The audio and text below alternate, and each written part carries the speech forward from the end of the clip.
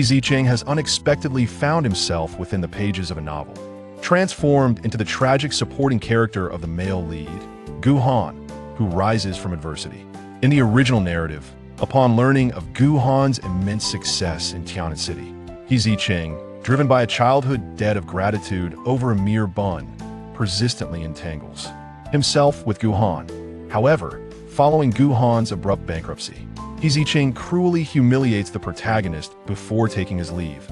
Shortly thereafter, Gu Han ascends to become the heir of the Gu family. Unwilling to accept his fate, Zicheng resorts to leveraging his past favor to demand 1 million. Yet, having transitioned from poverty to sudden wealth, he quickly squanders the fortune and returns to Gu Han for yet another million. Ironically, on that very day, burdened with cash, he slips and drowns in the water. The finale is tragically grim. Chapter 1. A sudden transmigration.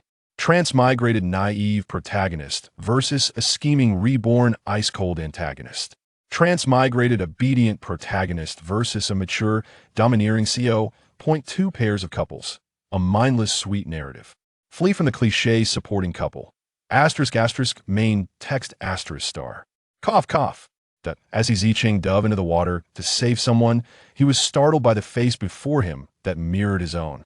Instinctively, he opened his mouth, and the rushing river water quickly filled it, causing him to miss the person he was trying to rescue, who sank slowly beneath the surface. Gradually becoming indistinct, Zicheng dragged his drenched body to the shore, coughing up the water from his lungs while reflecting on the horrifying scene he had just witnessed. The pale face, eyes tightly shut, that looked exactly like his Unwilling. This some kind of nightmare? Could it be that he had saved a water ghost? Pale-faced, Zicheng lay back on the shore, gasping for fresh air. He gazed at the blue sky overhead, momentarily disoriented from the lack of oxygen. The image he had seen underwater felt dreamlike, akin to a bizarre nightmare. Once he regained his composure, he hastily got to his feet, surveying his surroundings. He realized that the coat he had just removed was nowhere to be found, prompting him to curse under his breath. Damn it, which thief has become so desperate they would steal clothes? Didn't they see him acting heroically? My phone, which I've only used for a year, is gone. Damn it. Zicheng grumbled as he hurried toward the nearest police station. Strangely, he suddenly found that he recognized none of the roads around him. This city, where he had lived for 19 years, had transformed into a completely unfamiliar visage, leaving him questioning whether he had truly awakened. Like a headless fly, Zicheng darted through the streets, finally finding the nearby police station with the help of passersby. He quickly recounted his predicament to the duty officer, who looked perplexed. Jiaolan River? Young man, you must be mistaken. There is only Tian'an River in this vicinity. Tian'an River. The name sounded familiar. Zicheng felt as though he had heard it somewhere before. Seeing Zicheng drenched from the river, the officer presumed he might have misremembered the river's name due to discomfort and quickly contacted the fire department to assist in the rescue at Tian'an River. Remaining at the police station, Zicheng dried his hair with a towel provided by the officer as he approached the monitoring room. He requested the officers to review the surveillance footage near the riverbank. Right by Tian'an River, my clothes and phone were stolen. You must help me, he pleaded silently, hoping for a clear view of the thief. Sorry, young man, but the surveillance cameras near that river are unfortunately malfunctioning, the officer replied apologetically. Zicheng sighed, accepting his misfortune and turned to leave, dejected. As he reached the entrance of the police station, the officer called out to him, Young man, the information you provided is incorrect. As the reporting party, Zicheng had just filled out a form with his personal information. Examining the information sheet returned by the officer, he nodded. No, this is indeed my information. Don't joke around, young man. The officer pointed out several sections of the form. Your ID number is incorrect. There's no such long string of numbers, and this address. There's no such place in Tian'an City. Tian'an City? Zicheng gasped and grasped the officer's shoulder, staring intently. You mean this is Tian'an City? Why, yes. In an instant, Zicheng felt as though he had been struck by lightning, petrified in place. No wonder he found the name Tian'an River so familiar. This was indeed Tian'an City. Wasn't this the city mentioned in the novel Counterattack Life, which he had recently read with his good friend Lin Tingxian? Had he truly transmigrated into a book? Zicheng felt on the verge of madness, silently praying that none of this was real. Yes, He must still be dreaming. As he pondered this, he slapped himself. Ouch. This hurts. I'm not dreaming after all. The pain made him wince. The police officer looked bewildered by his antics. Seeing Zicheng's expression of existential doubt, the officer joked, "Young man, are you perhaps a time traveler?" Zicheng straightened up, his face contorted with pain. "Officer, how can you say such things?" He pointed to the badge on the officer's shoulder. "We live in a materialistic society." "Just a joke," the officer chuckled. "We also have our moments of entertainment." "Not funny at all." Zicheng gritted his teeth. Ignoring the officer's calls from behind, he sprinted out of the police station. Along the way, he observed numerous billboards displaying the emblem and name of the Anri Group, the affluent enterprise that Gu Han would inherit in the future. Zicheng stood in the middle of the road, howling at the sky like a madman. "Heavens, why have you cursed me? Why must he be thrust into a book?" After painstakingly saving a mere 10,000 in his previous life, he now faced a dire tragedy. He had not even spent the money, yet his existence was in jeopardy. Passers-by cast curious and fearful glances at his erratic behavior. After releasing his frustrations, Zicheng finally had to confront the reality of his transmigration. Sitting on a bench by the roadside, he sorted through his thoughts. His most pressing concern was to ascertain his identity. But how could he clarify that? Right, the police station, seek assistance from the officers. Zicheng retraced his steps back to the previous police station, praying internally that he was not the unfortunate character sharing his name in the novel. The Zicheng from the book met a tragic end, drowning after falling into the water with a million, hasty and sorrowful. Yet it mirrored his current predicament. Both represented life's first great tragedy, money unspent, life extinguished. Now, having transmigrated into this narrative world, he was utterly alone and penniless, achieving the second great tragedy of his life. Alive, yet devoid of funds. Upon entering the police station, Zicheng encountered the same officer from earlier. The officer looked surprised, setting down a water cup he had just lifted to his lips. "What's wrong? Has someone else fallen into the river?" Zicheng, with a serious expression, replied, "Officer, I need help." "What kind of help?" Zicheng bit his lip, taking several deep breaths to suppress his embarrassment before uttering, "Officer, I've lost my memory. I don't remember who I am. Please, I beg for your assistance." The officer chuckled. "You don't remember who you are? Who filled a name on the information sheet just now? A ghost, perhaps? Did I lose my memory after just taking a stroll? Are you jesting with me? Even novels do not depict such absurdity." Chapter 2. Becoming cannon fodder. The police officer, suppressing laughter with pursed lips and a hand over his mouth, trembled with amusement. "You mean to say you've lost your memory?" "Indeed, officer," Zicheng replied, closing his eyes, embracing a reckless attitude. "I just jumped into the river to save someone, and it seems water has entered my brain, leading to my amnesia." "Ha ha ha, you little comrade. How amusing." Zicheng, with a serious expression, insisted, "No, really, officer. I genuinely have amnesia. I can't even remember where my home is." All right. The officer, exhibiting professional decorum, stifled his laughter. "Tell me, young comrade, how can we assist you?" Without hesitation, Zicheng replied, "Of course. Help me figure out who I am." "Very well, no problem," the officer responded enthusiastically, directing Zicheng to take a seat while he operated the computer, matching his fingerprints and appearance to retrieve information. The officer, perceptive yet discreet, stated, "Your name is Zicheng, just as you filled in the report." Zicheng approached the computer, reading the information word by word, and was once again rendered speechless. "Damn, I really am Zicheng. Hey, little comrade. How can you forget your memory, yet still utter profanity?" warned another officer who had been observing the scene, urging him to behave. With a stiff neck, Zicheng pitifully pleaded, "Officer, could you assist me in reissuing my ID? I'm soaked in this old vest," he lamented, appearing utterly distressed. "Everything I had has been stolen. Woe is me." As he spoke, he clung to the officer's leg, choking back tears. "Please, officer, help me. I've come to Tian'an City all alone, without a place to stay. My phone, ID, and wallet are all gone. How am I to survive?" The officer, observing the young man's dramatic display, felt a wave of exhaustion wash over him. "Without any identification, I cannot assist you in reissuing your ID. Perhaps I could lend you some money to return home and retrieve your household registration. Woe is me. My parents passed away early, and I have no one at home. just a bunch of troublesome relatives. I've finally escaped. I cannot go back. Zicheng sobbed, crafting a tragic persona as he occasionally broke into sobs. The officer, at a loss, rubbed his already thinning hair in despair. How about this? I'll fetch you a clean set of clothes. Think of any classmates or friends in Tian'an City. I can help you get in touch. As he spoke, he gently pulled Zicheng off his lap, poured him a glass of water, and instructed, sit tight for a moment while I get you some clean clothes. Zicheng, choking back tears, thanked the officer. The moment the officer stepped out, Zicheng collapsed onto a row of chairs, quickly recalling the plot of the character, Zicheng from Counterattack Life. In the original story, the male lead Gu Han had a tragic childhood, where a family outing ended in a car accident, resulting in the death of his parents. At the tender age of 5, Gu Han managed to survive, yet he was afflicted with amnesia and became the target of unscrupulous locals who harbored ill intentions. They abducted him and sold him to traffickers, and after several harrowing transitions, he found himself in the hands of a couple with the surname Li and Li family village. Initially, they tenderly cared for Gu Han after purchasing him, but despite his memory loss, he steadfastly refused to change his name, which increasingly irked the couple.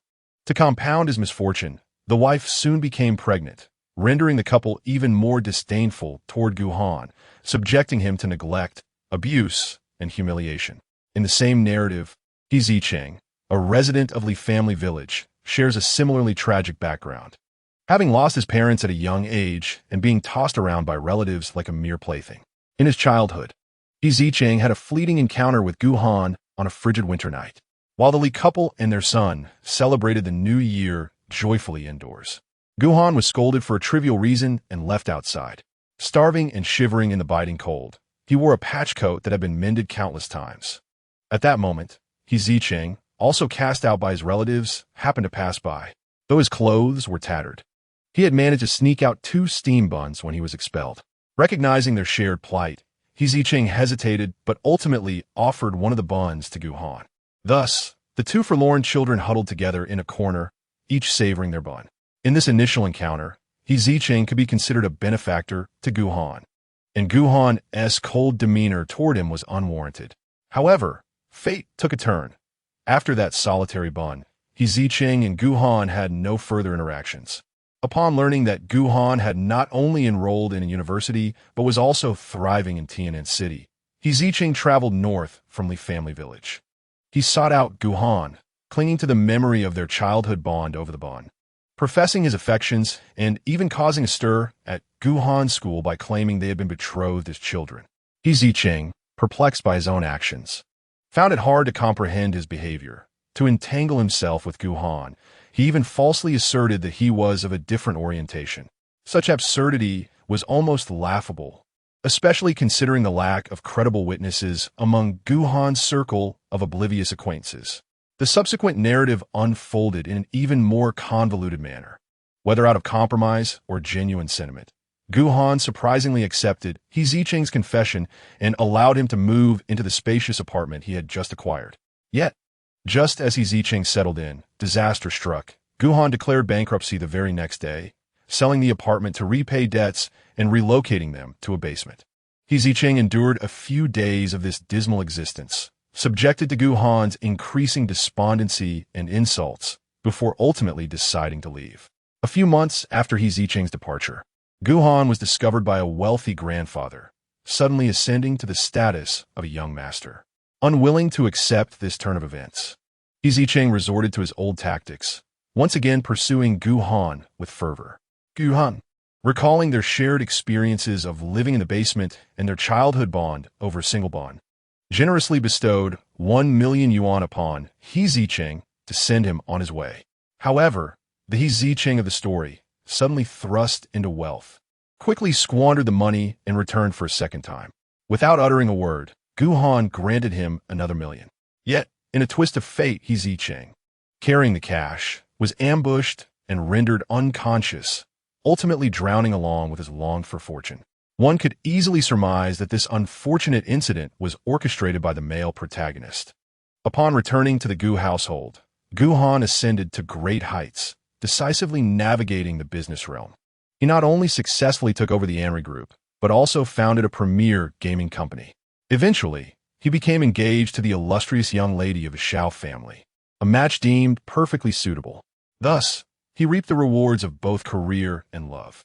Conversely, the original narrative's tragically Zicheng was derisively referred to by readers as the male protagonist's discarded partner, eliciting much mockery, even from Zicheng himself. Ironically, the pitiable figure of the discarded partner turned out to be none other than himself. Zicheng let out a long, mournful howl to the heavens, beseeching fate to end his suffering. Chapter 3. Seeking the male protagonist suddenly, Zicheng's mind conjured the image of the person he had seen in the river, a figure strikingly similar to himself. Perhaps that individual was the Zicheng of the original tale. Zicheng couldn't help but lament the lost opportunity. Had he saved and wisely spent that million, he could have enjoyed a tranquil life without meeting such a tragic end. Wait a moment. Zicheng realized that since he had now become the Zicheng of the story, and glancing at the electronic time display on the wall indicated that he was currently at the timeline when the original Zicheng had just arrived in Tian'an City. Inspiration struck him. According to the plot, he could request another million from Gu Han. Oh heavens! A million! That would be more than sufficient for him to settle comfortably in a small city and enjoy a peaceful existence. Astoundingly, he, who had dropped out of high school, could scarcely believe he might one day earn a million annually. Who could claim that traversing into a book was a negative experience? This was utterly marvelous. Zicheng joyfully crossed his legs, beaming with dreams of the future.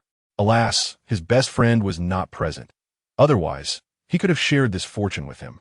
With sight he was smiling so widely. The police officer returning with his clothing caught sight of Zicheng's glee from afar, reflecting on the capricious nature of today's youth. "Thank you, officer," Zicheng exclaimed, exhilarated by his newfound path in life. He leaped with joy, declaring, "I adore you." Indeed, seeking help from the police is the right choice. The officer, perplexed, inquired, "What is the matter now?" "I just remembered that a fellow villager is in Tian'an City. I'm off to seek him out. Until next time, officer." Zicheng spoke as he hastily snatched the clothing from the other person's embrace and darted outside. The police officer, observing his hurried retreat, shook his head in disbelief at the boy's impulsiveness. He returned to his computer, just bringing the cup of water to his lips when he saw Zicheng rushing back again, prompting him to reluctantly set down the untouched beverage. "Is there something else you need assistance with?" Zicheng fidgeted with his fingers, hesitatingly asking, "Officer, could you lend me some money? I need to go somewhere a bit far, and I'd like to take a taxi." The officer, somewhat exasperated, produced 2 red bills with a swift motion, placing them before Zicheng and waving him off. "Take it, but remember to repay it when you start earning." Of course. Officer, you're truly magnificent. The most handsome in the universe," Zicheng exclaimed, beaming as he accepted the money, showering the officer with flattery before making a swift exit. Once the officer watched Zicheng's figure vanish completely, he finally allowed himself to savor his water. Exiting the police station, Zicheng quickly found a public restroom to change into the attire provided by the officer. As he stepped out of the stall, he caught sight of his reflection in the mirror, clad in a black administrative jacket. "Look at you, leader," he mused, stroking his chin and inspecting himself from various angles. "Who would have thought, wearing this outfit, I do possess a certain authoritative charm." After admiring his reflection for a considerable time, he leisurely made his way to the street to hail a taxi. A blue cab came to a halt at his feet, and the driver rolled down the window, his expression one of surprise. "Where to, sir?" The first time someone had called him sir made Zicheng's lips curl into an uncontrollable smile. Clearing his throat, he recalled the name of the university and replied with an air of nonchalance, "Ahem, I'm heading to Tian'an University." The driver instantly understood. "Ah, Tian'an University, right? Please, get in." Once inside, the driver turned to converse with him through the rearview mirror. "Are you going there for an inspection? Or is your workplace located at the university?"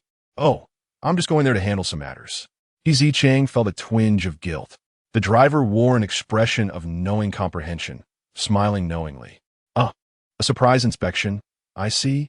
Zicheng chuckled awkwardly, neither confirming nor denying. Throughout the journey, the driver's questions flowed incessantly, as if he were a masterful interrogator. Zicheng thought to himself. Even the drivers in stories enjoy casual banter with their passengers. If this continued, he would soon find it hard to maintain his facade. Fortunately, the driver's thought process was anything but ordinary. No matter how Zicheng responded, he managed to glean hidden meanings from his words. Finally, the taxi came to a stop at their destination. Zicheng gazed at the distant entrance of Tian'an University, bewildered. Why have we stopped here? The driver wore a knowing look and gestured with his chin. How can you conduct a covert visit through the main entrance? The little side gate to the university is right here. I understand. Zicheng was immediately enveloped in a cloud of confusion as he stepped out of the vehicle under the driver's curious gaze. The driver, while starting the engine, cheerfully saluted him through the window. With his hands clasped behind his back, Zicheng exhibited a smile reminiscent of an esteemed leader. However, it soon dawned upon him that he had yet to settle the fare. He hurriedly fished out a 100 yuan bill and tapped it against the window, exclaiming, "Wait, driver." The money. The driver, shrouded in anonymity, swiftly disappeared from his sight with a press of the accelerator. Left standing in the wind, Zicheng felt a mix of bewilderment and exasperation. The driver certainly had a flair for theatrics. He tucked the bill back into his pocket, adjusted his attire, and strode confidently through the small side entrance. At the security booth, a drowsy young guard, caught in a haze of slumber, jolted awake as he spotted a figure in an administrative jacket approaching. Startled, he hastily opened the door, adopting a sycophantic demeanor. "Sir, what an unexpected honor. Why didn't you notify us in advance?" Though the guard did not know which distinguished leader stood before him, he understood well that it was prudent to be courteous in the presence of someone significant. "What brings you here today?" Zicheng couldn't help but reflect on the absurdity of this world he found himself in, where a mere administrative outfit granted one such authority. He cleared his throat and asserted, "Ahem, I have come to inspect the sanitation of the school." The guard nodded vigorously, responding, "Oh yes, sanitation, sanitation." Zicheng cast a pointed glance at the guard, indicating they should commence with the inspection of the boys' dormitory. The guard continued to nod, oblivious. "I wish to inspect the boys' dormitory. Please lead the way," Zicheng stated directly. Only then did the guard grasp the request, exclaiming, "Ah yes, I shall guide you." Chapter 4. The surprise inspection of the male lead with an air of authority. Zicheng walked with a slight swagger, following the young guard to the boys' dormitory. His conspicuous formal attire granted him unimpeded passage, attracting curious glances from the crowd. Internally, he praised the police officer who had aided him earlier. It was as if he had been bestowed with a modern-day royal robe. The dormitory supervisor, having received a heads-up from the guard, was already waiting at the entrance, her eyes lighting up upon spotting Zicheng in his administrative jacket. She approached briskly, exclaiming, "Ah, sir, what brings you here today? Which male student's room do you intend to visit?" Her smile was even more obsequious than that of the guard. Zicheng found her words somewhat peculiar and overly eager, causing him to feel as though he had stepped into an ancient brothel and encountered Madame. Frowning in contemplation, he pondered the major of the male lead from the narrative. The supervisor and the guard, sensing his perplexity, grew anxious at his furrowed brow. The computer science department. Zicheng's mind sparked with clarity. "Yes, I am here to inspect the boys' dormitory of the computer science department." The narrative unfolds in the early 2000s, where the male protagonist, a student of computer science, is poised for a promising future. The computer science department. They're on the 3rd floor. "Allow me to escort you there," the dormitory matron said, guiding him upstairs. He nodded slightly, his hands clasped behind his back, strolling leisurely and confidently following her to the 3rd floor. The matron, perceptive to his needs, opened each door in succession, while he mimicked the stern demeanor of a high school teacher, stepping inside to conduct his inspection. Upon entering, he discreetly pinched his nose. Good heavens, this is hardly a dormitory. It resembles a pigsty.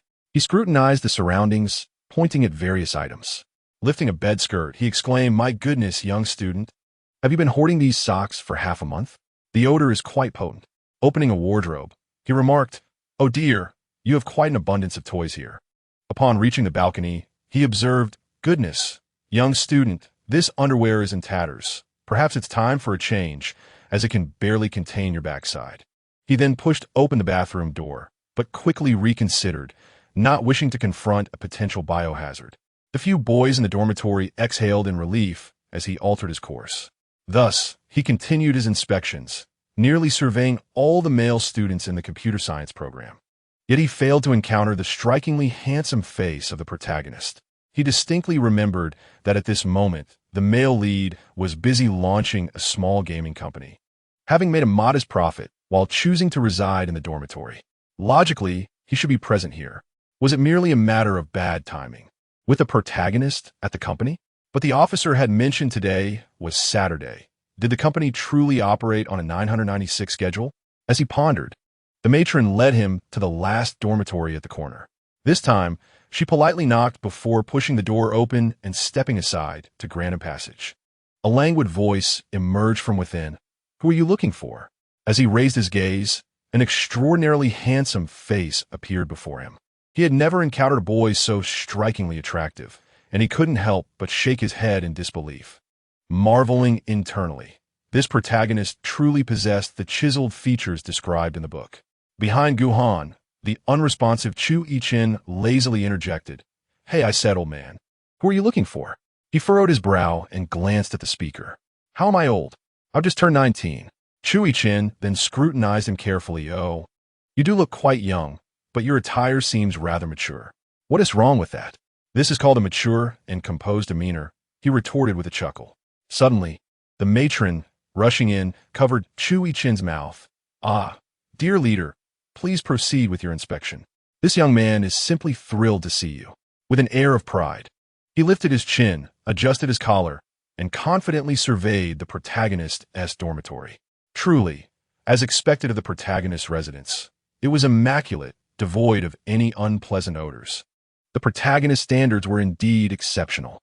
Then, under the gaze of all present, he strolled with hands behind his back, approaching Gu Han's striking visage. "Student, I notice your locker appears somewhat disorganized. Please step outside. I wish to discuss personal hygiene with you." Gu Han regarded Zicheng, who should not have been present, with an indifferent expression. "Which locker are you referring to?" Zicheng, feeling somewhat guilty, averted his gaze and pointed dismissively. "That one over there. That is indeed my locker." Just then, Chu Yichen, who had recently been freed from a ban by the dorm matron, expressed incredulously, "This is the first time someone has mentioned my locker being messy." Zicheng hastily redirected his finger. "You are mistaken.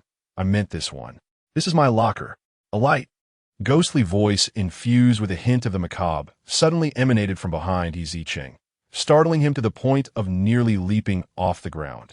Zicheng gasped in fear and instinctively hid behind Gu Han. Upon realizing the speaker was a pale-faced young man, he clutched his racing heart and couldn't help but curse. "Damn, why do you walk so silently? You nearly scared me to death." After uttering this, he became aware of his rudeness and cleared his throat, standing up straight to regain his composure. "Ahem, in any case, you must come outside with me." Gu Han regarded him for a long moment, non-committal, before stepping out of the dormitory with his long legs. Zicheng hurried to follow. The dorm matron, left behind, wore a look of astonishment. "This young leader knows Gu Xiao?" The security guard shook his head, an enigmatic expression on his face, and slowly uttered, "I do not know." "What are you pretending to be profound about?" The dorm matron shot him an exasperated glance. "I was just about to say, is that person truly a leader?" Chu Yichen suddenly interjected, "Are you certain there are leaders this young?" The dorm matron scoffed. "Look at his attire. He clearly belongs to the leadership cadre. Who else would dress like that for leisure?" Indeed, the security guard nodded in agreement. Chu Yichen observed the two guardians of Tian'an University with a look of bewilderment, expressing his deep concerns for the safety of the campus. Having followed Gu Han to a quiet corridor, Zicheng dropped all pretenses and fully revealed his true nature. He clutched Gu Han's leg and immediately delved into the matter at hand. "Gu Han," he lamented, "do you still remember me? I am Zicheng. We once shared meals together outside. I find myself in dire straits, bullied by relatives back home, and have come seeking your refuge. You must not turn a blind eye to my plight." Zicheng had no intention of adhering strictly to the original narrative of his infatuation. Instead, he planned to support Gu Han through the arduous times ahead, sharing in his struggles.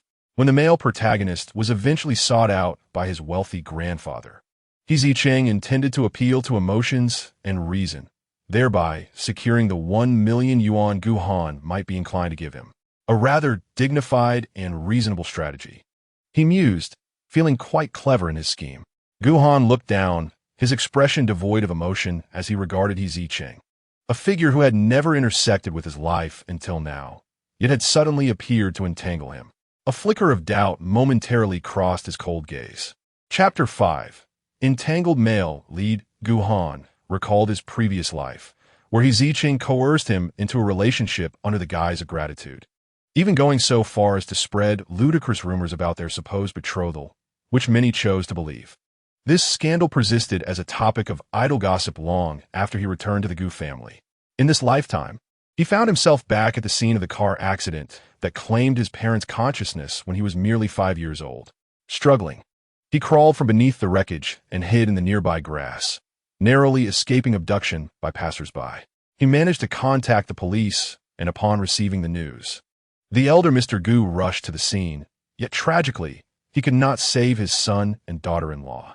Thus, Gu Han grew up in the security of the Gu family, untouched by the misfortunes of the Li family, and had never encountered the current Zicheng during his youth. In this existence, Zicheng was a complete stranger to him, devoid of any prior connection. So, who was this Zicheng, who had approached him, invoking the debts of their previous lives? Could it be that the other party had also been reborn? And if so, was it a partial rebirth, rendering him unaware that in this lifetime, he and Gu Han were mere strangers? Gu Han glanced down at the person clinging to his leg, throwing a tantrum and feigning misery, as countless possibilities flickered through his mind.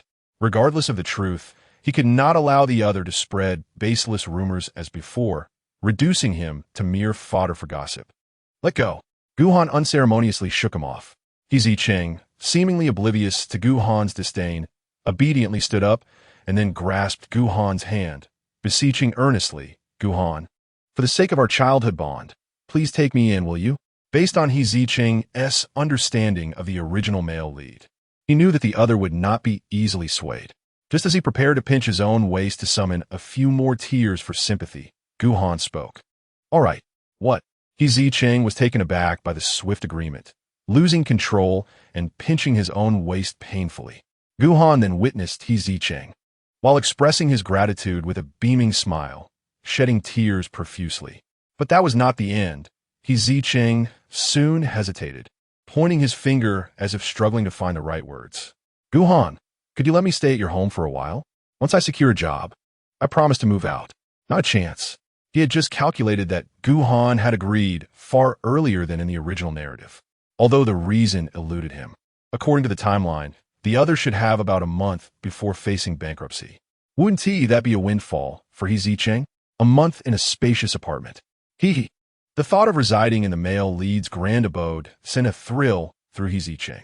He envisioned that during Gu Han's struggles in the basement after his downfall, he would steadfastly remain by his side, becoming the loyal companion who shared both joys and hardships. Once Gu Han ascended to wealth, the childhood favors combined with their later camaraderie would surely justify his asking for 100,000. Wouldn't it? With a playful giggle, Gu Han regarded the grinning individual before him, revealing an unsettling array of teeth, and questioned the state of his sanity. "You may stay at my home for the time being. That is not an issue. However, you'll have to wait until tomorrow, as I am preoccupied today and cannot escort you," Gu Han stated in a frigid tone. Zicheng quickly retracted his smile, dismissively waving his hand. "No worries. I can manage on my own. Just give me the address." Gu Han remained silent, his expression impassive, evidently unwilling to entertain further discussion. Sensing the chill emanating from Gu Han's gaze, Zicheng reluctantly withdrew his hand. "Very well, you continue with your business. I shall find a bench in the park to rest for the night. Shall I come back to find you tomorrow?" he inquired, tilting his head in hopeful anticipation.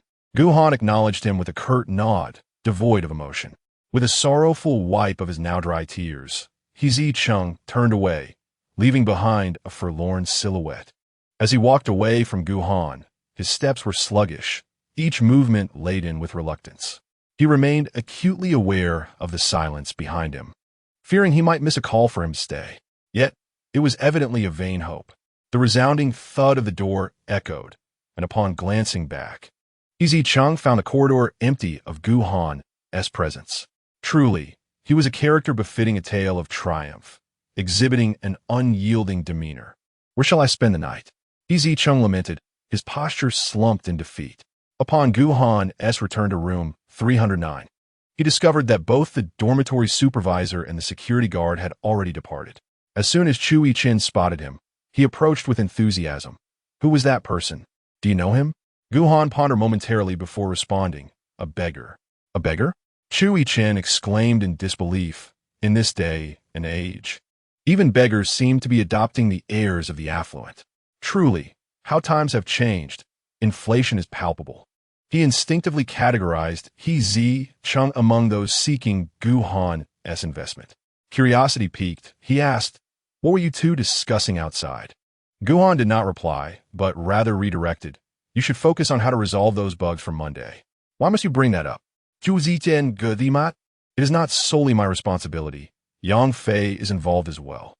At that moment, a loud yawn emanated from the upper bunk in the corner. After a lengthy slumber until the afternoon, Yang Fei finally sat up and stretched widely. "Did I just hear someone calling for me?"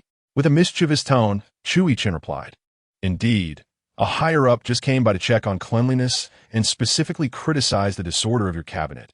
Your room management is lacking." "Is that true?" Yang Fei instantly became alert and bolted out of bed to tidy up, only to find Gu Han standing in the center of the dormitory, staring back at him. "Hey, Gu, what brings you back to the dormitory today?" Though Gu Han had his own bedding in the dormitory, he seldom spent the night there, finding their lifestyle too unrefined for his taste. Everyone understood, considering his background as a scion of a wealthy family. Surely, he had higher standards and could not adapt to the simplicity of student life. This, of course, excluded Chui Chen, who deliberately chose to reside at school to escape the constraints imposed by his uncles at home. "Come over and see if you've been slacking off."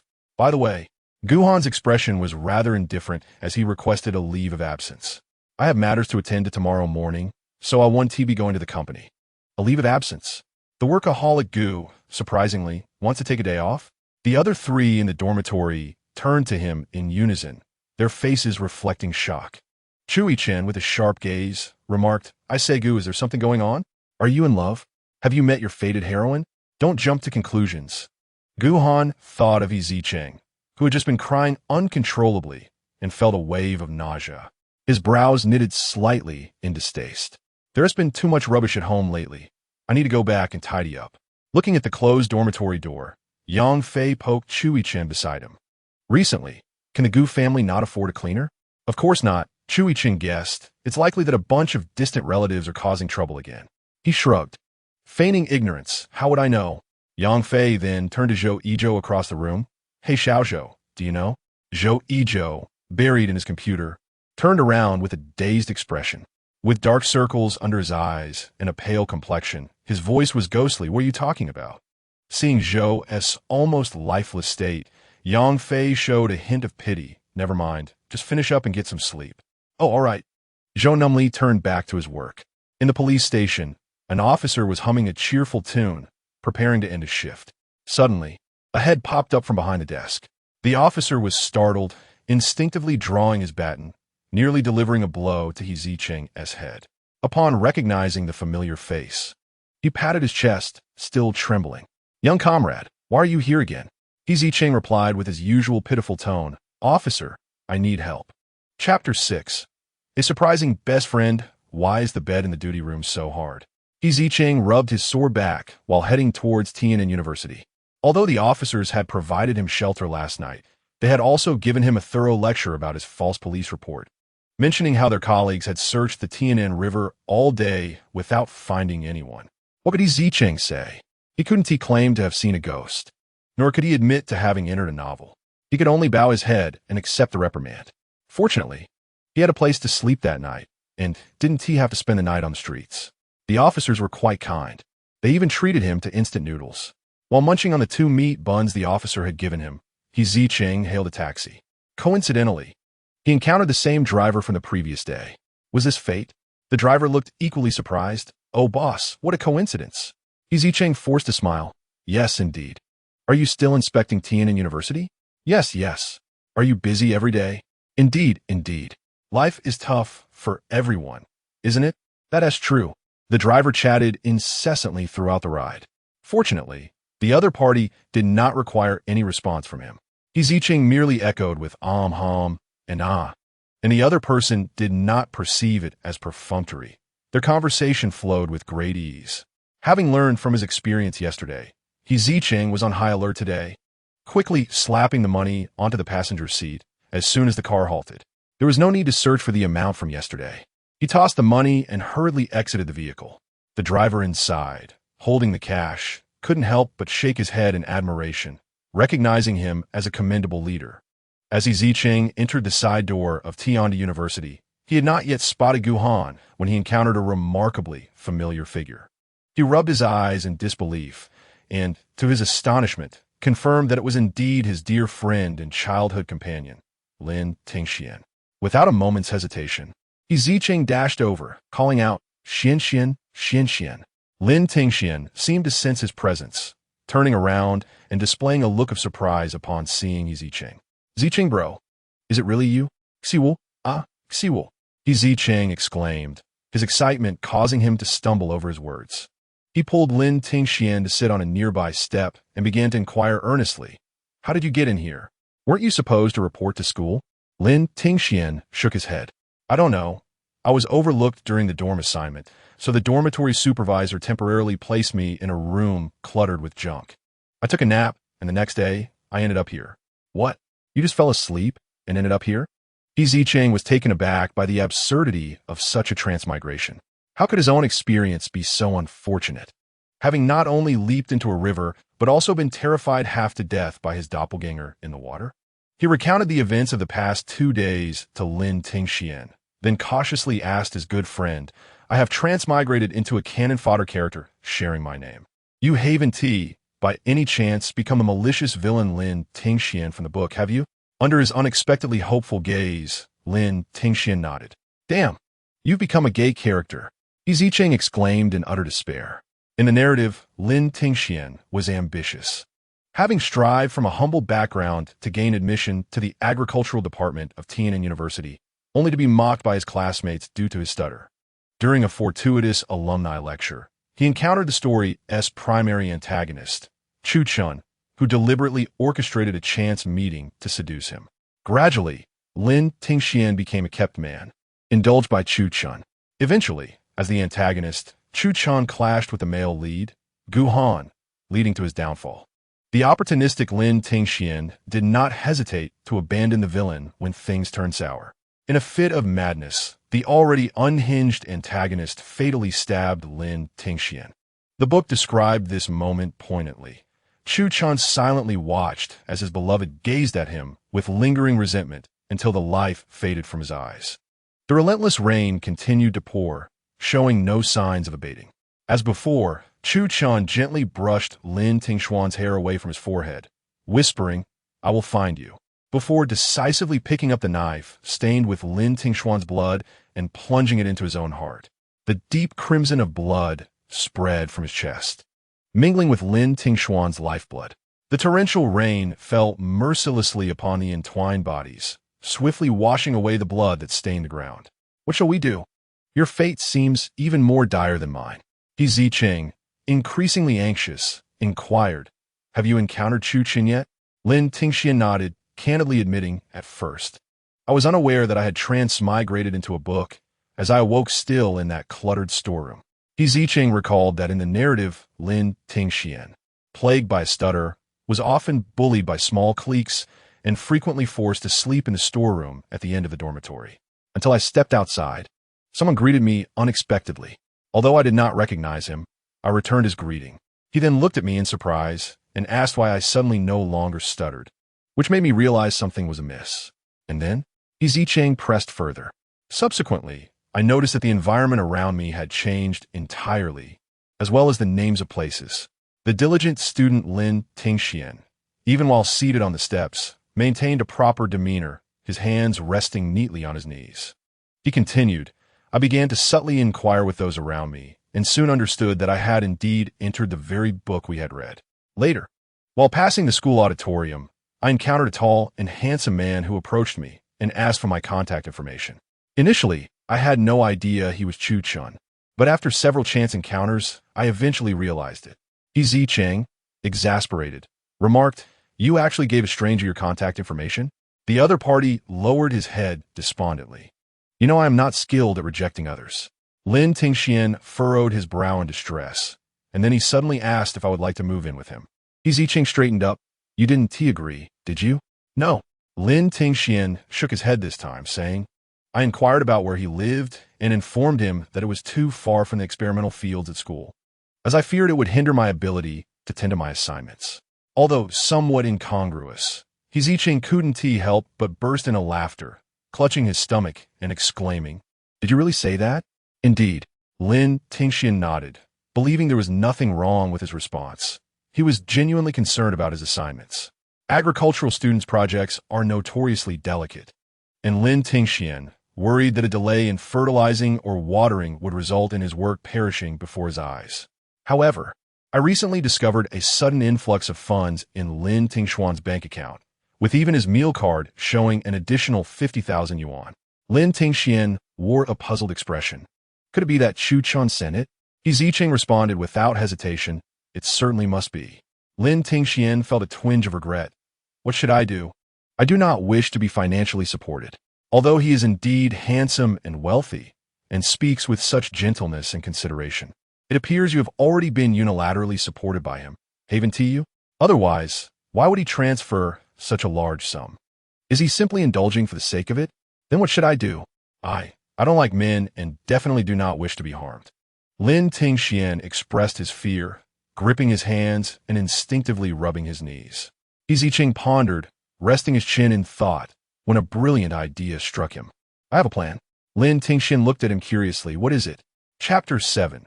The male protagonist bankruptcy. He Zicheng chuckled mischievously, suggesting that we may have to endure some difficulties for a while. Lin Tingxian grew increasingly curious and asked, Brother Zicheng, what exactly is your plan? Leaning in conspiratorially, He Zicheng whispered in his ear, We can approach it this way. Is that truly feasible? Lin Tingxian remained skeptical. What if the plot changes?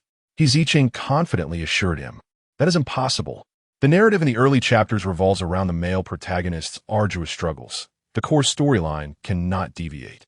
Thus, as long as he stood by the male protagonist during his trials and tribulations, when the time came for the male lead to confront the antagonist, he could exchange their initial camaraderie for a million, allowing them to discreetly escape and embrace a tranquil, carefree life. He could hardly believe it. If the unscrupulous He Zicheng within the pages could secure a million, surely the male protagonist would offer him even more, given his inherent goodness. Moreover, I am not one to shy away from hardship.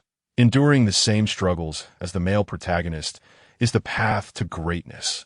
He Zicheng, having set this lofty expectation, playfully nudged Lin Tingxian's shoulder.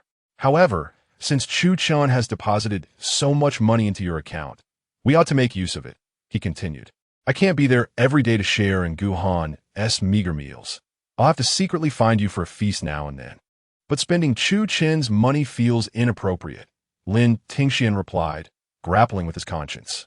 Besides, there is no such thing as a free lunch. What if He Zicheng instantly grasped his concern. I do share your worry. I'm also quite anxious about my good buddy being taken advantage of. Yet, given the male antagonist's notorious tendencies in the original story to eliminate those who crossed him, it was likely that in Chu Chun's eyes, his good friend was already ensnared. How about this? I'll see if I can teach you some conversational tactics for dealing with him. You can keep him occupied for about half a year. And once I secure the funds, we'll make our getaway. It seemed they had no other choice. Lin Tingxian sighed, feeling cornered. He Zicheng wrapped an arm around his shoulder, reassuring him as he had in their childhood. Fear not. With Brother Zicheng here, I will surely protect you. Looking skyward, he declared, We will undoubtedly succeed in our escape. In the countryside, I will rent you a vast plot of land, and you may cultivate whatever your heart desires. Lin Tingxian leaned against his shoulder and nodded obediently. Mitchum, sounds good. What you two up to? A deep voice interrupted their tender moment, emanating from behind the pair. Zicheng slowly turned his head, only to find the strikingly arrogant face of the male protagonist, Gu Han. Quickly releasing Lin Tingxian, Zicheng stood up defensively, taking the initiative. Gu Han, I've been looking for you everywhere. Where have you been? In the dormitory. Oh, the dormitory supervisor Wu Ti let me in just now. Zicheng fibbed without a hint of embarrassment. Gu Han smirked coldly, scrutinizing Zicheng's ostentatious appearance. Did she really dare to deny you entry? His gaze shifted to Lin Tingxian on the steps. Who is he? He is a stranger to me. Zicheng dismissed casually, waving his hand. A stranger? Yet you are embracing each other? Ahem. While I was merely asking this little classmate for directions and chatted for a moment, Zicheng continued to fabricate his story, lowering his voice. He spoke so softly that I had to lean in to hear. I am not well acquainted with him. Not at all. After spinning this absurd lie, even he felt ridiculous under Gu Han's penetrating gaze, awkwardly scratching his cheek and forcing a laugh. Gu Han stood there, immobile, fixated on him. Suddenly, Lin Tingxian rose, urgency in his tone. Brother Zicheng, I must hurry to water my assignment, so I shall take my leave. With that, he waved goodbye to Zicheng, leaving him and Gu Han exchanging glances. Addressing him as brother upon their first meeting, Gu Han's profound eyes concealed an inscrutable expression. Indeed, he was quite the sociable one. We hit it off instantly, and, in the midst of conversation, he began to call me brother. Zicheng pressed his lips together, sheepishly avoiding Gu Han's stare. Gu Han scrutinized him for a while longer, lost in thought. Just as Zicheng contemplated whether to utter another word to redeem himself, Gu Han abruptly turned and walked away without a backward glance. Zicheng hurried to catch up. Where are we headed? Are we going to your home? Gu Han responded with impatience. Hey, that's wonderful. A place to stay, Zicheng exclaimed, bouncing with excitement like a spring. However, an hour later, he found himself standing before a dilapidated, rusted door of a basement, a musty odor wafting from within, instantly deflating his enthusiasm. Gu Han observed Zicheng from the corner of his eye, noticing he appeared as if doused with cold water, even the tuft of hair atop his head drooping. Gu Han couldn't help but smirk inwardly. As anticipated, despite this person's rebirth, his nature remained unchanged. Providing such a dwelling could be seen as repaying a debt from a past life, absolving Gu Han of any obligation to Zicheng for this lifetime. From now on, whatever transpired between them was of no concern to him. Should Zicheng dare to approach him with unreasonable demands again, Gu Han would have no choice but to expedite him back to the conclusion of his previous life. Zicheng's voice trembled as he asked, Is this really it? The place where we will live together? The dark, damp atmosphere suggested that something unsavory might leap out upon opening the door. Gu Han nodded. As you can see, my company went bankrupt yesterday. My initial entrepreneurial venture was poorly managed. Everything has been pawned, and I am in considerable debt. Nevertheless, this is where you will reside. I will continue living at school. Bankrupt yesterday? Did it have to happen the moment I arrived? Couldn't it wait a day? In the original narrative, Zicheng at least spent a night in a decent apartment. Was he truly this unfortunate? Despairing, Zicheng murmured, Am I carrying some kind of bankruptcy accelerator? Wait, he suddenly realized, looking at Gu Han with confusion. Why aren't you living here? If you don't stay here, how can we share hardships? How can we tackle the challenges of a leaky basement, water shortages, power outages, and broken heating systems together? How do we forge brotherhood? The bed here is a single. I won't sleep on the sofa, Gu Han replied, pushing open the large basement door. The iron door, rusted and mottled, creaked ominously as it swung open. Before me lies a cramped space where a bedroom, living room, and kitchen are huddled together, the damp room displaying patches of black and gray mold upon its walls. Zicheng tiptoes inside, pushing open the door to the innermost bathroom. It is shrouded in darkness, where one cannot see their hand in front of their face until the light reveals a floor covered in moss. Rusty pipes and a yellowed toilet accompany a ceiling coated in dust. In that moment, Zicheng wishes he could retract his earlier boast of resilience. You will live here from now on. I will cover the rent and utilities. Gu Han's voice is calm, as he discreetly wipes his nose in an attempt to mask the foul odor wafting through the air. He muses internally. This assistant truly possesses a remarkable talent for uncovering such dilapidated accommodations, even more so than anything he had encountered in his previous lifetime. After surveying the utterly barren basement, Zicheng stands frozen, struggling to process what he has seen. Gu Han, indifferent to his shock, quietly strides towards the door. Just as he is about to depart, he cannot help but turn around and inquire, Zicheng, why don't you ask me about the bankruptcy? Oh. After a long moment of bewilderment, Zicheng finally regains his senses, springing into action like an impassioned protagonist, clenching his fists to encourage Gu Han. It's all right. Bankruptcy is merely a trivial setback. It does not define you. I believe in your abilities, and I am certain you will rise again. Stay strong, fighting. Gu Han gazes at him in utter disbelief. What a fool. With a resounding slam, the basement door closes behind him. He had even gone so far as to ask Assistant Sun to craft a credible and comprehensive proof of his bankruptcy, and had cooperatively donned a set of inexpensive clothing, only to find that his counterpart was indeed a simpleton, lacking the acumen he had possessed in his past life. Or perhaps, Zicheng was merely pretending to be naive. Gu Han reflects on Zicheng's earlier bewildered demeanor and leans toward the former notion. Chapter 8. The Emergence of the Antagonist, Oh Woe. This is how he abandoned me in that cramped basement. In a barbecue restaurant, a satiated Zicheng sidles up to Lin Tingxian, resting his head on his shoulder as he pours out his grievances. Brother Zicheng, perhaps we should abandon this plan and leave the city at once. Lin Tingxian recalls the increasingly frequent visits from Chuchan, a sense of foreboding settling in his heart. Yet Zicheng straightens up, a look of determination on his face. No way. I have already endured half a month in that basement. I cannot simply give up. I must wait until Gu Han is recognized by the wealthy family. Ever since Gu Han brought him to the basement 2 weeks prior, he had not sought him out again, leaving Zicheng to struggle alone in the meager confines for a fortnight. By day, he worked as a dishwasher in a restaurant, and by night, he returned to clean up the basement. He felt as though he were a rat scurrying in the shadows, tirelessly busy each day. But the thought of that 1 million ignited his fighting spirit once more. He encouraged himself internally. Fear not. I shall find an excuse to seek out Gu Han this afternoon. Zicheng, you must hold on. You have come this far, and cannot let your efforts go to waste. He had just regained his spirits. Yet the thought of returning to the basement soon caused him to retreat despondently beside Lin Tingxian. However, residing in the basement truly felt burdensome. With the rainy season approaching, the confinement became increasingly stifling, akin to being trapped in a steamer. Why not consider relocating? Lin Tingxian suggested. I can assist with the expenses, Zicheng. I cannot, he replied. If I acquire a place to stay, Gu Han would undoubtedly disregard me completely, and I would have no further connection with him. How then could he possibly earn $1 million a year? He leaned against Lin Tingxian, playfully pinching his sleeve and tugging at the drawstring of his hoodie, diverting the topic. This garment of yours feels quite pleasant. Where did you purchase it? Chucheng gifted it to me, Lin Tingxian answered. In an instant, Zicheng darted back to his seat, his expression turning serious. What is the status of your relationship with him? Well, it remains as it was before. I encounter him at school 4 or 5 times a week now, Lin Tingxian reflected.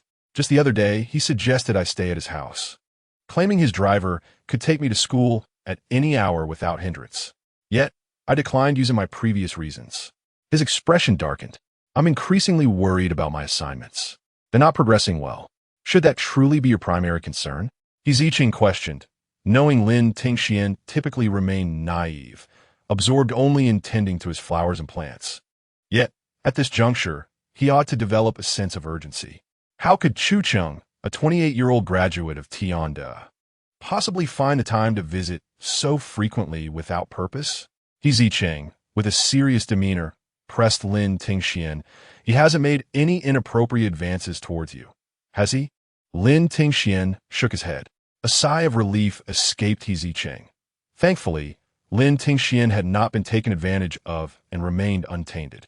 However, this situation could not persist indefinitely. He needed to expedite the process and forge a brotherly bond with Gu Han. After partaking in a meal, Zicheng returned to the dimly lit basement, collapsing onto the couch. He retrieved his phone, having recently secured a job washing dishes at a restaurant's kitchen. Managing to persuade the manager for an advance on a month's wages to purchase this second-hand device. Staring at his contacts, which only contained Lin Tingxian and the manager's numbers, he abruptly sat up in frustration. It had been half a month, and he had yet to obtain Gu Han's phone number. This progress was far too sluggish. When would he establish a bond of camaraderie? He paced back and forth in the living room, deep in thought. Suddenly, his gaze fell upon the bathroom in the corner, and an idea sparked in his mind. Lin Tingxian, having just settled the bill after dining with Zicheng, encountered Zicheng approaching him. He instinctively sought to evade, but found himself in a spacious hall with unobstructed sight lines. There was nowhere to hide. Zicheng smiled warmly as he called out, "Tingxian." Lin Tingxian reciprocated the greeting. "Brother Chu, what a coincidence." Zicheng's gaze remained fixed on him.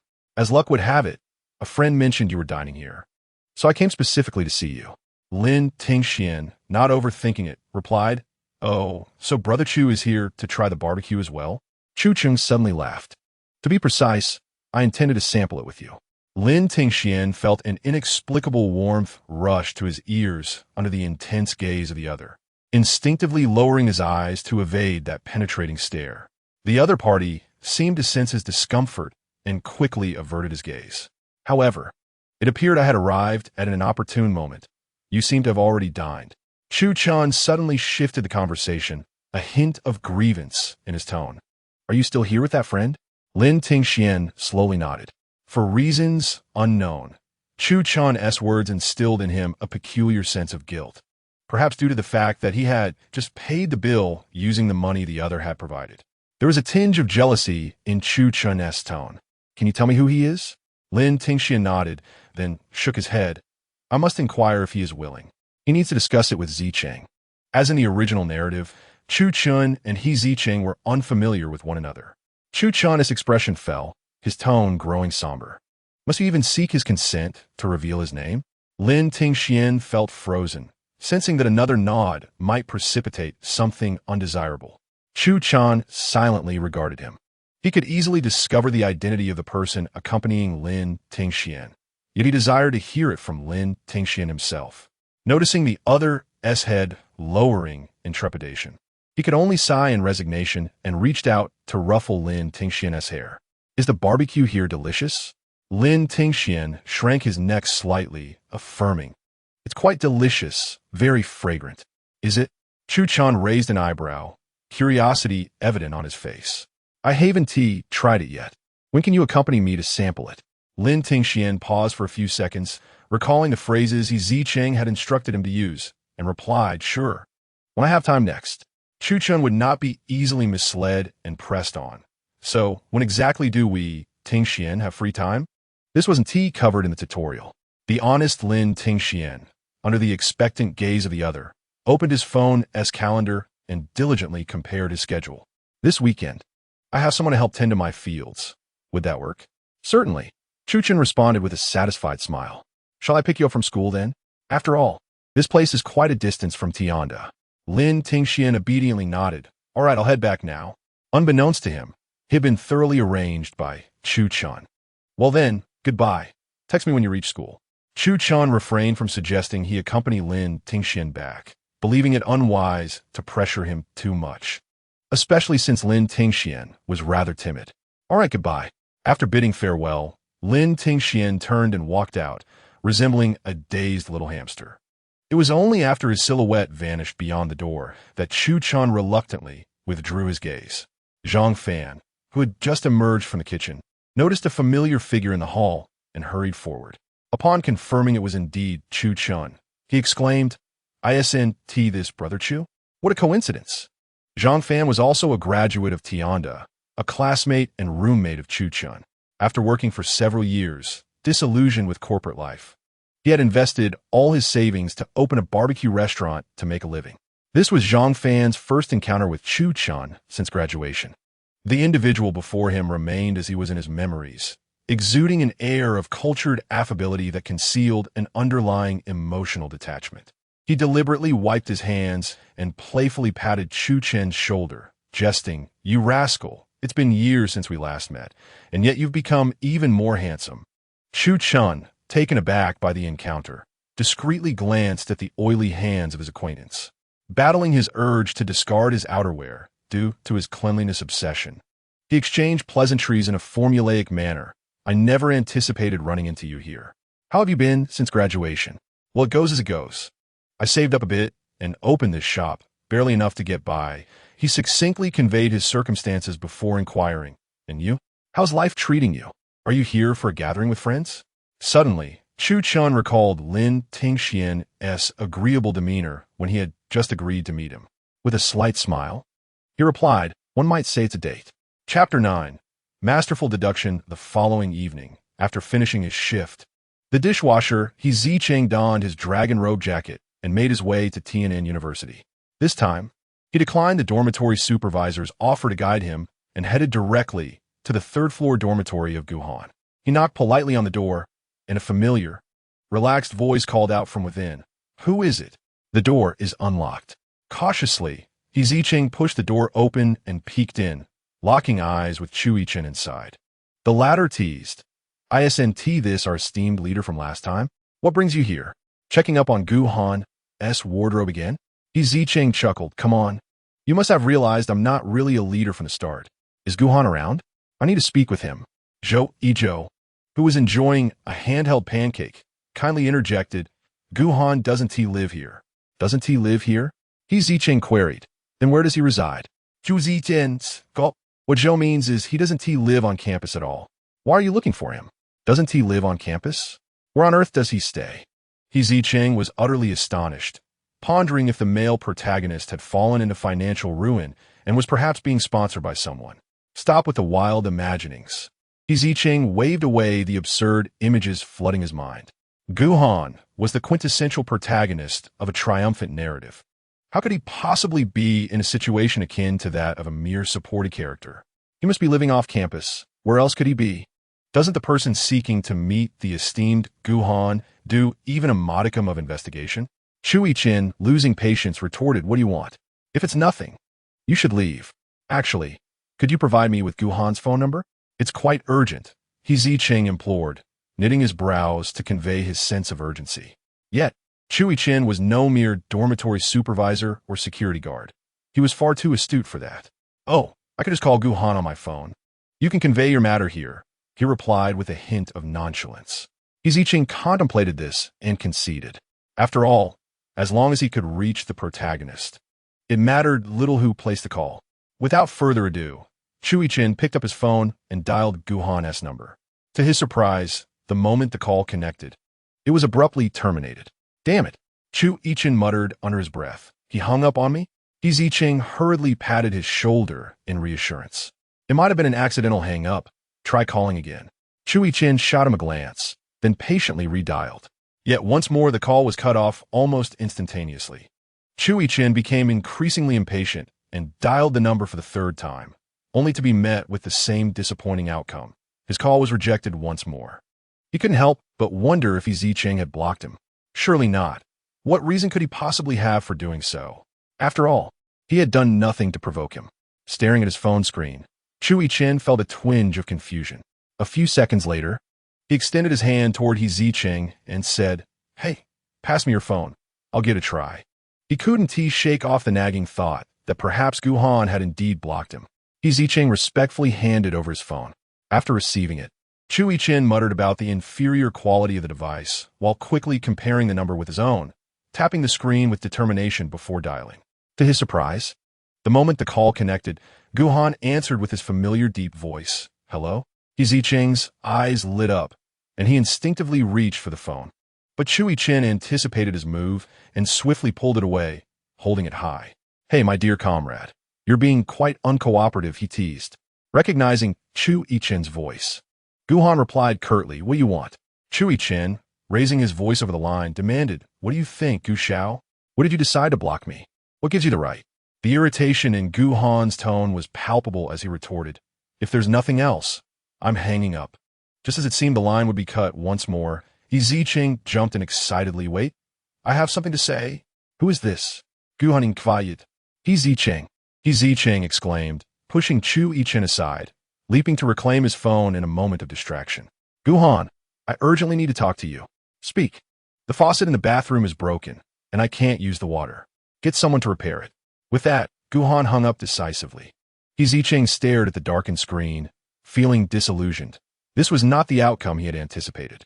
The male lead was far too cold-hearted, igniting a surge of frustration within him that had been building up since his arrival in this narrative. Without a word, he turned on his heel and stormed out of the dormitory, ensuring to close the door gently behind him. Meanwhile, Chu Yichen pondered the bewildering exchange he had just overheard, his mind filled with questions. What was that conversation about a bathroom faucet? What was the nature of their relationship? At that very moment, Zicheng was traversing the dormitory corridor, knocking on doors and utilizing each person's phone to reach Gu Han. Finally, after what felt like an eternity of calls, Gu Han, utterly exasperated, snapped, "What do you want?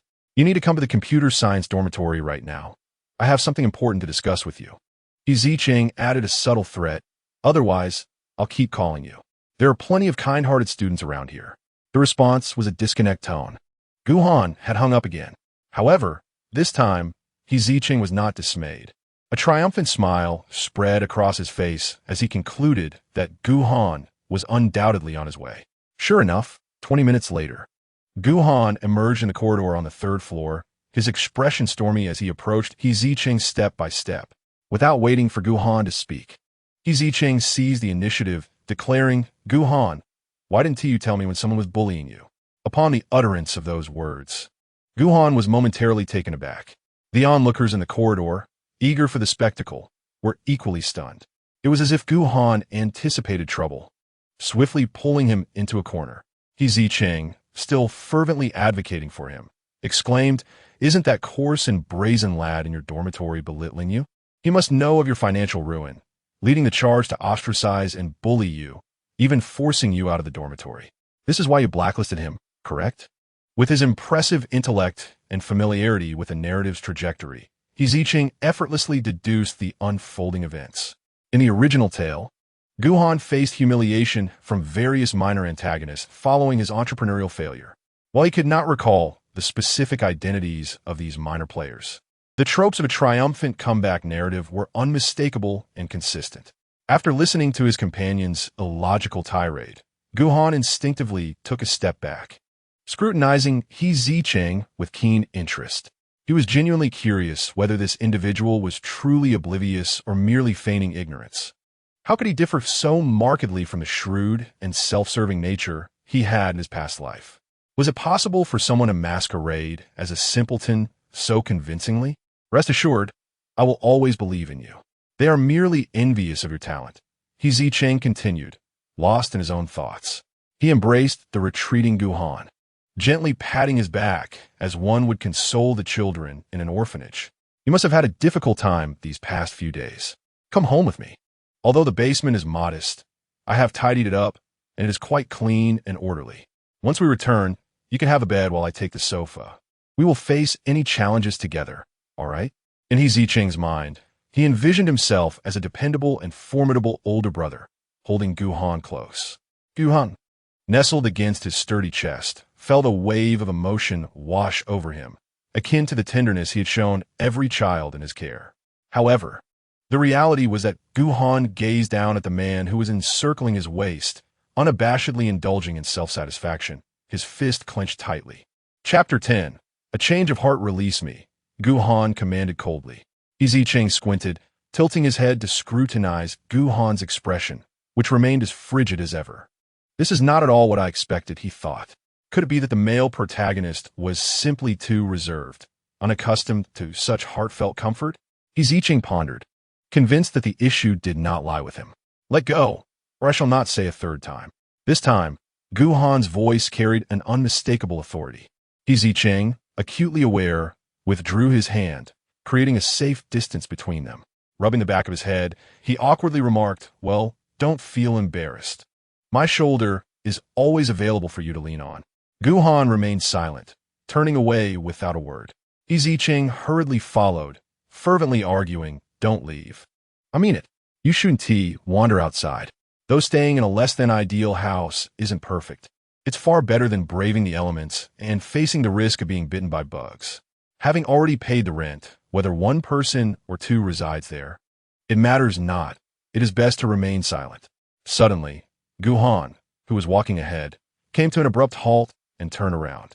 Zicheng, caught off guard, bumped into his chest, rubbing his nose in pain and exclaiming, "So hard!" In the next moment, his chin was seized, and Gu Han's strikingly intense visage loomed before him. With a piercing gaze, he warned, "Be quiet. Do not make me repeat myself a third time." With his chin firmly grasped, Zicheng found himself unable to speak. His mouth distorted and could only nod hastily until Gu Han released him. Rubbing his sore chin, Zicheng hurried to catch up with Gu Han. The two swiftly exited the dormitory, the sky having turned pitch dark, with clusters of students strolling and frolicking about the campus, creating a serene atmosphere. Zicheng closely followed in Gu Han's footsteps, fearful of losing him. Gu Han did not rush him. In fact, upon entering a taxi, he waited specifically for Zicheng. Surprised by this attention, Zicheng expressed his gratitude, though Gu Han remained unresponsive. Before long, the taxi halted near a remote and dilapidated residential building, close to the basement where Zicheng had been residing for the past fortnight. It dawned on him that Gu Han was indeed accompanying him back to the basement. A surge of delight filled Zicheng's heart. This male lead, truly an enigmatic character, was even more proud than the little ones at the orphanage. While appearing indifferent, he must surely be touched deep down. Ah, the proud male lead. The street beneath their feet was narrow and worn, shrouded in darkness. In a display of gallantry, Zicheng resolutely raced ahead to clear the path for Gu Han. "The road is uneven. Follow closely behind me," he instructed. Gu Han cast a glance at the self-important figure blocking his way, letting out a cold laugh. Zicheng's ears perked up. Ah, the male lead laughed. Truly, he was proud. Soon, they arrived at the pitch-black door of the basement. Suddenly, Zicheng shouted, hey. A blue light flickered to life, illuminating the shabby surroundings in a ghostly glow. Embarrassed, Zicheng turned to Gu Han and explained, "I bought a voice-activated light online, but the seller sent the wrong color. He compensated me 5 yuan, and I couldn't be bothered to return it. It works well enough." He chuckled, rising on his toes to search for the key he had hidden atop the door frame. Forgetful by nature, Zicheng had a habit of concealing his keys either on the door frame or under the doormat, believing that the most dangerous places were the safest. Surely, a thief wouldn't think to look there. However, after a long search, he could not find the key, leaving him puzzled. Could it be that a clever thief had indeed discovered it? Suddenly, a warm presence approached from behind. Gu Han, irritated by the foolishness, leaned in and effortlessly retrieved the key from above, presenting it to Zicheng. "Huh, how did you get so quickly?" Zicheng exclaimed, surprise evident on his face as he accepted the key and looked up at Gu Han. However, he was momentarily startled by the eerie blue hue of the other's face and the two dark voids beneath the high brow, nearly exclaiming in terror. Yet, he quickly realized that it was merely the effect of the overhead blue light. At that moment, Gu Han stood closely behind Zicheng, both preoccupied with their keys, leaving them in close proximity. He could lower his gaze and see the top of the other's head. Gu Han, tall and imposing, cast a shadow over Zicheng, who appeared completely enveloped within it. Silently, he observed the expressions of surprise, fear, and sudden enlightenment that flickered across Zicheng's upturned face, feeling somewhat speechless. Suddenly, the voice-activated light extinguished. Just as Zicheng was about to utter a sound of discontent, the iron door before him was forcefully kicked open, producing a thunderous noise. Instantly, the voice-activated light illuminated once more. Behind him, Gu Han's impatient voice urged him to open the door quickly. "Oh, all right. This time." Zicheng deftly inserted the key into the lock and turned it. The old door creaked as it swung open. As Zicheng switched on the light, Gu Han was taken aback. The basement before him had transformed completely since his last visit. The flickering light tube, plagued by faulty connections and littered with insect carcasses, had been replaced with a new one. The surrounding walls, free of mold, had been freshly painted white. All the furniture, including the sofa, coffee table, and cabinets, had been cleaned and repaired with the damaged tabletop adorned with a pink lace cloth. Small decorations, such as potted plants, refrigerator magnets, and cartoon hooks added a touch of warmth, transforming the once dilapidated basement into a cozy little abode. Even the air was filled with a faint, pleasant fragrance. Zicheng did not miss the astonishment on Gu Han's face as he dashed to the center of the room, extending his arms to gesture around. Proudly, he proclaimed, "What do you think? Isn't it imbued with the essence of home?" He had used a significant portion of his advance salary, which he had painstakingly negotiated with his manager, to renovate this basement. To save costs, many items were sourced from a second-hand market, and he had meticulously gathered everything needed to establish a home. Zicheng felt a deep sense of satisfaction with his creation. With his chin held high in pride, he noticed that Gu Han remained silent, prompting him to eagerly inquire, "Speak up. What do you think? Isn't it beautiful?" Gu Han regarded him for a moment before finally moving. He approached Zicheng and asked, "Did you do all of this by yourself?" "Of course," Zicheng replied with a proud expression, plopping down onto the sofa behind him. "I even found a job. Once I receive my salary next month, I will replace that old iron door with a new one. If there is any money left, I plan to check the second-hand furniture market for a nice sofa. What do you think? Am I impressive?" Zicheng patted the seat beside him, inviting Gu Han to sit down. Gu Han remained unmoved, opting instead for a nearby armchair, and, finding it amusing, smiled and complimented, "Impressive, very impressive." Zicheng was evidently taken aback that the usually taciturn male lead would actually praise him. He chuckled softly, covering his mouth with one hand while shyly waving the other. It's fine, nothing extraordinary." Observing the person across from him, who was grinning incessantly, Gu Han suddenly found Zicheng to be quite amusing. He was entirely different from the individual he had known in his previous life, as if he had transformed into a new person. Gu Han discovered that Zicheng had nearly drowned on the day he arrived in Tian'an City. Yet he could not trace any records of Zicheng's journey from his hometown to the city. It was as if this person had emerged from the depths of the water to arrive in Tian'an City. Furthermore, it seemed that Zicheng had become aware of many events from Gu Han's past life only after the drowning incident. Was he also reborn? Fascinating. Initially intending to merely repair the faucet and depart, Gu Han abruptly changed his mind. He wished to thoroughly understand who the current Zicheng truly was. Chapter 11. Cohabitation Dingling. From a narrow sofa, a long arm extended. With a resounding thud, it accurately knocked the vibrating phone to the floor. Zicheng, still in a daze, half opened his eyes and leaned forward to search for his phone. Losing his balance, he tumbled to the ground with a thud. Completely jolted awake from his sprawled position, Zicheng quickly scrambled to the side of the ringing phone, silencing the alarm and sitting up. Glancing at the single bed, he breathed a sigh of relief upon realizing that Gu Han had not been disturbed by the commotion. 3 days had passed since Gu Han moved in. He was rarely home during the day and always returned late at night. Meanwhile, Zicheng had to go to work at the shop in the morning, returning home for dinner and retiring early to bed. As a result, despite sharing the same space, they had barely crossed paths.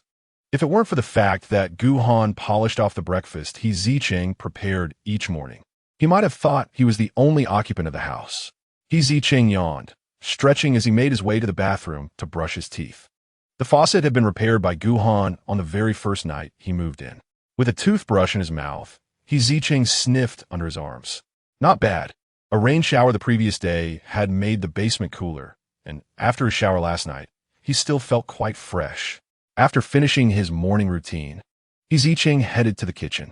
He opened a refrigerator, which didn't chill well, retrieving some not-so-fresh eggs and tearing into some not-so-tasty toast. He quickly prepared breakfast, all the while boiling water to warm a cup of milk for the male lead. As for why Zicheng didn't warm milk for himself, it was not due to reluctance, even though his finances were somewhat strained. Rather, he simply did not enjoy milk. He had always found it to have a peculiar odor that he disliked since childhood. Zicheng finished his breakfast in a few bites, then cheerfully hummed a tune as he changed his shoes and headed out for work. Why was he so happy to go to work? Certainly, it wasn't because he delighted in washing dishes. Rather, it was because he had made plans with Lin Tingxian to treat him to dinner at that barbecue place after work. In truth, Zicheng was simply craving a feast, having unilaterally requested his good friend to treat him to a meal. After all, he currently has little money, and with Gu Han's arrival, it would be inappropriate for him to seek a meal from Lin Tingxian. Consequently, Zicheng has been subsisting on a rather modest diet these days. However, he has now discerned Gu Han's daily routine. Since the latter does not return home for dinner, Zicheng need not patiently await his arrival.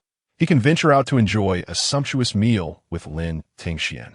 He yearns for the indulgence of savory dishes, particularly the succulent pork belly. Ah, pork belly, I adore you as you adore me. I shall savor you bite by bite.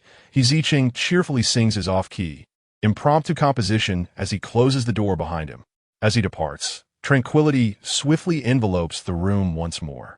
On the solitary bed at the far end, Gu Han, who had been peacefully slumbering, opens his eyes. His gaze is clear, betraying no signs of having just awoken. Rising from his bed, he strides directly to the kitchen, where he discovers the sandwich and milk that Zicheng had left on the countertop, along with a light-colored sticky note affixed to the edge of the plate. The body is the capital of revolution. Remember to have breakfast to muster the energy for making money. Gu Han takes a bite of the sandwich, then casually tears away the sticky note and discards it into the nearby trash bin. During his stay here, despite having encountered Zicheng only a handful of times, the latter has shown him remarkable attentiveness, preparing breakfast and doing laundry for him. Zicheng's appearance remains that of his past life, yet the essence within seems altered. Gu Han speculates that either Zicheng is not truly himself, or he is scheming something. Regardless of the truth, Gu Han finds himself intrigued and willing to engage with him. In this new life, with the memories of his previous existence, Gu Han, who has sailed smoothly through the past 2 decades, finds himself somewhat bored. The arrival of an interesting companion is a delightful diversion. The prospect of the evening's barbecue appears as a tantalizing carrot dangling before Zicheng, spurring him on as he diligently washes the dishes in the kitchen. Time swiftly passes, and by evening, Zicheng bounces his way to a barbecue restaurant. Upon entering, he immediately spots Lin Tingxian seated nearby, facing him. Zicheng waves enthusiastically, only to notice that there is another individual seated across from Lin Tingxian. Has Xian made a new friend so quickly? His social skills have evidently improved. As he approaches Lin Tingxian and takes a seat beside him, he playfully teases, "Our Xian is fantastic, making friends so swiftly. Your social skills have truly developed.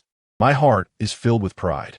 He places a hand over his chest, wearing a look of satisfaction, entirely oblivious to Lin Tingxian's anxious expression. When Zicheng finally looks up to take in the sight of the impeccably dressed, strikingly handsome man seated opposite, he cannot help but exclaim in astonishment, "Well, Xian, you've made quite a distinguished acquaintance, haven't you?" He chuckles, playfully nudging his close friend's shoulder, whispering, "And he's so handsome. What did you start choosing friends based on looks?" There has been considerable progress. Yet, he cannot shake the feeling that this smiling companion of Xian's regards him with a certain disdain. An inexplicable chill runs down Zicheng's spine under the weight of that cold stare. Lin Tingxian cleared his throat and cast a furtive glance at Chu Chen's expression before introducing, "This is my good friend, Zicheng." Hello, Zicheng." Zicheng graciously extended his hand to the other party. Then, he heard Lin Tingxian continue with the introduction, "Zicheng, this is Chu Chen, brother Chu, the antagonist." Zicheng's eyes widened in shock. He swiftly retracted his hand, which had nearly clasped the other S, and turned to his close friend, wide-eyed, beginning to exchange furtive glances and unspoken signals. His eyes darted towards Chu Chen. "Why did you bring him here?" Lin Tingxian innocently blinked. He came over on his own. Zicheng's eyes began to flit between the 3 of them. "Why didn't you let me know in advance?" Lin Tingxian helplessly pointed at his phone. "I sent you a message." Suddenly, Zicheng winced, closing his eyes in distress. Damn, his phone had run out of battery and shut down in the afternoon. Indeed, one should not be greedy for small advantages by buying a second-hand phone. The old adage rings true. Being excessively frugal can lead to significant trouble. Opposite him, Chu Chen observed Zicheng, who had been exchanging glances with Lin Tingxian, and extended his hand. "So, you must be Zicheng. Hello, I am Chu Chen." Zicheng looked at the hand, reaching towards him. feeling as if it concealed a knife capable of inflicting harm at any moment. Yet, at this point, he had to proceed. He swallowed hard, forcing a smile. Hello, hello. Zicheng briefly touched Chu Chen's hand, then withdrew it as if pricked by something sharp. Chu Chen remained unperturbed, still wearing a friendly smile. While serving meat into Lin Tingshuan's bowl, he cheerfully inquired, by the way, how did you and Tingxian become acquainted? Zicheng. Chapter 12. The antagonist's interrogation, though he was the one who had grown up alongside Lin Tingxian as his closest friend. Zicheng felt as if he were the latecomer under Chu Chen's scrutinizing gaze. He felt a wave of anxiety wash over him. Whenever Zicheng became nervous, he instinctively sought to stuff something into his mouth. He began shoveling pieces of pork into his mouth, attempting to divert attention, thinking this meat is delicious. You all should eat more. Facing Zicheng's awkward attempts to change the subject, Chu Chen patiently reiterated, it seems you and Tingxian are particularly close. How did you two meet? Ah, who are you referring to in relation to Tingxian? He stammered in response. Chu Chen repeated with a smile, I mean, how did you and Tingxian meet? What? Who am I with? I'm not sure what you mean. Zicheng feigned ignorance. Chu Chen, undeterred, repeated, I said, how did you and Tingxian meet? What? What about me and Tingxian? We're fine, really. Zicheng continued to evade the question. Zicheng. Chu Chen gently set down his chopsticks, maintaining his smile. Yet his gaze turned piercing as he addressed Zicheng, articulating each word with precision. How did you meet Tingxian? Sighing at the relentless interrogation from the antagonist, Zicheng realized he could no longer evade the matter at hand. His eyes darted as he mentally organized his words. Opposite him, Chu Chen patiently awaited while continuing to serve Lin Tingxian with more dishes. Tingxian and I will, it's more like me and brother Zicheng. We have known each other since childhood. Lin Tingxian suddenly interjected, calmly interrupting Zicheng's stammering. I spent some time living in my hometown when I was young, and it was during that period that I met brother Zicheng. Later, by sheer chance, we encountered each other again at Tian'an University, and that rekindled our connection. I see. Chu Chen replied, gazing gently at him, harboring no doubts. Lin Tingxian possessed a face that exuded the essence of a diligent student, and his earnest tone rendered his words highly credible. In truth, Lin Tingxian was not entirely dishonest. He merely presented the facts selectively. In the original world, he and Zicheng had indeed met in their youth. When he was 3, his parents tragically passed away, and he was subsequently taken back to his rural hometown by his only remaining relative, his grandmother, where he became acquainted with Zicheng at the welfare home. A few years later, his grandmother also departed from this world, leading him to enter the welfare institution and grow up alongside Zicheng. Now, both of them had unexpectedly traversed into this literary world, reuniting at Tian'an University. Thus, from this perspective, Lin Tingshuan's account was entirely truthful. Beside him, Zicheng quickly chimed in, exactly, that's how it happened. I intended to go to Tian'an University to seek work, perhaps as a dining hall attendant, but I didn't get the job. However, while asking for directions, I fortuitously ran into my childhood companion, Xian. What a twist of fate. How fascinating. So you were childhood companions, Chu Chen remarked, his gaze shifting between the two. No wonder you seem so close. Ah, yes, indeed, Zicheng chuckled awkwardly, stuffing his mouth with meat. After that, Chu Chen refrained from probing further.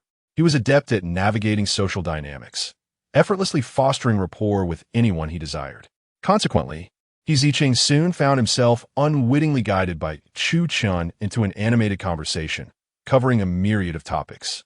Lin Tingxian, on the other hand, retrieved a charger from his bag to power up Zicheng's phone at the front desk of the establishment. He was a man of few words, primarily serving as a listener, occasionally interjecting while silently devouring the copious amounts of meat piled in his bowl. Zicheng, having spent the day engaged in laborious tasks, coupled with his naturally hearty appetite, swiftly consumed the entire spread of barbecued meat. Chu Chen raised his hand to signal the waiter for another round, saying, "This restaurant beef is quite good. Please indulge yourselves." "Absolutely." Zicheng nodded eagerly, his cheeks puffed out. Meanwhile, outside a nondescript window of the barbecue joint, Gu Han stood with a grim expression. Observing Zicheng inside, visibly enjoying his meal, he took out his phone. Zicheng, engrossed in conversation, was abruptly interrupted by a waiter presenting his phone. He glanced at the caller ID, surprise flickering across his face, yet he quickly answered. "Hello, Boss Gu. Have you made it home?" His voice trembled slightly. Gu Han, unfazed by the peculiar address, replied coolly no. He detected a palpable sigh of relief from the other party. Oh, is there something you need when you called me?" Gu Han-However, his gaze fixed intently on someone not far away who was busily stuffing food into their mouth. "Where are you? What are you doing?" Zicheng, chewing on barbecued meat, lied nonchalantly. "At this hour, of course. I'm at home having dinner." Gu Han's voice turned icy. "What are you having for dinner?" Faced with Gu Han's abrupt questioning, Zicheng felt an odd discomfort. He glanced at the succulent barbecued meat before him and seized the opportunity to feign misery in order to bridge the gap. "What else could I possibly have? I'm so broke I can barely make a sound, so naturally, I'm at home nibbling on steamed buns and pickles. But rest assured, this little hardship is nothing alongside you. I would gladly eat nothing but gruel, ever devoted to our shared journey." No sooner had he finished speaking than the other party abruptly hung up without a word. Zicheng stared perplexedly at his phone, muttering softly, "What a cold-hearted person. Doesn't he even spare a thought for a good brother?" "What's the matter?" Lin Tingxian inquired with concern. "Nothing, just a heartless fellow. Let us continue eating." As Zicheng spoke, he tucked away his phone and resumed chatting with Chu Qian across the table. "You know, our Xian has always had a penchant for nurturing flowers and plants. So I was not at all surprised when he chose to study agriculture. He spoke endlessly about his dear friend, reminiscing when we were young rascals, climbing trees and splashing in rivers. Only Xian was ever so quiet and gentle. He would cradle a pot of flowers, the origin of which was unknown, as if it were his beloved." Chu Chun listened intently to Zicheng's animated tales of the little Lin Tingxian. Yet his gaze frequently drifted to the upright figure of Lin Tingxian at the table, gradually painting an image of the boy he once was in his mind. He could not help but admit that he felt a twinge of envy towards Zicheng. Having satisfied their appetites, Zicheng languidly sprawled across Chu Chen's car. Gazing out at the fleeting night scenery, he suddenly grew curious about what Gu Han might be doing at that moment. Was he busy programming? Or perhaps whining and dining with investors in preparation for a comeback? Or was he laboring to repay debts? As Zicheng approached the basement, he instructed Chu Chun to stop. The road ahead was too narrow and in poor condition. He intended to walk back to aid digestion. As he exited the car, he leaned against the window to remind Chu Chun, "Make sure you safely deliver our Xian back to school." Chu Chun smiled, "Don't worry." Zicheng turned to Lin Tingxian in the passenger seat. "Remember to message me when you arrive at school, Xian." Lin Tingxian obediently nodded. "I will." Brother Zicheng. As he watched Chu Chen's luxurious car gradually disappear into the night, Zicheng turned and walked toward the basement. He pondered, feeling that the villainous Chu Chen was rather easygoing, seemingly a reasonable and considerate person. Moreover, he treated Xian well, and it appeared that Xian did not reject him. His concerns for Lin Tingxian lessened significantly. Upon leisurely arriving home, Zicheng raised his hand to feel for the key atop the doorframe, but found nothing. He let out a frustrated sigh, muttering to himself, "Has Gu Han forgotten to place the key up there?" At that moment, the basement door was suddenly opened slowly from the inside. Chapter 13. I feel extremely vulnerable. Zicheng slowly raised his head and beheld Gu Han's extraordinarily handsome face emerging from behind the door, his expression dark and brooding as he gazed at him.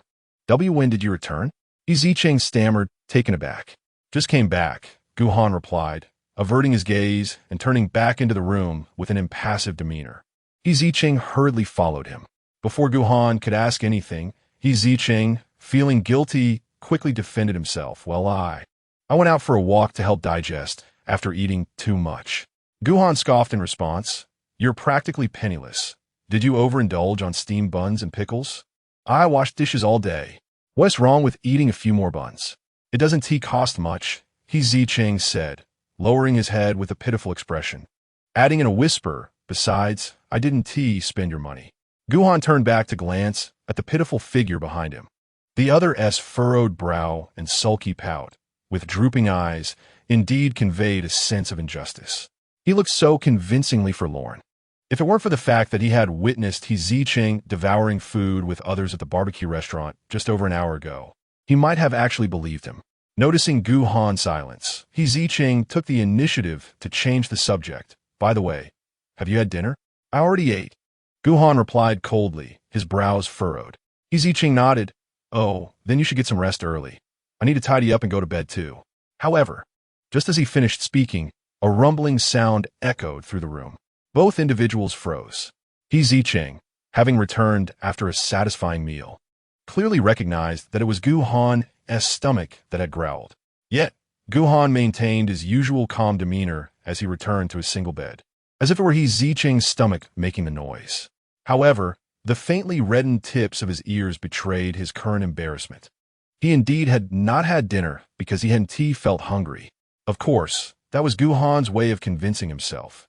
The truth was, after hanging up the call with Zicheng, he remained outside the barbecue restaurant, observing Zicheng laughing and chatting with others inside. Captivated by the lively expressions on his face that Gu Han had never witnessed before, his hand unconsciously tightening into a fist. Aside from feeling deceived, he was also left with an indescribable discomfort. Gu Han found himself unknowingly entranced, growing increasingly curious about Zicheng, particularly how he knew Chu Yichen's uncle. The head of the Chu family, Chu Chun, had been rarely seen in the past 2 years. How could he be seen at this unremarkable barbecue restaurant with Zicheng? Gu Han also noticed that the person sitting intimately beside Zicheng was the same student he had seen at school, leaning closely against him. He snapped a photo of the student with his phone and sent it to assistant Sun, asking him to investigate Chu Chen's recent movements. Upon returning to the basement in a taxi, Gu Han quickly received updates from assistant Sun regarding Chu Chen's whereabouts, and thus, he remained so engrossed in this matter that he forgot to have dinner.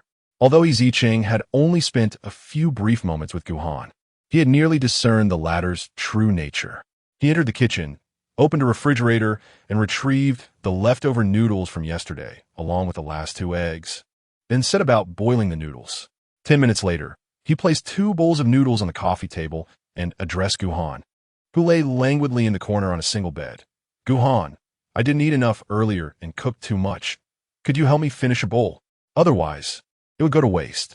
Gu Han, drawn by the enticing aroma wafting through the air, lifted his gaze to the earnest expression of Zicheng standing in the living room.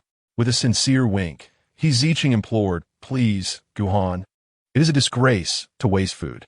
A minute later, Gu Han silently settled onto the couch in the living room, observing the enticing egg noodles adorned with fragrant scallions.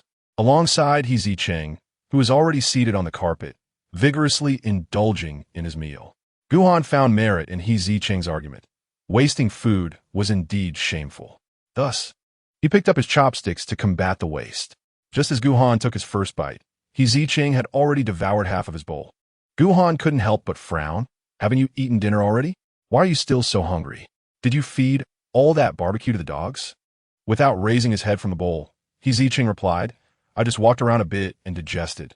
I need to replenish my energy quickly, or I might not be able to sleep tonight. Are you a pig? How can you eat so much? Gu Han. I'm not a pig. Zicheng corrected him earnestly. Ha, I am a rice barrel. This was indeed true. The director of the Welfare Institute had once jokingly remarked that he could eat and drink abundantly, but never gained weight, with his ribs clearly visible. Compared to a plump pig, he resembled more of a rice barrel, capable of holding much yet remaining rigid. Consequently, Zicheng meticulously explained the distinction between a pig and a rice barrel. Gu Han listened, his forehead twitching in disbelief. He couldn't fathom why someone would so earnestly dissect and defend the notion of being a rice barrel. Once Zicheng finished his correction, he buried himself back into his bowl of noodles. In contrast to Zicheng's exuberant consumption, Gu Han dined with elegance and refinement. Gu Han couldn't help but remind him, could you exhibit a bit more decorum while eating? Zicheng swallowed the final morsel and sipped the broth, comfortably collapsing onto the carpet. He wriggled like a contented little pig before languidly responding, exhibiting decorum? To me, Eating slowly and without enthusiasm is a sign of negligence and indifference towards food, akin to a husband dragging his feet to deliver his share of the household duties after turning 25. With unwavering confidence, Zicheng elaborated on his philosophy of life. The former represented a lack of physical vitality, while the latter indicated a waning passion for life. Yet in my eyes, both signify a hollow existence. Gu Han paused, his chopsticks frozen midair, and furrowed his brow as he looked at Zicheng. So, are you implying that I am hollow? In this moment, Zicheng's personal theory landed in Gu Han's ears as an indirect accusation of his own emptiness. Hey, that is not what I meant. Zicheng quickly sat up to defend himself. I didn't mean that. What I meant was, in my personal view, not eating properly can indicate a person's lack of enthusiasm for life. Not in a physical sense, but in a spiritual one. You see? Are you implying that I am frigid? Gu Han's brows furrowed even deeper. Zicheng found himself at a loss for words. No, it's merely a comparison. Please don't interpret it that way. He realized his analogy had been poorly chosen and quickly amended. All right, it was a misguided metaphor. I was wrong. Dining should indeed be approached with a leisurely pace, as it aids digestion and is beneficial for health. He pointed at Gu Han and reasoned earnestly. Thus, Boss Gu, your slow dining indicates robust health, devoid of any weakness. He felt he had deftly turned the conversation around. Privately, Zicheng mused on his own cleverness. However, Gu Han countered, so, your ravenous eating implies that you are in poor health, quite frail indeed. Zicheng was utterly defeated. He collapsed onto the carpet, smiling aimlessly at the ceiling. Fine, I am frail. I am indeed very frail. Observing his forced smile and helpless demeanor, Gu Han couldn't help but smirk. He had understood Zicheng's intent from the outset. He simply wished to tease him.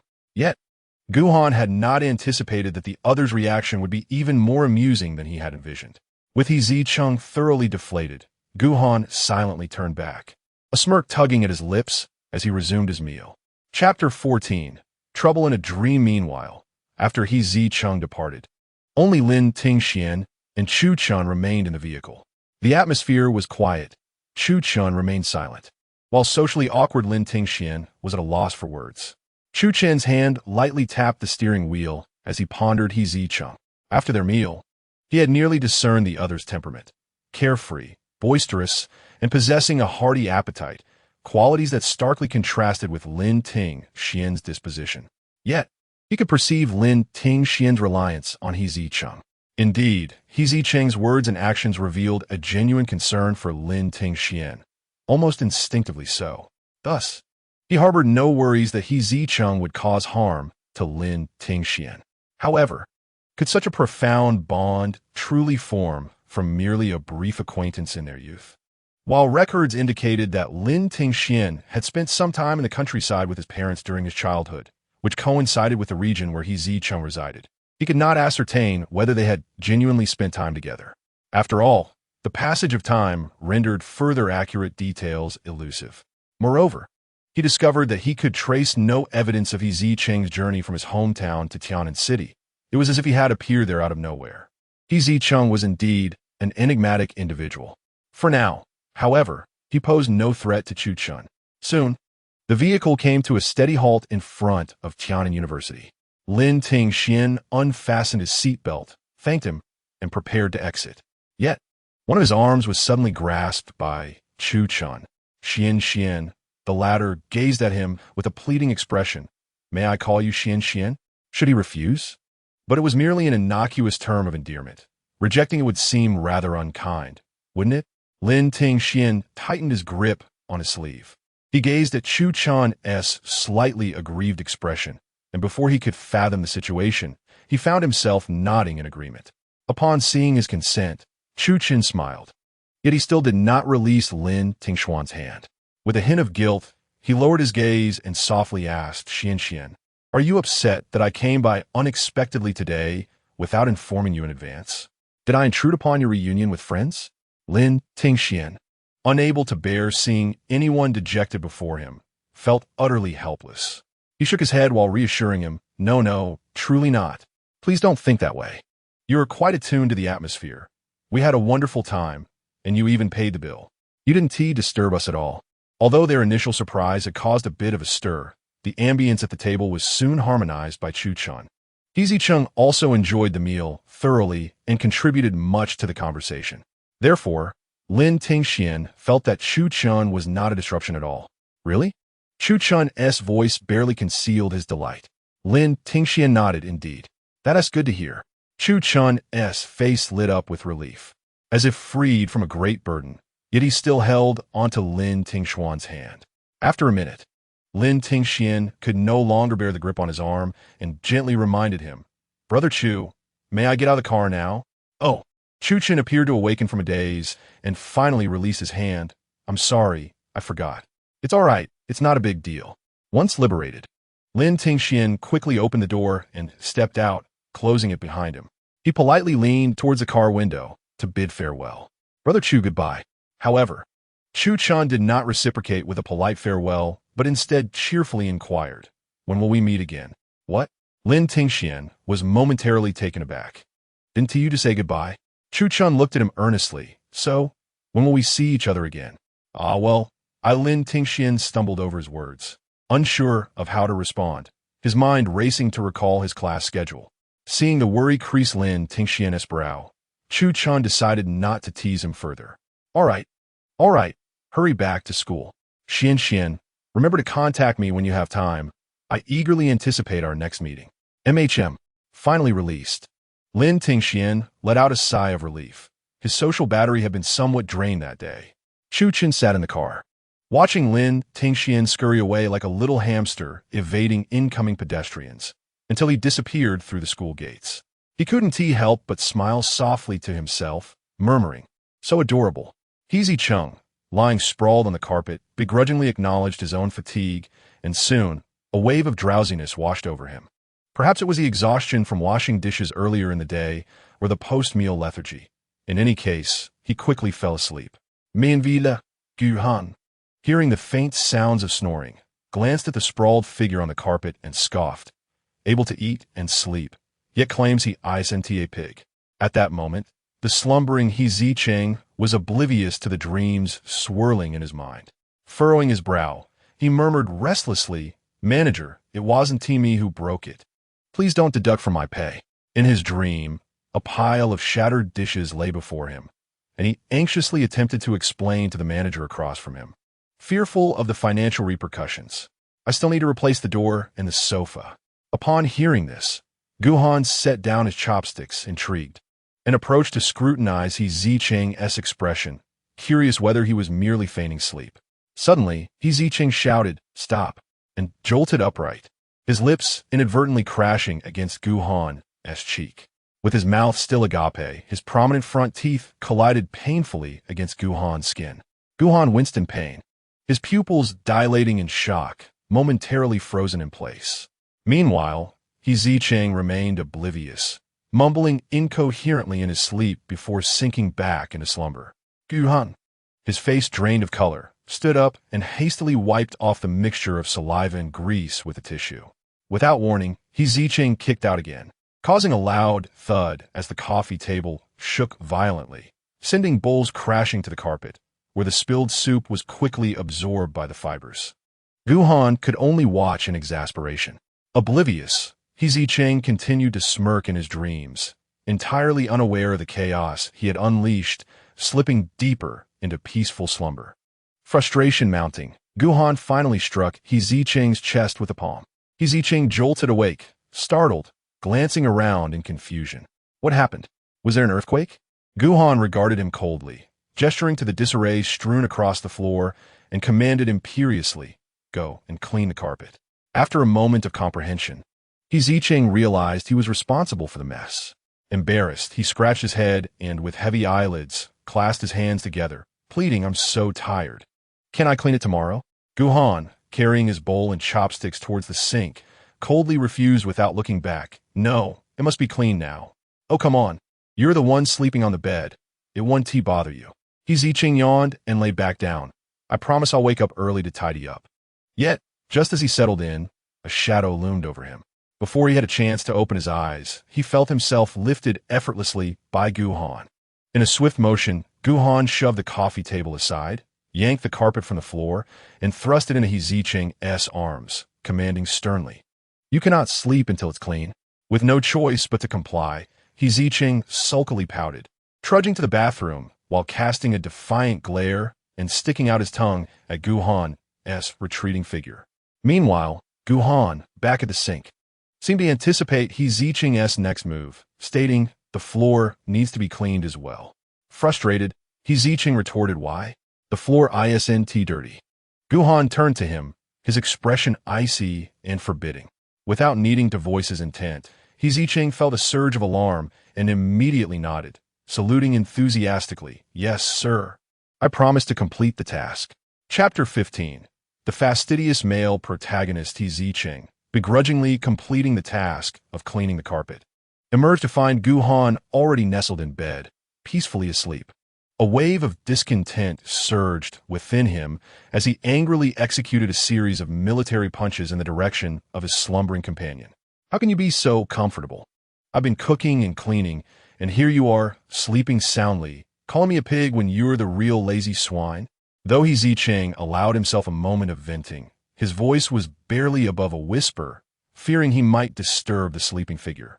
Eventually, he dutifully finished mopping the floor before collapsing onto the sofa in exhaustion. It wasn't too long before the soft sounds of his snoring filled the living room. Gu Han, who had been lying in bed, suddenly sat up and ambled into the living room to assess Zicheng's efforts. The carpet was draped in the bathroom, dripping with water. The floor had been hastily mopped. The coffee table, chairs, and mop were carelessly piled to one side. It was evident that Zicheng had merely gone through the motions. The figure on the sofa lay with his mouth slightly agape, sleeping soundly, and with his strikingly upturned brows and closed eyes, he exuded an unexpected charm. Gu Han observed Zicheng from a distance, and the longer he looked, the more he felt that this person was a fool, a rather good-looking fool at that. Reflecting on the recent behaviors and words of Zicheng, he found them absurdly foolish, as dumb as a pig. Gu Han was now convinced that this was not the original Zicheng. It was implausible for a person to undergo such a drastic change in character, along with a complete alteration of habits. A left-handed individual suddenly becoming right-handed. Even the patterns of speech and commonly used phrases had transformed. Gu Han could not fathom that someone could masquerade in such a manner, leading him to conclude that the Zicheng before him was either fundamentally altered or entirely replaced. Or perhaps, looking at the drool trickling from Zicheng's mouth, he grimaced in distaste. It could also be that this fool had taken in too much water while nearly drowning. Nevertheless, Gu Han remained curious about the true intentions of this simpleton who had drawn near to him. Zicheng slept soundly until the afternoon, awaking with a yawn and sitting up in a daze. He gazed at the remarkably clean and tidy floor and the neatly arranged coffee table and chairs, rubbing his eyes in disbelief. Goodness, did the magical girl from the fields visit last night? Zicheng exclaimed in astonishment. However, considering that only 2 individuals resided in this basement, the identity of this mystical figure was quite apparent. Turning his head, he spotted Gu Han, the very personification of that magical girl, sitting expressionlessly on the single sofa, tapping away at his notebook. To think that the magical girl is right beside me.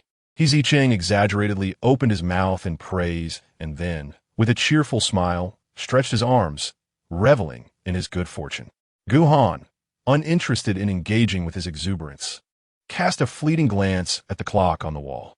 "If you don't get to work soon, your pay for today will be entirely deducted." "Fear not. I anticipated my inability to rise this morning, so I arranged a shift swap with my colleagues before going to bed." Zicheng waved dismissively, languidly making his way toward the bathroom. "So, I'll be working the evening shift today." He had secured employment at a high-end restaurant called Tian'an Club about half a month ago. It is said that the restaurant in Tian'an is among the finest, operating on a membership basis and open 24 hours a day. Even the dishwashers work in shifts, both day and night. However, the remuneration is indeed commendable, amounting to 6,000 a month. This is significantly more than what he earned in 2 grueling months at the repair shop in his previous world, all while enjoying weekends off. Yet, Zicheng only receives 5,000 as he lacks an identification card. Clinging to the manager's leg, he lamented his plight. willingly reducing his salary by 1,000 after a lengthy appeal, and the manager reluctantly accepted him. Zicheng, a high school dropout, had never encountered such favorable working conditions before. This fictional world is truly remarkable. He found such an excellent job opportunity merely days into his search. Of course, his qualifications also played a crucial role. From a young age, he had been caring for younger children in an orphanage, mastering tasks such as dishwashing, cooking, mopping, and wiping tables with remarkable ease.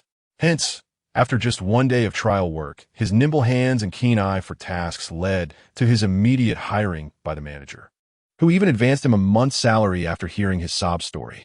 This allowed him to renovate the damp, moldy basement into a livable space.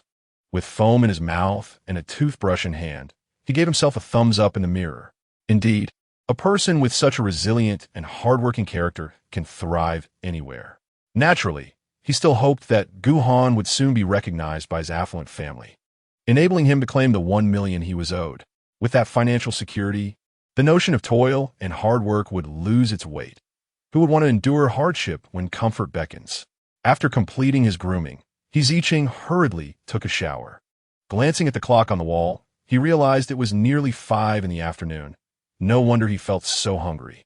He patted his empty stomach and opened the dark refrigerator, its light having mysteriously malfunctioned yesterday. After a thorough search, he finally unearthed the last 2 bags of frozen dumplings from the freezer. Holding them up, he called out to Gu Han, who was engrossed in his work in the living room. "Do you want some frozen dumplings?" "Pork and scallion." Without looking up, Gu Han replied, "I don't eat scallions." Unable to restrain himself, Zicheng rolled his eyes. "What am I supposed to do? Peel each dumpling and pick out the scallions for you. If you don't want them, I'll eat them all." That stubborn male lead, who had devoured the scallion-laden noodles last night with such relish, seemed to relish giving orders. If it weren't for that million, he would have walked away long ago from someone so finicky. Gu Han continued typing, his voice calm. "What I mean is, I don't eat them." "Then please just say you don't eat them next time," Zicheng retorted. After a nap, Zicheng felt rejuvenated and ready to face the day. As he boiled water, he muttered to himself, "With such low communication efficiency, how can one hope to lead a company? Even managing the Paw Patrol would be a struggle." With his acute hearing, Gu Han frowned and glanced at him threateningly, but he froze upon seeing Zicheng's naked form. The kitchen counter conveniently concealed the central portion, revealing Zicheng's bare upper body and his smooth legs below. "Zicheng, are you a weirdo? Why are you not wearing clothes?" Zicheng looked down at his loose-fitting shorts, perplexed. "Who isn't dressed?" He strode into the living room, exclaiming, "Can't you see these oversized shorts? Or am I not dressed?" Gu Han observed the so-called shorts that barely reached the upper thigh of his companion, and his expression grew increasingly displeased. "Why are you wearing such short shorts?" Zicheng, taken aback, replied, "It's comfortable, why else?" It was nearly 40 degrees in Tian'an City. Having just showered, what was wrong with wearing large shorts at home? Besides, they covered what needed to be covered. His gaze shifted to Gu Han, scrutinizing him, landing on the tightly fastened collar of his shirt. "You can't be one of those old-fashioned types, can you? Uncomfortable with others showing a little skin while you're all bundled up? Aren't the protagonists in those feel-good novels usually quite open-minded? Even if the Gu Han in the original story had a rare 1v1 ending, he shouldn't be this uptight." Gu Han Transmigrated sarcastically, retorting, "I simply cannot bear to see a bare-chested mantis scuttling around the room." He quickly averted his gaze, returning to the keyboard as though his eyes had been scorched. Zicheng glanced down at his somewhat slender physique, slammed his hand on the table, protesting vehemently. "So what if I'm thin? I'm strong, unlike some people." Towering tall, yet still getting beaten up. As he spoke, he pointed at his cheek, implying that at least he had been hit there before. Gu Han, lounging on the sofa, ignored the insinuation, fixated on his computer without sparing a glance. Feeling dejected, Zicheng pouted and returned to the stove to boil dumplings. By the time Zicheng finished his meal, it was nearly time for his night shift. He tidied up and reminded Gu Han once again, "There's money on the fridge. If you're hungry, just go buy something to eat." As the basement door creaked shut, Gu Han closed his laptop and headed to the bathroom. He examined the red mark on his cheek, a result of being struck by Zicheng's tooth last night. Feeling somewhat irritated, why hadn't it faded yet? Chapter 16. Is Uncle bending? Today, as he prepared to return to school, Chu Yichen sat in the back seat, secretly observing his uncle, Chu Chun, through the rearview mirror. He couldn't fathom why his uncle had suddenly decided to personally drop him off at school today. Although Chu Chun usually enforced strict rules, he typically delegated that responsibility to his assistant, rarely taking the time to personally advise Chu Yichen unless there was significant trouble. Thus, sitting in the back seat beside Chu Chun, Chu Yichen frantically recalled his recent actions, but he couldn't deduce how his uncle had found out. Moreover, these were merely minor misdemeanors, far from warranting his uncle's direct intervention, right? A sense of unease settled over Chu Yichen. As the driver gradually slowed the car at the entrance of Tian'an University, he spoke up, "Uncle, you can drop me off here. I can go in by myself. I wouldn't want to waste your time. Bye." However, Chu Chun did not rush to respond. Instead, he opened the car door and stepped out first. "I have business here. Dropping you off is merely a side task." He spoke while scanning his surroundings, swiftly locking his gaze on Lin Tingxian, who stood beneath the school gate not far away. With a beaming smile, he approached the other party. Following closely behind, Uncle Zhong had already circled to the trunk, retrieving an array of shopping bags filled with luxury brands favored by the youth. Chu Yichen, with a sense of awareness, stepped forward to take them, saying, "Uncle Zhong, I can manage carrying these back to the dormitory myself. You should accompany my uncle with his matters." Uncle Zhong quickly responded with a smile, "Young master, these are not for you."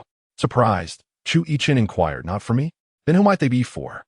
Uncle Zhong, with a look of satisfaction, directed his gaze toward the distance. "These were specifically prepared by your father for Lin."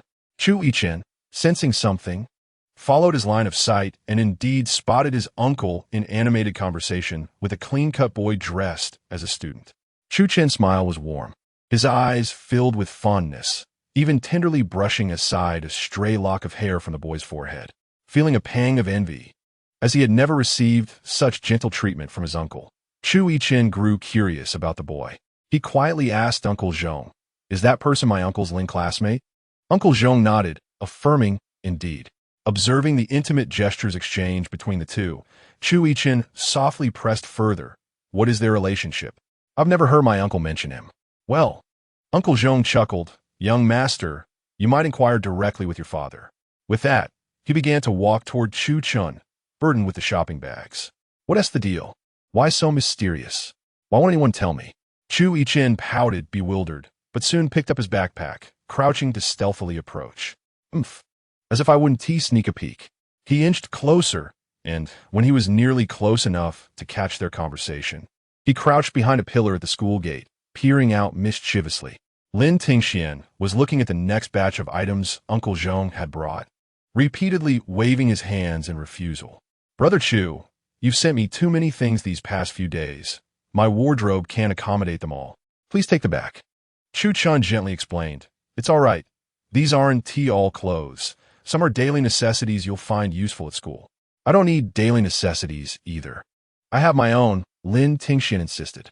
After a brief pause, Chu Chun feigned disappointment. "But these cannot be returned. If you don't use them, they will go to waste." Lin Tingxuan's expression revealed his inner conflict as he looked down, hesitating. "Oh, they could be given to your nephew, can't they? Isn't he also in the dormitory? And since you're here to deliver them today, it would be perfect." "Him?" Chu Chen pondered for a moment before decisively fabricating a narrative about Chu Yichen. "He's rather large.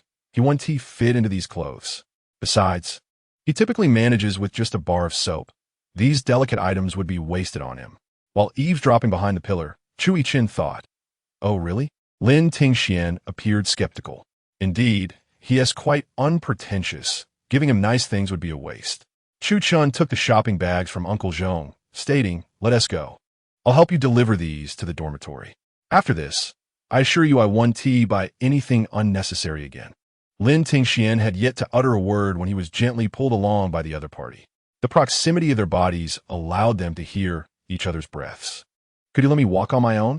Lin Tingxian murmured in quiet protest, his ears flushed with color. However, it seemed the other person was oblivious, continuing to engage him in casual conversation about what he had eaten that morning. As Lin Tingxian responded, He attempted to shift his shoulders slightly, only to find the embrace tightening further. Struggling proved futile, and he resigned himself to being led along obediently. Uncle Zhong observed the two figures, intimately close. As they walked further away, a smile of contentment gracing his features. When did my little nephew been this way? Chu Yichen suddenly emerged from behind him like a specter, startling Uncle Zhong. He patted his chest and admonished, "Oh dear, young master, you mustn't scare this old man. I have high blood pressure." Chu Yichen fixed his gaze on the retreating figure of Lin, wrapped in his uncle's arm, his eyes filled with a melancholic envy. He abruptly turned to Uncle Zhong, shaking him as he questioned, "Tell me, Uncle Zhong, did that Lin classmate deliberately lead my uncle astray? Is that so?" Uncle Zhong, feeling dizzy from the vigorous shaking, cried out, "Oh dear, young master, you're raising my blood pressure. Please let go of this old man."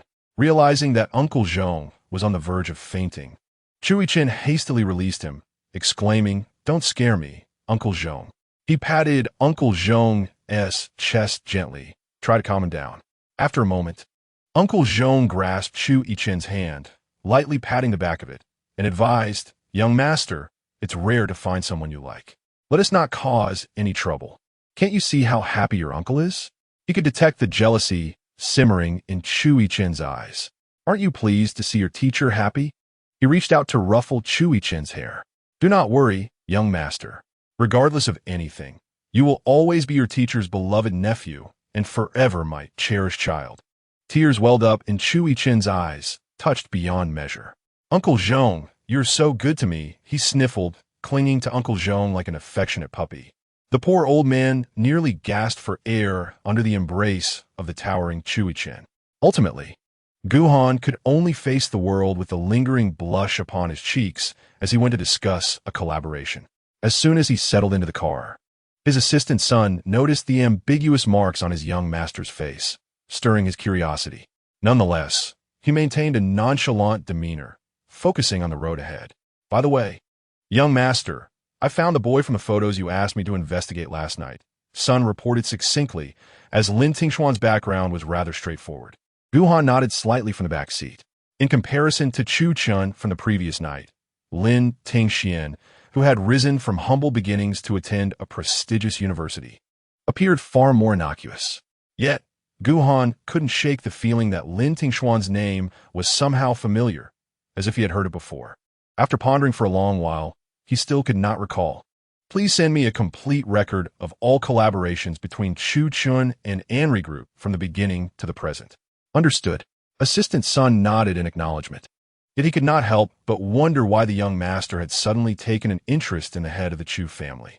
Chapter 17, Fighting and Injury. Logically speaking, the Anri Group and the Chu family pursued distinctly different business avenues. Thus their interactions were minimal. Moreover, though the head of the Chu family, Chu Chun, was merely 28 years old, he had already exhibited signs of stepping back from public life, having scarcely appeared in the past 2 years as he focused on nurturing his nephew, Chu Yichen, from behind the scenes. Why would the young master suddenly be intrigued by Chu Chun? Could it be due to Chu Yichen? After all, the young master's own game company did indeed have a stake in Chu Yichen. Was the young master concerned that the other harbored ulterior motives? However, the Gu and Chu families had no historical grievances. There seemed to be no reason for mistrust. Enough of this speculation. Focus on driving. Gu Han immediately discerned the whirlwind of thoughts in Assistant Sun's mind. Caught in his musings, Assistant Sun could only force a couple of awkward chuckles, agreeing to remain focused. The sleek black Maybach sped through the night, swiftly arriving at the prearranged Tian'an Club. Gu Han had already changed from the worn attire he had donned to deceive Zicheng, now clad in a meticulously tailored black suit. Even his previously tousled hairstyle had been refined. In truth, given Zicheng's intellect, he likely would not have noticed such deliberate details. Regardless, Gu Han was curious to see how long Zicheng could endure the grim conditions of the basement. The doorman at Tian'an Club, displaying keen awareness, approached to open the car door for Gu Han, guiding him to the exclusive elevator that led to the private room on the top floor. Upon the door being pushed open, all present had already gathered, awaiting Gu Han's arrival. accustomed to being the center of attention. Gu Han surveyed the room from his elevated position before leisurely taking a seat at the head of the table.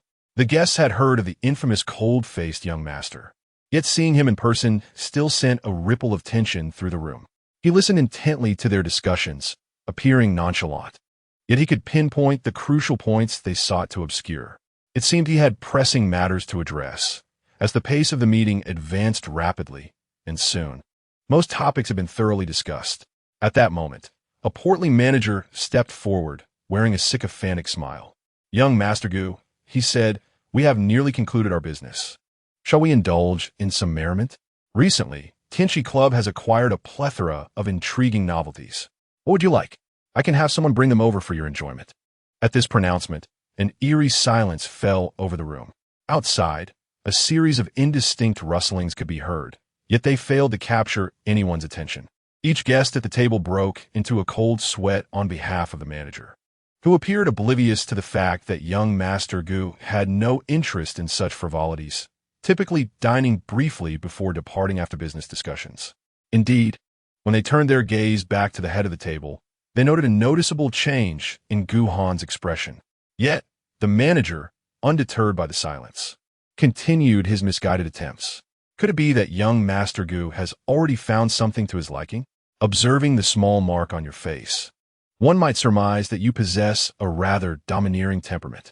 It remains a mystery as to which establishment you hail from. Gu Han's heavy drink interrupted the man's words as he looked up at the rotund figure before him, a sardonic smile gracing his lips. "Since when did my affairs become your concern?" The other party trembled in fear, his corpulent form quaking as he quickly realized his blunder, repeatedly apologizing while downing glass after glass of liquor. The transparent liquid spilled from the corners of his mouth, cascading down his multiple chins. It was utterly repugnant. Gu Han rose to his feet, casting a disdainful glance around the room, his expression sour. "There is no need to continue correspondence regarding our collaboration with Assistant Sunday. Please, enjoy yourselves. I shall take my leave." With that, Gu Han strode towards the exit. However, just as he stepped out of the private room, he halted. He was met with the sight of Zicheng grappling inelegantly with another man on the floor, both adorned with bruises and torn clothing. The commotion drew the attention of others in the room, curious about the disturbance. Gu Han could not fathom how he kept encountering this individual in various places. Silently, he hoped that Zicheng would not see him and prepared to slip away unnoticed. Yet in the next moment, Zicheng called out to him, "Gu Han?" Zicheng forcefully shoved off the man atop him, exclaiming in surprise, "What are you doing here?" A dark cloud of annoyance settled over Gu Han's brow. Suddenly, Zicheng let out a loud cry and recoiled, clutching his bleeding neck. He retreated behind Gu Han, yelling at the assailant, "Damn it, are you trying to kill me? I'm not fighting anymore. Manager, help! Help!" Gu Han placed a hand over Zicheng's mouth, leaning in to whisper a warning. Silence. Confused yet compliant, Zicheng nodded. Gu Han's gaze fell upon a figure in the distance, a person holding a shard of ceramic stained with Zicheng's blood, gazing at them with trepidation. With a grim demeanor, Gu Han shot a glare at the individual before seizing Zicheng by the collar, dragging him away as one would a small chick. "Gu Han, how did you end up here? Dressed so neatly. Are you planning a comeback? Wait, where are you taking me? Let go of me." Zicheng struggled futilely, his feet barely touching the ground. Gu Han replied coldly, "Be quiet. Do not make me repeat myself. I want to be quiet. Where are you taking me?" Zicheng continued, clutching his bleeding neck and incessantly questioning. Gu Han, exasperated by the noise, replied, "To the hospital." Upon hearing this, Zicheng resisted even more vehemently. "I want to go. I refuse to go to the hospital." For the first time, Gu Han felt a weight of fatigue. He warned in a steady tone, "Do you intend to bleed to death if you do not go to the hospital? A clinic will suffice. Hospitals are always tricking you into unnecessary tests and charging exorbitant fees for medication." Zicheng argued, flailing about like a stranded fish, insisting that hospitals were too expensive and that a casual clinic would suffice. Frustrated by Zicheng's antics, Gu Han hailed a cab and took him to the nearest clinic. Upon arrival, Zicheng immediately became compliant. He obediently sat on the hospital bed, following the doctor's instructions without hesitation.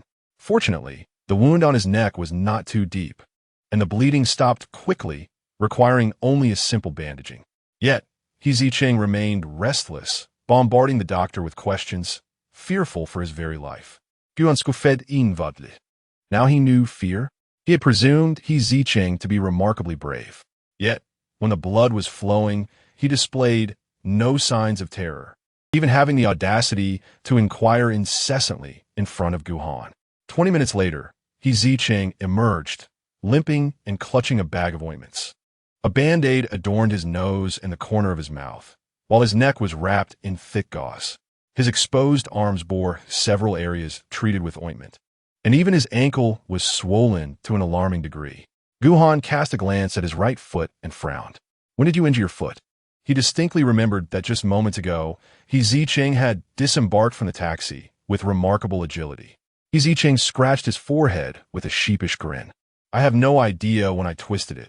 I only felt the pain when the doctor mentioned it. I suppose I was still riding high on adrenaline from the fight, so I didn't notice the pain at all. As he spoke, he began to chuckle proudly. Isn't that impressive? Impressive? Gu Han regarded the foolishly grinning Zicheng, whose body was battered and bruised, and with a stern expression, he crouched before him. Get on. Taken aback, Zicheng stared at Gu Han, who was crouched at his feet, incredulously stammering. Get on? On what? Gu Han silently reminded himself to exercise patience with those who lacked understanding, then replied calmly, Zicheng, I want you to climb on my back. I will carry you. Chapter 18. Expelling the fool, assistant son stood outside the private room, entirely bewildered. He watched as his master, the young heir, hurried away with an unidentified brawler, leaving him in a state of confusion. It seemed he was trapped in a dream. How could his master behave so disgracefully in public? Assistant son, I will handle the person who provoked young Master Gu and provide him with an explanation. He heard someone say, but the voice from the private room forced assistant son to acknowledge that he was not dreaming. Moments ago, his master had indeed abandoned him to follow a stranger. Turning back, assistant son offered a polite, professional smile to the person who had caught up with him. I apologize, Mr. Wang, but once our young master makes a decision, it is beyond my control. Mr. Wang seemed poised to protest, but assistant son anticipated this and flashed another smile. As if to convey, a polite smile is my final dignity. Please reciprocate with understanding. Mr. Wang swallowed his words with a forced chuckle. However, he soon leaned closer and whispered, assistant son, who was the person young Master Gu just took away. Assistant son felt a mix of amusement and exasperation at the inquiry. You ought to consider the appropriate context for gossip, he retorted, noting that collaboration had already been rejected. Yet Mr. Wang still had the inclination to engage in idle chatter. He merely smiled at Mr. Wang, offering no further insight. Due to the narrowness of the street, the taxi could not proceed further, necessitating Gu Han to carry Zicheng for the final stretch back to the basement. Is it true that you fought with him just because he broke the plate and tried to pin the blame on you? I asked. It's more than that. Zicheng hurriedly added. That guy didn't even clean the dishes properly, yet he told the manager that I was the one who washed them. Upon hearing this, my temper flared. I remarked on how the manager had been giving me the cold shoulder lately, pondering that I hadn't been clumsy enough to break anything. It turned out he had been slandering me behind my back. The more Zicheng spoke, the more agitated he became. I was praised as the best dishwasher by the manager just a few days ago, and now I'm being unfairly blamed by that shameless Chun-Ching. Naturally, I was furious. Chun-Ching had always looked down on me, and, just moments ago, he insulted my intelligence, claiming that I was lacking in wit. I promptly punched him to silence him. Zicheng's demeanor suddenly shifted, and he recounted how we had ended up brawling from the kitchen all the way to the corridor. Gu Han frowned. Who is this Xiaowen? Without a second thought, Zicheng divulged Xiaowen was hired by the manager a couple of days ago. He is a decent fellow, but a bit careless, often breaking things. He probably won't make it past the probation period and will be leaving tomorrow. As we talked, Zicheng sighed again, lamenting his misfortune in being assigned a night shift with the colleagues from the top floor. Suddenly, he lowered his voice, wearing a serious expression that one could hardly imagine. You have no idea how expensive the plates from the top floor are. If the manager doesn't believe me and asks me to pay for them, I'd be in a position where I couldn't afford it even if I sold myself. Gu Han began to understand. Zicheng was being used as a scapegoat. That Qingqing was right about one thing. What? Zicheng asked, puzzled. He said you lack wit, and he wasn't wrong. Where do I lack wit? Why does everyone keep saying that? Zicheng was growing anxious. Tuning to Gu Han for validation. Am I really that foolish? Gu Han remained silent, fearing it would hurt the pride of someone who might be struggling intellectually. Yet, silence can also be a form of acknowledgement. Disheartened, Zicheng leaned against Gu Han's back, looking up at the night sky and lamenting heaven. I wish to bring you down. Do it again, and I will throw you off, Gu Han warned coldly. Please, please, no. Zicheng clung tightly to Gu Han's neck, calming down. After a brief moment of silence, he couldn't help but ask, do you think the manager will demand back the salary I've advanced after firing me? He knew the manager certainly wouldn't have that much money. Would he have to borrow from Lin Tingxin again? But Lin, being a penniless student who toils in the fields, wouldn't have that much either. It would surely involve the funds that Shu Qian had sent him. Sighing heavily, Zicheng expressed his worries. Time passed, and suddenly Gu Han replied, no. The manager won't fire you. Really? Why not? Zicheng felt that Gu Han, being a brilliant student, must be right. Gu Han.However softly. Perhaps because it's illegal to fire a fool. Zicheng's flickering hope was extinguished in an instant. He glared at the back of Gu Han's head and then, leaning in closer, indignantly whispered, Gu Han, I've come to realize that you could be quite mischievous. In a rather sneaky way, Zicheng leaned in closely, his breath audaciously brushing against Gu Han's ear, stirring a wave of warmth and a tingling sensation. An odd feeling surged within Gu Han, prompting him to frown. The proximity was excessive. Shut up. This marked the umpteenth time he had commanded Zicheng to silence himself that day. Perhaps due to being carried, Zicheng, perched at a height exceeding Gu Han's, grew increasingly audacious. With a provocative tone, he declared, I shan't close my mouth. What will you do about it? Almost immediately, he heard Gu Han's cold chuckle from below. He then felt a hand gliding down from the back of his knee, eventually reaching his swollen ankle. Instinctively, Zicheng surrendered. I'm sorry. Boss Gu, I'll be quiet. Please, don't mess with me. What nonsense are you spouting?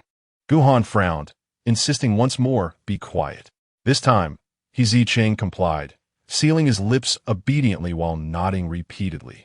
The pure white moonlight bathed the dusty old street, elongating the shadows of the two intertwined figures. It was not until they returned to the basement that Zicheng was placed on the sofa and began to curiously scrutinize the strikingly handsome Gu Han before him. By the way, what were you doing today? You're dressed so lavishly. That outfit must have cost a pretty penny, right? Gu Han shrugged off his coat, tossing it casually onto the sofa. I was securing investments over there. The clothes are rented. Rented? Upon hearing this, Zicheng hastily picked up the suit jacket from the sofa and hopped towards the restroom. He intended to retrieve a clothes hanger. What are you doing? Gu Han furrowed his brow, swiftly intercepting him and tossing the disobedient patient back onto the sofa. Zicheng, still cautiously cradling the suit jacket, solemnly explained, you see, suits that look this expensive are quite delicate. If you don't hang them properly, they get creased, and the boss will deduct your pay for that. Finally grasping the absurdity of the situation, Gu Han took the suit jacket from Zicheng's hands. Stay put. I'll hang it. Wow. Zicheng beamed at his retreating figure. You're so domineering. Shut up. Zicheng had grown bolder, now adept at dancing around Gu Han's limits. Ignoring the warning, he continued, so, did you secure the investor today? No. Gu Han's voice drifted from the restroom, sounding muffled, hollow, and somewhat desolate to Zicheng.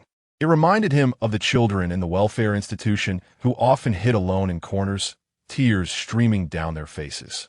He began to raise his voice, comforting the disheartened protagonist. It's all right. Failure is the mother of success. They simply lack vision and missed out on a genius like you. You're so capable, radiating brilliance like gold, and you will inevitably be discovered. When that time comes, let those who overlooked you feel regret. Once he had hung the coat, Gu Han quietly leaned against the restroom door, amusedly watching Zicheng on the sofa, animatedly gesticulating. How could someone be so loud, yet so foolish? Oh, by the way, Zicheng suddenly beckoned him. Come over here. Gu Han remained still. Come over here, will you? Zicheng urged. As they conversed, he prepared to rise and approach on his own, despite his limping gait. Gu Han took a few steps to stand before him, inquiring, what is the matter? Zicheng patted the seat beside him, gesturing for him to sit. Gu Han studied him for a moment, unable to discern any distress in Zicheng's expression. Yet he settled onto the adjacent armchair. Zicheng, unperturbed, shifted closer to Gu Han, retrieving a bottle of blood-activating medicine from a bag of remedies he had brought. Dipping a cotton swab, he extended it towards Gu Han's face. What are you doing? Gu Han frowned, instinctively leaning back. Suddenly, Zicheng grasped his arm, feigning seriousness as he commanded, stay still, be obedient. Surprisingly, Gu Han complied, not out of fear, but rather astonishment at the unexpected reprimand. He pondered whether he had shown Zicheng too much kindness today, leading him to misinterpret their relationship. Just as Gu Han was about to protest, a cool sensation grazed his cheek, the very spot that had been struck by Zicheng the previous night. For reasons unbeknownst to him, Gu Han remained still. As Zicheng applied the ointment, he complimented, very good, obedient child. Gu Han could not suppress a raised eyebrow. Do you take me for a 3-year-old? Zicheng belatedly recognized his instinctive behavior, likening Gu Han to the unruly children in the welfare home who resisted treatment. Then, Gu Han noticed Zicheng's face, now enlarged before him, break into a sheepish grin. My apologies, that was merely a reflex. But with a 3-year-old, I can easily hold him down for treatment. For older children, I might have to adopt a more serious demeanor. A warm breath brushed against Gu Han's cheek, igniting a sudden wave of irritation within him. However, Zicheng soon finished applying the ointment, creating some distance as he returned to his spot. Satisfied, Zicheng glanced at Gu Han and instinctively patted the head of the obedient child. All done, a job well executed. Gu Han's expression froze, incredulity washing over him as he regarded this audacious individual who dared to touch his head, unaware of the gravity of his actions. Zicheng lounged lazily against the back of the sofa, making a dismissive gesture. Your skin is too pale and delicate. The redness on your face has lingered for quite some time, but with the medicine applied, it should subside by tomorrow. Gu Han resolved to overlook Zicheng's impertinence. Given the treatment he had received, Zicheng continued to mumble, I wonder which scoundrel could bring themselves to harm such a handsome face. How despicable. Gu Han-Transmigrated, raising his gaze to the culprit, agreeing, indeed, quite despicable. However, if you ever sense something amiss, do not linger. Flee without hesitation. Zicheng, seated upon the sofa, swung his injured foot, earnestly imparting wisdom. Running away when outmatched is not shameful. Do not allow fleeting anger to lead to injury. It is simply not worth it. Gu Han regarded Zicheng's face adorned with a bandage, bemused by his audacity to lecture him. Perhaps this advice would be better directed at yourself. Zicheng slapped his thigh and exclaimed, I won, despite my rather disheveled appearance. That fellow is certainly no better off beneath his clothes. I've been honing my fighting skills since childhood. I'm nothing like you delicate scholars. I possess ample strength. Is that so? Zicheng lifted his chin with pride. Of course. My nickname as a child was Tyrannosaurus Rex. Ah, the limping Tyrannosaurus Rex, Gu Han retorted with a hint of mockery, retreating to his single bed and tapping away at the keyboard of his notebook. Refusing to be ridiculed, Zicheng leaned over the back of the sofa, popping his head up to counter. I told you he must have it worse than I do. It's just a sprained ankle. My body is fit and recovers swiftly. As he spoke, he leaned forward confidently, declaring, Gu Han, do you believe I could be nearly better by tomorrow? Gu Han, focused on his computer, remained silent. Zicheng, feeling the urge to continue, suddenly found the room spinning around him. With a loud crash, he tumbled to the floor, letting out a pained cry. Gu Han glanced up to see Zicheng sprawled on the ground. The old sofa in the basement could hardly withstand Zicheng's antics, and it finally toppled back along with its restless occupant. Now sprawled on the floor, Zicheng weakly flailed his legs, calling out for help. Gu Han, please assist me. My back is breaking. Help! Help! Gu Han sighed and rubbed his forehead before approaching him. He had never encountered someone so foolish. To say Zicheng lacked sense was an understatement. Gu Han bent down, lifting Zicheng, who resembled a turtle turned on its back, and unceremoniously tossed him onto the bed. Zicheng bounced on the bed and exclaimed, "Ah, this feels so comfortable." He happily rolled about under the covers, contentedly murmuring, "So soft." Gu Han regarded him as one would a fool and remarked, "You might want to visit a hospital to check your brain." With that, he took his computer and returned to the single sofa in the living room without looking back. Zicheng, aware that Gu Han was indirectly insinuating he was mentally unfit, felt perfectly content lying on the soft bed. At that moment, he considered himself the happiest person in the world, too lazy to retort. Stretching comfortably, Zicheng soon drifted off to sleep. Gu Han listened to the sounds of snoring emanating from the bed, secretly admiring Zicheng's ability to fall asleep so quickly. He accessed the usage monitoring on his computer and discovered that, aside from himself, no one had touched it during its time in the basement. He had overestimated Zicheng's capabilities. Indeed, a pig's brain begets pig-like slumber. At 5 in the morning, Assistant Sun was jolted awake by the incessant ringing of his exclusive ringtone. Startled from a pleasant dream, he hurriedly answered his employer's call. Struggling to awaken his sluggish mind, he mumbled incoherently in response. A minute later, as he looked at the disconnected call, he pondered slowly, why is the young master concerned with such trivial matters? Not only did he request assistance in addressing the altercation outside the private room from the previous night, but he also asked him to ensure the safety of the young man he had taken away. Those who deserve to be dismissed shall be dismissed, and those who ought to be prosecuted shall face prosecution. What is the situation? When did the young master begin to concern himself with such matters? Who exactly is that young man? Yet, after a moment's contemplation, he found himself sinking in his sorrow once more. Last night, he had been unceremoniously abandoned by the young master of his family, and now, at this late hour, he was roused from slumber by a phone call from the very same. Alas, the plight of a beleaguered worker. Nevertheless, the overtime pay was quite substantial, offering some solace to his startled heart. Assistant Sun took a moment to collect himself, rising from his bed to heed the young master's command to disturb another unfortunate employee. The manager of Tian'an Club. Chapter 20. Not dismissed. Hey, Lin Tingxian, who was that person carrying numerous bags with you yesterday evening? Your brother? Zhao Xiaodong inquired with curiosity, his eyes darting about, though he felt the individual bore little resemblance to Lin Tingxian. Recently, Lin Tingxian had returned to his dormitory. Though he was introverted, he was not a pushover. On the very day he discovered he had been ousted to the storage room by certain individuals, he reported the matter to his counselor. The dormitory supervisor was surprisingly efficient, arranging a new accommodation for him by the following day. Although he was not particularly well acquainted with his current roommates, they coexisted peacefully. Lin Tingxian pondered briefly before replying, "He's a friend of mine." "A friend?" Zhao Xiaodong's curiosity deepened. "What kind of friend treats you so well?" He gestured toward the shopping bags that Lin Tingxian had carelessly set aside. "These items, clearly not inexpensive. Your friend is not only handsome, but also quite generous." Lin Tingxian, unfamiliar with the brands of this literary world, inquired, "How much are these worth?" "You genuinely don't know?" Zhao Xiaodong replied incredulously. "These are all niche luxury items that have surged in popularity over the past 2 years. Extremely expensive." This pile, he extended his fingers to tally, then shrugged. "Well, it must be worth several hundred thousand." "Several hundred thousand? For just these few items?"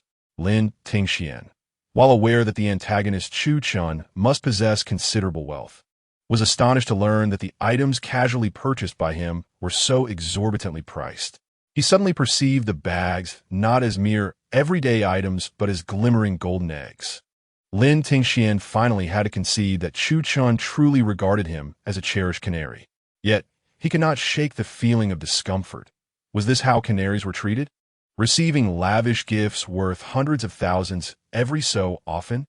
The more he contemplated, the more he felt a sense of disquiet. He stood up, clutching his phone, and dashed out of the dormitory. Finding himself in an empty stairwell, Lin Tingxian located Chu Chen's contact information and dialed. The call was answered almost immediately, the voice on the other end brimming with joy. Xian, I can't believe you contacted me so soon. This makes me so happy. Upon hearing his voice, Lin Tingxian found himself at a loss for words. Brother Chu. Yes.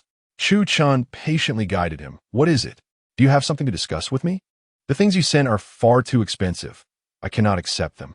After saying this, Lin Tingxian unexpectedly added, Brother Chu, I'm sorry, but I do not like boys. However, Chu Chun instantly grasped his intention. The gifts I present to you stem from my desire to give, with no expectation of reciprocation. The joy derived from gifting brings me happiness, and thus, I implore you to accept them. Your acceptance will only enhance my delight. What sort of reasoning is this? Lin Tingxian remained reluctant to accept such a lavish gift, adhering to his logic. Yet the value is too great, and it burdens me, leading to my unhappiness. Chu Chun fell silent for a few seconds before suddenly chuckling softly. All right, I understand your sentiment, Xian. Next time we meet, do bring the gift along. I shall reclaim it. All right, Lin Tingxian responded, finally feeling a weight lift from his heart. Chu Chun, still smiling, inquired, So, Xian, are you happy now? Without a moment's hesitation, Lin Tingxian replied, Yes, I am happy. The other party exhaled in relief. That's good. Your happiness brings me joy. The deep timbre of Chu Chun's voice, laced with mirth, seemed to ensnare Lin Tingxian's ears, leaving him uncertain how to respond to the slightly ambiguous remark. He stood frozen, phone in hand, while his other hand nervously clenched, his middle finger unconsciously fidgeting with his thumb. It was as if the other could see him through the phone, gently advising, All right, I shall refrain from speaking further. And Xian, please stop fidgeting with your hands. Lin Tingxian snapped back to reality, feeling the sting in his thumb. He muttered then, Goodbye, Brother Chu. Yes, farewell, Chu Chun replied, but did not hang up, instead awaiting in silence. Lin Tingxian understood his implication and voluntarily ended the call. Afterwards, he leaned against the wall, feeling drained, as if fatigue had overwhelmed him. He was acutely aware of his nature, having grown accustomed to the indifference and neglect from those around him. Thus, facing someone like Chu Chun, who observed him with unwavering attention, was a disconcerting experience. He believed he should be the least noticeable presence in a crowd. Why was it that Chu Chun could always see him so clearly? Zicheng, consumed by thoughts, feared he would indeed be dismissed, for he had initiated the altercation.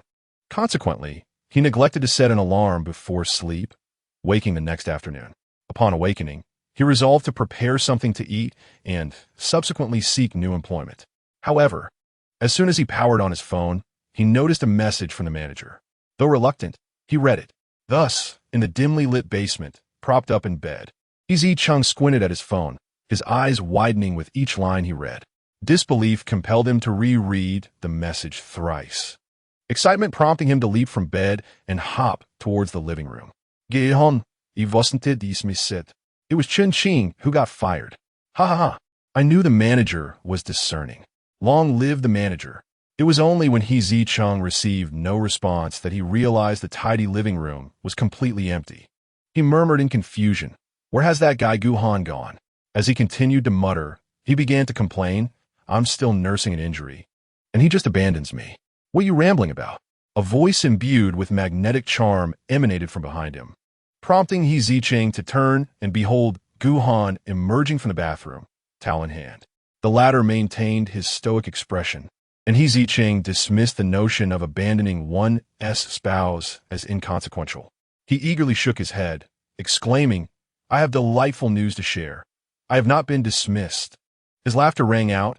Our manager is quite reasonable. He even granted me a week of sick leave. I can continue washing dishes at the luxurious hotel. Ha ha ha. Gu Han regarded Zicheng's gleeful visage, pondering if such joy could stem from washing dishes. No. Zicheng interjected, Baghinga finger. I am not merely a common dishwasher. I am a dishwasher at a luxurious establishment. He emphasized the word luxurious, then, with a playful bounce, approached Gu Han and asked, Can you guess how much I earn in a month? With a smirk, Gu Han replied, 10,000. The figure far exceeded his own salary, causing Zicheng's expression to droop. He gazed at Gu Han with an exasperated look. You truly know how to dampen my spirits. Indeed, his previous assessment of Gu Han's character had proven accurate. He rolled his eyes and returned to the couch, stating, "My monthly salary is a mere 5,000, half of 10,000, mind you, and I enjoy weekends off." "Oh, 5,000, Gu Han replied dismissively. He Zicheng, accustomed to Gu Han's cold demeanor, remained unfazed. Ignoring him, he continued to revel in his bright future. "When my second month's salary arrives, I want to just swap doors. I will treat myself to a comfortable new sofa for sleeping. After all, one must be kind to oneself." In Chapter 21, "I am a genius," He Zicheng pointed to the laptop on the coffee table. "Once I save for 2 more months, I shall help you acquire a high-spec computer worth 10,000. Haha. Gu Han glanced at his own top-tier computer, worth 80,000, and once again lamented He Zicheng's lack of discernment. However, before He Zicheng could bask in his delight for long, a loud growl from his stomach interrupted his reverie. Undeterred, he rose from the sofa, determined to prepare a meal. Yet, Gu Han swiftly entered the kitchen, emerging shortly after with a bowl of noodles, pushing the more delicately seasoned bowl towards He Zicheng. "Eat." At that moment, gazing at the fragrant noodles before him, He Zicheng found Gu Han's cold voice transformed into a melodic tone. Pouting, he expressed his gratitude. "How wonderful it is to have someone prepare a meal for me while I am unwell. It is truly a blessing." He reminisced about the rare occasions in childhood when he received such care, lying in bed while the matron brought him delectable dishes. Though illness was uncomfortable, He Zicheng cherished the feeling of being cared for. As he grew older, he had learned to endure sickness alone, unwilling to disrupt his work or worry those who cared for him. Lost in thought, his gaze softened as he looked at Gu Han. The latter, feeling uneasy under the scrutiny, coldly clarified, "It was not I who cooked. I bought it from outside." "That, too, is touching," He Zicheng murmured. "Be quiet," Gu Han retorted. Gu Han could no longer endure the unwavering gaze of the other, his shining eyes fixed upon him, with an air of cold indifference. He thrust a pair of chopsticks into the other's hands, urging him to eat his noodles. He Zicheng promptly nodded in agreement, without further ado, and began to devour the meal with great enthusiasm. His wounded mouth, scalded by the heat, emitted soft gasps, yet he persisted in his consumption. Sitting opposite him, Gu Han observed with an expression of disdain, pulling out a tissue and handing it to him. He Zicheng, without raising his head, mumbled his gratitude through a mouthful of noodles. After an exuberant feast akin to a famished wolf, he had drained every last drop of the broth, leaving no trace of the beef noodles behind. He reclined comfortably against the sofa, contemplating how to spend the week of sick leave he had been granted. "Do you think I should go to work now?" he mused. However, the manager had kindly granted him sick leave, and showing up with his neck wrapped in bandages would likely frighten people, wouldn't it? Gu Han frowned and said, "You're practically incapacitated. You should stay at home quietly." "Incapacitated? I merely twisted my ankle. My hands are perfectly fine. I can't just sit at home and do nothing," He Zicheng retorted, stroking his chin in contemplation. "Perhaps I could set up a stall at the night market." He had previously worked at a barbecue shop for a while, and grilling skewers was quite straightforward. "Can you not just stay at home?" Gu Han questioned, bewildered by the notion that someone who could barely walk would still think of making mischief. "If I stay home, I'll only end up consuming all my resources," He Zicheng sighed despondently. The 6,000 he had advanced from his manager dwindled to just a few hundred, and it would be over a month before the next paycheck arrived. That amount wouldn't even suffice for their meals, especially considering his own substantial appetite, capable of consuming several portions of steamed buns. He contemplated seeking assistance from Lin Tingxian, yet Lin's background in the story was also precarious, and he had little money to spare. The last few meals had even been funded by money provided by Chu Chun, although Chu Chun had said nothing. He Zicheng felt uneasy about continually relying on someone else's generosity, which left him with an odd sense of guilt. Was Gu Han thinking to make this fool frown so? "You need not worry about the cost of meals. I will cover it," Gu Han declared. He Zicheng immediately straightened up and looked at him. "But your money is still needed for rent, isn't it?" Moreover, if his memory served him correctly, at this juncture in the story, the male lead was not only bankrupt but also burdened with considerable debt, and surely had little money to spare. Gu Han, however, was quite resolute. "I will repay you," he asserted, leaving He Zicheng to ponder how the protagonist of a light novel could be so domineering even in times of adversity. Gu Han, oblivious to his thoughts, logically stated, "The rent for the basement is not as exorbitant as you might imagine, and I too require sustenance. Providing you with meal money is only right." Upon hearing this, Zicheng's curiosity was piqued, and he leaned in closer, asking, "How much is the rent for that basement per month?" Gu Han recalled the price of the rental unit from his previous life. 1,000. 1,000? Zicheng exclaimed, his mouth agape. "When we first arrived, this place resembled a sewer. How could the landlord dare to charge you that much? It's utterly outrageous. Why didn't you negotiate the price?" He pondered for a few seconds, and I believed he could at least negotiate a reduction of a couple of hundred yuan. "When it came time to pay the rent next month, just give me the landlord's number, and I shall have a word with him." Gu Han put down his chopsticks, wiped his mouth, and nonchalantly replied, "No need. That couple of hundred yuan doesn't matter."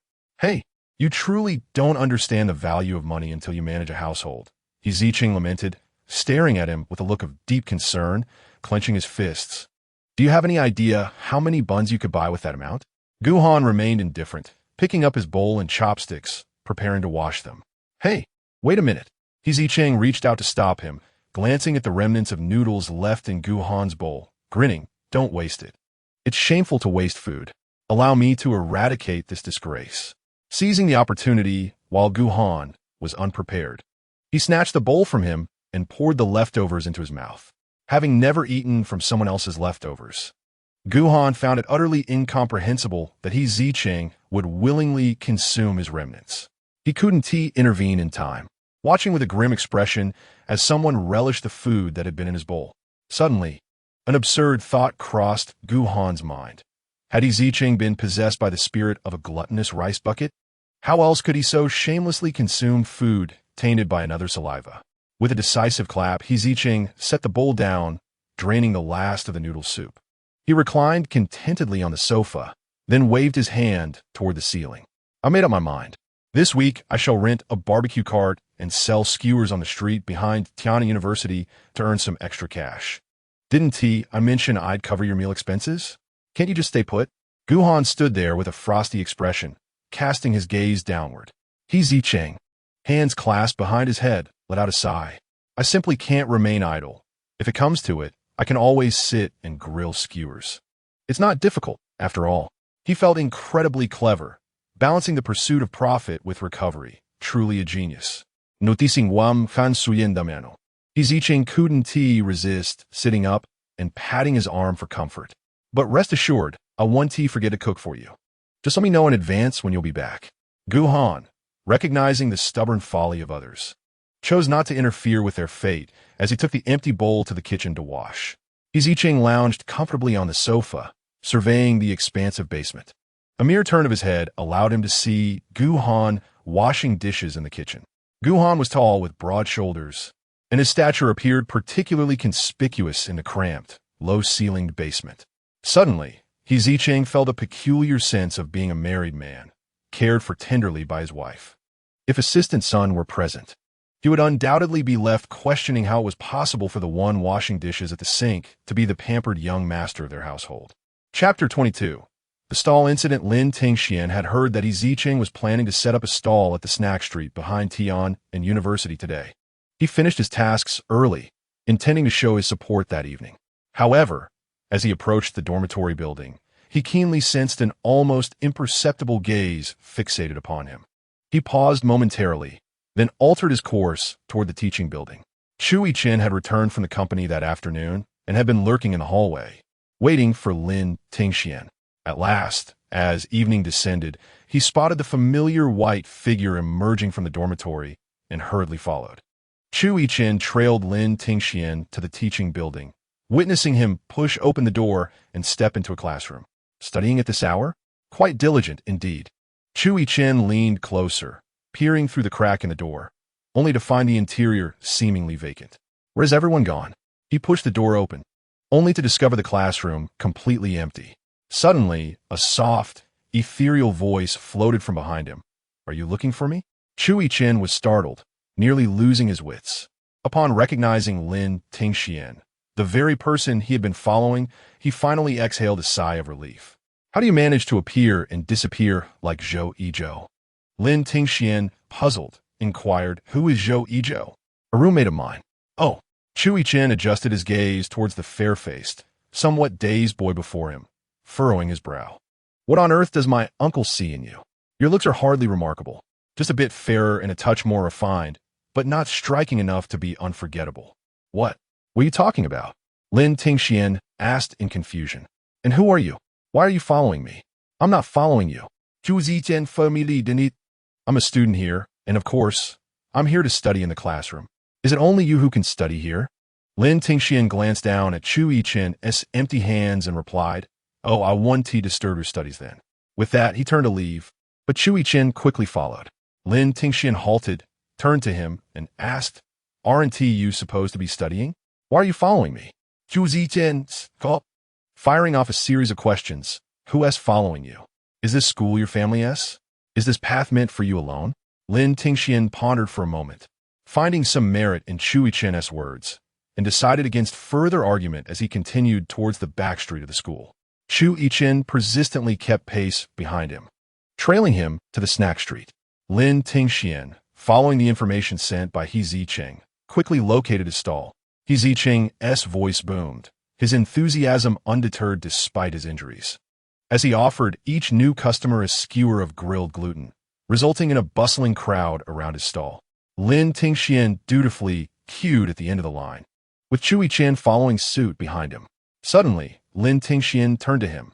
"So, you're here for this barbecue too?" Chu Yichen maintained his unapologetic demeanor. "Yes. I enjoy eating here. It's not your family's place. If I want to eat, I will."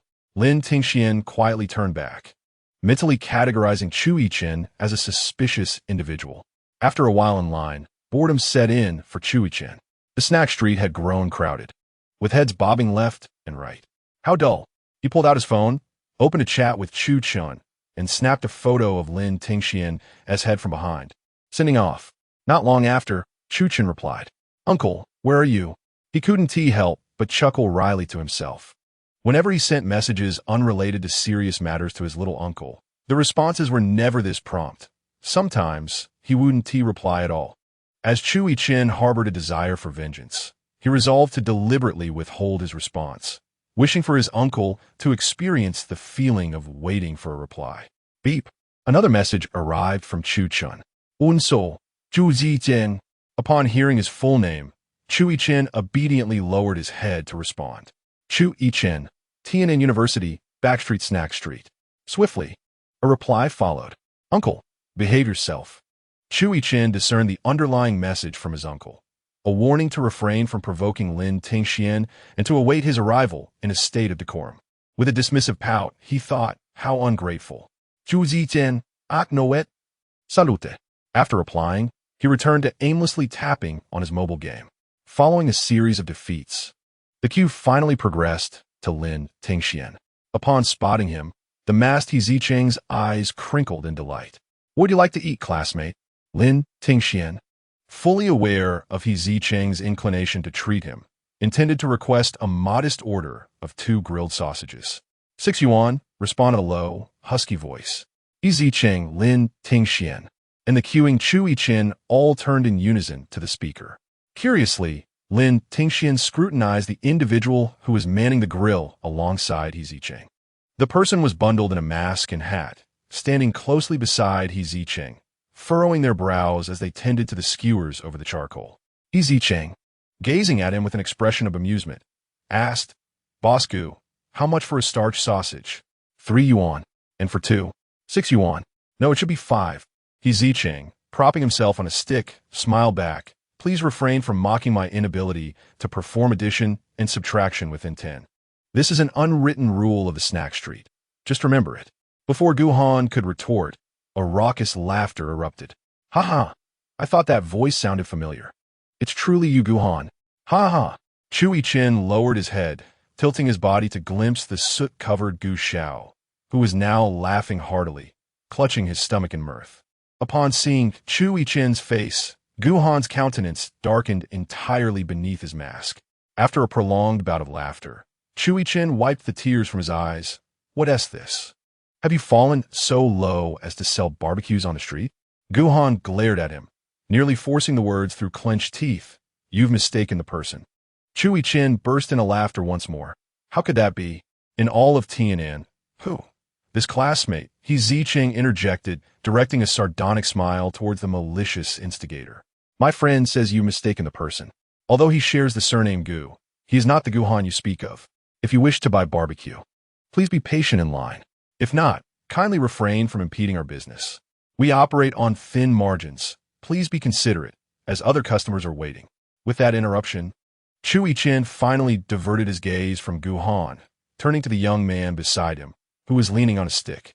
The more he looked, the more familiar the features appeared, as if he had encountered him somewhere before. Chu Yichen pondered deeply, tapping his head, when suddenly a spark of inspiration illuminated his mind. He exclaimed, "Oh, you are that director Feng, aren't you?" He pointed back and forth between Zicheng and Gu Han. "Ha! I sensed something was amiss with you too. It turns out you've known each other all along." Chapter 23. The Stall Incident, Part 2. With that, Chu Yichen turned to Gu Han, wearing an expression of incredulity. "What's going on here, Gu Han? Are you two playing house?" He Zicheng, detecting the humiliation in Chu Yichen's words directed at Gu Han, swiftly shielded Gu Han behind him, brandishing a spatula as a threat. He declared, "This shameless customer. I've already told you that you've mistaken the person. You are seriously disrupting our business.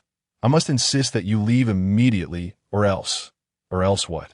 Chu Yichen challenged, his eyes narrowing. He Zicheng waved the spatula menacingly. Grease splattered from the spatula with his movements. Chu Yichen looked down to see a string of oil spots on his pristine limited edition jacket and shouted in despair, "Damn it, this is my limited edition jacket." He lunged forward, attempting to snatch the spatula from Zicheng's grasp. Caught in the middle, Lin Tingxian hurriedly intervened. "Classmate, calm down, please. There are hot coals ahead. You could easily get hurt." Frustrated by the obstruction, Chu Yichen shoved Lin aside and leaned in to seize Zicheng. Lin Tingxian, unfortunately, bumped into the wire mesh over the coals, and an intense heat seared his arm, prompting him to grit his teeth and stifle a pained groan. Xian. Zicheng was the first to notice Lin Tingxuan's burn. He quickly led him to the nearby beverage stall to buy a basket of water, cooling his injury while rushing him to the nearest clinic. In the midst of this, he turned back to shout, "Gu, please help me pack up the stall." Gu Han cast a cold glance at the bewildered Chu Yichen before swiftly extinguishing the coals. He asked a neighboring vendor to keep an eye on the stall, then dropped what he was holding and advanced towards the barbecue stall, gripping Chu Yichen by the collar as he followed. Hey, Gu Han, let go of me. Your hands are all greasy, ruining my jacket." Chu Yichen struggled, slapping at Gu Han's arms. "Someone got hurt because of you, and you're still worried about your jacket?" Gu Han retorted, forcefully pushing him forward and releasing his grip, striding away towards the clinic without a backward glance. "What else can I do? This is my favorite limited edition jacket." Chu Yichen muttered as he dusted himself off and hurried after Gu Han. On the way, he suddenly felt as though he had forgotten something. Coincidentally, his phone rang from his pocket. Seeing Uncle on the caller ID, his mind echoed with a single phrase, "It's over. It's over, it's over, it's over." When Chu Qian arrived at the clinic, Zicheng was still inside the treatment room, tending to Lin Tingxuan's wound. Gu Han had removed his mask and was quietly leaning against the wall. Meanwhile, his nephew, Chu Yichen, sat disheartened on the ground. Hearing a sound at the door, Chu Yichen cautiously lifted his head. Upon seeing the stormy expression on Chu Chen's face, he timidly stood up, lowering his head in deference. "Have I not told you to behave?" Chu Chen's tone remained as calm as ever, yet Chu Yichen, well acquainted with his uncle, could discern the concealed fury within his composed words, a fury far exceeding that of previous incidents. "Chu Zichen not that obedini." A sharp clap echoed in the empty waiting room. He covered his stinging left cheek, incredulously looking up at Chu Qian. Gu Han beside them was equally taken aback, clearly not expecting Chu Qian to strike his own nephew. "You struck me for an outsider?" Chu Yichen exclaimed, his eyes reddening. "It matters not who it is," Chu Qian replied, his gaze icy. "You have harmed an innocent person, and thus you must face the consequences." Chu Yichen glared at Chu Qian with trembling voice. "Do you truly expect me to believe that? You are merely shielding him. You have never struck me before. Now, for his sake, you dare to do so in front of others." Chu Qian silently regarded his reckless nephew, seemingly awaiting his moment of reflection. However, Chu Yichen could not contain his emotions any longer, his voice escalating to a near roar. "I will never accept your relationship with him." With a loud bang, the clinic door was forcefully pushed open and slammed shut. Without a backward glance, Chu Yichen departed. When Lin Tingxian emerged, supported by Zicheng, he continued to reassure him. "Zicheng, I truly feel no pain. You need not worry. It's just a burn on my arm. I can manage." Despite his own limp, Zicheng insisted on supporting him. "How could you not feel pain? Allow me to help you. I am still shaken from the experience," he called out without looking. "Gu Han, come here and lend a hand," assist Xian. Suddenly, Chu Chen's voice interrupted Zicheng. "Brother Chu?" Lin Tingxian exclaimed, surprised by his unexpected presence. "I apologize." Xian, Chu Chen said, his expression filled with guilt as he bowed his head. "The individual responsible for your injury is my nephew, Chu Yichen. I will have him come and personally apologize to you tomorrow." So the boy was indeed Chu Chen's nephew. Thus, he had been following him due to his knowledge of the matter between Lin Tingxian and Chu Chen. No wonder Lin Tingxian had sensed an inexplicable animosity emanating from him. "I see now," he thought, smiling as he shook his head. "It's nothing. I was not paying attention at the time, and the wound is not severe." "How can it be nothing? It was quite painful." Zicheng interjected, defending Lin Tingxian. "My Xian was trembling and sweating profusely while being treated inside." "Mr. Chu, how do you educate your nephew? Not only did he ruin my plans, but he also caused Xian to be injured. My Xian has always had a fear of pain, and the doctor mentioned the possibility of scarring. His pristine body is now marred because of this." Seeing Zicheng's complaints escalating, Lin Tingxian hastily covered his mouth. "Brother Chu, do not take what Zicheng said to heart. It's really not that painful. Just be diligent in applying the ointment, and there will be no scars. Even if there are scars, it is of little consequence." However, Chu Chen's expression grew solemn as he remarked, "He is right. I will take it upon myself to educate him thoroughly." After this, he politely nodded to Gu Han and Zicheng, expressing his desire for a private conversation with Xian. He assured Zicheng that he would see him safely back to school after their discussion. Zicheng attempted to decline on Lin Tingxuan's behalf, pushing Lin's hand away. But in the next moment, his mouth was covered by Gu Han from behind. "We shall take our leave then." Gu Han, disregarding Zicheng's rebellious gaze, dragged him out of the clinic. The waiting room was left with only Lin Tingxian and Chu Chen. They gazed at one another, momentarily at a loss for words. After an indeterminate period, Chu Chen reached out, gently holding Lin Tingxuan's injured hand and carefully brushing against the bandages on his arm. "Does it hurt?" Lin Tingxian shook his head. "You are lying," Chu Chen replied, lifting his gaze to meet Lin's. "Xiao, he said you were trembling in pain." Zicheng is prone to exaggeration. "It truly does not hurt," Lin Tingxian insisted repeatedly. Chu Chen regarded him quietly, stepping closer until Lin Tingxian found himself gently embraced. Chu Chen's voice, a whisper against his ear, conveyed, "I am sorry. I will not allow you to be hurt again." The proximity was overwhelming, their chests pressed together, and Lin Tingxian could even feel the vibrations of Chu Chen's voice resonating in his chest. Such intimate closeness rendered him momentarily speechless. Unsure of what to say, Lin Tingxian instinctively nodded slightly within Chu Chen's embrace. Chapter 24. Igniting the fire. "Hey, why are you pulling me? I haven't finished speaking." Finally liberated from his verbal restraints, Zicheng glared at Gu Han, the instigator of his silence. "Your friend hasn't said much. Perhaps you should temper yourself." Gu Han said in exasperation, uncertain whether to deem Zicheng foolish or audacious. To dare criticize the education of the Chu family's heir, Chu Chen, in his presence was certainly a bold move on Zicheng's part. Zicheng could hardly bear to see Lin Tingxian bullied, retorting defiantly, "What of it? His nephew caused Xuan's injury, and I shouldn't voice my concerns?" Gu Han regarded his fearless demeanor for a moment before sneering. "Say what you wish. It matters little to him." Today, it was fortunate that Lin Tingxian was the one injured. Had it been anyone else, Chu Chen would likely have refrained from showing up, let alone acquiescing to Zicheng's criticisms. Indeed, at the moment he witnessed Chu Chen strike Chu Yichen, Gu Han suddenly recalled who Lin Tingxian was.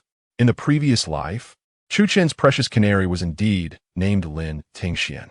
Chu Chen held great affection for this canary, seldom allowing others to lay eyes upon him. Even after the Chu family fell from grace, Chu Chen's obsession drove him to a tragic conclusion, killing Lin Tingxian before taking his own life. Thus, today, it was only because Lin Tingxian was the injured party that Zicheng managed to emerge unscathed after reprimanding Chu Chen. Yet, one must ponder why Zicheng was so deeply concerned for Lin Tingxian. Gu Han recalled the sight of Zicheng, limping in the clinic, supporting Lin Tingxian, and instinctively sensed that their relationship was anything but ordinary. What exactly is your relationship with Lin Tingxian? Oh, with Xianxian? In response to the abrupt shift in topic, Zicheng maintained his composure, echoing Lin Tingxian's previous words to Chu Chen about childhood friends reuniting. Xianxian and I were playmates in the countryside during our childhood. By chance, we reunited at Tian'an University, and upon recognizing each other, our bond deepened. He added, I also met Chu Chen through Xianxian. He even treated us to a lavish meal once. Gu Han recalled the scene he witnessed that night from outside the window and scoffed. Barbecue hardly qualifies as a lavish meal. Hey, how did you know we had barbecue? Zicheng looked utterly astonished. Gu Han remained silent, casting a cold glance in his direction. Mentioning Chu Chen reminded him of the previous life, where he always sensed a sinister undertone behind Chu Chen's cheerful demeanor. The news of him murdering Lin Tingxian and subsequently taking his own life only deepened Gu Han's understanding of Chu Chen's dark and obsessive nature.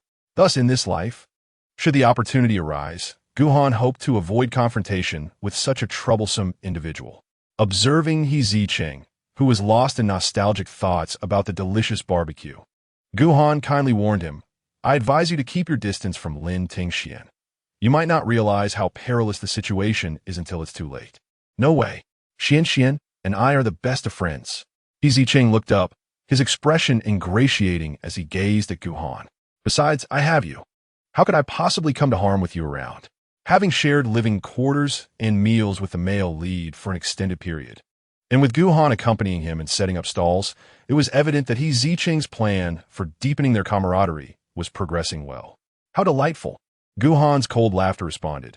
Who in Tian'an City could possibly protect you when you attract trouble you cannot handle?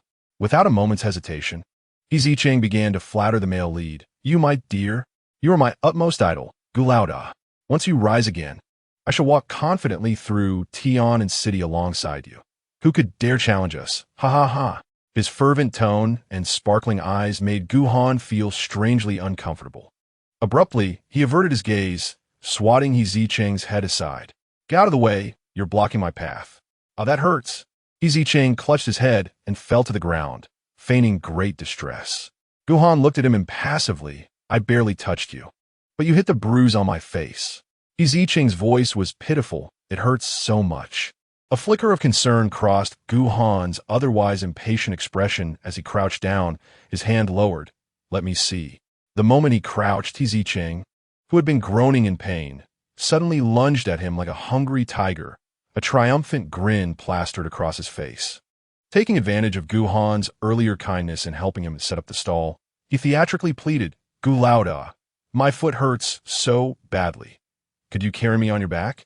Gu Han lay flat on his back, his palm pressing against the ground beneath him, gazing up at Zicheng, who straddled him, his face a pallid shade beneath the black cap. He felt that he had shown Zicheng, this mentally challenged individual, far too much leniency today, allowing him to brazenly offend him without restraint. Get off. Gu Han's voice was unusually somber. I won tea. Zicheng not only failed to grasp the gravity of the situation, but also insisted, unless you carry me. In the next moment, Zicheng's collar tightened, and Gu Han's face loomed larger before him, before he was hoisted up and unceremoniously tossed down like a chick. Gu Han grasped his collar and dragged him along as one with suitcase. Zicheng felt the ground scorching his backside and pleaded desperately, Boss Gu, I was wrong. He coughed, clutching his taut collar. I don't need you to carry me. I think my legs are fine now. I can walk on my own. Gu Han's tone was chillingly ominous. Didn't you say your feet hurt? Isn't this quite convenient? Finally realizing that he had completely infuriated Gu Han, Zicheng was dragged back to the snack street. Night had fallen, yet the snack street was bustling with even more people. However, Gu Han had no intention of lingering in this familiar place, donning his mask in preparation to return home. He glanced at Zicheng, who stood awkwardly, clutching his backside, and coldly commanded, "Why are you just standing there? Are you not going to return your barbecue cart and risk being fined?" "I want to be fined. That's not urgent." Zicheng cautiously approached Gu Han and whispered, "Can you check if my pants are torn?" He felt a chill at his backside after being dragged all the way. Gu Han lowered his gaze and observed that the subpar jeans Zicheng had bought from some street vendor were now worn so thin at the rear that they barely concealed the white underwear beneath. He replied calmly, "No." "Really?" "Indeed." Zicheng looked astonished. Despite feeling the fabric at his backside had thinned considerably, it hadn't torn. He hadn't expected such quality from a pair of jeans that cost only 20 yuan. With relief, Zicheng nonchalantly lowered his hand from his backside. "Let us not go back just yet. There are many customers now. I can earn a bit more. I'll buy some supplements for Xian tomorrow to help him recover." As he spoke, he bent down to rummage through the barbecue cart for a lighter, unknowingly presenting his backside, which was slightly transparent, towards Gu Han. Gu Han was instantly exasperated, but stepped forward nonetheless to shield Zicheng's rear from the curious gazes around them. "Stop looking for it. Let's go back." "Why?" "Making money from a stall is not shameful. It's a legitimate business." Zicheng believed Gu Han was disheartened by Chu Yichen's earlier words and encouraged him. "Don't let that annoying guy's words get to you. You are so talented. Even selling snacks, you'd be the most popular stall on the street." From within the barbecue cart, the muffled sounds of Zicheng still searching for the lighter echoed, while Gu Han observed the swaying of Zicheng's exposed backside, seemingly reflecting the spirited expression of its owner. The more Gu Han watched, the more exasperated he became. Not hearing Gu Han's voice, Zicheng's bottom gave a slight tremor as he continued, "He is merely a pawn backed by a fortunate uncle, a reckless fool. You are destined for greatness. So pay him no heed. When you achieve your success and stand atop the mountain, Chu Chan will seem insignificant before you, and that Chu Yichen will be nothing more than a trivial nuisance, easily cast aside." As Gu Han listened to his nonsensical remarks, he couldn't help but chuckle. How could there be such a foolish person? Regardless of the circumstances, Zicheng harbored no doubt about his persona of bankruptcy and ruin, always maintaining an expression filled with unwavering expectation. Gu Han was intrigued, pondering whether Zicheng would first discover that he had not gone bankrupt or lose hope in the bankrupt version of himself first. Hearing Gu Han's laughter, Zicheng let out a sigh of relief. The male protagonist had finally been appeased. At that moment, Gu Han noticed Zicheng's rear end quivering once more. The next second, Zicheng excitedly emerged with a lighter in hand, his eyes sparkling. "Let us ignite this and get started." Chapter 25. Awaiting your return at 3 in the morning, within the narrow corridor of a secluded residential building in Tian'an City, Zicheng held a bag of grilled gluten in one hand and leaned on a wooden stick with the other. As he skewered the food, he directed Gu Han ahead of him, saying, "A bit more to the right. Keep going, stop. Too far. Now to the left, just a touch more." He gestured with his skewer, instructing, "Now tilt it slightly to the right." Gu Han, supporting the barbecue cart, glared at the blindly directing Zicheng and retorted, "Be quiet and eat your grilled gluten." "Oh." Zicheng, chastised, reluctantly withdrew his hand but still cautioned, "Just keep an eye on it. Make sure to park it under the shelter. The weather forecast predicts rain soon." "Be quiet." "Oh." Zicheng lowered his head, taking large bites of the gluten in his hand. The barbecue cart had been rented for 7 days after Zicheng had scoured several locations during the day, but he had only managed to rent it once. Vendors typically either owned their food carts or rented them. Fortunately, the owner had allowed him to rent it monthly. After Zicheng had pleaded a bit, the owner reluctantly agreed and even offered a discount. Ecstatic, he had then wheeled the barbecue cart away, laboriously pushing it back through the basement hallway on one foot.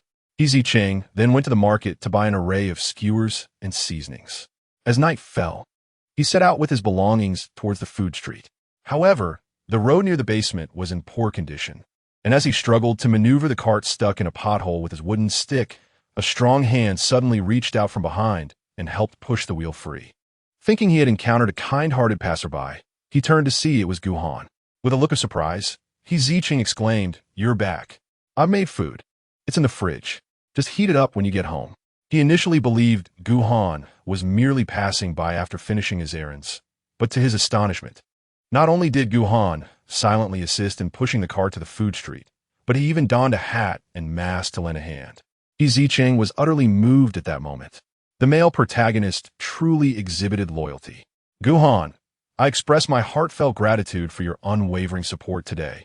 From assisting me in setting up the stall to grilling skewers, and now even parking my car. You truly are a remarkable person." Zicheng handed the bag of premium meat skewers he had specifically saved to Gu Han, saying, "Here, treat my invaluable ally." Gu Han cast a glance at this diminutive figure, barely reaching his shoulder, and strode towards the basement. "Junk food, you can indulge in it yourself." "What do you mean junk food?" Zicheng limped after him. "I specifically purchased these high-quality skewers from the wholesale market, spending every last cent in my pocket."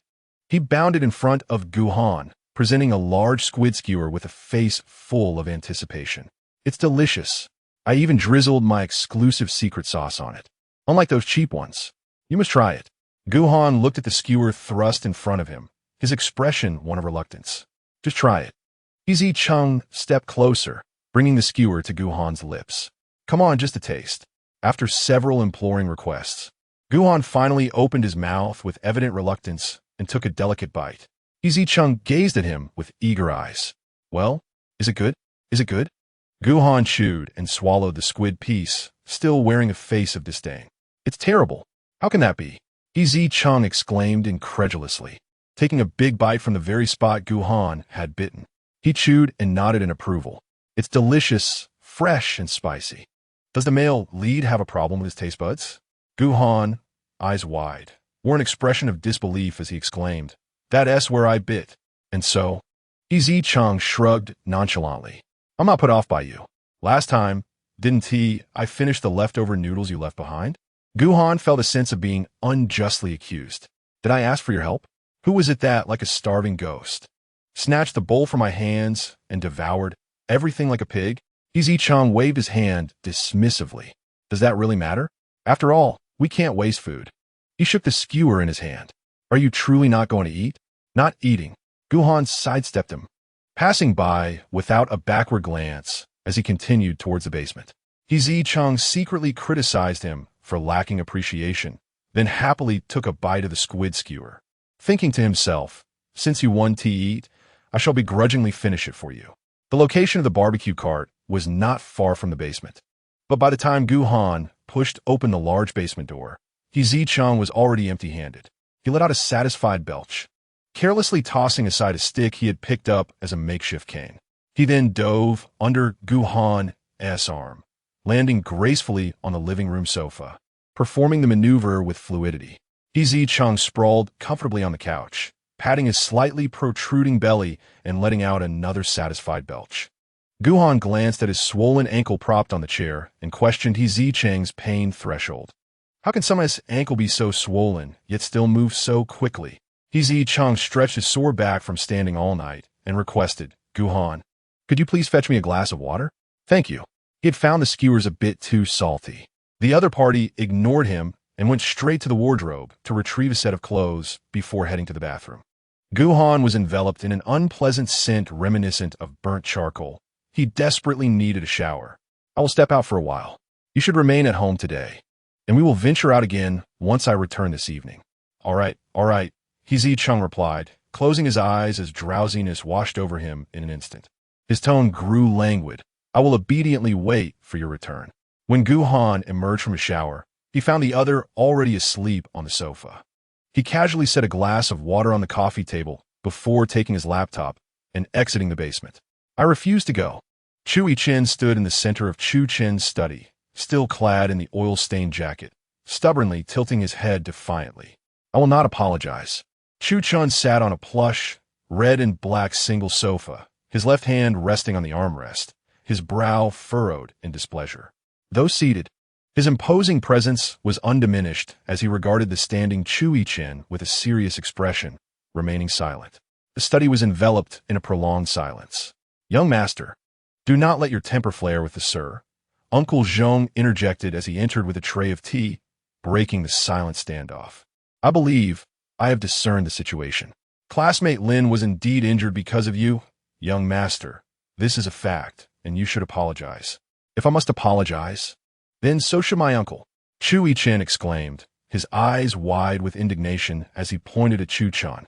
He slapped me in front of others just moments ago. I have never endured such humiliation in my life. As he spoke, he became choked with emotion and pitifully clung to Uncle Zhong. Uncle Zhong, he hit me. He has never dared to strike me before. How could he do this? Poor Uncle Zhong had not only to serve tea, but also to spare a hand to comfort the sobbing young master. All right, Chu Chan suddenly spoke from his prominent position. I apologize to you. I am sorry. Chapter 26. Work and study what? Instead of feeling elated by the long-awaited apology, Chu Yichen stared in astonishment. Peering out from Uncle Zhong's embrace at Chu Chan, their eyes met. I apologize. No matter how angry I might be, I should not have struck you. I reflect on my actions. However, since you caused harm to another, you too must apologize and face the consequences. Tomorrow morning, Uncle Zhong will escort you back to school, where you will apologize to Xian. After speaking, Chu Chan turned to Uncle Zhong, adding, furthermore, next month his allowance will be revoked, and his study load will be doubled. He must fully comprehend all company affairs. He leaned forward, elbows resting on the armrests, hands clasped before him, his gaze brooking no argument. Uncle Zhong could only nod in compliance. Yes, sir. With a wave of his hand, Chu Chan signaled for the two to leave. The person who had received the apology, Chu Yichen, was thus ushered out of the study. He continued in the hallway, clinging to Uncle Zhong as he lamented, Uncle Zhong, why is my fate so cruel? Not only did my parents leave early, but now even my uncle no longer loves me. I have been struck and am now compelled to apologize and face punishment. My allowance is gone, and my study load is doubled. Chu Yichen is now filled with profound regret. Had he known, he would not have been so obstinate earlier. If his master did not harbor affection for him, how could he have raised him single-handedly to this age? Currently, Chu Yichen is engulfed in sorrow, impervious to anyone's counsel, feeling utterly wronged. Not only is he being chastised by outsiders, but his living expenses have also been withheld. His uncle no longer loves him. Uncle Zhong sighed helplessly, pondering how foolish his young master truly is. How could Lin, his classmate, be considered an outsider? After all, she is destined to be his future aunt. Yet he understands that his young master has always been prone to insecurity, and whenever he feels slighted, he believes the world has conspired against him. Even at the age of 20, in his eyes, Chu Yichen remains that little master who cries whenever he feels wronged. Uncle Zhong comforted his weeping young master, assuring him that everything would be all right, and offered to provide his salary next month as living expenses. Really? Chu Yichen sniffled, looking up at him with wide eyes. But uncle, your monthly salary is less than a third of what I need to spend. Uncle Zhong felt as if he had been shot by an arrow from his young master's words. Then how about I give you last month's, this month's, and next month's salary all at once? Chu Yichen was immediately touched, embracing Uncle Zhong tightly, burying his face in his embrace. Uncle, you truly care for me. You are the best. Uncle Zhong struggled slightly to breathe.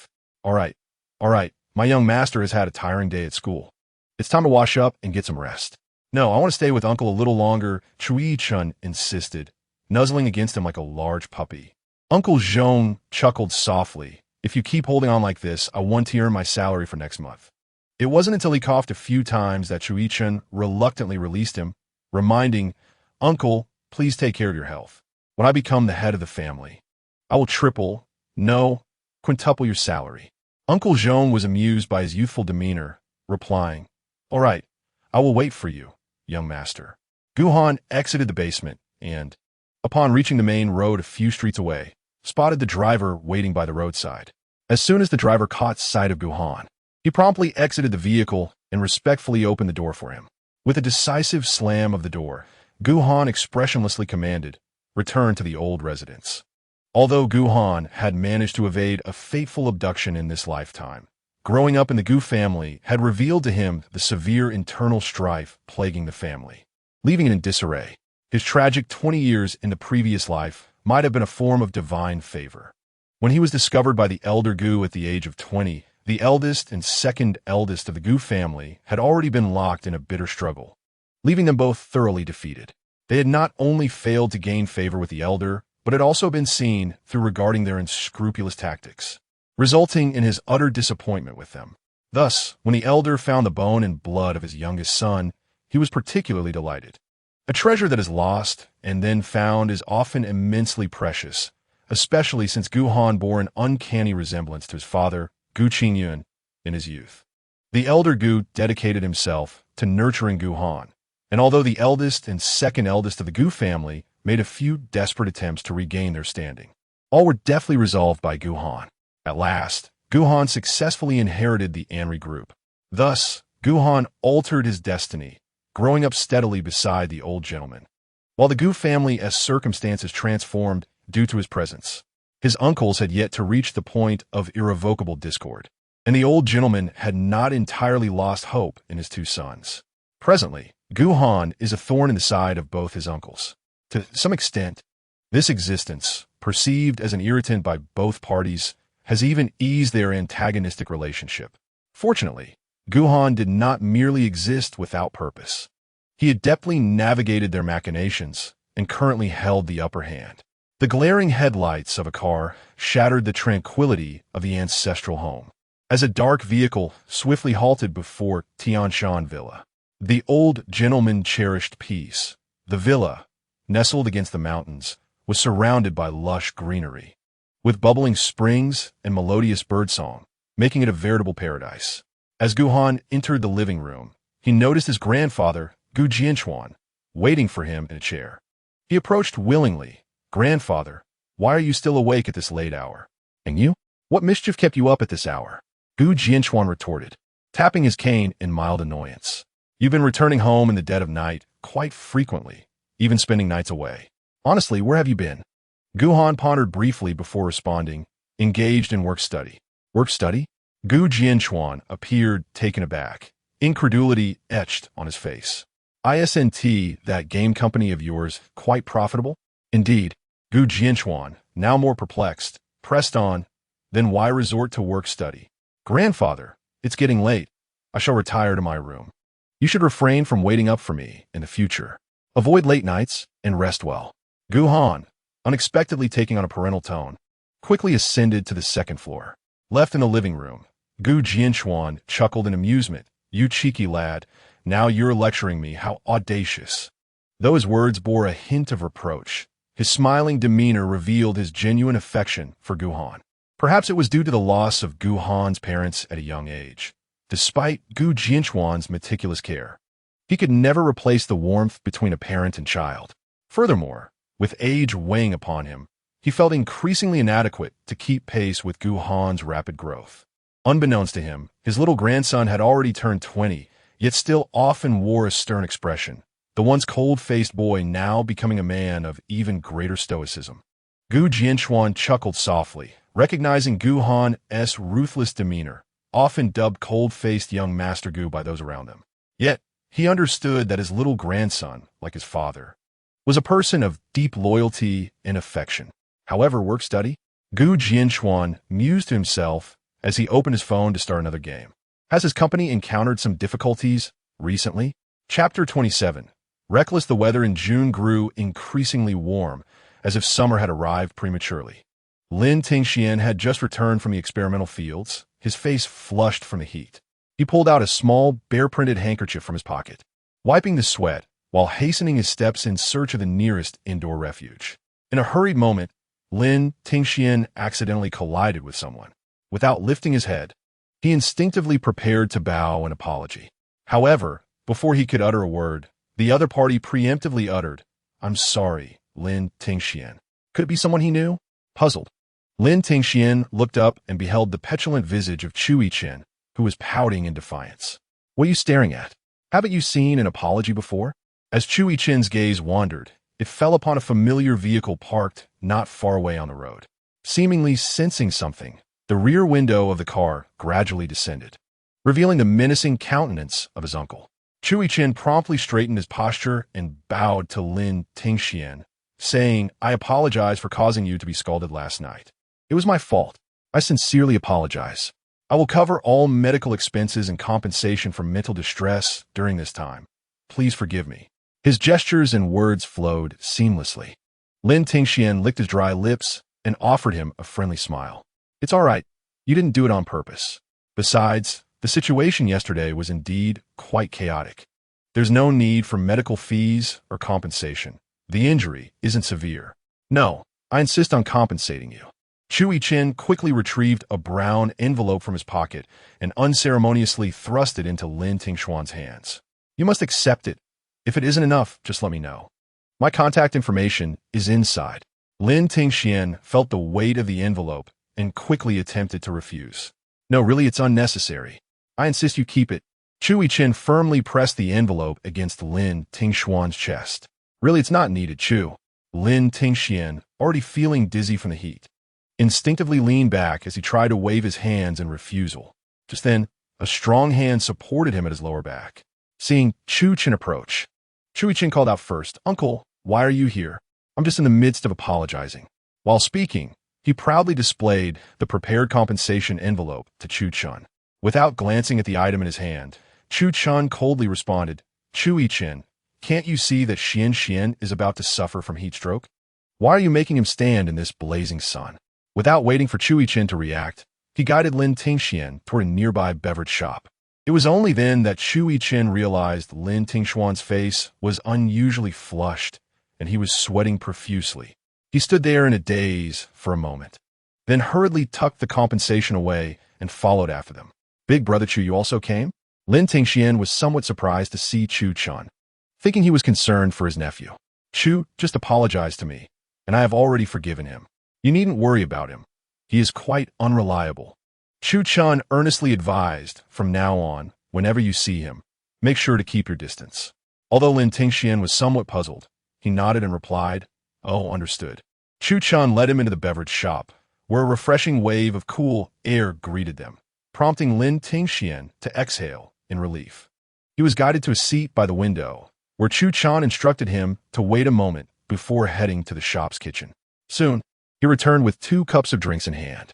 The other party placed 2 cups of beverages before him, pointing to one and stating, "This cup contains lukewarm saline solution. You have perspired excessively and need to replenish your salt levels. The other cup is your favorite chilled peach water. Allow it to warm slightly before indulging, if you please." Lin Tingxian had never experienced such considerate care from anyone before. Faced with the gentle gaze of the person opposite him, he eagerly nodded in agreement. Embracing the saline solution, Lin Tingxian quickly downed it under Chu Chen's watchful eyes. However, upon meeting the other's gaze, he felt his recently cooled face begin to flush once more. Uncomfortably, he averted his eyes from Chu Chun, retrieving his little bare handkerchief to dab at the beads of sweat that had yet to dissipate from his forehead. "Use this," he suggested. His sight fell upon a pristine white handkerchief, dry and new, and he followed the hand that extended it, eventually meeting Chu Chun's smiling face. The other inquired, "Once more, shall we use this? Is that agreeable?" The phrase, "is that agreeable," seemed to carry a certain charm when spoken by him, making Lin Tingxian, who was already not adept at declining, nod in acquiescence. He set aside his damp handkerchief and accepted the one offered by Chu Chun, lowering his head to continue wiping the perspiration from his brow. A chime sounded as the door of the beverage shop swung open, ushered in by a young patron. The moment Chu Yichen entered, his eyes landed on Chu Chun and Lin Tingxian seated by the window. He hurriedly approached and plopped down between the two. Hearing the commotion, Lin Tingxian paused his actions and looked up at him. Chu Yichen bellowed across the cafe to the server, "Hello, I would like a lemon sparkling water." Then he turned to Lin Tingxian, exclaiming, "I apologize for not noticing you were unwell earlier when I stopped you under the blazing sun. I'm sorry for my mistake." His voice was loud and unabashed, drawing curious glances from the other patrons in the establishment. Lin Tingxian, feeling awkward, wiped his sweat rapidly, murmuring, "No, it's fine, really. You needn't feel guilty. It's truly all right." "Oh, that's a relief." Chu Yichen sighed, secretly admiring how easygoing Lin Tingxian was. He propped his chin on his hand and scrutinized the other, noting that not only did Lin Tingxian speak in a gentle tone, but he also possessed the appearance of an exemplary student. If he were to become his aunt in the future, he imagined he would be the type to intercede with his uncle on his behalf during times of trouble. That notion was rather pleasant, indeed. Wait. Chu Yichen quickly shook his head, dispelling his ludicrous thoughts. No one in this world could ever deserve his perfect uncle. Unable to tolerate his nephew's overly intrusive gaze upon Lin Tingxian any longer, Chu Chun abruptly stepped on the foot of the table beneath him. Chu Yichen yelped in protest. Questioning, "Uncle, why did you step on me?" Chu Chun wearily pinched the bridge of his nose, replying, "You should return to school." Chu Yichen accepted the sparkling water from the server, biting the straw as he retorted, "I have no classes today." "Then go to the company," Chu Chun said flatly. As it happens, Liang Dong just returned from his business trip yesterday, and it's the perfect opportunity for him to teach you how the company operates. Suddenly, I recalled that I had a class this afternoon. As Chu Yichen spoke, he hastily lifted himself off the seat and dashed out, babbling in a flustered manner. "Well, Uncle and Aunt, I will be leaving now. Take your time enjoying your drinks." "Uncle and Aunt." Lin Tingxian lowered his head even further. Once Chu Yichen left, the beverage shop fell into a complete silence. Chu Chen resumed his smile and gazed at Lin Tingxian. "He often speaks without thinking. Don't take his words to heart." "All right." Lin Tingxian ceased his awkward gesture of wiping sweat and lifted his gaze to meet Chu Chen's. Unbeknownst to him, Chu Chen's attention had shifted to the little bare handkerchief he had placed on the table. Lin Tingxian felt a wave of embarrassment wash over him. It was indeed inappropriate to have such a personal item on the table while drinking. He discreetly reached out and quickly tucked the handkerchief into his pocket, then nonchalantly sipped on his peach drink. With nowhere else to focus, Chu Chen's gaze returned to Lin Tingxuan's slightly flushed face. So adorable. Chapter 28. My favorite strawberry. Zicheng did not sleep well during this nap. He had indulged in too much barbecued food prior to sleeping, and woke up parched in the middle of the night. Fortunately, he found a cup of water on the coffee table and gulped it down before returning to the sofa to continue his slumber. However, not long after falling asleep again, he was awakened by the heat. Groggily, he sat up, feeling as damp as if he had just emerged from water, and the surrounding air felt thick and suffocating. He rubbed his eyes, picked up his phone from the coffee table, pressed the button, but it remained unresponsive. As expected, it had died again. This wretched second-hand phone's battery was as unreliable as a husband 2 years in a marriage. To make matters worse, he had forgotten to charge it last night due to exhaustion. He sluggishly climbed off the sofa, yawned slowly, and then proceeded to charge his phone. Glancing at the second-hand clock on the wall, he noted it was 10 in the morning. He had gone to sleep around 3, so he had managed nearly 6 hours of rest. Not too shabby, not a late night after all. He abandoned the idea of a nap and headed to the bathroom for a refreshing shower.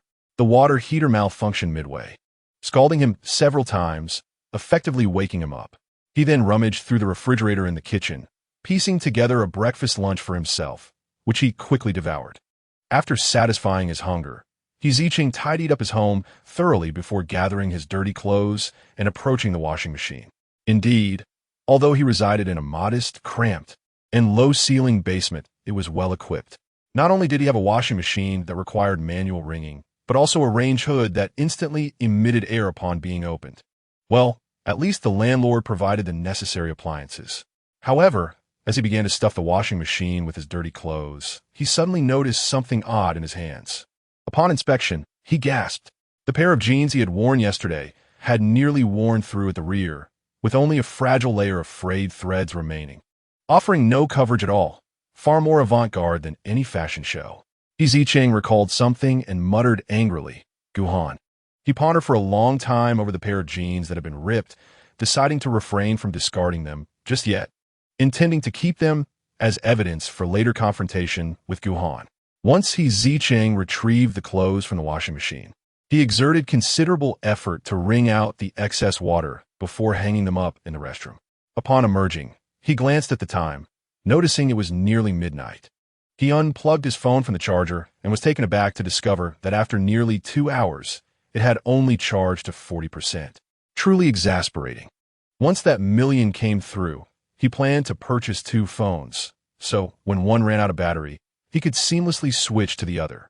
Zicheng ruffled his hair, grabbed his wallet, and while changing his shoes, dialed Lin Tingxuan's number. When Zicheng arrived at the beverage shop Lin Tingxian had mentioned, limping with a piece of donkey hide gelatin in one hand and a wooden stick in the other, he immediately spotted Lin Tingxian seated by the window with the antagonistic figure. He excitedly waved his stick and called out, "Xian Xian, Xian Xian." Chu Chun, witnessing yet another person plop down between them, had grown accustomed to the situation. Chu Laoda was also present. Zicheng patted Chu Chun on the shoulder in greeting, then, disregarding the others, placed the gelatin on the table. He grasped Lin Tingxuan's injured arm and exclaimed, "You should take one piece of this gelatin daily when you return. It will aid in restoring your vitality." Lin Tingxian glanced quizzically at the item on the table and reminded Zicheng, "I have a burn, not a cut." He gestured toward Zicheng's neck, still wrapped in bandages, saying, "Brother Zicheng, you're the one who needs to replenish." He had previously heard his companion mention over the phone that he had gotten into a scuffle, but only after seeing Zicheng at the snack street did he realize the severity of his injuries, feeling a pang of sympathy. Zicheng had always been this way, consistently putting others first, taking on a brotherly role from a young age, caring for the children at the orphanage who were often of similar age. He would stand on a stool, resembling a little adult, cooking for them, seemingly oblivious to the pain when he scalded himself, laughing and scratching his head. Lin Tingxian had originally intended to stay and assist Zicheng after the performance last night, but an unforeseen incident had prevented that. Not only had he been unable to help Zicheng, but he also felt guilty for causing him worry. "Brother Zicheng, you should take this back and eat it. You need to replenish your vitality." "Oh, I'm fine now. Besides, I ate plenty of meat skewers last night, so I've replenished adequately." Zicheng patted his chest, thumping it proudly. "Look, isn't it robust? But Xian Xian, please just accept it." The previously silent Chu Chun suddenly interjected, "If no one eats it after all this pushing, it would be a waste." Zicheng eagerly chimed in, "Yes, yes. I don't particularly like this dark stuff, anyway. I'll just grill myself a few more meat skewers tonight." Lin Tingxian observed the united front of the two and relented. At that moment, a server approached with a beverage. Lin Tingxian pushed the cup of strawberry yogurt toward Zicheng. "Here, brother Zicheng, your favorite." Zicheng gazed at the pink drink before him, joy illuminating his face as he affectionately leaned against Lin Tingxuan's uninjured arm. "Xian Xian is so good to me. You know I adore strawberries." In truth, Zicheng does not harbor a particular fondness for strawberries. Rather, he enjoys all edible things, provided they are not excessively unpalatable. Strawberries, however, evoke memories of his childhood visits to the market, where they were meticulously arranged in elegant gift boxes and displayed on towering shelves of premium fruit. Each time he accompanied Auntie, the director, on her grocery runs, he would pause to gaze at the vibrant, crimson exterior of the strawberries, imagining their taste. On one occasion, noticing his longing gaze fixed upon the shelf, the shopkeeper kindly presented him with one from the lower rack. Zicheng was taken aback, carefully cradling the strawberry as he expressed his gratitude to the shopkeeper with a shy smile. He gingerly placed the strawberry into his pocket and sought out Lin Tingxian, who was squatting in the alley behind a welfare home, intently observing some unidentifiable grass. With the excitement of a treasure hunter, he revealed his unexpected prize to Lin. He meticulously split the solitary strawberry in half, and they each savored a piece. As Lin took a bite, the tartness contorted his face into a grimace. Yet, Zicheng relished the experience, savoring the flavor and exclaiming how delectable it was. Later, after leaving high school to work, Zicheng would send a portion of his earnings to Annie, and subsequently, he would purchase a large bag of strawberries to bring to Lin Tingxuan's school, inviting him out to celebrate their small victories. Each time they finished their strawberries, Lin would find several hundred-yuan bills mysteriously appearing in his backpack. He had repeatedly urged Zicheng not to slip him any more money, yet the latter would merely nod with a grin and persist. "Brother Zicheng, since I have no classes at night, I could help out at your barbecue stall," Lin Tingxian suggested softly. Zicheng set down his drink, exclaiming, "Absolutely not. You're a university student. Your primary task is to study. You could use your free evenings to complete some mock exams, or simply unwind with a game." Why would you come to this greasy place to join the fray? You need to focus on your studies, and I wish to assist you. But I want to help. Lin Tingxian weakly countered. Our school encourages us to engage in work-study programs, and besides, university doesn't require mock exams. That is out of the question. Zicheng retorted with a tone of authority. I will only be operating the stall for 7 days before returning to wash dishes. Concentrate on your assignments and refrain from meddling. Moreover, rest assured, I have someone to assist me. Upon mentioning this assistant, Lin Tingxian instinctively lowered his voice and leaned closer to Zicheng, asking, "Is it the same person from last night?" Zicheng discreetly glanced at Chu Chun, then similarly lowered his voice to Lin Tingxuan's ear, replying, "Indeed, it is him." Witnessing their secretive exchange, akin to spies in a clandestine meeting, Chu Chun could not help but chuckle. "Are you talking about Gu Han? You knew it was Gu Han?" Zicheng exclaimed in astonishment, looking at Chu Chun. With an innocent shrug, Chu Chun replied, "Last night, the person in the waiting room was none other than Gu Han. Besides, in our circle, who wouldn't know the eldest son of the Gu family?" Zicheng's expression grew more astonished. "So Gu Han and Chu Chun met last night. Wait, didn't he called Gu Han's name yesterday?" Zicheng clapped his hand over his mouth, feeling utterly unfortunate. It was one thing for him to have met the major antagonist in advance, but Chu Chun had only heard of him after Gu Han returned to the Gu family. Now, these two not only crossed paths, but also knew each other's names. How would the subsequent plot unfold? Moreover, Gu Han was currently at a low point. If he were to encounter the antagonist at this juncture, the male protagonist of the reversal narrative might not only fail to turn the tables, but could very well be crushed by the villain in his cradle. No, no, no. This could not be allowed to happen. Zicheng began to panic, denying that Gu Han, he actually isn't Gu Han. He is my roommate, who coincidentally shares the same name, but he is not that Gu Han. Chu Chun, on the other side, looked perplexed, unable to comprehend what he was saying, instinctively furrowing his brows. Lin Tingxian grasped Zicheng's intent and leaned in to whisper, "Zicheng, don't panic. Gu Han hasn't returned to the Gu family yet. Even if Chu Ge knows about us, there won't be any intersection between the two of you, let alone a collaboration." Zicheng nodded repeatedly. "Ah, yes, yes, yes." Currently, the destitute Gu Han certainly had no opportunity to interact with the major antagonist. It was merely his overthinking that led to this panic. His mind, which was already not particularly sharp, had almost caused him to say the wrong thing. With Lin Tingxuan's reminder, he instantly felt relieved and exhaled a sigh of relief. Chu Chun was unaware of the riddle they were playing.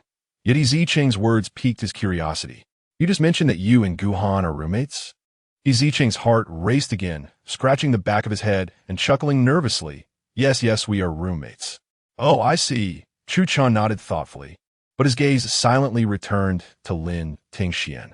Seeing that the other did not inquire further, perhaps showing little interest in Gu Han, Zicheng once again breathed a sigh of relief. He turned to Lin Tingxian to continue their earlier discussion. "In any case, since you'll be out with me tonight, you won't need to worry about him. Just stay in the dorm tonight, whether to lie down, play games, or read." As he spoke, his expression grew increasingly serious, emphasizing that he should not engage in any exhausting work-study programs, especially since he still had classes during the day. "I have been through high school, and attending classes is more mentally draining than washing dishes. Now that you finally have some free time, you should enjoy your university life. Do you understand?" Lin Tingxian, usually unable to argue against him, stammered for a while before ultimately nodding obediently. Exactly. Zicheng felt satisfied, ruffling the other's hair with a look of contentment. "Let us go. Xian, I'll treat you to a meal." Chu Chun interrupted their tender moment, glancing at the time. Almost 1 in the afternoon. "You must be starving." Before Zicheng arrived, Chu Chun had already suggested treating Lin Tingxian to a meal, but before the latter could agree, Zicheng's phone call had cut in. Now that they had met and exchanged words, it was certainly time to eat. Lin Tingxian had just consumed a generous glass of peach juice. Thus he hardly felt any hunger. In truth, he was not particularly famished. Nevertheless, it was essential to dine punctually. Chu Chun gazed at him with tender eyes and inquired, "What would you like to eat?" "I shall take you there." Lin Tingxian shook his head, replying, "I am not particularly picky. Let us see what you and Zicheng enjoy." Upon hearing this, Chu Chun turned to cast a questioning glance at Zicheng, who was preoccupied and seemingly oblivious to their conversation. Zicheng was presently indulging in strawberry yogurt, tipping his head back and gulping it down with remarkable speed, akin to Zhu Beiji devouring ginseng fruit. He then slammed the cup onto the table, smacking his lips in delight, exclaiming, "Ah, delightful! This drink is pleasantly tangy and sweet. It stimulates the appetite and makes me even hungrier." As he spoke, he blinked and glanced between Chu Chun and Lin Tingxian, stating, "Xian, Boss Chu, I am craving barbecued meat." On the scorching hot plate, succulent slices of beef sizzled and glistened, emitting an irresistible aroma that set Zicheng's mouth watering uncontrollably. He cradled a lettuce leaf in his hands, gazing longingly at the meat tongs in Chu Chen's grasp. Throughout this, Chu Chun was helplessly subjected to Zicheng's puppy-like gaze. Eventually placing the first perfectly grilled piece of meat into the lettuce leaf held by Zicheng, he, filled with joy, sprinkled some seasoning on it, wrapped it up, and presented it to Lin Tingxian's lips. Open wide. Lin Tingxian was aware of Zicheng's customary first bite being offered to him and obediently opened his mouth. Observing their natural and practiced interaction, Chu Chun deliberately placed the second grilled piece into Lin Tingxian's bowl. To his surprise, Lin Tingxian lowered his head, picked up the meat from his bowl, dipped it in chili powder, wrapped it in lettuce, and without hesitation, pushed it towards Zicheng. Zicheng was instantly moved, gratefully taking the wrapped meat and exclaiming as he devoured it, "So delicious! Our Xian is truly wonderful to me." Zhu Jian, Di Ligan Di Guri Ling, could not help but feel a pang of bittersweet amusement. It seemed he was merely a lamplighting bystander, assisting them in their barbecue endeavors. While the bond between the two was something he, as a newcomer, could not compare to, he sighed inwardly, just as Chu Chun was immersed in his solitary melancholy. A fair hand seized the tongs from him, taking over his grilling duties. It's always either Brother Chu or Brother Zicheng who does the grilling. "I could do it too," Lin Tingxian declared, somewhat awkwardly maneuvering the meat on the grill. He deftly picked out 2 pieces of grilled meat, wrapping one for Zicheng and the other for Chu Chun. "Try what I grilled," he said, his eyes sparkling with anticipation. Without hesitation, Zicheng took a big bite, then chewed while giving Lin Tingxian a thumbs up. "So good." Lin Tingxian smiled shyly in satisfaction before turning to Chu Chun. "Zhu Jian." Under the weight of Lin Tingxian's hopeful gaze felt a surge of joyous delight. Yet, he could not help but mock himself inwardly.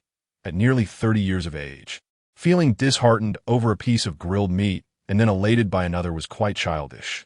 Mimicking Zicheng, he took a bite, nodding while extending his thumb towards Lin Tingxian. Lin Tingxian smiled shyly as he picked up the tongs and placed several pieces of raw meat into the grill pan. "Let me continue grilling for you," he said. After swallowing his food, Zicheng began to clap his hands enthusiastically. Each time Lin Tingxian turned the meat, Zicheng would exclaim in delight, "Wonderful!" Flushed with embarrassment, Lin Tingxian cast a furtive glance at Chu Chun across the table and gently tugged at Zicheng's sleeve, urging him to stop, feeling quite mortified. However, Zicheng remained oblivious, continuing to cheer and applaud. Observing their camaraderie, Chu Chun, on the brink of adulthood, felt a pang of bittersweet emotion in his heart. Chapter 30. Just mine, Zicheng had an insatiable appetite. 3 rounds of barbecue were still insufficient for him, and Lin Tingxian's arms ached from flipping the meat. Thus, Zicheng, with remarkable self-awareness, took over the grilling tools. He rolled up his sleeves, determined to ensure no one went hungry. After a contented burp, he continued to grill, suddenly feeling a bit bashful as he asked, Brother Chu, Xian, are you both full already?" Lin Tingxian nodded, reassuringly saying, "It's fine, Brother Zicheng. Take your time eating. I have no classes this afternoon, so I'll keep you company."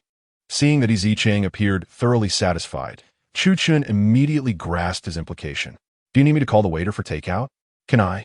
Zicheng scratched the back of his head, feeling sheepish. "Since Brother Chu is treating, is it appropriate for me to ask for takeaway?" "There's nothing inappropriate about it. It's a perfect way to avoid waste," Chu Chun replied, signaling for the waiter. Zicheng promptly expressed his gratitude. "Thank you, Brother Chu." The waiter swiftly packed the grilled meat into 2 boxes. As Chu Chun approached the front desk to settle the bill, he fortuitously encountered Zhang Fan, who was assisting in the restaurant. Zhang Fan insisted on giving him a complimentary meal. Chu Chun smiled and replied, "Let us save that for next time. I'm here with friends today, so I should treat them. Just a discount will suffice." He always found ways to make his requests seem irresistible, achieving his goals unobtrusively. Zhang Fan reluctantly accepted Chu Chun's card, conceding, "All right, that works." While processing the payment, he bantered, "So, Brother Chu, are you on a date today? Enjoying yourselves?" Before Chu Chun could respond, Zicheng emerged from the door, carrying the takeout boxes, and instinctively stood beside Chu Chun. As he handed a box to Lin Tingxian, he chattered, "Here, Xian, you take this one. It's perfect. One for you and one for me." Zhang Fan, observing the duo clearly aligned with Chu Chun, teased, "Oh, Brother Chu, it seems you're on a 3-person date today?" Chu Chun glanced at Lin Tingxian, who was refusing the box of grilled meat offered by Zicheng, and noted that he seemed unaware of their conversation. He quickly corrected Zhang Fan, "It's a gathering, just a gathering." "Oh, I see, Zhang Fan chuckled. "Just joking." He returned Chu Chun's card and added with a smile, "Take care, Brother Chu." Chu Chun nodded, and as he drove away, he safely delivered the 2 eager companions to their respective destinations. Lin Tingxian ultimately could not resist Zicheng's determination. Just before the latter exited the vehicle, he swiftly placed a box of barbecued meat into Lin Tingxian's hands. "Brother Zicheng, let me assist you back," Lin Tingxian said, reaching for the door to disembark. Zicheng promptly shut the door, asserting, "It's merely a short walk. You'll be back at school in no time. Remember to message me once you arrive." He then hastily turned to the front seat, addressing Chu Chun, "Goodbye, Brother Chu. Please ensure Xianyuan arrives safely." Chu Chun responded in kind, "Certainly, I shall complete the task." Despite Zicheng's protests, Lin Tingxian exited the vehicle to support him, escorting him to the foot of the apartment building. As soon as he returned to the car, Chu Chun remarked, "Your relationship with Zicheng is quite remarkable." Lin Tingxian nodded. "Brother Zicheng has taken care of me since childhood." Their early acquaintance elicited a look of envy from Chu Chun. "How enviable," he mused. Lin Tingxian, believing Chu Chun admired their friendship, inquired, "Don't you have any close friends you've known for many years?" After reflecting, Chu Chun shook his head. "No, not really. I did know many people for quite some time, but not a close friend." Lin Tingxian was taken aback, regretting his ill-timed question and biting his lip in silence. As the car started and the vibrant neon lights swept across Chu Chun's face, they cast a shadow of ambiguity upon his expression. Connecting this with Chu Chun's earlier response, Lin Tingxian imagined scenes of his companion being isolated and bullied in childhood, deepening his sympathy for him. Was it possible that even the villain could suffer the same fate as children in orphanages tormented by their peers? Lin Tingxian gazed at Chu Chun with increasing compassion. Chu Chun focused intently on driving, sensed Lin Tingxian's gaze upon him, laden with unmasked pity and concern. He quickly realized that Lin Tingxian had likely misunderstood something. However, he chose not to correct him. He relished the way Lin Tingxian looked at him with such adoration. As Zicheng hummed a tune and pushed open the basement door, he was taken aback to find Gu Han seated on the sofa. Gu Han had returned unnoticed, his attire changed, tapping away at his notebook, seemingly engrossed in some task. While changing his shoes, Zicheng cheerfully exclaimed, "I've returned from hunting. Gu Han, can you guess what I brought back for you?" He tossed aside his makeshift cane and bounded over to Gu Han, presenting the takeout box like a prized treasure. With an enthusiastic flourish, he opened the box. "Igalu vatxing Gu Han. Behold, succulent and aromatic barbecued meat." In stark contrast to Zicheng's exuberance, Gu Han merely cast a cursory glance at the offering before closing his laptop and questioning coldly, "Did I not instruct you to remain at home, patiently awaiting my return?" Zicheng, his eyes darting as he recalled the directive, conceded, "Well, I suppose there was that. But I was hungry. One must venture out to seek sustenance, right? Furthermore, I had intended to visit Xianyuan today. It was a matter of great importance." Gu Han, stifling a sardonic laugh, thought to himself, "And my words are not of significant importance?" He glanced at Zicheng's still swollen ankle, his tone icy. You may continue to court disaster. Oh, Gu Han. Zicheng suddenly realized, his tone rising, a smirk gracing his lips as if he had uncovered something amusing. So, you were actually worried about me. Gu Han scoffed, dismissing the notion, claiming he had no such concerns. Zicheng observed Gu Han as he resumed typing away on his computer, tilting his head and swaying his shoulders, chuckling. Don't be so stubborn. I know you care. Gu Han, without even glancing at him, retorted, You're delusional. Zicheng, undeterred, had always found Gu Han to be intriguingly reserved, and his suspicions were confirmed. He continued, Considering how concerned you are about me, I shall forgive you for ruining my pants and failing to mention it, which caused me quite the embarrassment last night. Gu Han's icy demeanor showed the slightest sign of thawing. His fingers paused imperceptibly over the keyboard. They weren't even torn. He asserted. Zicheng rolled his eyes, retorting, still being stubborn. They were practically transparent, and you claim they aren't torn? It's the poor quality of the pants you bought. With a chuckle, he added, If your pants are so superior, why don't you let me wear them? Sitting on the carpet, he patted the pair of pants he wore, identical to the torn ones from the previous night, but in a different color. These cost me merely $20. What more could you desire from them? Even if they were torn, I'd still praise them. Gu Han remained indifferent. So why are you still fretting? If they're torn, they're torn. They're not worth much. Hey, talking to you is infuriating. We just don't see eye to eye. Zicheng shot back, glaring at him as he opened a packet of disposable chopsticks, eagerly grabbing a hefty piece of grilled meat from the takeout container. You won't get any. It's all mine. As he jovially brought the meat to his mouth, Gu Han unexpectedly grasped his wrist, forcing him to present the meat to Gu Han instead. The latter opened his mouth slowly, taking a delicate bite. Gu Han's jaw moved rhythmically with each chew, a triumphant glint in his eyes as he gazed intently at Zicheng, asserting, What you give me is mine. Chapter 31. Trouble again, do you not have hands of your own? Zicheng exclaimed, yanking his hand back, glaring at Gu Han with indignation. I absolutely detest when someone snatches food from my mouth. What do you mean, food from your mouth? This was mine to begin with, Gu Han retorted, feeling slightly repulsed by the imagery. You brought it back, but I decide who gets to eat it. Zicheng continued to glare, insisting I have the final say. So that meat is mine. Oh, since you desire it so much, I shall relinquish the remainder to you, Gu Han replied with mock benevolence. He casually glanced at the grilled meat in the container, withdrew his hand, and resumed typing as if nothing had happened. Despicable, utterly despicable. Zicheng seethed, growing increasingly agitated. Clenching his fists, he slammed them onto the coffee table. To his surprise, the fragile table gave way with a resounding crash, the glass shattering and debris scattering across the floor, including shards that landed atop Gu Han's keyboard. Realizing the magnitude of his blunder, Zicheng quietly withdrew his hands, looking down at his pants with the shame of a misbehaving puppy, unable to face Gu Han across the table. Gu Han, filled with indignation, unexpectedly chuckled. Zicheng, I must say, you truly possess remarkable abilities. At such a moment, why would Gu Han compliment him? Zicheng cautiously lifted his gaze. Really? Gu Han retorted sarcastically. You can barely move 1 foot, yet you manage to set up stalls and run around, leaving the living room in utter disarray. A modern-day Pavel Korchagin. Wouldn't you say? Tell me, aren't you impressive?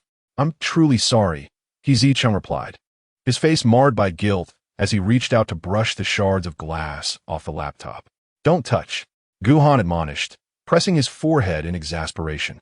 You, go outside and stand by the door. Only return when I permit you. Standing as punishment? I'm already an adult, Zicheng thought, gazing at him with pleading eyes, still wishing to protest.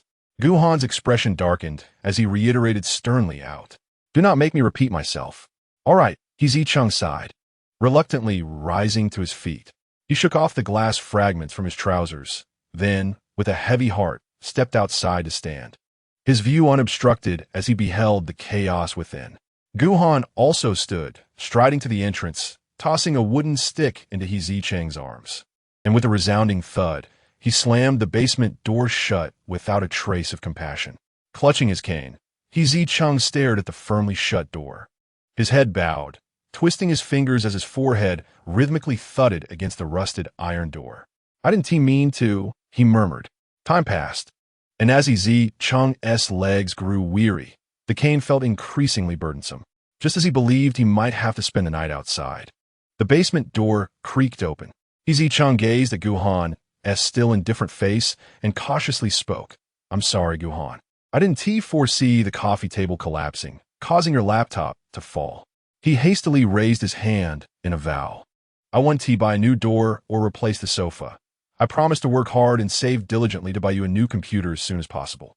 Gu Han was not truly incensed about the coffee table's collapse.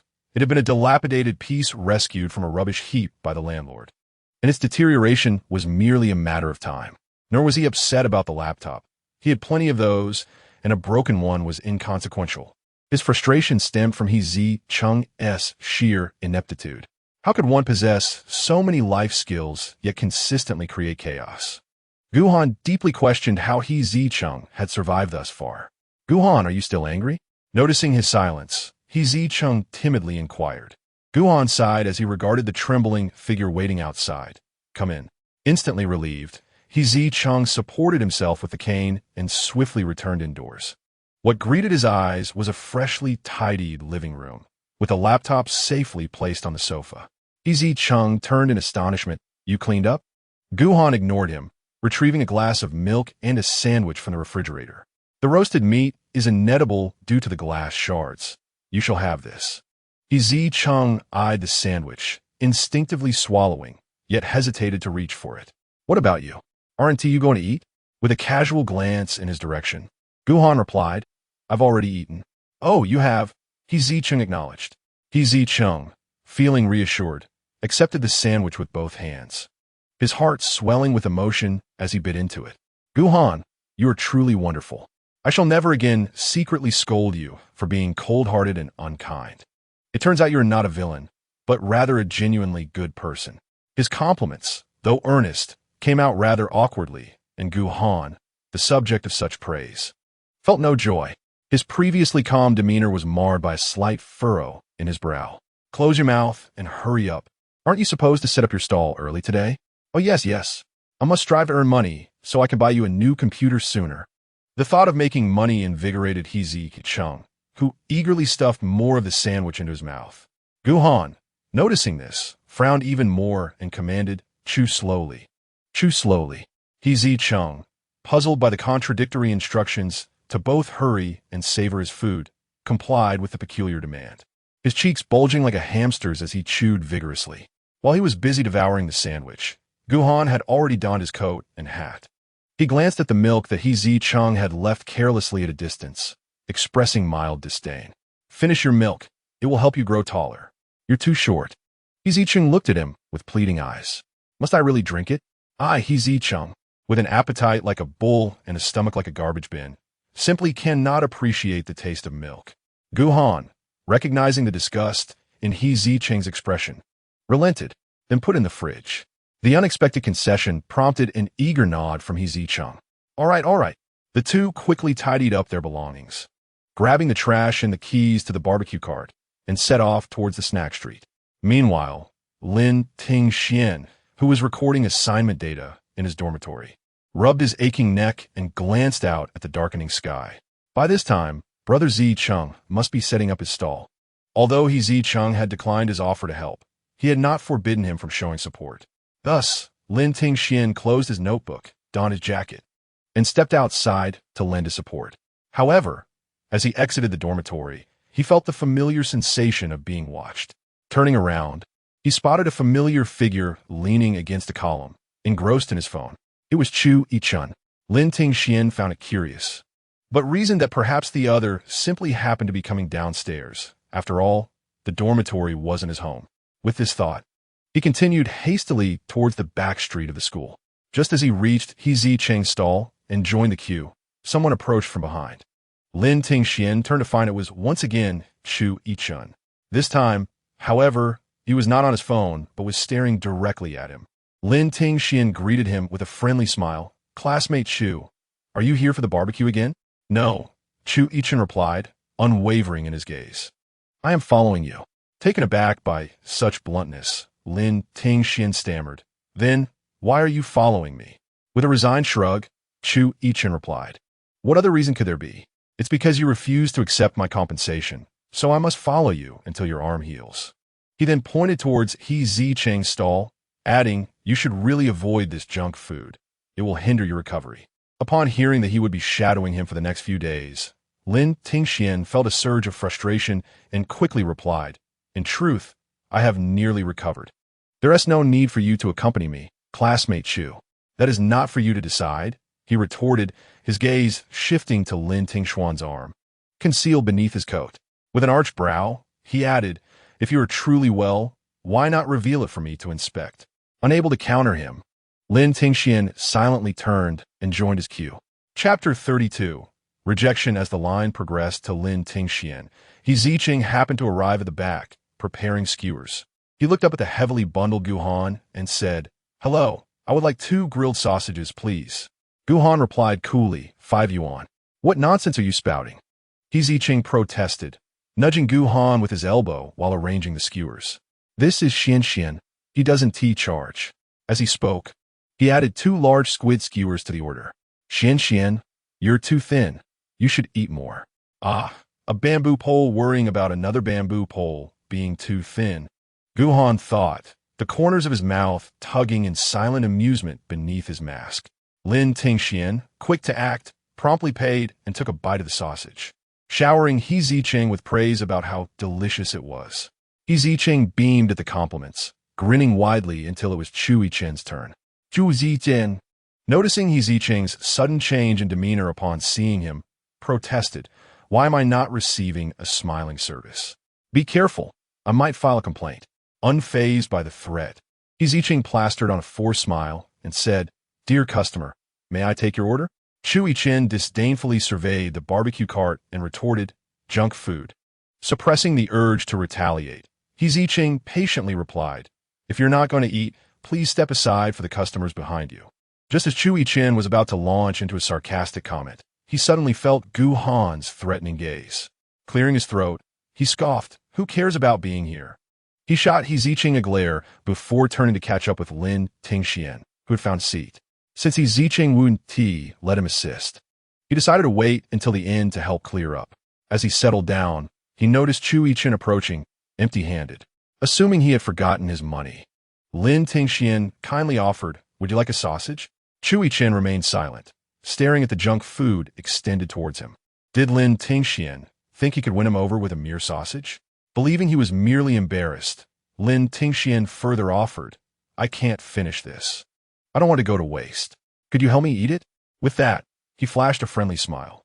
Seeing Lin Tingxian obediently perched on the small stool, gazing up at him with a pleasing smile, alarms rang in Chu Yichen's mind. Was this how Lin Tingxian won his uncle's affection? What cunning! Just as Lin Tingxian thought he might withdraw the offer, Chu Yichen swiftly snatched the sausage from his hand. Taking a hefty bite, he chewed vigorously while warning, "Lin Tingxian, using charm to win affection is not a sustainable strategy. Sooner or later, my uncle will grow weary of you and cast you aside. Do not harbor hopes of pleasing me. I will not assist you in marrying into the Chu family." Lin Tingxian was only focused on the words spoken by Chu Chun, that he would abandon him. And with a cheerful expression, he eagerly inquired, "Is it true? Will he really abandon me?" "Of course," came the reply. "Who is my uncle? What kind of person hasn't he encountered? Someone like you, who possesses nothing but a pretty face, is surely just a fleeting amusement to him."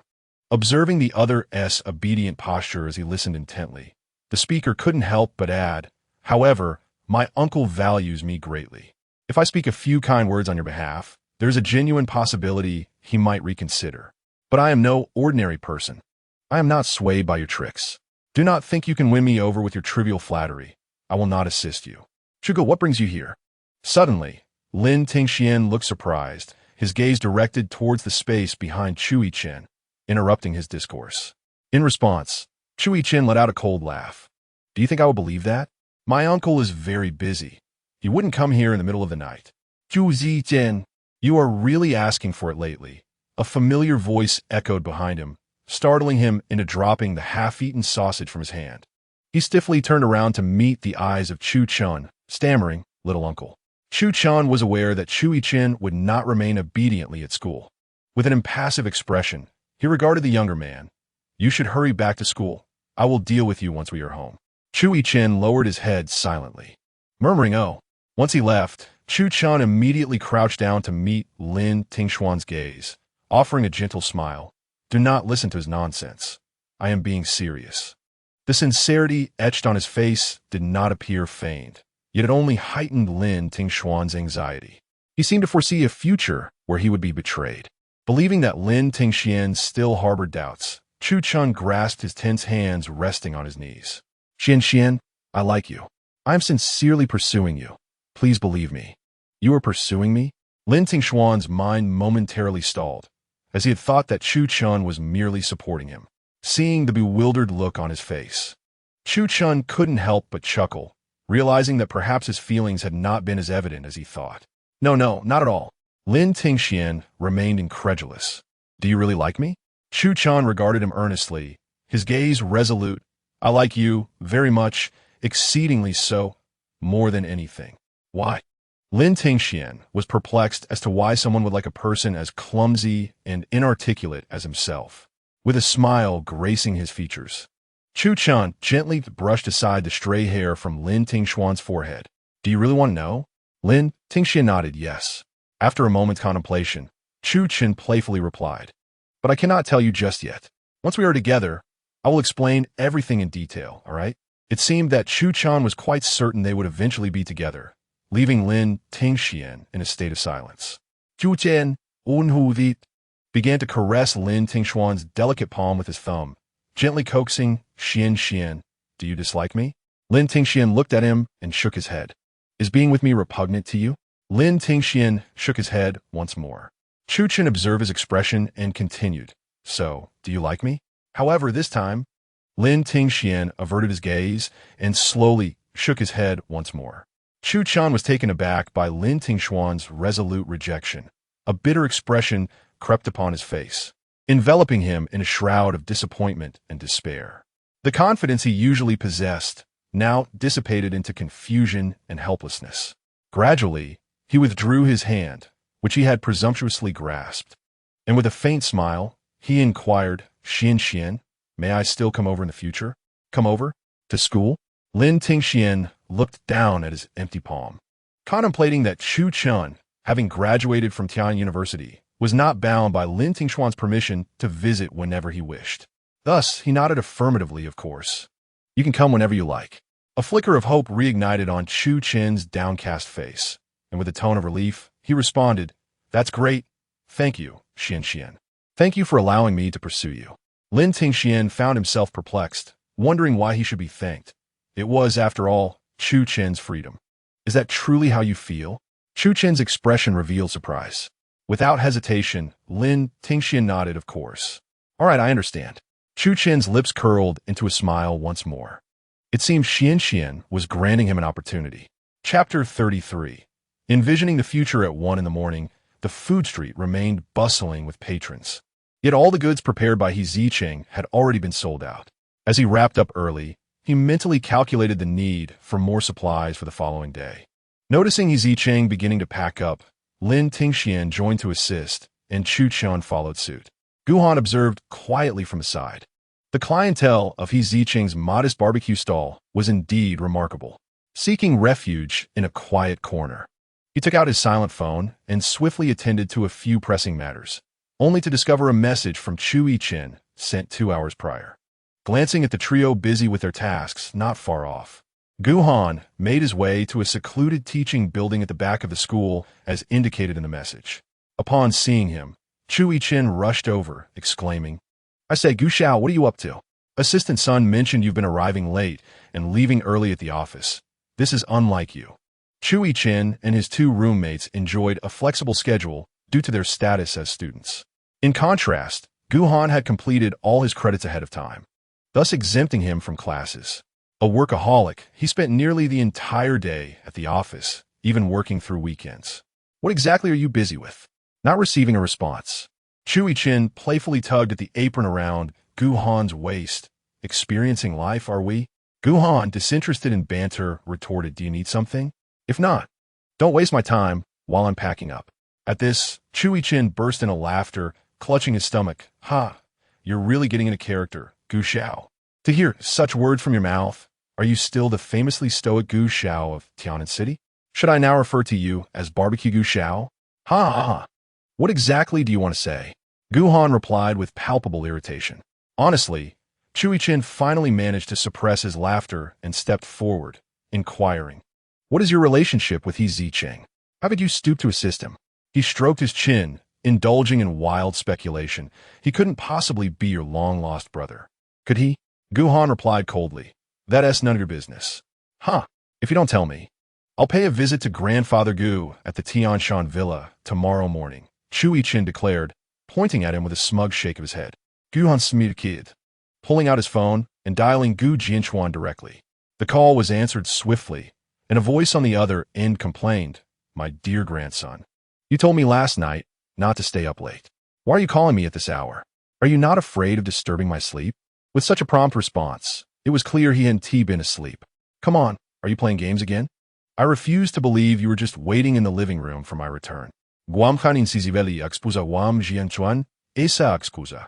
The latter hastily changed the subject. "Oh dear grandson, why are you calling me so late? Is there something you need to discuss?" "Not much, just wanted to inform you," Gu Han stated. Under the astonished gaze of Chu Chin, "Grandfather, my friend and I are setting up a stall at the snack street behind the school for some part-time work. Just wanted to let you know." With that, he hung up the phone, leaving Gu Jianchuan bewildered. Gu Han stowed his phone away, expressionless, and regarded Chu Chin. "Do you have anything else to say?" Chu Chin, dumbfounded, quickly formulated a response, threatening, "Do you believe I want to tell your uncles and the others about your stall?" Gu Han despised interference from his uncles and loathed being the subject of gossip among their circle. Chu Chin had indeed struck a nerve, but then Gu Han stepped closer, pressing him. "I haven't even spoken to your uncle yet. He is just around the corner with Lin Tingxian. I might as well enlighten him about your illustrious exploits." At this, Chu Chin fell completely silent. Although Gu Han's mention of his illustrious exploits referred to trivial matters of bar fights, his uncle had just threatened to come home and deal with him, making it an opportune moment for Chu Chin to learn of these affairs. In an instant, Chu Chin made a decision, collapsing to the ground and clutching Gu Han's leg. "No, please, young Master Gu. I was just joking. I swear I won't say a word about anything concerning you. Please don't tell my uncle. I beg you. My life is so miserable. I've already lost my allowance for next month and have to go learn at the company. Please, Gu, spare me." "Let go," Gu Han replied, shaking his leg. "Stay away from me." This fellow seemed to share a penchant with Zicheng for resorting to such theatrics when things didn't go his way. Chu Chin refused to relent, wailing, "I beg you, Gu Han. Please don't tell my uncle. Grant me a reprieve."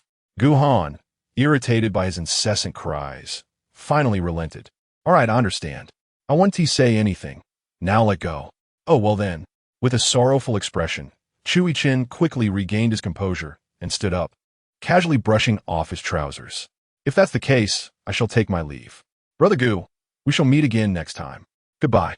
He exuded an air of ruthless determination, as if willing to achieve his goals by any means necessary and then depart without a trace. Gu Han was suddenly reminded of the first time Zicheng had approached him, clinging to his leg and throwing a tantrum in a pitiful display. He couldn't help but chuckle softly, what a brat. However, at least Zicheng, the brat, wouldn't turn his back on someone as soon as he achieved his aim, showing a hint of conscience. Yet, upon realizing that he was amused by the antics of a fool, Gu Han's smile faded abruptly. He inwardly lamented that he must have been dazed by the charcoal smoke to find humor in a brat's antics. On their way back, Gu Han energetically pedaled the barbecue cart ahead, while Zicheng, nursing his swollen ankle, sat behind on the tricycle, clutching a can of baby formula he had found.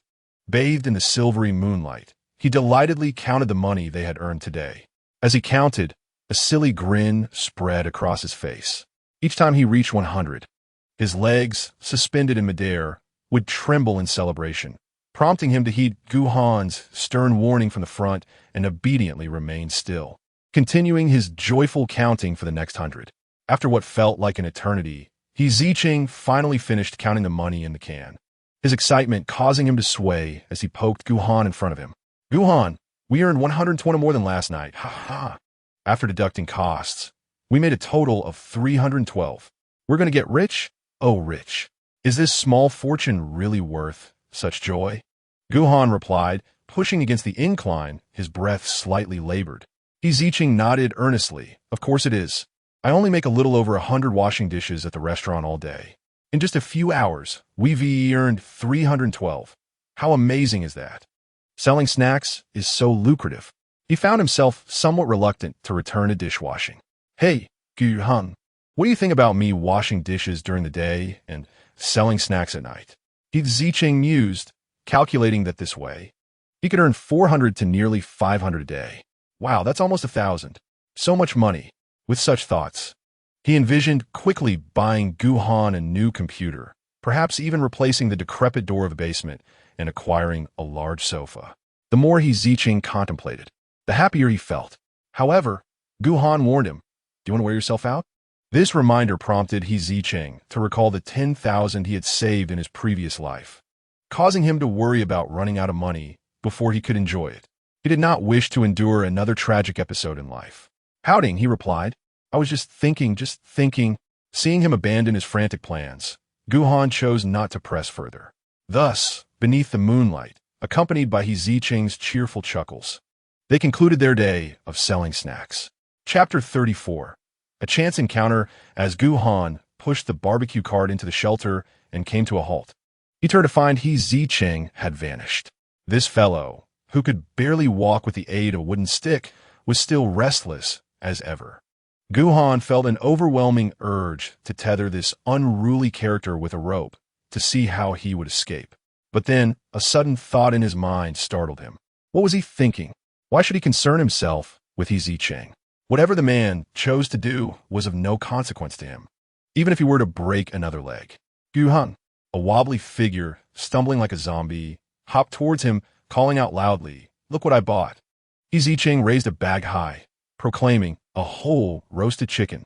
I just saw a vendor like us returning, and he had some leftover chickens, so I bought one. One must indulge oneself when fortune smiles upon them. He patted Gu Han's chest, and then his own, vowing, You've worked too hard today. Both drumsticks are yours. I want to fight you for them. There are leftover buns in the fridge that we can heat up for our main course. How about that? Aren't I good to you? Gu Han met Zicheng's sparkling gaze, but then averted his own, murmuring, You eat it. I'm not hungry. How could you not be hungry? With your size, you'd be starving even if you stood still all night. Zicheng seemed unconvinced and continued his lopsided journey home. You must eat, whether you're hungry or not. This is a celebration. It's an essential ritual. Suit yourself. Gu Han didn't wish to prolong this futile argument. Yet, Zicheng chattered on ahead. You are the great contributor, so you must eat more. When we earn big money in the future, I'll buy a pile of drumsticks and a big basket of strawberries. I won't bother with staples. I'll feast on meat and strawberries until I'm full. Gu Han followed silently, observing a lock of hair on the back of Zicheng's head, pushed up by his duckbill cap, bobbing with each of his ungainly steps, an endearing folly, much like its owner. In a few strides, Gu Han reached Zicheng's side and wordlessly grasped his arm. Get on, you're too slow. He then squatted beside him, clearly indicating he intended to carry him. To his surprise, Zicheng exclaimed, Is today my lucky day? Why is Gu Lao to being so kind to me? Gu Han was put off by his exaggerated tone and coldly commanded, Shut up and get on quickly. With no reason to refuse, Zicheng happily complied. All right, yay. Meanwhile, Yang Fei, holding his phone, arrived at a secluded cafe in the eastern part of the city. Following the information provided, in a corner by the window, a young man with a gentle demeanor sat quietly, elegantly, sipping his coffee, his expression neutral as he gazed out at the night. Yang Fei, feeling somewhat awkward, took a seat opposite him. The young man slowly turned his head towards him and spoke softly, Go ahead. Receiving the cue, Yang Fei quickly reported Gu Han's recent movements to him. Recently, he has frequently ventured to the western part of the city, sometimes even spending the night there before returning the following day. However, after school, I have been unable to keep too close of a watch, fearing he might notice. So, I only know he has gone west without any specific knowledge of his activities. Oh, by the way, since yesterday, he has unexpectedly begun selling barbecued skewers at a food stall on the back street of the school, alongside another individual. He excitedly shared photographs he had taken, displaying them before the other person. In the images, Gu Han is seen leaning against the wall alone, while three others busily dismantle the barbecue stall in the background. One of them bears a familiar face. The young man, looking puzzled, questioned, "Chu Chen? What's he doing there?" Yang Fei pointed to Zicheng in the photograph, saying that the boy leaning on a stick, he's selling barbecue with Gu Han. He had previously visited the school to see Gu Han, but I am unsure of their relationship. The young man scrutinized the photo on his phone, his brow furrowing. What is Gu Han up to lately? Why are there so many unfamiliar faces appearing around him? He looked up at Yang Fei and instructed, "Send me a copy of that photo. I will investigate. You continue to monitor Gu Han and refrain from overstepping, ensuring you do not get discovered." Yang Fei nodded eagerly. Understood. He lingered a moment longer, casting suggestive glances at the person across from him. "You may leave now. The payment will be transferred to your account on time." The young man scoffed derisively, then resumed his indifferent demeanor, sipping his coffee while gazing out at the night sky. Very well. With his objective achieved, Yang Fei exhaled in relief, his face beaming as he bowed and exited the cafe with quickened steps. Assistant Sun has recently observed that the esteemed Gu Xiao seems both busy and idle. Despite the absence of classes at school, he only arrives in the afternoons, hurriedly completing his day's work before swiftly departing the company, disappearing in his car. Assistant Sun noted that Gu Han's departure direction did not seem to lead back to the family residence. In pursuit of clarity regarding Gu Xiao's whereabouts, Assistant Sun made several trips to the locales where Gu Han often indulged, yet each attempt proved fruitless. Thus today, after Gu Han hastily wrapped up his work and drove away, Assistant Sun stealthily followed him. He witnessed Gu Han park his car haphazardly in a parking lot before hailing a taxi by the roadside. Why not utilize his car? What could Gu Xiao possibly be up to? Assistant Sun quickly summoned a taxi to follow suit. This way, he trailed Gu Han to a desolate area in the western part of Tian'an City, and after Gu Han disembarked, he followed him through the dilapidated surroundings for quite some time. The more he walked, the more familiar it felt. Was this the very location of that decrepit basement Gu Xiao had previously asked him to help rent? Could it be that Gu Xiao has indeed taken residence in that basement? While Assistant Sun was lost in thought, he suddenly felt a tap on his shoulder. Turning around, he was startled to see the familiar face of Gu Han. The shock nearly caused his glasses to fall off. He adjusted his spectacles and awkwardly greeted Gu Han. "Young master, haha, what a coincidence. You're here as well?" Gu Han, with a smile that belied his irritation, inquired sharply, "Pray tell, why have you been following me?" As he observed the growing suspicion in the eyes of the illustrious Gu family scion, Assistant Sun hastily gestured to clarify. "Young master, I merely noticed your hurried pace of late and was concerned you might be in need of assistance." He assured earnestly, "I assure you, my intentions are solely rooted in the concern of a subordinate for his superior." "Assistant Sun, is your salary substantial?" Gu Han retorted icily, mocking him. "If you have the luxury to concern yourself with your superior after hours, perhaps you should return home for a restful sleep instead. Isn't it you, young Master Gu, who summons me at your whim after hours?" Assistant Sun thought to himself, though he dared not express his grievances aloud. Drawing a deep breath, he reminded himself that he could not afford to offend Gu Han. With a forced smile, he began, "Well then, if that is the case, I shall, Gu Han. You are home early today." The voice of Zicheng suddenly interjected from behind Gu Han, interrupting Assistant Sun's words. Turning around, Gu Han beheld Zicheng, propped up on his worn wooden cane, approaching with an array of colorful vegetables in hand. As Zicheng drew near, he curiously glanced at Assistant Sun, inquiring, "Gu Han, is this your friend?" Simultaneously, Assistant Sun's eyes, obscured behind his glasses, turned with curiosity towards Zicheng. "Gu Han, is this your acquaintance? Why not introduce us?" Zicheng probed once more. "No," Gu Han replied, a flicker of impatience crossing his features as he lied with an unruffled demeanor. "He is the assistant to an investor. Surnamed Sunday." "Ah, Assistant Sun." Zicheng's tone instantly shifted to one of sycophancy. He eagerly raised the bag in his hand, inviting, "Assistant son, have you had your meal yet? I just returned from grocery shopping and plan to cook. Would you care to join us for a bite? I assure you, my culinary skills are quite—" Hey, Gu Han, what are you doing?" Zicheng's words were abruptly cut off as Gu Han seized him by the collar, pulling him away from Assistant Sunday. "Why are you dragging me?" Zicheng grumbled softly, adjusting his newly purchased t-shirt. "You always do this. My collar is going to be ruined at this rate. Assistant son is quite busy. Do not disturb him," Gu Han admonished, though his gaze was directed at Assistant son, his eyes conveying a silent warning. Assistant son, understanding the unspoken message, smiled in acknowledgement. Turning to Zicheng, he feigned embarrassment. "I have indeed worked tirelessly today and find myself rather hungry. Might I trouble you for a simple meal at your residence?" Zicheng nodded eagerly. Of course. "You're most welcome. Both Gu Han and I will be delighted." "Is that so? Then I shall impose without hesitation."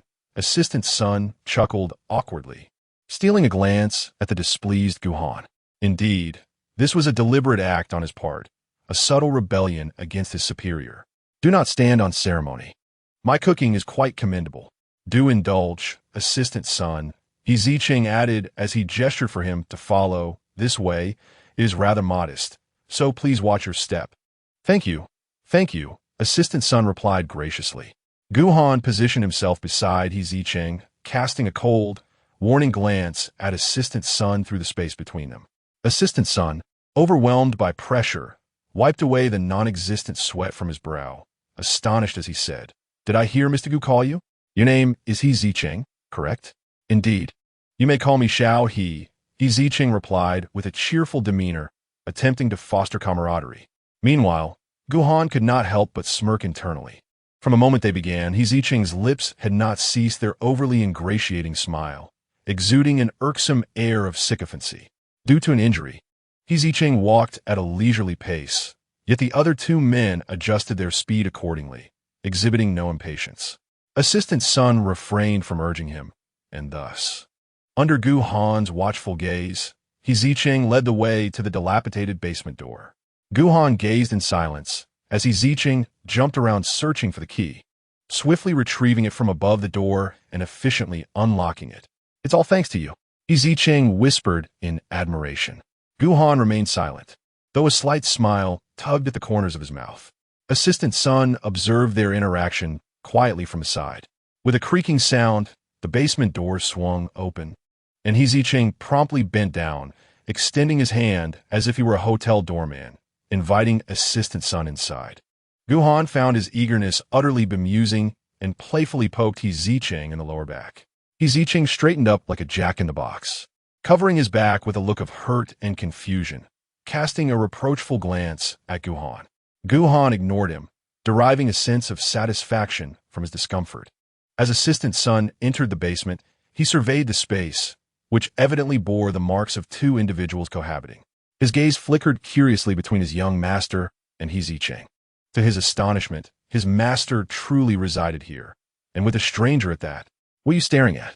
Gu Han approached Assistant son and, lowering his voice, warned, "Refrain from speaking out of turn. Finish your meal and leave promptly." Assistant son gulped in fear, nodding vigorously. Meanwhile, Zicheng had already taken the groceries to the kitchen.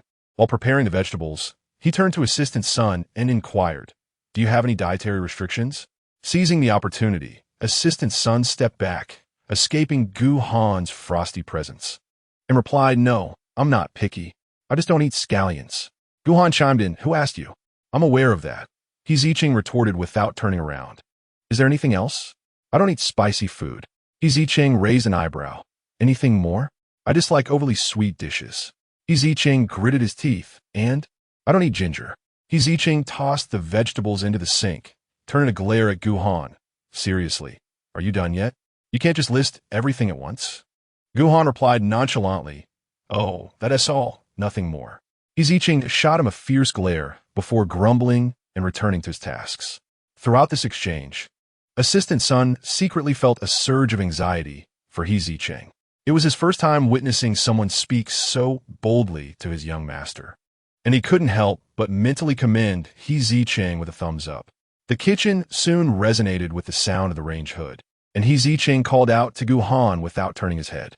Assistant Sun then witnessed the young master diligently opening the ventilation in the room. Since the range hood vented outside, every time Zicheng cooked, he would simultaneously activate the ventilation, effectively expelling the greasy odors from the room. The basement was quite cramped, with everything squeezed into one room, and the noise from the range hood permeated the entire space without obstruction. Assistant Sun and Gu Han sat on opposite ends of the living room sofa, quite distant from one another. Gu Han appeared completely accustomed to the chaos, undisturbed by the noise as he focused on his laptop. Occasionally, Zicheng would call out to him from the kitchen, prompting Gu Han to promptly pause his work and approach with an impatient expression, inquiring about the reason for the summons. Subsequently, Assistant Sun observed the young master dutifully assisting Zicheng by passing salt, fetching vinegar, and tending to the stove. Was this truly the aloof and ethereal young master he knew? Stunned, Assistant Sun gazed at Gu Han, who returned from the kitchen as if witnessing something extraordinary. "Young master, be quiet," Gu Han promptly interrupted. "Mind your own business and do not tell grandfather." However, Assistant Sun found himself at a loss for appropriate descriptors. Reflecting on the seamless collaboration between his young master and the gentleman named Zicheng, everything unfolded so naturally, as if they had done this countless times before. Why did it seem as though his young master and Mr. Zicheng shared a bond akin to that of a married couple? Gu Han lazily glanced at the suddenly speechless Assistant Sun. "What is wrong with you?" Flustered, Assistant Sun hastily dismissed the absurd thoughts swirling in his mind, waving his hands. Nothing, young master. Rest assured, I will keep my lips sealed." Gu Han appeared somewhat satisfied. "At least you know your place." Assistant Sun forced a chuckle, leaning back on the sofa while surreptitiously observing the pair. After more than half an hour, the sound of the range hood ceased, and Zicheng once again called for Gu Han. Closing his laptop, Gu Han stood up, glanced at the still-seated Assistant Sun, and urged, "What are you dawdling for?" "Sir, the rice." "Oh, right," Assistant Sun finally reacted, trailing behind Gu Han into the kitchen. Upon seeing Assistant Sun's arrival, Zicheng quickly gestured for him to return his seat. "Assistant Sun, you should sit back down. Serving rice is something Gu Han can handle." With that, he nudged Gu Han with his elbow. "You serve the rice." Gu Han remained silent, casting a discreet glance behind him. Sensing the disapproving gaze from his young master, Assistant Sun hurriedly seized a rice scoop. No, I'll do it myself. Chapter 36. Entertaining guests, a feast that was a feast for the senses was meticulously arranged atop an old redwood chest. Indeed, this chest was still the one Zicheng had salvaged from who knows where, now serving as a coffee table in the living room. The three of them took their seats in turn. At Zicheng's repeated insistence, Assistant Sun, trembling with apprehension, sat down in the center seat of the sofa. Zicheng eagerly served him dishes while shyly saying, "My home is rather simple. Please bear with me, Assistant Sunday. Do indulge and sample my culinary skills." "Mr. He, you are too courteous. I find this place quite delightful," he responded, not daring to express disdain for the residence of the young master. "There is a saying, this may be a humble abode, yet my virtue shines." Assistant Sun surveyed his surroundings, and indeed, his words rang true. Compared to the dilapidated state depicted in the initial photos on his phone, this basement had undergone a remarkable transformation. Its layout was compact, yet harmonious, qualifying it as a cozy little home. Exactly. My virtue shines indeed." Zicheng chuckled. "You truly are a cultured individual, so eloquent in your speech." Just as Assistant Sun was shaking his head in modesty, Gu Han suddenly spoke up. "Zicheng, I want fried sausage." In an instant, the jovial Zicheng's demeanor shifted. "If you want it, why not serve it yourself? Why call on me?" Gu Han fixed him with a cold glare for several seconds before abruptly placing his chopsticks down and muttering, "I want to eat it. Whether you eat or not is of no consequence to me. I will partake regardless." Zicheng, oblivious to Gu Han's discomfort, reached for his rice. Assistant Sun hastily brought the plate of fried sausage before Gu Han, saying, "Mr. Gu, please enjoy." "Don't mind him, Assistant Sun. He simply isn't hungry," Zicheng remarked, partially covering his face with his hand as he quietly complained to Assistant Sun. "When he gets hungry, he'll eat even the scallions." Haha, is that so? Assistant Sun was intrigued by Zicheng's insights, now too intimidated to glance in Gu Han's direction. Meanwhile, the overlooked young Master Gu, feeling neglected, silently retreated to his single bed with his laptop. Yet, Zicheng paid him no mind, continuing to engage with Assistant Sun. May I inquire if your boss has any interest in investing in my Gu Han? Oh well. Assistant Sun swallowed his food, sensing Gu Han's piercing gaze upon him, and deliberately raised his voice. Of course, there is interest. After all, Mr. Gu is exceptionally talented, both in knowledge and skill, and we hold high hopes for him. Is that so? Zicheng's face lit up with joy, and he hastened to serve more dishes, saying, Do eat more. Do eat more. I hope you will take good care of my Gu Han in the future. Oh, I wouldn't dare impose. It should be Mr. Gu who looks after me, Assistant Sun replied, reluctant to accept such praise. Hee, you are truly humble. Zicheng thought even more highly of Assistant Sun. Let's take care of one another then. As he spoke, he winked at Gu Han, who was casting a glance their way. See, there's a way in. I've already spoken on your behalf. However, Gu Han remained unresponsive, his expression still cold. Assistant Sun, holding back for some time, could no longer contain his curiosity. Mr. What is your relationship with Mr. Gu?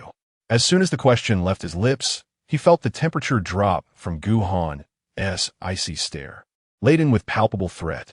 Zicheng, savoring his rice, replied, Isn't it quite obvious? Assistant Sun squinted, disbelief etched across his face. Could it truly be as he suspected? Opposite him, Zicheng chuckled, spreading his hands, clearly indicating that he and Gu Han were fellow brothers in misfortune, having both faced the calamity of bankruptcy. He pointed in Gu Han's direction, noting how his entrepreneurial venture had failed, leading to insolvency and a mountain of debt. Then he gestured towards himself, stating that he was marginally better off, having secured a reasonably paid job as a dishwasher while Gu Han was still attempting to make a comeback. Zicheng took a moment to praise Gu Han's character before Assistant Sunday. I was once cast out by my family, arriving in Tian'an City with nothing but the clothes on my back to seek refuge with Gu Han. He was incredibly kind. He even rented this basement to take me in. Without him, I might still be at the police station seeking shelter. Oh, I see, Assistant Sun responded, his expression growing increasingly dazed as he nodded absently. When had the young master of his family gone bankrupt? Hadn't he just returned from the office? How had he become the destitute figure that Zicheng described? Assistant Sun was perplexed. What purpose did the young master have in fabricating such a wretched persona? This Zicheng before him hardly appeared to be a hidden tycoon. So why would the young master deign to accompany him in this dim underground space? What was his motive? You mentioned that you came to Tian'an City to seek Gu's assistance? Zicheng nodded affirmatively.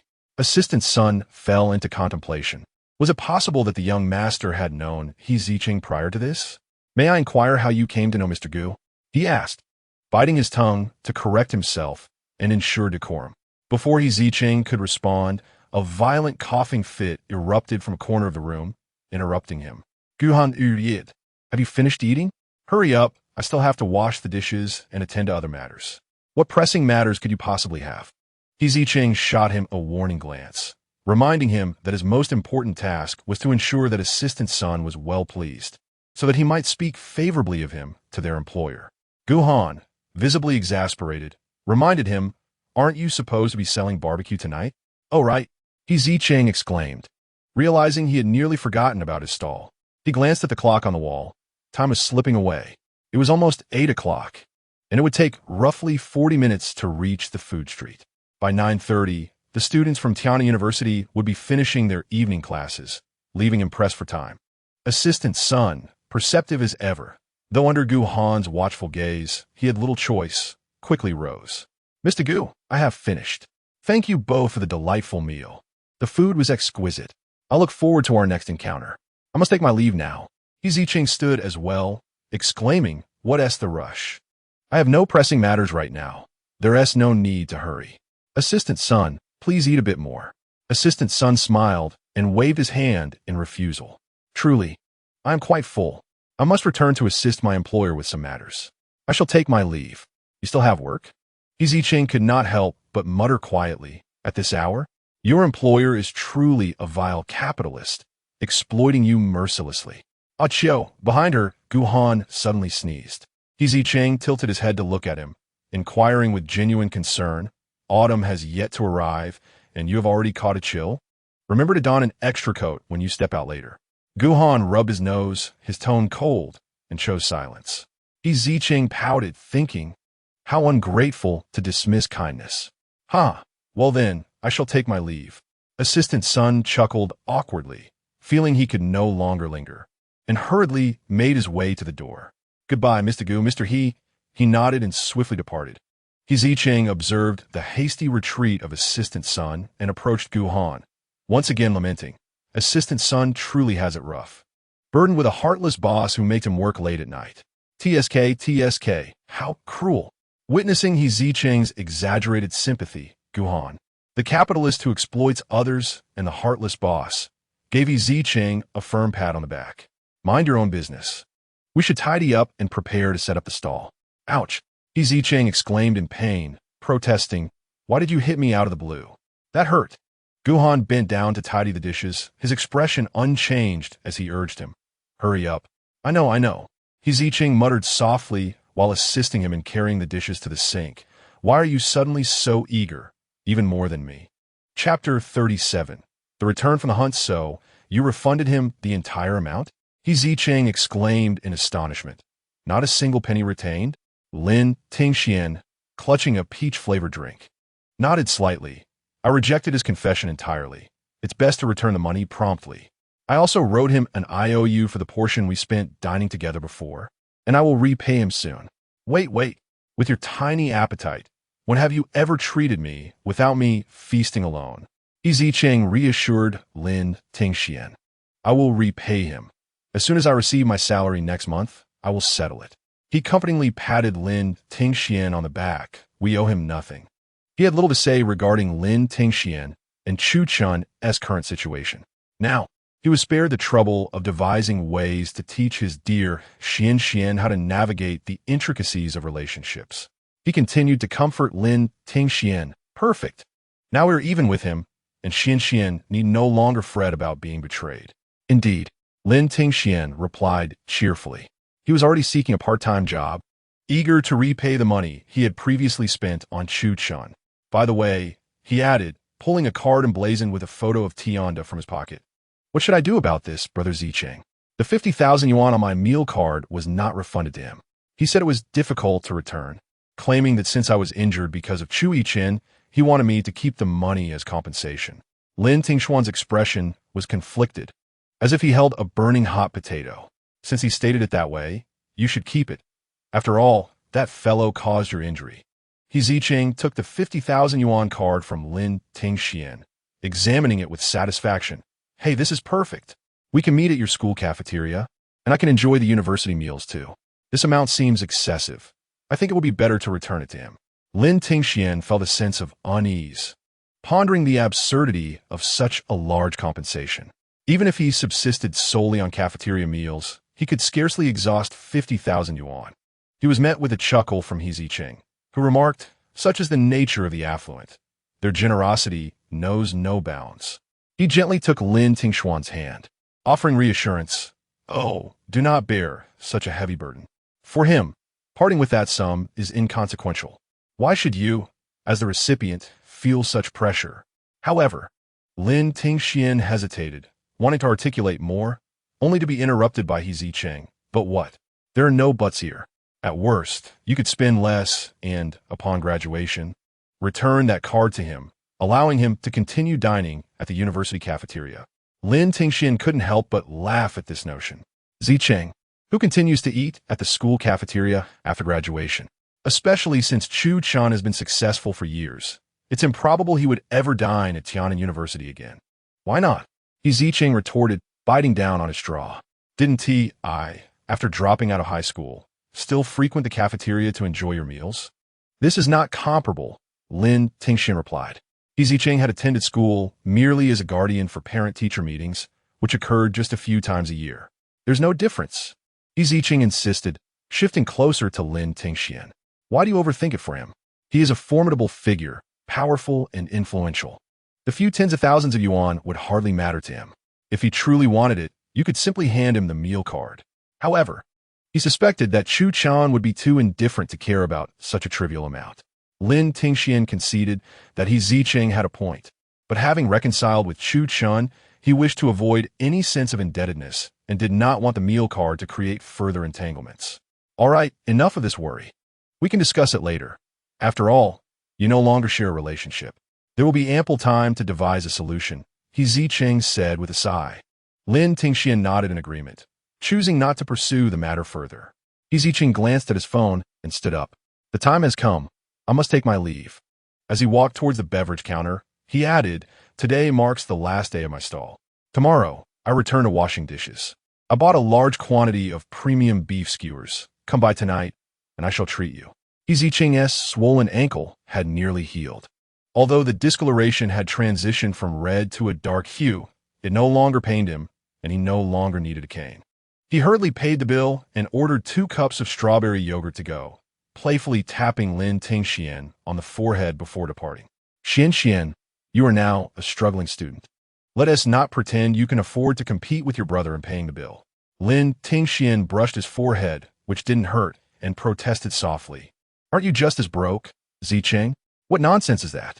Zicheng chided, tugging at Lin Tingxian's backpack strap. Not only have I earned a fair amount for my stall, but I also have a steady job at a lavish restaurant starting tomorrow. This is what we call stable income, a dashing urban gentleman. Do you understand? Lin Tingxian listened quietly as Zicheng spoke of dishwashing as if he were embarking on a grand business venture at a luxurious hotel. As Zicheng stepped outside, he spotted a bus approaching in the distance. He waved at Lin Tingxian while hastily running towards the bus stop ahead. Lin Tingxian, concerned, shouted after his retreating figure, Zicheng, slow down, watch your feet. Yet without turning back, Zicheng waved dismissively, I know, just head back. Once he saw Zicheng board the bus, Lin Tingxian felt a sense of relief and made his way to the side entrance of the school. Upon returning to his dormitory and taking off his backpack to retrieve some items, he discovered that several 100 yuan notes had been secretly tucked into the inner pocket of his bag by Zicheng at some point. Zicheng, Lin Tingxian's eyes suddenly brimmed with emotion. No matter where he went, Zicheng always worried that he might not have enough money.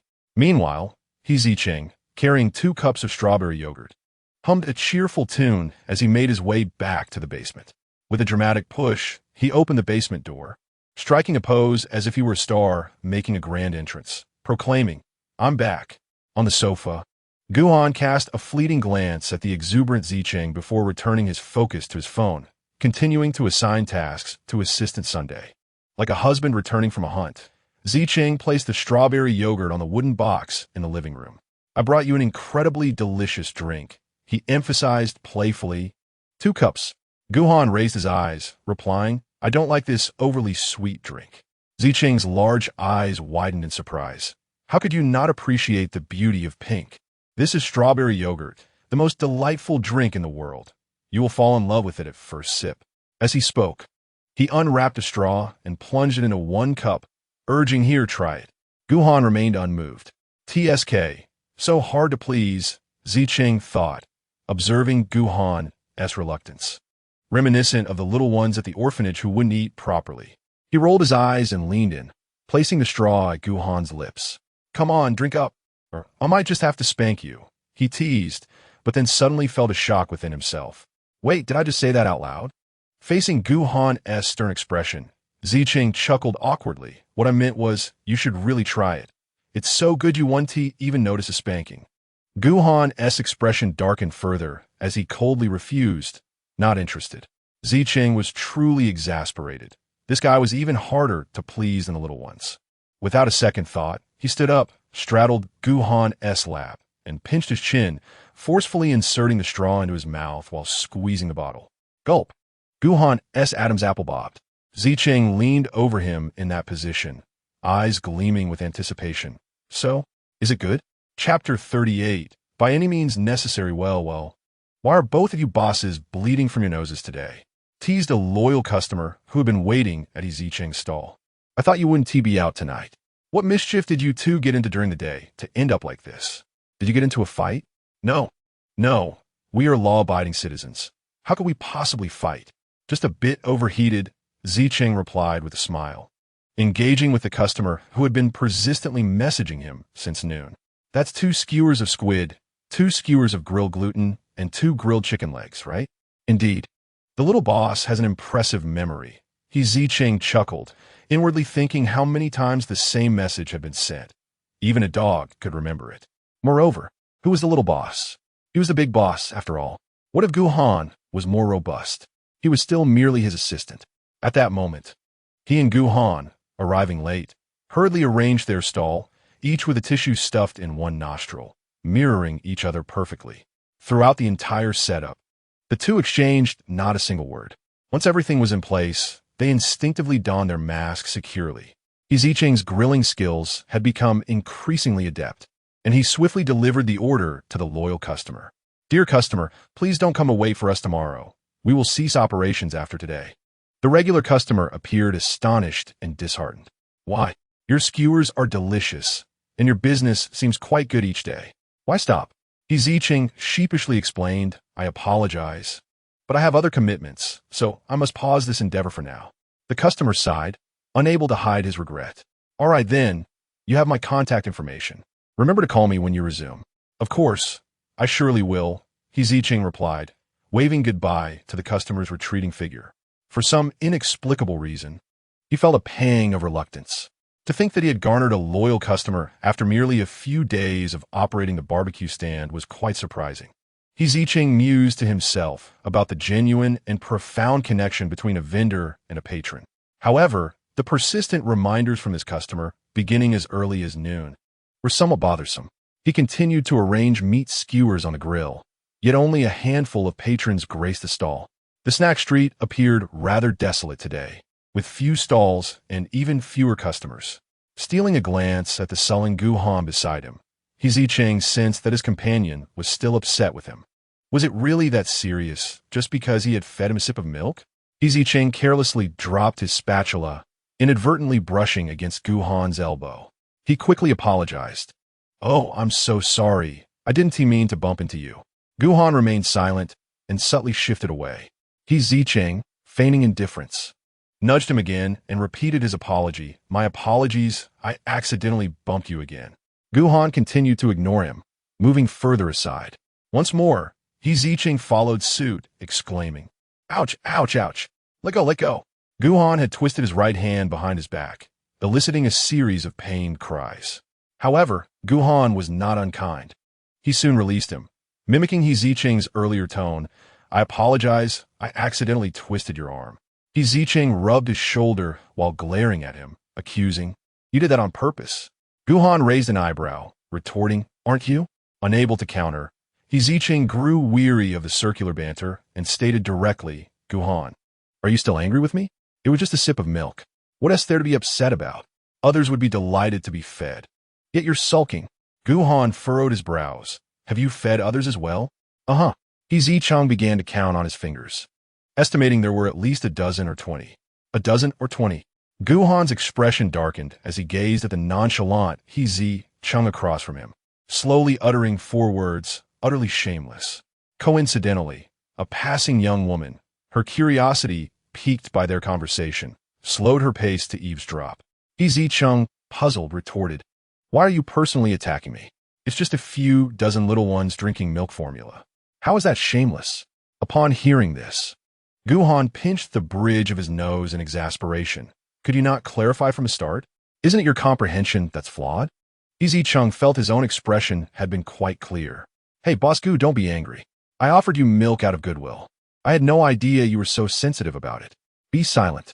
Do not misuse words again, and do not mention that matter. Gu Han commanded with a fierce tone. All right, I won't say anything further. Is that acceptable? Zicheng complied obediently. He removed his mask, revealing his nostrils stuffed with tissue, and began to present his reasoning. Look, even if I have offended you, you did hit me too. So we are even.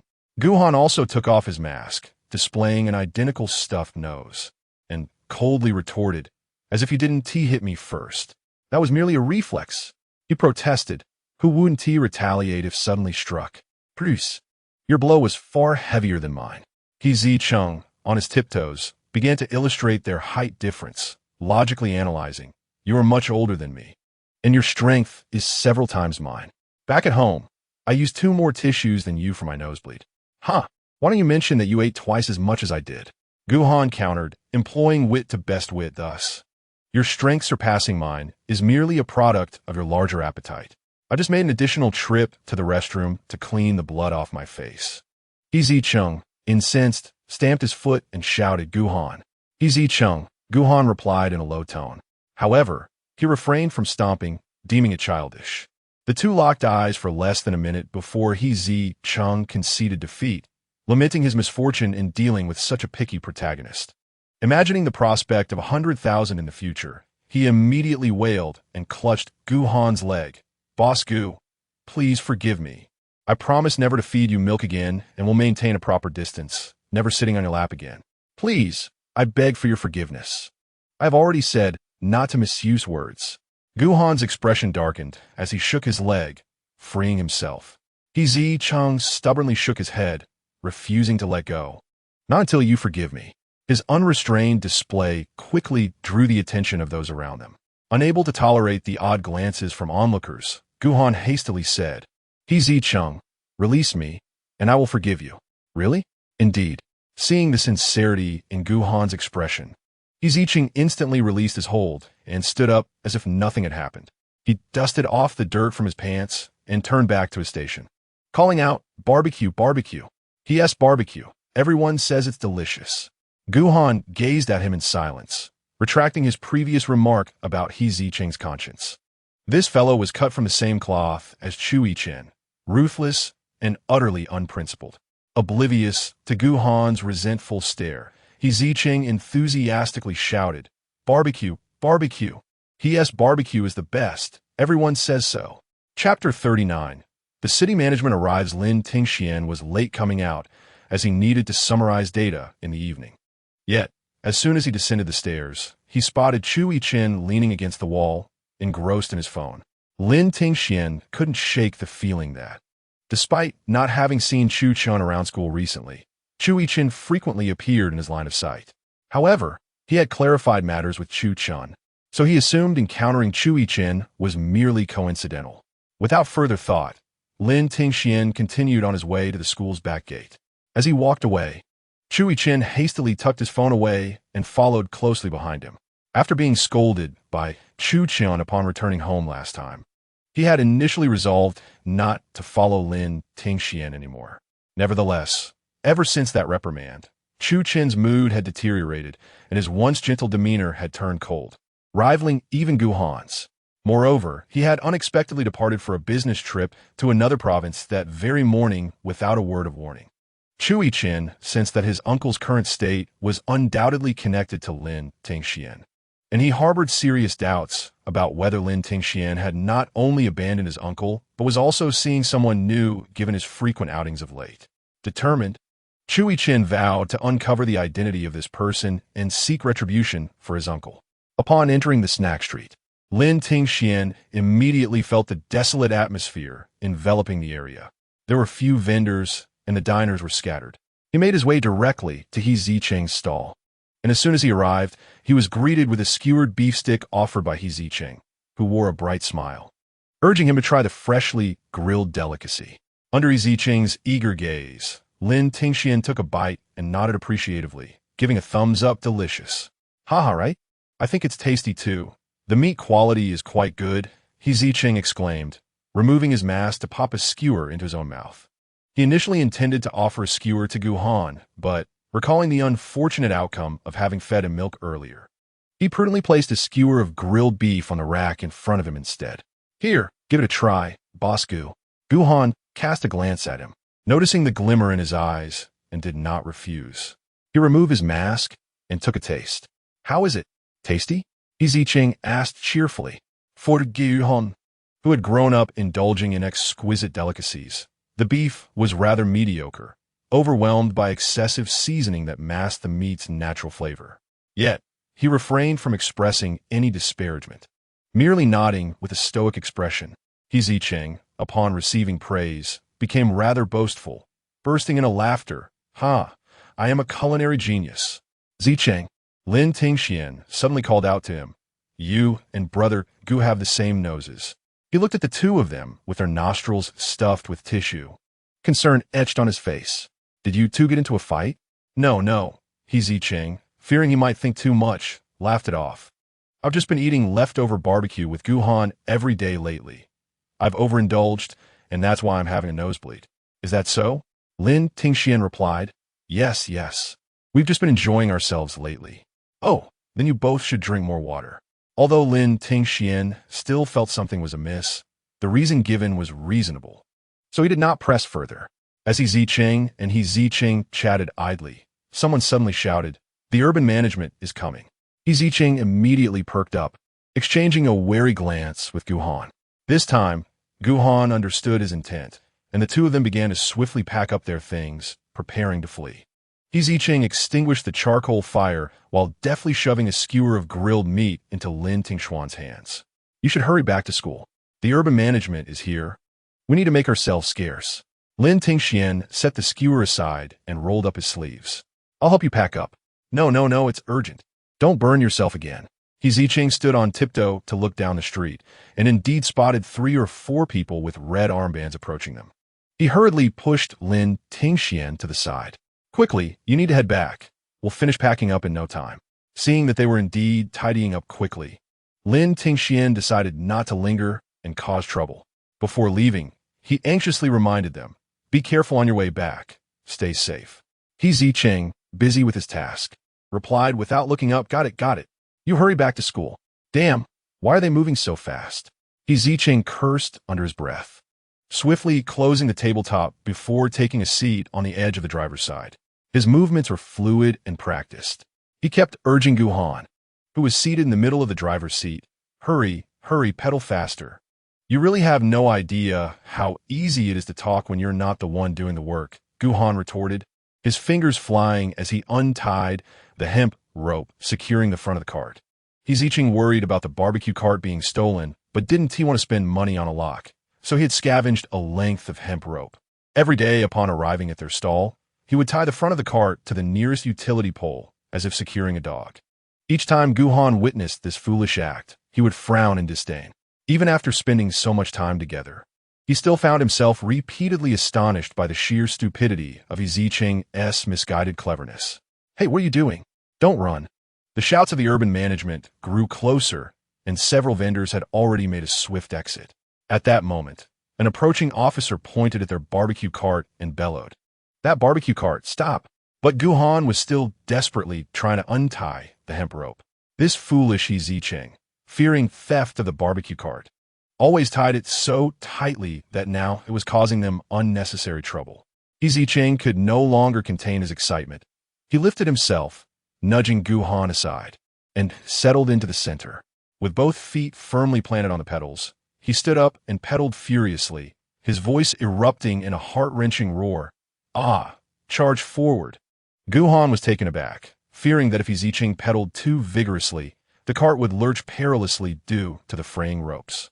Summoning his resolve, he yanked forcefully, and with a sharp snap, the weathered ropes broke. Accompanied by He Zicheng's cries, the barbecue cart surged forward with a jolt.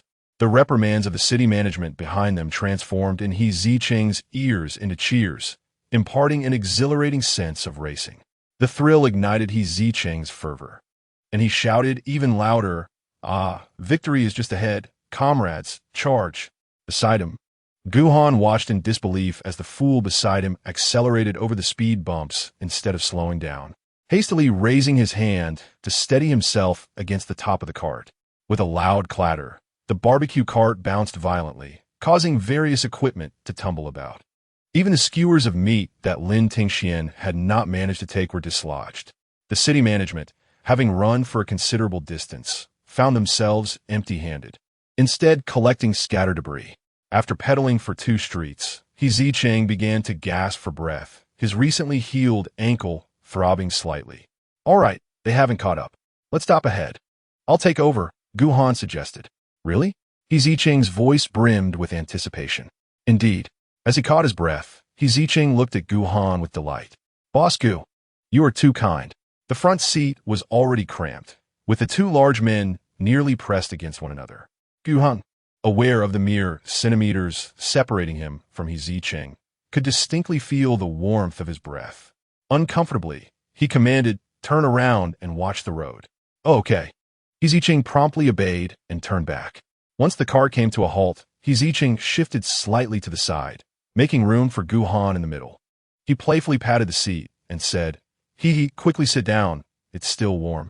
Gu Han paused, a look of distaste crossing his face as he glared at Zicheng. "Shut up." Chapter 40. An odd sensation. The weather was uncooperative.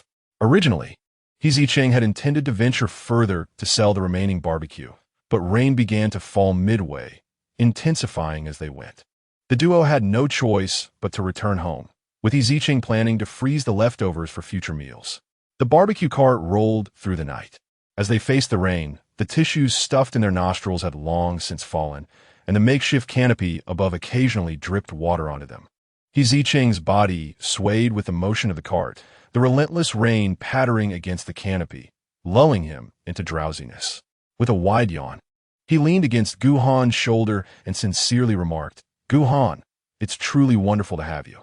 During these days of selling on the street, he and T even needed to pedal the tricycle himself. Hearing this, Gu Han had initially intended to suggest that Zicheng take over, but swallowed the words back down. "Gu Han." Zicheng called him with a voice still heavy with sleep. Gu Han replied coldly, "What is it?" Zicheng, slightly taken aback, remarked, "You didn't wake me, which feels a bit unusual. Haha." He leaned his head against Gu Han's shoulder, his neck pressed closely against Gu Han's robust arm. As he spoke, Gu Han could distinctly feel the movement of his Adam's apple and the vibrations emanating from his vocal cords, a sensation both tingling and slightly irritating. For a fleeting moment, Gu Han found himself lost in thought, a strange feeling flickering in his heart. However, before he could fully comprehend it, he instinctively commanded in a hushed tone, "Shut up." Surprisingly, Zicheng did not take offense at the request. Instead, he grinned contentedly and replied, "That's better." A minute later, Gu Han heard the rhythmic sound of Zicheng's steady breathing as he drifted into slumber. Unable to suppress a chuckle, he thought to himself how he resembled a pig, capable of eating and sleeping with abandon. Zicheng was a heavy sleeper, and after parking the vehicle under the rain canopy, Gu Han had to shake him for quite a while before he finally roused him. "Huh? What happened?" Zicheng looked around, bewildered. "Why am I sleeping outside? Am I sleepwalking?"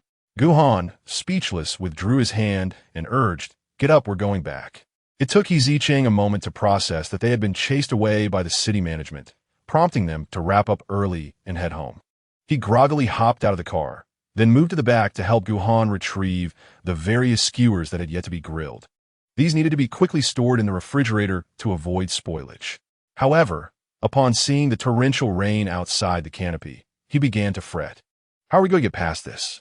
Zicheng contemplated thoughtfully, mimicking a pondering sheep, before a bright idea struck him. He poked Gu Han beside him and exclaimed, "Hey, when I count to 3, let us protect the food against our chests and dash out, bending low and running straight home." "Got it." Gu Han shot him a look filled with incredulity, wondering how Zicheng could take so long to come up with such a rudimentary plan. Sometimes, he truly wondered if Zicheng's head was filled with water. He turned to the side and pulled an umbrella from beneath the barbecue cart seat, opening it without a word as he stepped into the rain. Seeing this, Zicheng hurriedly followed, nimbly slipping under Gu Han's umbrella. He pouted, blowing at the damp strands of hair on his forehead. "Gu Han, you're not being honest. You had an umbrella but didn't tell me."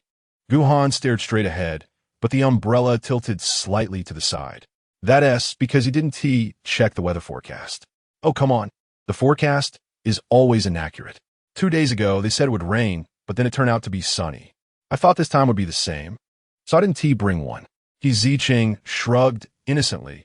"It seems like the heavens are intentionally playing tricks on me because I forgot my umbrella." He playfully nudged Gu Han with his shoulder. "Good thing you're here. You truly are my lucky star." "Really?"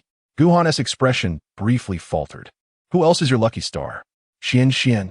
Zicheng replied without hesitation. He looked up at Gu Han, confidently stating based on their respective sizes. "Xian is my little lucky star, while you are my great lucky star." Gu Han remained silent, yet his expression softened. amidst the thick curtain of rain. Under the dim glow of the street lamp, a black umbrella advanced leisurely along the aged street. "Hey, Gu Han, do you think that customer who kept messaging me to set up our stall at noon already knew that the urban management would come today? Do the street vendors have their own network of information?" One by one, they all tacitly refrained from setting up stalls, leaving just the two of us chatting and laughing.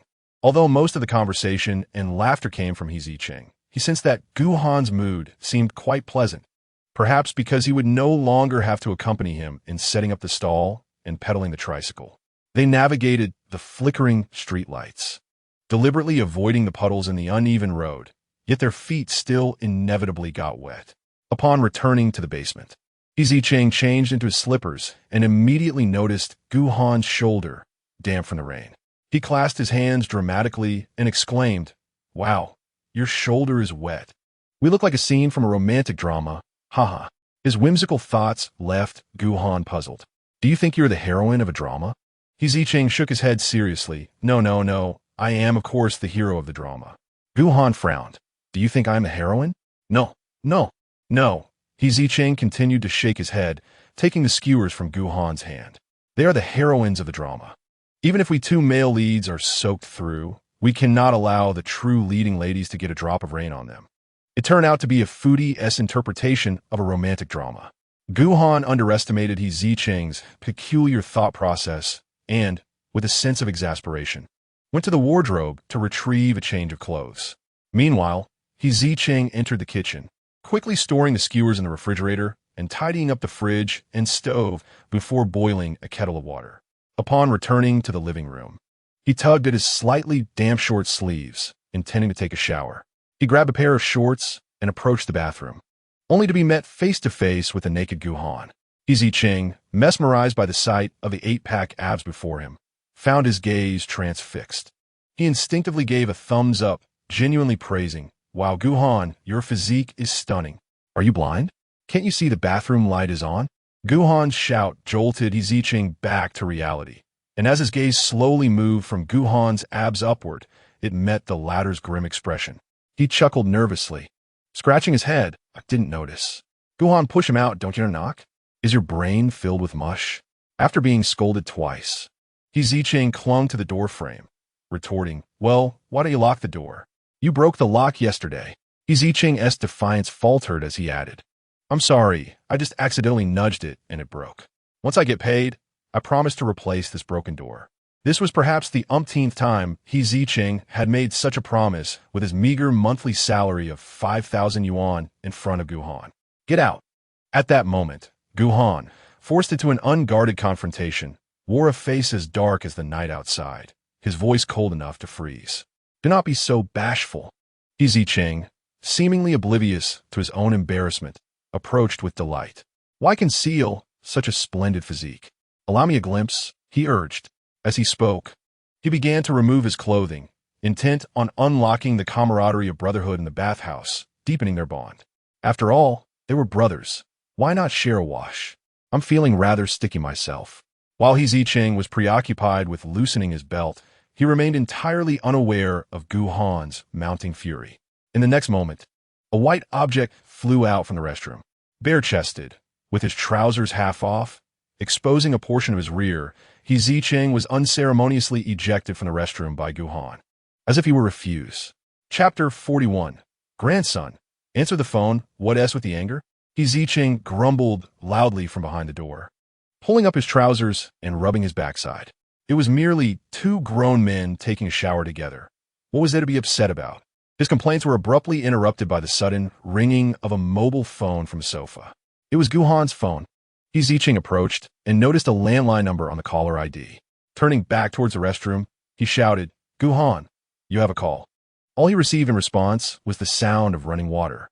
After a moment's contemplation, Zicheng decided it was best not to interfere and answer the call for Gu Han, lest he incur the latter's ire. Feeling a twinge of hunger, he realized that merely 3 hours after dinner, he was already famished. Truly, he was living up to the director's description of him as a bottomless pit. As he pondered this, he wandered into the kitchen. He retrieved a cold steamed bun from the refrigerator and enjoyed it with a cup of water, finishing it off in just a few bites. However, throughout his meal, the phone continued to ring incessantly. For some inexplicable reason, the urgent ringing of the phone stirred a sense of unease within him. Zicheng, smacking his lips in annoyance, returned to the sofa, glanced at the phone screen, hesitated for a few seconds, and ultimately answered, "Hello, who is this?" On the other end, Gu Han, seeking gaming advice from his grandson, was met with the unfamiliar voice. "Who are you?" he inquired. "Me?" Zicheng thought for a moment. "I am Gu Han's good friend." "Who are you? Good friend?" Gu Han was even more puzzled, responding with another question. "Are you with Gu Han right now? Where has he gone?" Without a second thought, Zicheng replied, "He went to take a shower." "Who are you? Is there something you need? A shower?" Gu Han's eyes widened in shock, his expression incredulous. "You mean, you're at a hotel?" Zicheng chuckled. "How could we afford a hotel? Of course, we're at home." "Home?" Gu Han was so astonished that he sprang up from the sofa. His cane forgotten, the only thought racing through his mind was, his grandson is living with a man. Growing impatient, Zicheng said, "Who are you exactly? Is there something you need? If not, I'll hang up." At that moment, Gu Han was too stunned to respond. Zicheng, perplexed by the lack of response on the other end, hung up the phone. Suddenly recalling something, he began to search frantically throughout the room for his own mobile device.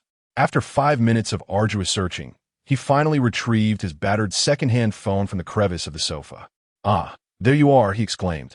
He opened his contacts and swiftly composed a message to Lin Tingxian, assuring him of his safety before sending it off. Just then, the bathroom door creaked open. Gu Han emerged, towel in hand, droplets of water glistening on his skin as he entered the living room. "Did you call for me?" he inquired.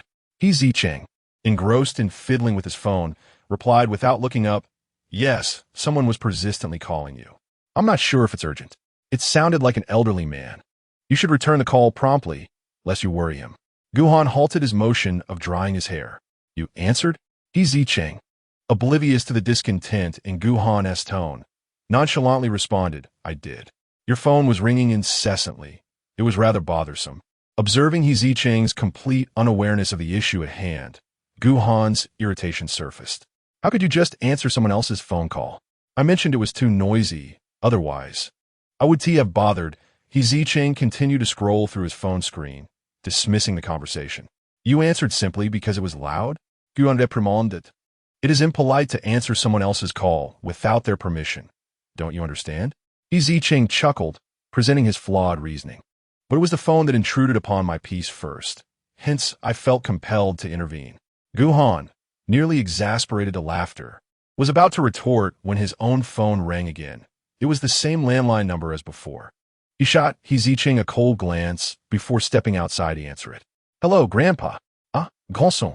I'm glad you picked up," Gu Han exclaimed, his voice brimming with concern. "Where are you right now? Who was that young boy you were speaking with?" Gu Han chose to evade the direct question, replying, "I'm out. He is my roommate." "Roommate?" Gu Han reacted as though he had heard a shocking revelation. "Isn't your gaming company thriving? With so many properties under your name, why would you resort to sharing a space with someone?" Gu Han had to pull the phone away from his ear, astonished by the vigor in Gu Han's voice, which he had not heard in quite some time. "Grandpa, I already mentioned to you that I'm working part-time, and this is part of it." At the mention of this, Gu Han's tone intensified. "I've had inquiries made. Your gaming company is not in any crisis. Why are you working part-time? Even if you did nothing, the Gu family could easily support you. Regardless, that is the situation. I am working part-time." Gu Han did not intend to elaborate further, warning, "Also, you must not investigate my affairs. I know what I'm doing." Gu Han felt his plans laid bare and sighed in exasperation. "I only wish to concern myself with your well-being. After all, I am your grandfather." Understanding his grandfather's worries, Gu Han reassured him, "I know, so please don't fret. I'll involve the Gu family in this." "Is there anything else you wish to discuss during this call?" Gu Han felt a twinge of irritation. "You little rascal. Who is worried about you being entangled with the Gu family? My concern lies in the fact that I worry about you, my little ice cube, suffering outside. Is it not permissible for me to call you my grandson when I have nothing else to do?" His reprimanding tone was laced with affection. "In any case, Should you encounter any difficulties, do not hesitate to let your grandfather know. I shall assist you. I understand, Gu Han replied, a rare smile gracing his face. I will. He inquired softly. If you have nothing else, I shall hang up. Wait, Gu Jianchuan called out just in time. I've been playing that game from your company recently. And so, Gu Han was puzzled by his meaning. So, how does one pass the second map? After a tedious explanation that lasted over 10 minutes, Gu Jianchuan finally grasped the strategy. Just before hanging up, he murmured, the design is so challenging. I wonder who enjoys playing it. Once he finished his lament, he promptly ended the call. Gu Han gazed at the darkened screen, a helpless smile emerging. He pushed open the basement door and returned to the living room, only to collide with Zicheng, who had just emerged from the bathroom, freshly showered. This time, he was not only bare-chested but also donned only a pair of white boxers, reclining unabashedly on the sofa. Zicheng sprawled out, his smooth legs carelessly splayed in Gu Han's direction, one leg even prop high on the back of the sofa. Chapter 42. The sofa collapses with a frown. Gu Han's mind conjured the word rascal. He hastily retrieved 2 articles of clothing from the wardrobe and tossed them onto the lounging figure. Put these on. Without even glancing at him, Zicheng kicked the clothes aside. I refuse to wear them. Gu Han furrowed his brow, reiterating, how many times must I say it? It is forbidden to be unclothed in this house. I am not completely unclothed, Zicheng protested, tugging at the waistband of his underwear. Am I not wearing underwear? He added with disdain, it's the most stifling in the basement when it rains. What is wrong with cooling off after a shower? Gu Han's expression darkened further. I pay the rent, so I make the rules. Now immediately put on some clothes. Zicheng sat up defiantly, retorting, I also cook, do housework, and wash clothes. Do I not have the freedom to dress in my own home? Gu Han could no longer contain his frustration. Zicheng, unfazed. Zicheng replied, what? Without a second thought, Gu Han picked up the clothes beside him and forcibly attempted to dress him. Zicheng struggled violently on the sofa.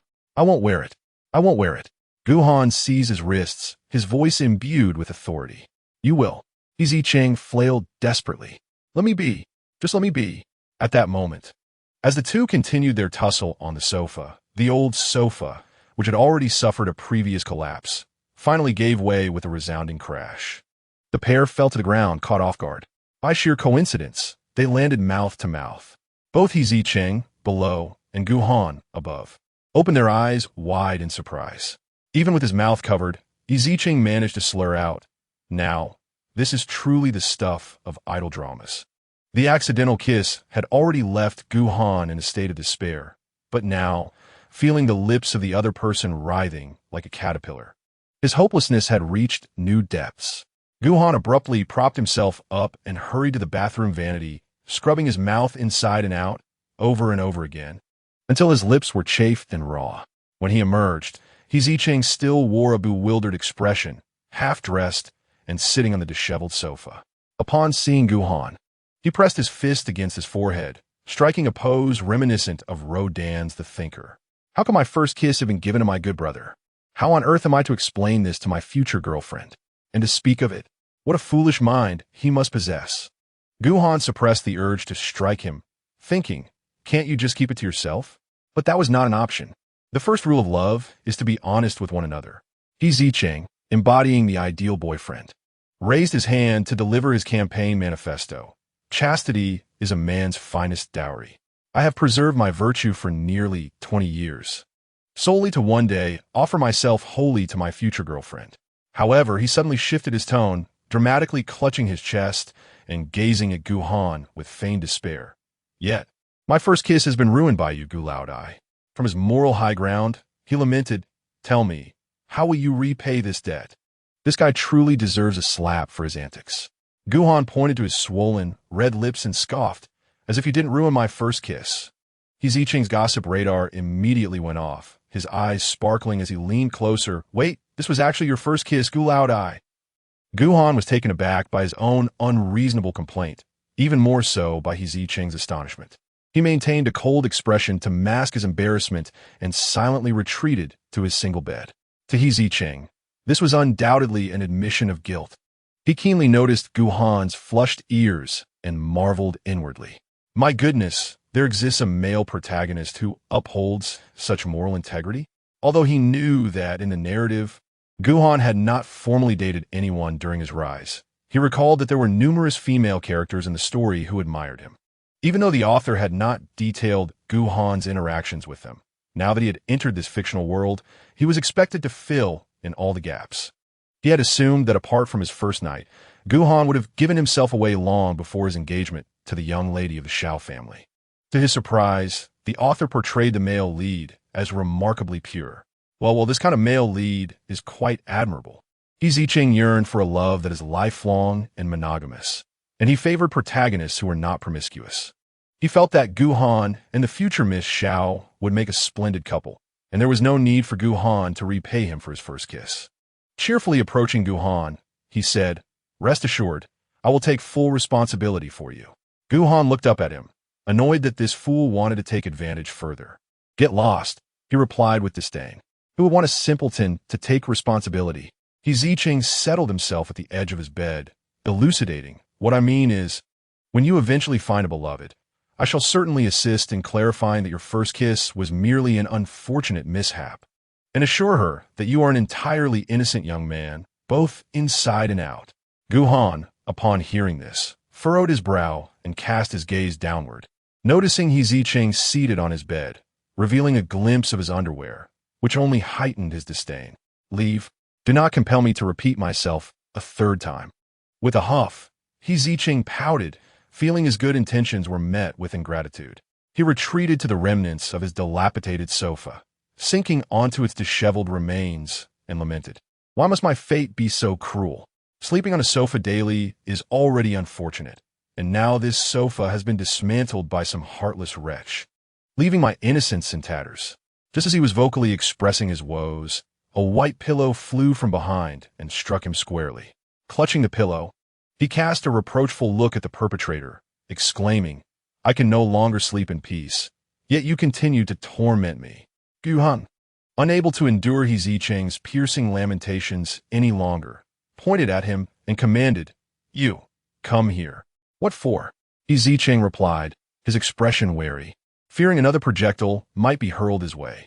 Gu Han, however, maintained a stoic demeanor and replied, "What else? Once you have made enough noise, you shall retire to bed." "To bed?" Zicheng's face brightened, and he gleefully clutched the pillow as he dashed over, collapsing onto the soft single bed with a satisfying thud. He closed his eyes and sighed blissfully. Ah, how delightful! A bed is indeed a comfort. He longed to spend a lifetime in the embrace of such tranquility. As he began to drift into slumber, he suddenly turned his head to glance at Gu Han, who was still seated at the edge of the bed, engrossed in his computer. "Why aren't you sleeping?" Gu Han, facing away, replied, "Sleep well. I have matters to attend to." In truth, he had never shared a bed with anyone before, particularly not on such a narrow single bed. He suspected that if he lay down, he would be pressed closely against Zicheng. The thought of two grown men squeezed together in slumber made him uncomfortable. "Oh, then good luck fighting." Zicheng cheered him on before burying his face into the pillow. A few minutes later, the familiar sound of snoring emanated from behind Gu Han. He turned to behold the slumbering Zicheng, who would remain oblivious even if he were tossed into a river. As he watched, Gu Han's gaze inexplicably fell upon Zicheng's rosy lips, marked by the red traces left from their accidental kiss. Compelled by an unseen force, he reached out, only to retract his hand abruptly, brushing his own lips instead. The memory of the unfortunate incident following the collapse of the sofa surfaced, and he muttered under his breath, "Rascal." Chapter 43. The scoundrel and the heartbreaker Lin Tingxian, upon encountering Chu Yichen for the 8th time that day, could no longer contain his irritation and pushed through the crowd to confront him. "Classmate Chu, what is it that you have been trailing me for? Who is following you?" Chu Yichen replied, his voice rising defensively. "Can I be here just as you are? Is this school owned by your family? In the morning, I encountered you once downstairs in the dormitory, again at the research building in the morning, once more on the sports field during physical education, and now here on this garden path." Lin Tingxian lowered his head, counting on his fingers, noting that he had run into you 8 times in one day. "Your excuse no longer convinced me." With a serious expression, he inquired now, Pray tell, what is it that you seek from me? Chu Shi-chun softly remarked. You are quite meticulous in your calculations. So, what exactly is your purpose? Lin Tingxian posed his question for the third time. How dare you ask me that? Confronted by his exposure, Chu Shi-chun boldly stepped forward, looking down at Lin Tingxian. I wish to inquire about your relationship with the owner of that barbecue stall. You have been frequenting his stand daily, and he has been generously providing you with skewers, calling you with such intimacy. He mockingly imitated their affectionate addresses, Zicheng, Zicheng, Xian. Oh, how revolting. Chu Shi-chun demanded, this is utterly unfounded. Speak, do you have an affair with him? Lin Tingxian was bewildered. What on earth are you talking about? Chu Shi-chun continued from his moral high ground. Are you enamored with the barbecue vendor, thus abandoning my little uncle? How infuriating that he is overshadowed by a mere street vendor, sinking into emotional despair. Lin Tingxian, you truly are fickle and lacking in discernment. Lin Tingxian found Chu Shi-chun's illogical deductions perplexing. Zicheng and I are good friends, not as you presume. As for my elder brother Chu Shi, he paused. Pursing his lips, we no longer share any connection, and frankly, we never had much of one. There was certainly no abandonment. I made my stance clear that day. Impossible. Then why does my little uncle appear so despondent, hardly eating or drinking? Chu Shi-chun remained steadfast in his reasoning, convinced that you had disappointed my little uncle, breaking his heart. Lin Tingxian, this is all your fault. From his words, Lin Tingxian quickly envisioned Chu Cheng's disheveled and sorrowful figure. A wave of guilt washed over him. Chu Shi-chun continued to vocally accuse him. You are nothing but a seemingly gentle, yet truly heartless scoundrel. Suddenly burdened by the weight of moral scrutiny, Lin Tingxian asked with concern, is my elder brother Chu Shi? Is he not well? Not well at all. Exceedingly ill. My little uncle has been unable to eat. His face gaunt with hardly any flesh left. Despite this, he tirelessly works day and night. He must be using work as a distraction. Chu Shi-chun, with a tone laced with sympathy, declared, Lin Tingxian, it's all your fault. You have ensnared my little uncle, and now you irresponsibly walk away. He gritted his teeth, filled with indignation. Rogue. Heartbreaker. Fickle. Each accusation rose in intensity, his voice escalating with fervor. Lin Tingxian glanced around, noticing an increasing number of onlookers, and nervously tightened his grip on his backpack straps. Lowering his head like a student caught in wrongdoing, he stammered, I. After much hesitation, as if resolving to take a stand, he exhaled deeply and met Chu Shi-chun's gaze. May I have a moment with my elder brother Chu Shi? He had not anticipated the depth of Chu Cheng's hurt. He regarded himself as exceedingly careless, hastily rejecting without acknowledging Chu Cheng's sorrow. He resolved to meet the other party, to clarify their misunderstandings while also offering comfort to Chu Cheng. However, the impassioned Chu Yi-chen suddenly froze. You wish to meet my uncle? Young master, Miss Xiao has informed me that she will arrive in half an hour. Assistant Sun discreetly observed the dark circles under Gu Han's eyes and his slightly swollen lips.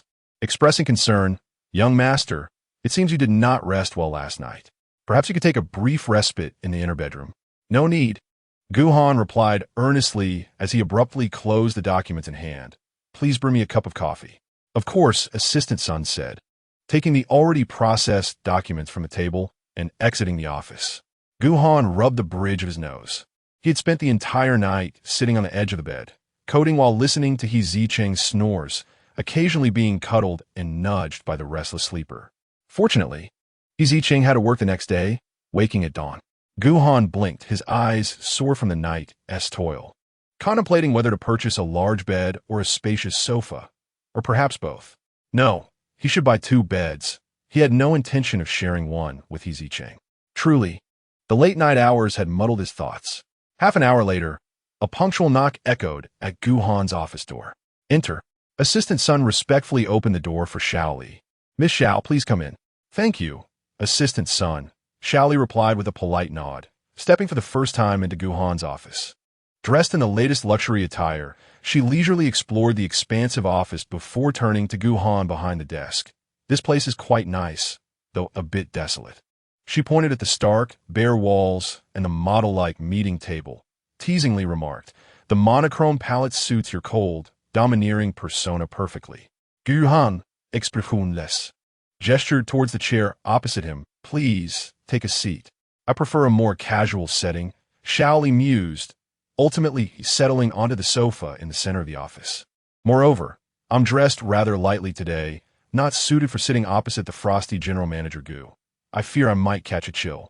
Unmoved by her teasing, Gu Han cut to the chase. Miss Xiao, let us dispense with pleasantries. How have you considered my last proposal? How could that be mere small talk? Such exchanges are essential when meeting someone unfamiliar, young Master Gu. Gu Han reiterated. So, what are your thoughts on my proposal? Took a sip from the tea on the coffee table and leisurely responded, your proposal is quite appealing. I am interested in collaborating with you, but she placed her teacup down and turned to face Gu Han. I am curious. Among the many capable heirs in Tian'an City, why do you wish to partner with me? Gu Han did not intend to indulge in insincere flattery, stating plainly, because you are the sole heir of the Xiao family. Collaborating with you is akin to collaborating with the future of the Xiao family. Xiaoli lowered her gaze, nodding in agreement. Yet, her exquisite features soon furrowed with curiosity as she pressed, is there not an element of my beauty that factors into your decision? Miss Xiao, although I may not yet represent the Gu family, our collaboration is mutually beneficial. Gu Han, seemingly oblivious to her words, clasped his hands solemnly before him and assured her, rest assured, our partnership with the Xiao family will yield no losses. Xiaoli nodded in agreement, harboring no doubts regarding the capabilities of the esteemed Gu. However, a sudden chuckle escaped her lips as she teasingly remarked, but Gu Han, has anyone ever told you that you come across as quite pretentious? Chapter 44. An Unexpected Entrance? Gu Han.However. Miss Xiao, please refrain from discussing matters unrelated to our collaboration. These matters are not unrelated, Xiaoli replied, observing the weariness etched on his face. She playfully touched her lips and quipped, you must have had a splendid night's rest, given the conspicuous red marks here. Gu Han's expression momentarily faltered before he composed himself and said nonchalantly, you are mistaken. It is merely a case of internal heat. Oh, internal heat, is it? Xiaoli responded with feigned indifference, her expression contemplative. She addressed Gu Han with an air of generosity. I am naturally inclined to assist. After all, we will have considerable interactions ahead. If your current partner were to misunderstand anything, I would not mind clarifying things for you. Gu Han frowned again, denying her words. Miss Xiao, do not jest. I have never even been in a relationship, so where would a partner come from? At this, Xiao Li's eyes narrowed with intrigue, as if she had stumbled upon a rare gem. You cannot possibly still be a virgin, can you?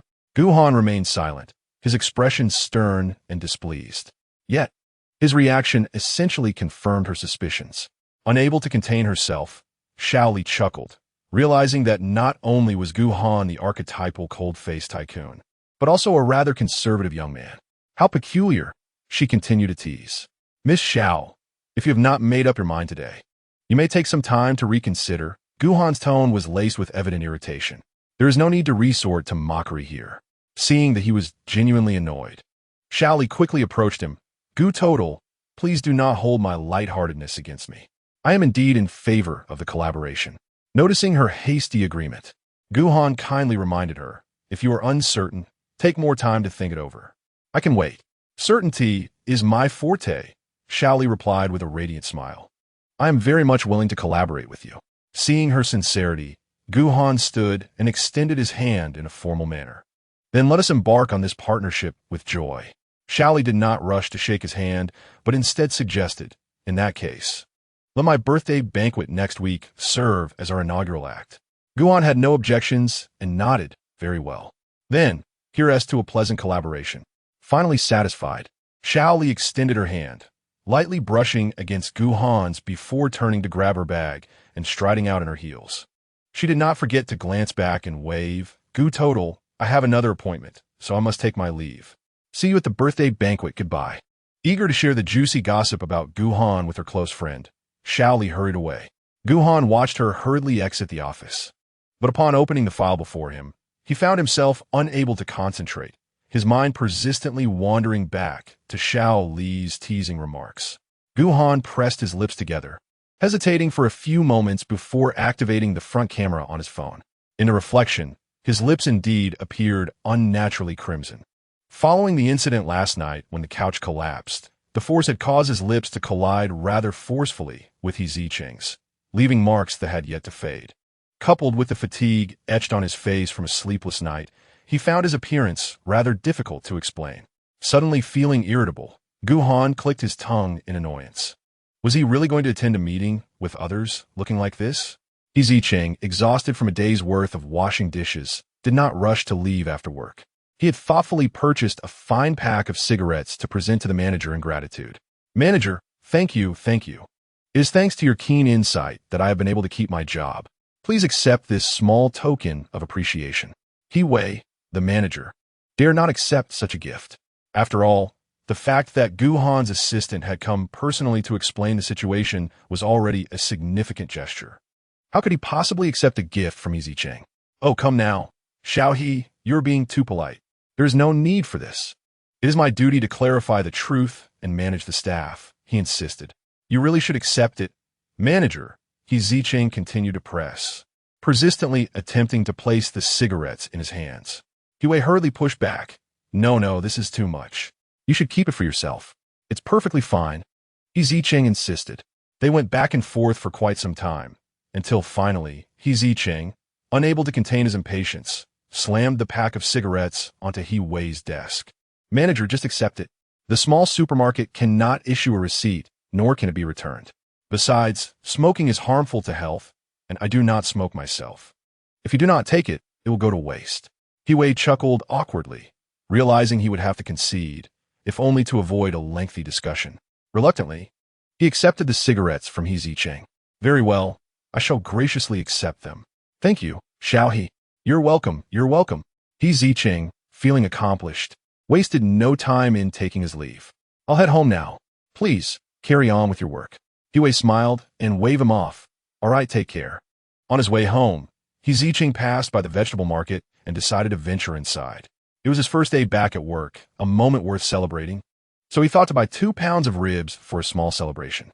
Upon entering the market, Zicheng began to enthusiastically shop, but he was far from reckless. Having taken on the role of a buyer for the welfare institution since childhood, he skillfully haggled with the vendors, saving a few cents here and there, and even managed to convince the stall owners to toss in a clove of garlic or a green onion. Burdened with bags full of goods, he left the market, content as he hurried home. However, on his way, he encountered a pitiable soul begging, a person missing an arm.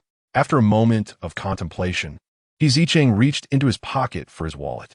Upon seeing his intention to give, the beggar's eyes sparkled with hope as he gratefully bowed with one hand. "Thank you. Kind-hearted person. Thank you so much." Under the beggar's expectant gaze, Zicheng first pulled out a 100 yuan bill, but hesitated and returned it. He then exchanged it for a 50 yuan note, only to put that back as well. Finally, he settled on a 20 yuan note, deciding that contributing within his means was the right approach. After all, he had haggled for half an hour at the market, and the total barely amounted to a single yuan. Thus, holding his wallet, Zicheng fumbled for quite some time before, under the expectant gaze of the vendor. He finally produced a 1 yuan coin and tossed it into the vendor's bowl. Mimicking the vendor's gesture, he performed a one-handed salute, a gesture that was both casual and unceremonious.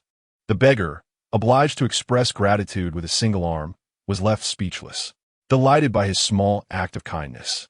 Zicheng felt a spring in his step as he made his way home. Meanwhile, the beggar behind him spat in disdain towards the direction in which Zicheng departed. Miraculously, a hand emerged from the beggar's empty sleeve, deftly gathering his meager belongings as he prepared to return home. Disappointed with the day's earnings, he resolved to seek a more lucrative location for his next outing, for the people in this area were too impoverished and miserly. Zicheng cheerfully retrieved the keys from his pocket and unlocked the door, announcing, "I'm home." However, as soon as he spoke, he froze in place. His eyes were drawn to the brand new and luxurious sofa and coffee table set in the center of the living room, as well as the equally opulent bed nestled in the corner behind them. These two lavish pieces occupied nearly half of the basement space, standing in stark contrast to the old and cramped surroundings. With a bewildered expression, Zicheng wondered if he had mistakenly entered the wrong house. Chapter 45. Suposida incredules. Zicheng stepped outside and re-entered, exclaiming with excitement, "No way, it's real." He tossed aside the items in his hands and leaped onto the luxurious sofa like a diver plunging into water. The robust sofa bounced him several times, and he stretched out his arms, rolling comfortably across its surface. Wow, this feels like a dream. Am I in paradise? Zicheng squinted his eyes, laughing joyfully. When he opened his eyes again, Gu Han's face came into view, holding the vegetables that Zicheng had carelessly thrown onto the floor. Is it really that comfortable? When did you return? Zicheng sprang upright. Did you buy the sofa and bed? Just now. I bought them. Gu Han replied succinctly as he turned to place the items into the kitchen. Eagerly, Zicheng followed, his curiosity piqued. Where did you get the money? These two pieces clearly aren't cheap. I recently sold a program I developed. Gu Han casually fabricated an excuse. He anticipated that Zicheng might express skepticism. Yet he underestimated him. Zicheng instantly cupped his face, gazing at him with admiration. Wow, someone who has been to university is truly different. You can effortlessly write something and earn so much money. Gu Han, you are amazing. With his wide eyes sparkling, Zicheng continued. How are you so incredible, Boss Gu? I could worship you forever. What would I do without you? As he spoke, he waved his hands in excitement, declaring, Boss Gu, you are my idol. You are electricity. You are light. You are the one true myth. As he began to sing instinctively, savoring his own melodious voice, Gu Han unceremoniously pushed aside the obstacle standing in his path, then retrieved a small transparent bag from his coat pocket and handed it to Zicheng. Zicheng, filled with curiosity, took the item and, upon discerning its contents, widened his eyes in astonishment, leaping with excitement and wrapping his arms around Gu Han's neck, clinging to him like a koala. It's an identification. It's an identification. Gu Han, you must be a superhero, capable of anything. I truly adore you. I lack such prowess and sought assistance from a friend, Gu Han replied, laboriously prying him off, wearing an expression of disdain. Yet that in itself is impressive. Not only are you exceptionally talented, but you also excel at making friends. You are the strongest on this planet. Overwhelmed by joy, Zicheng lavished praise upon him. Gu Han, stroking his chin, impatiently remarked, Enough with the idle chatter. Go prepare dinner. All right then. Zicheng complied, humming a tune as he merrily went to wash the vegetables. At that moment, he felt an urge to treat Gu Han like an emperor. Meanwhile, Gu Han returned to the sofa, expressionless, engrossed in his work on a laptop. Yet, not a single letter appeared on the screen until Zicheng finished cooking and called him to join for dinner. Chuchun had just completed his tasks when he was bombarded by frantic messages from Chu Yichun. The latter insisted on urgent matters that required his immediate return to the Tian'an Road apartment. Initially ignoring him, Chu Yichun resorted to incessant phone calls when he received no response. However, he refused to disclose the nature of the urgency. Left with no alternative, Chuchun hastily concluded his business trip and rushed back to Tian'an City. As he stepped through the apartment door, he noticed the living room lights were on. Changing into his indoor shoes, he called out, Chu Yichun, I'm quite busy. You better have something urgent. As he approached, his voice trailed off when he recognized the figure squatting in the living room with their back to him. Almost doubting his vision, he exclaimed, Xian, what are you doing here? At that moment, Lin Ting Xian, who was captivated by a yellowing potted plant in the corner, was jolted back to reality by his voice and quickly stood up. Brother Chu. Chu Chen's expression softened, a smile gracing his face. How did you get here? Chu Tong Shui sent me. Lin Ting Xian replied, instinctively tugging at his shirt while discreetly observing Chu Chen's condition. The dark circles under his eyes were evident. And although Lin Ting Xian could not discern if he had lost weight, it was clear that Chu Chen appeared fatigued, unmistakably in need of rest. Evidently, Chu Yichen's words held truth. Chu Chen had indeed been struggling lately. Brother Chu, Lin Ting Xian stammered, unable to articulate his thoughts. It was only when he was brought here by Chu Yichun that he realized this was Chu Chen's home. This marked his first visit to someone else's residence, rendering him nervous and uncertain of how to behave. Standing in the living room, Lin Tingxian found himself at a loss for words, his prepared speech escaping him. But who was Chu Chun? He was adept at reading others. Remembering Chu Yi-chen's urgent demeanor on the phone, it became clear to him that Lin Tingxian had undoubtedly been lured here under false pretenses. He did not urge the hesitant Lin Tingxian, but instead pointed to the sofa beside him and gently said, "There's no rush. We have ample time. Let us sit down and converse at our leisure." Lin Tingxian weakly acknowledged his words and, upon seeing Chu Chun take a seat, finally settled into the furthest corner from him. Before he could utter a word, Chu Chun rose again to pour him a glass of warm water, then naturally sat down beside him, extending the cup into his hands. "Thank you," Lin Tingxian replied, subtly shifting inward. However, as he was already in the corner, there was no space behind him to move, leaving him to awkwardly cradle the cup, too timid to raise his gaze. Chu Chun expressed concern. "When did you arrive, Xian? Are you hungry? Have you had dinner?" "I just arrived not long ago. I haven't had dinner, but I'm not hungry," Lin Tingxian answered honestly. "Even if you're not hungry, you should eat on time," Chu Chun disapproved, frowning as he took out his phone, preparing to order food. "Brother Chu," Lin Tingxian suddenly interjected, "I came here to discuss something with you." "Were you just admiring my flowers?" Chu Chun interrupted him with genuine curiosity. "I recall that you were majoring in agricultural science. Could you help me understand what's wrong with that orchid? Why have the leaves turned so yellow?"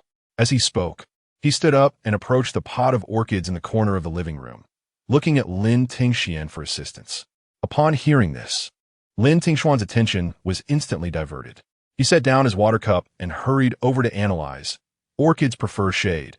They are not well suited for the climate of Tian'an City. Moreover, your home has too much light, and the soil in the pot appears somewhat dry. It seems it hasn't been watered sufficiently." Once the conversation shifted to his area of expertise, he came alive, his eyes sparkling and his speech flowing effortlessly. "You could place it in a cooler spot at home and water it regularly. Check back in a few days to see how it thrives." "Ah, I see," Chu Chun said, his face lighting up with understanding, but then he sighed. "I must admit, I know nothing about taking care of plants. I have many green plants on my balcony, all gifts from others, but I've managed to kill several. By the way, Xian, do you have any free time after this?" He gazed intently at Lin Tingxian, resting his chin on his hand, considering. "Would you be able to come over occasionally to help me care for them?" Chapter 46. Lifelong friends. Chu Chun, seemingly anxious that he might refuse, quickly added, "I assure you it will not be a waste of your time and energy. I will pay a consultation fee, and I can arrange transportation, including meals and accommodation." "Accommodation?" Lin Tingxian hastily waved his hands in protest. No, Brother Chu, there's no need for any compensation. I'll first take a look at the plants on your balcony. They might not even need my attention." "That works," Chu Chun thought silently, praying that the potted plants were indeed in dire condition, as he led Lin Tingxian to the balcony on the second floor. Chu Chen's home was, after all, a spacious duplex apartment, and the balcony was quite roomy, complete with a large terrace outside. However, at that moment, a variety of potted plants of all sizes occupied a considerable amount of space, making the balcony appear notably smaller. Beneath the soft glow of the balcony light, Lin Tingxian approached a nearby plant, crouching beside it. Chu Chun, ever considerate, turned on a flashlight and leaned over him. Lin Tingxian meticulously inspected each potted plant in the vicinity. It must be said, Chu Chun's earlier claim of lacking knowledge in horticulture was no mere modesty. These plants appeared to be nearly lifeless, with several already beyond salvation. Lin Tingxian could not help but express his dismay. They seem quite ill. That hydrangea and orchid have already perished.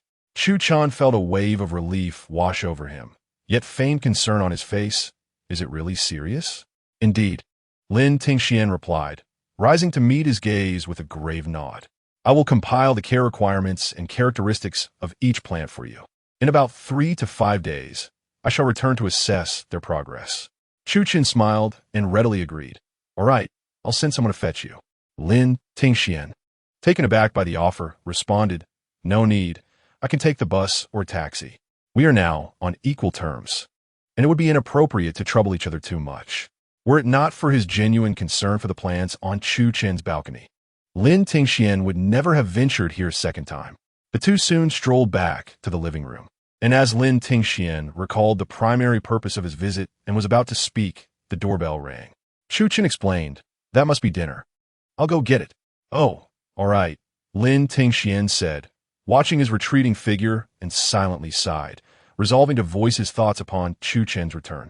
Chu Chen neatly arranged the wooden meal boxes on the dining table, instantly filling the room with the delectable aroma of food. He shyly proposed, "I just returned from another province and haven't had dinner yet. Would you keep me company, Xin Yuan?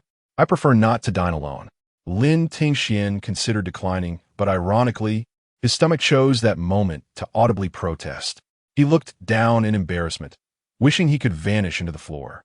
However, Chu Chen seemed oblivious, approaching and gently urging him to sit at the table. "I'm really hungry. Please join me." Lin Tingxian, too bashful to meet his gaze, murmured his assent, accepted the chopsticks handed to him, and quietly began to eat. Throughout the meal, Chu Chen watched him with a cheerful smile, continuously adding dishes to Lin Tingxuan's bowl. Just as Lin Tingxian prepared to speak after swallowing a mouthful of rice, Chu Chen would always place another helping before him, insisting, "Try this, Xin Yuan. You're too thin. Eat more." This relentless encouragement caused Lin Tingxian to swallow his words repeatedly, though his stomach grew increasingly full. He could not help but wonder if this was all intentional. By the end of the meal, Lin Tingxian was burping uncontrollably. Noticing this, Chu Chen ceased serving him more food and instead handed him a cup of water. "Drink some water to help." Lin Tingxian politely thanked him and quickly finished the glass. The glass was placed back on the table with a gentle clink. Gathering his courage, Lin Tingxian finally spoke up, "Brother Chu, I had no idea that my rejection of your confession would have such a profound impact on you. You appear to have become quite haggard. Although we have settled our differences, I wish for you not to remain in such a state of despondency."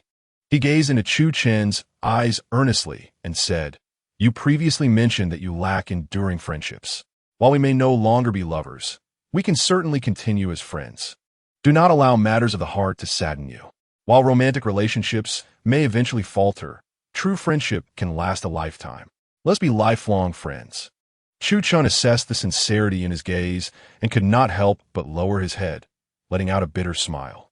He desired to be more than friends with Lin Tingxian, yet Lin Tingxian wished to maintain a steadfast friendship.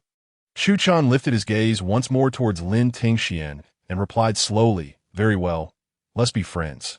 After all, friendships can evolve into something more. For lovers often begin as friends." Seeing that Chu Chen seemed to have come to terms with their situation, Lin Tingxian breathed a sigh of relief and could not help but smile broadly. "Yes, let's be friends." When it came time to part, Lin Tingxian declined Chu Chen's offer to drive him, insisting instead on walking for nearly half an hour to the nearest bus stop. Chu Chen accompanied him the entire way, only turning back once he had seen Lin Tingxian board the bus. This area is a wealthy neighborhood near the commercial center, a place where Chu Chen would only occasionally stay when work demanded it. Along the way, he would occasionally encounter acquaintances from work, nodding politely in greeting. When he met business partners with whom he had more substantial interactions, he would exchange a few friendly words. Having grown up under his father's strict expectations, Chu Chen was adept at managing all his social encounters. He could navigate the most seasoned individuals with ease, but when faced with Lin Tingxuan's pure and unblemished gaze, all his strategies fell away. From the very first moment he laid eyes on Lin Tingxian, he was captivated by his exceptionally pristine aura. It was in that fleeting glance, that very instant, that Chu Chen realized he had been ensnared. Love at first sight, it seems, is not merely a fantasy of the world. He had fallen for Lin Tingxian. He cherished the clarity in Lin Tingxuan's eyes and was enchanted by the purity that enveloped him. Chu Chen wished for Lin Tingxian to remain ever so untainted and innocent. The following day, upon receiving his identification card, Zicheng approached his manager, requesting that a salary of 5,000 be reinstated to the standard 6,000 for regular employees. After all, with the identification card in hand, he was no longer working illegally, and it was only natural to desire equitable compensation akin to that of other formal employees. Aware of the backing he had from young Master Gu, He dared not refuse. He acquiesced immediately and even offered Zicheng a favorable opportunity. My dear, now that your ID is sorted, just in time, our establishment has secured a lavish birthday celebration for a socialite next week. You can serve as a waiter at the event. He chuckled while patting Zicheng on the shoulder. Being a waiter entails fewer responsibilities and better pay. It's quite lucrative. I will have Xiao Xia instruct you on the tasks, and you can go together. Zicheng, puzzled, leaned in closer and whispered, Manager, how much will that pay? He was curious about the compensation for just one day's work. Wei held up 5 fingers and replied, You can earn a base salary of 500 for just one day, not including tips. He lowered his voice and whispered in Zicheng's ear, reminding him that the banquet was filled with notable figures, and the tips they offered were quite generous. Encountering a spendthrift could potentially yield a tip that equaled 1 or 2 months' salary. Good heavens! The treatment for waitstaff is so lavish. The money-minded Zicheng's eyes sparkled with excitement as he eagerly inquired, Manager, after the banquet concludes, may I take the opportunity to wash some dishes? That way, I could earn 2 salaries. Wei, having lived for over 30 years, was taken aback today. He had never encountered anyone as money-hungry as Zicheng. He silently tugged at the corners of his mouth, conceding, Sure, if you wish to wash, then go ahead. The wages for washing dishes will be calculated separately for you. Thank you, Manager. You truly are handsome, kind-hearted, exceptionally talented, and a masterful manager. You are my benefactor, my supposita. Zicheng skillfully showered compliments before exiting the office amidst the manager's amused laughter. Wei gazed at his retreating figure, somewhat puzzled. Was Zicheng really so desperate as to not let go of even 200 yuan, especially with his connections to Gu. Chapter 47. Stealthily setting up a stall, Gu Han noticed that Zicheng had been particularly busy these past few days. He would return home from work in the evening, eat hastily, and then rush out again, claiming he was working overtime. The Tian'an Club must be in dire straits, resorting to exploiting a dishwasher. As Gu Han watched Zicheng, who devoured a bowl of food in mere minutes before dashing out, he called out to him, Where are you off to at this hour? Overtime, Zicheng replied, yawning as he changed his shoes. Didn't I mention the store has been particularly busy lately? I have to work the night shift for the next couple of days. Gu Han glanced at the dark circles under Zicheng's eyes. Is your establishment on the brink of closure? Do they really need you to wash a few dirty plates? How can you call them dirty? I've never broken anything. Zicheng emphasized his innocence. He completely missed the sarcasm in Gu Han's voice and proudly declared, I am the backbone among our dishwashers, while others may be sales champions. I am the washing champion. I simply cannot neglect the plates at the store. Gu Han scoffed. How impressive. You've managed to inject a sense of professional honor into a dishwashing job. I'm off then, Zicheng said, turning back for a moment before leaving. I didn't bring my keys, so you must behave and wait for me at home. Gu Han frowned but said nothing, suddenly feeling as if he were a wife waiting at home for her husband's return.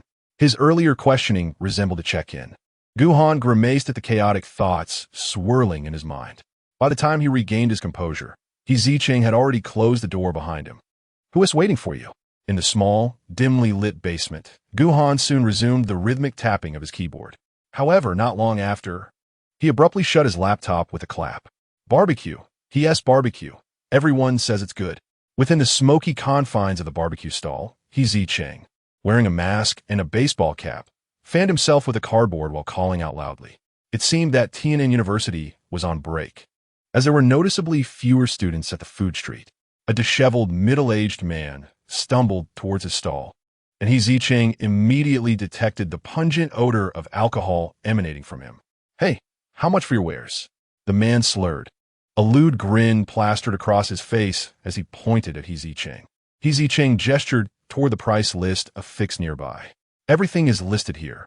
Please let me know what you desire. No, not that, the man mumbled, ignoring the price list, his bleary eyes fixated on Zicheng.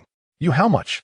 I mean, Zicheng was perplexed, but recognizing the man's apparent confusion, he kindly read the prices aloud and inquired, What would you like to order? The man grew impatient. Damn it, I'm asking you. How much for a night? This time, Zicheng comprehended the insinuation and retorted sharply, Get lost. Don't waste my time with such nonsense. I like the spicy ones. The man leered. eyeing He Zicheng's striking large eyes. "I'll give you 80. How does that sound?"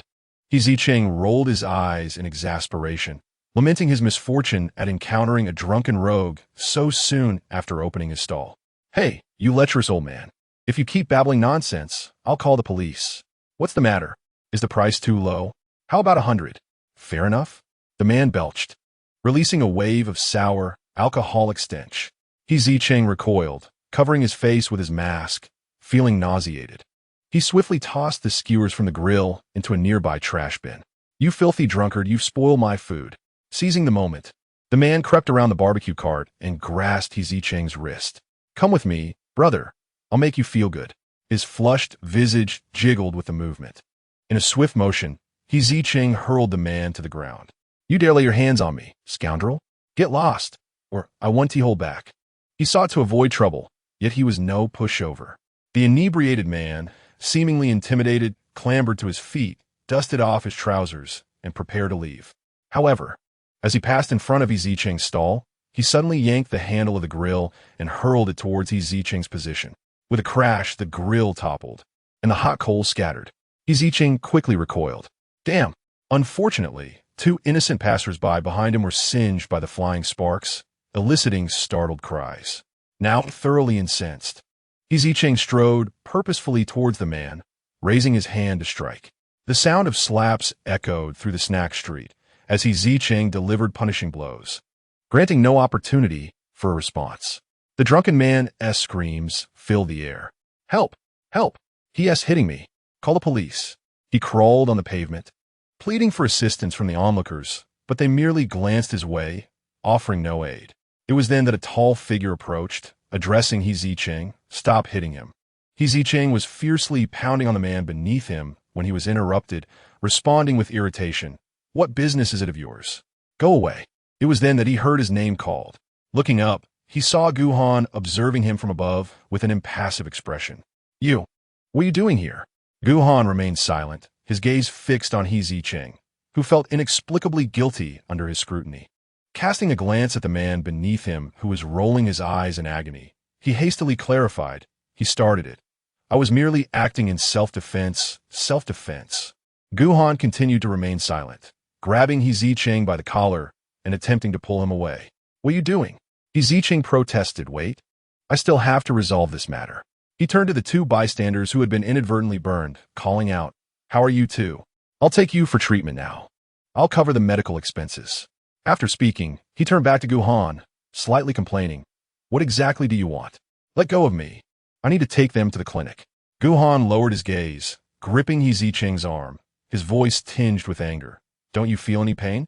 He Zicheng looked down and realized that his own arm had also been burned. Before he could respond, he was interrupted by commotion. "What's going on here?" Two police cars stopped at the intersection, and Zhou Hao, arriving hastily, assessed the chaotic scene and the man attempting to flee. "So, it was you causing trouble?" He seized the man's shoulder, handcuffing him before handing him over to his colleagues, then walked toward He Zicheng. Upon recognizing the familiar face of the involved party, Zhou Hao couldn't help but chuckle. "Young man, it's you again?" He Zicheng recognized him too. "It's you, officer." Zhou Hao was the police officer who had assisted him when he first arrived. Glancing at the mess on the ground, He Zicheng offered a sheepish laugh, never expecting to reunite in such a situation. Zhou Hao turned over the inebriated man to his colleague and then said to He Zicheng, "Let us go. You need to come to the station to file a report." "Wait, officer," He Zicheng said, pulling on Gu Han. "There are several other bystanders over there who have been burned by charcoal embers. Can I take them for treatment first before filing the report?" Zhou Hao smiled, but in response to He Zicheng's hopeful gaze, he firmly replied, "No. You all need to go to the station to file your reports. Everyone at the station will help you with that." In the police station, several injured individuals were tending to their wounds in the lobby. "Ouch! Be gentle," He Zicheng flinched, quietly reminding the person treating him. Gu Han, with a darkened expression, tightly gripped his wrist, remaining silent. However, the pressure of his grip softened. Even after the treatment was completed, Gu Han continued to be taciturn. He Zicheng had an inkling that Gu Han was upset with him, though he couldn't comprehend how he had provoked such feelings.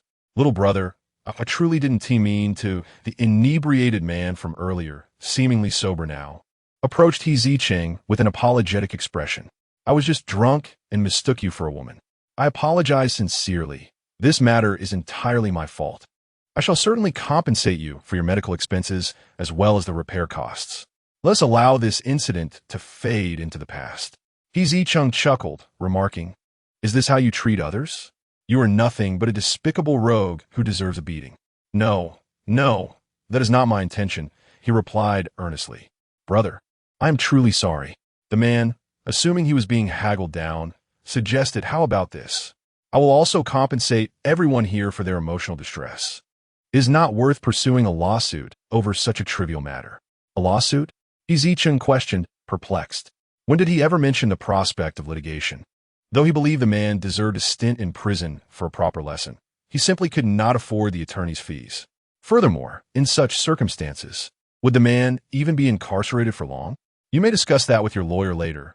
Gu Han, who had remained silent until now, finally interjected. Whether he was genuinely intoxicated or merely causing a ruckus under the influence would soon be clarified by the authorities.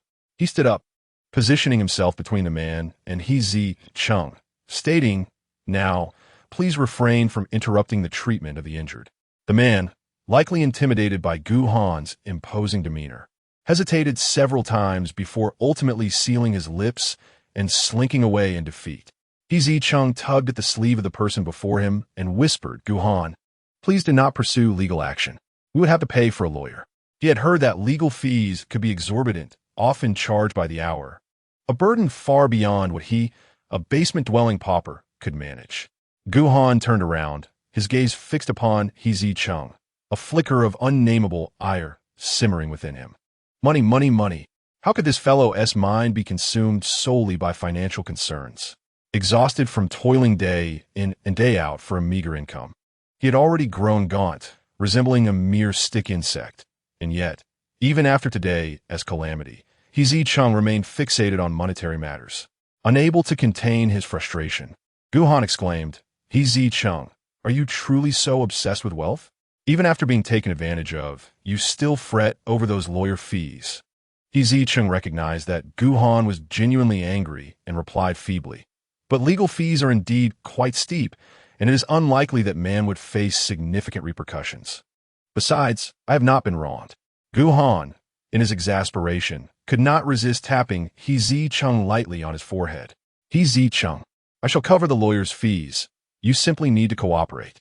Zicheng rubbed his forehead, which was not particularly painful, and muttered, "Of course.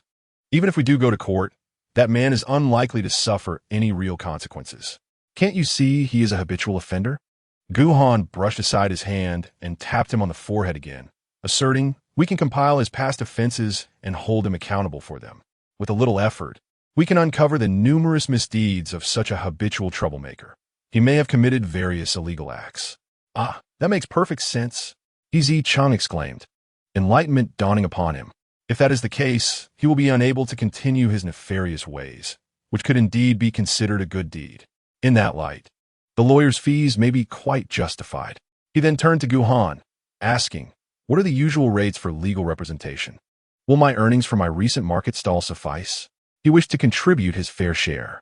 Gu Han, recognizing the shift in his thoughts, smirked derisively. "What? The stingy miser is willing to part with his coins?"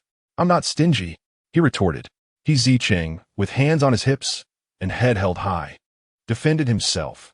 Money is meant to be spent wisely, and frugality is a commendable traditional virtue. I am merely practicing thrift in managing my household." Gu Han was amused by his self-righteous demeanor and stepped closer, asking, "So, on which particular endeavor do you intend to spend money that you would venture out at this late hour to set up a stall?" I, Zicheng stammered, unable to articulate a coherent response, and then questioned, "When did you discover that I was secretly running a stall?" "I knew from the very first day." Gu Han replied. Zicheng was perplexed. "How could you possibly know that?" Gu Han chuckled. "You return home every night reeking of grilled meat, and your breakfast the next day is invariably grilled meat as well. How foolish would I have to be not to realize what you were up to. Is that so?" Zicheng thought he had been quite discreet, only to find out that Gu Han had noticed from the beginning. He lowered his head and sniffed himself, barely detecting a hint of grilled meat. Perhaps he had grown accustomed to the smell over time and had failed to notice. Gu Han, you're so clever, he said earnestly. As expected of you. By the way, are all those in computer science this intelligent? You've inspired me to consider studying it myself. Do you think I'd be suited for it? Here, we don't recommend that the foolish pursue computer science, Gu Han retorted, refusing to be sidetracked by his clumsy attempt at conversation. Under Zicheng's mournful gaze, he pressed on. So, what is your purpose for setting up a stall at such an hour? Is there something you wish to purchase? Zicheng's eyes darted away, scratching the back of his head as he chuckled. Well, I just thought it would be nice to earn a little extra money. Who wouldn't want to earn more, right? However, Gu Han was clearly unconvinced. Zicheng, I will ask you one last time.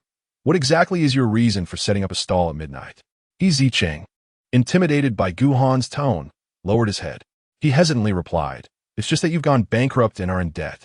The money you finally earned is barely enough for rent and new furniture. So, I figure I'd set up a stall to earn a bit more. So you could quickly repay your debts and make a comeback. Gu Han's expression froze, his anger dissipating significantly as he realized that his companion had been busily toiling away for his sake these past few days. Who said I was in debt? Zicheng frowned. You said it yourself not long ago. Gu Han pondered for a moment, and indeed, there was some truth to it. He cleared his throat to mask his unease. I've already paid off my debt some time ago, so you needn't worry about it. Just focus on being my dishwasher. Paid off? How could that be? Zicheng exclaimed incredulously, scoffing. Is your money simply blowing in from the wind? Moreover, that doesn't align with the plot in the book. The Zicheng in the story was living in a basement with you and had even encountered debt collectors. By all accounts, he should be facing that soon too. How could you have settled your debts so quickly? Gu Han seemed to hear the rusty gears turning in Zicheng's foolish mind and interjected to spare him further mental strain. I sold quite a few programs recently, which allowed me to pay off my debts. Is it truly that easy to earn? Zicheng gazed at Gu Han with sparkling eyes, pleading. I want to learn too. Please teach me. Gu Han beckoned him with a finger. Zicheng promptly approached, ears perked up to listen, only to hear a teasing voice in response. I'm afraid your intelligence doesn't meet the standard. Zicheng. Chapter 49. I will not give up on him, therefore. You needn't concern yourself with my matters henceforth, Gu Han said, pushing Zicheng's sulky face away, adding that there was no need for him to set up a stall late at night for his sake. But I still want to set up a stall. Zicheng pouted. He had long wished to replace Gu Han's old computer, although Gu Han had just irritated him, and would surely have access to good equipment once he arrived at the Gu family. The computer had been damaged by shards of glass from a broken coffee table and was still in use. He felt guilty as it was his fault, and given how kind Gu Han had been to him lately, Zicheng wanted to quickly help him get a new, better computer, though he hoped to keep it under 15,000 yuan. Gu Han frowned.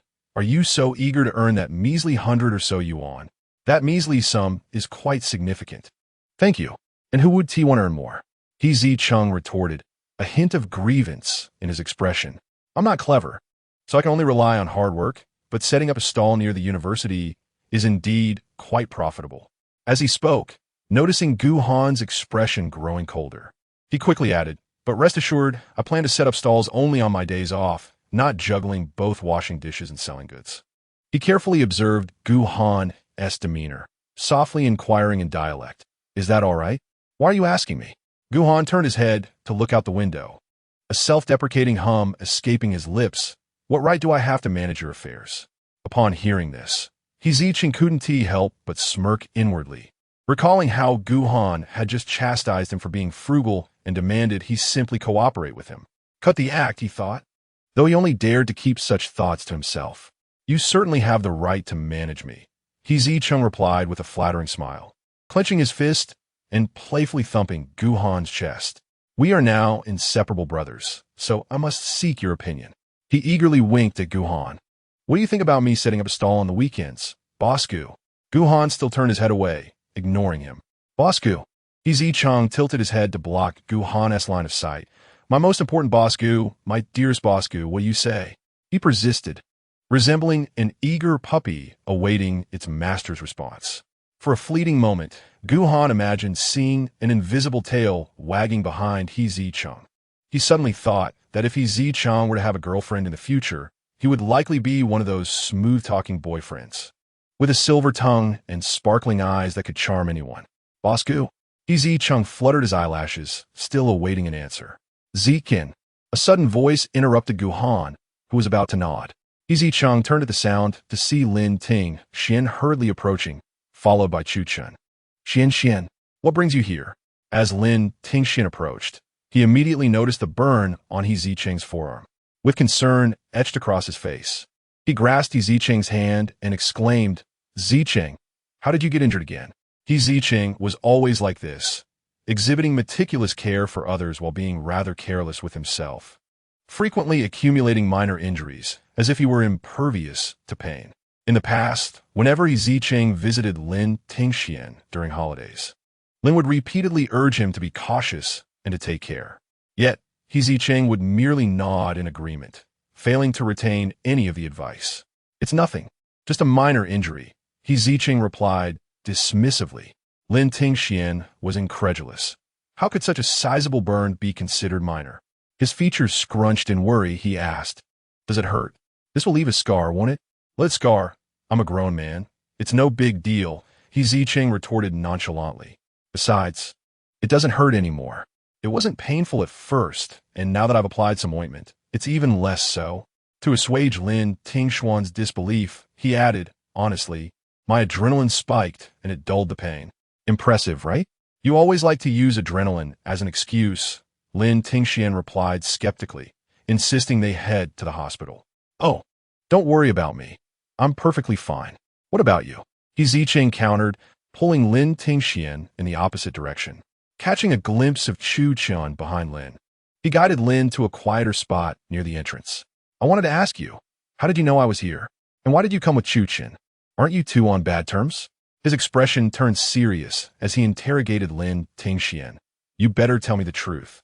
Faced with this barrage of questions, Lin Tingxian lowered his gaze momentarily, then answered in order. I heard someone say there was a disturbance at the snack street.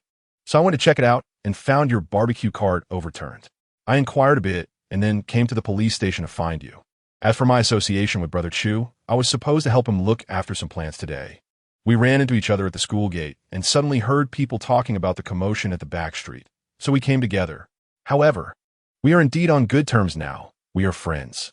Lin Tingxian emphasized just ordinary friends. Yet Zicheng sensed something amiss. Lin Tingxian was definitely lying. He had never been one to seek out chaos, and Zicheng had not yet informed him about his return to street vending. Moreover, given Lin Tingxian's aversion to conflict, how could he possibly have sought out trouble at the snack street? More importantly, friends, Zicheng tapped Lin Tingxian's forehead, exasperated. Are you dense? A person who once harbored feelings for you cannot simply be satisfied with being just friends. He clearly intends to befriend you, to lower your defenses. And then he glanced pointedly at Lin Tingxian's backside, gritting his teeth, those scheming gaze. How does Zicheng know all this? Lin Tingxian, taken aback by Zicheng's perceptiveness, inquired earnestly, Do you have an understanding of them? Zicheng faltered, gesticulating animatedly before letting out a sigh. Well, just think about the fate of that Lin Tingxian in the book. He ended up getting stabbed by Chu Chun. Though Chu Chun seems normal now, what about in the future? Hearing this, Lin Tingxian truly lowered his head in contemplation. He could sense that Zicheng was somewhat relieved by his attentive demeanor. However, to his surprise, Lin soon raised his head, his gaze resolute as he addressed Zicheng. Brother Zicheng, I believe you are mistaken. From our vantage point, as outsiders, labeling Chu Chun as a scheming and obsessive individual, presuming that he will inevitably turn malevolent, is a form of arrogance and bias.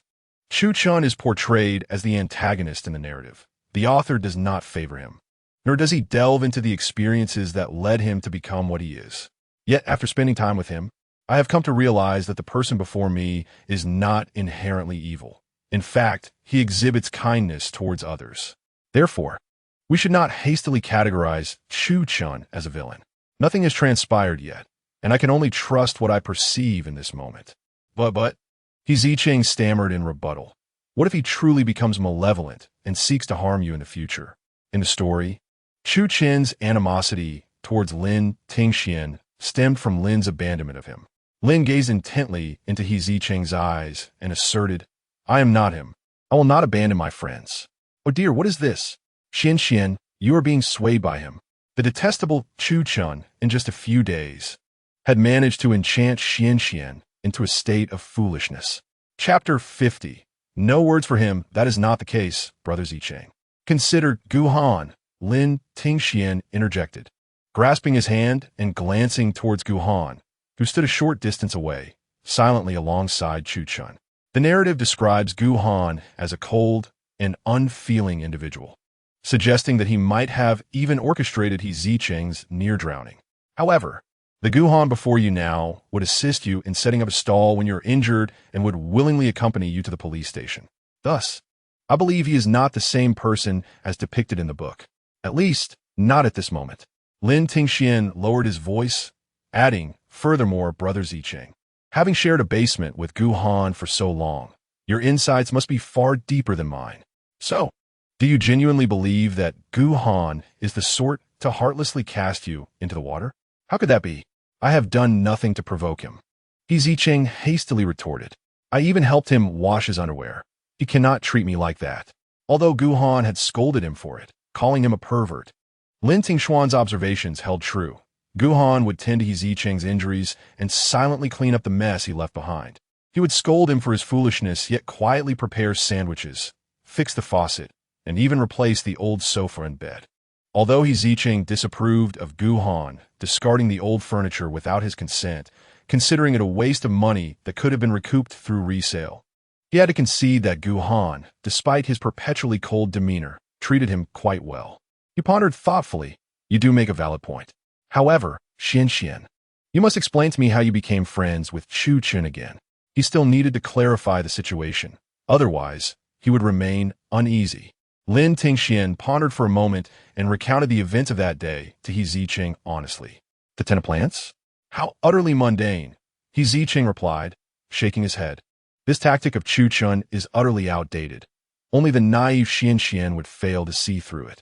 Lin Tingxian, perplexed, asked, "What do you mean, Brother Zicheng?" Just as He Zicheng was about to explain, a figure burst through the door. "Huh, Lin Tingxian. I knew you would come running the moment you heard that the barbecue vendor was in trouble." Having spotted Lin Tingxian cozily leaning against He Zicheng through the glass door, he rushed in, pointing an accusatory finger at the two. "I even arranged for you to meet my uncle, yet you remain unrepentant. I will inform my uncle right now and let him witness your true colors." As he spoke, he retrieved his phone and dialed Chu Chun. The hall soon echoed with the sound of a ringing phone as Chu Chun pulled his device from his pocket. Chu Chen instinctively turned to locate the source of the sound, his eyes widening in shock upon seeing Chu Chen's displeased expression. It was evident that Chu Chun had overheard his earlier remarks. Frowning, he observed Chu Chen in silence. Recognizing the gravity of the situation, Chu Chen wisely sealed his lips. He Zicheng was about to mock him when another person arrived. "Oh, how is it that I step out for a moment to check the surveillance, and suddenly the room is filled with distinguished individuals?" Zhou Hao remarked as he emerged from the monitoring room, taking in a gathering of remarkable people. He turned to He Zicheng and said, "You claim to be penniless and homeless, yet here you are, surrounded by friends in Tian'an City." With a teasing tone, he continued, "Just a moment ago, the renowned lawyer Song from Tian'an City called to say he would arrive in 10 minutes to advocate for you. Young comrade, you are quite impressive. You seem to navigate Tian'an City with ease." He Zicheng chuckled awkwardly, scratching his head, and humbly waved his hand. No, nothing special, just average." During the subsequent questioning, He Zicheng mostly remained silent, as Lawyer Song did not afford him the opportunity to speak. Observing how effortlessly Lawyer Song rendered the opposing party speechless, He Zicheng shook his head in admiration, realizing he was gaining valuable insight. A true professional is indeed remarkable. While many of the terms eluded him, he couldn't help but revel in the comfort of having a lawyer to advocate for him when faced with such matters. It was not until a throng of people exited the police station that He Zicheng continued to express his admiration. "Gu Han, that lawyer Song is quite formidable. He must be expensive, right?" Gu Han did not respond, but He Zicheng understood without needing an answer. The eloquence of Lawyer Song was unmistakable. He was surely no ordinary attorney. He then nudged Lin Tingxian beside him and, in front of Chu Yichen, directly asked, "Hey Xian, why did that guy just refer to us as debauched lovers?" "So, he was the one who informed you of my troubles at the police station?" Before Lin Tingxian could clarify, Chu Yichen interjected, "Indeed, it was I who mentioned it. You assaulted someone in broad daylight. There were so many witnesses. Was I not justified in saying so?" Since Chu Yichen learned that his uncle had a bend in his nature, he looked at the men around him and found them all somewhat lacking in straightness. Particularly He Zicheng, who frequently interacted with Lin Tingxian. "Please refrain from taking my words out of context," He Zicheng defended himself. "It was that person who initiated the conflict. Did you not see the two innocent individuals caught up in it at the police station? I was merely acting in self-defense, ridding society of harm. Do you understand?" "I do not," Chu Yichen replied with disdain. "Ridding society of harm? With your meager capabilities, how many punches could you endure? How could you possibly compare to my uncle? I wonder what Lin Tingxian sees in you. Such brainless recklessness." Before he could finish his sentence, the back of his head received a sharp slap from Chu Chun. "Chu Zicheng, is your skin itching again?" With that, Chu Chun nodded apologetically to He Zicheng, seized Chu Yichen by the collar, and tossed him aside, instructing him to fetch the car from the parking lot. "When we get home, I shall deal with you." Rubbing the back of his head, Chu Yichen felt reluctant but dared not protest, obediently heading to the parking lot. Once Chu Yichen departed, Lin Tingxian finally had the chance to speak without interruption. "Brother Chu, it seems Chu Yichen has misunderstood the nature of my relationship with Zicheng. Could you possibly clarify things for him later?" "Certainly," Chu Yichen nodded. "I had intended to give that rascal a proper lesson tonight." Noticing his serious expression, Lin Tingxian inexplicably envisioned a pitiful Chu Yichen standing in a corner, reflecting on his misdeeds. He added, "It's really nothing much. Chu Yichen merely overthought things and arrived at a misunderstanding. If you could just clear things up for him, that's all that's needed." Chu Yichen understood the subtext in his words and smiled. "I will." At that moment, Chu Yichen drove up. Xian, it's getting late. I should take you back to school. We can discuss the potted plants another time," Chu Yichen lamented. However, Lin Tingxian shook his head. "No need, Brother Chu. Thank you for your kindness, but I must assist Zicheng in closing up the stall. Isn't their stall located on the back street of Tian'an University?" Chu Yichen glanced back at He Zicheng and Gu Han. "Let us go together. I'll give you all a ride. No need to hesitate. It's a complimentary luxury vehicle." He Zicheng cheerfully expressed his gratitude and pulled Gu Han towards the car. Yet, Gu Han stood motionless, radiating an aura of coldness. "Come on, let us go," He Zicheng urged, nudging him with his elbow. "It's a free luxury ride." Seeing Gu Han remain stoic and silent, Chu Yichen spoke up. "Come on, Gu." He paused deliberately before adding, "Classmate." Standing on the steps, Gu Han looked down at the smiling Chu Chun, instinctively sensing that this person had likely discerned his concealed identity before He Zicheng. He held Chu Chen's gaze for a moment, ultimately stepping into the car before He Zicheng could inquire further. Chapter 51. Contemplate thus, the group departed from the police station in a grand manner, returning to the bustling snack street.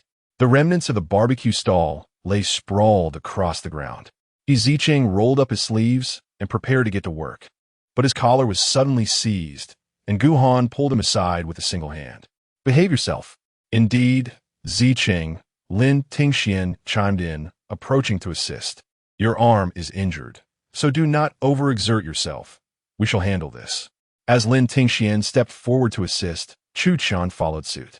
Upon noticing his uncle's approach, Chu Yichen also joined in to lend a hand.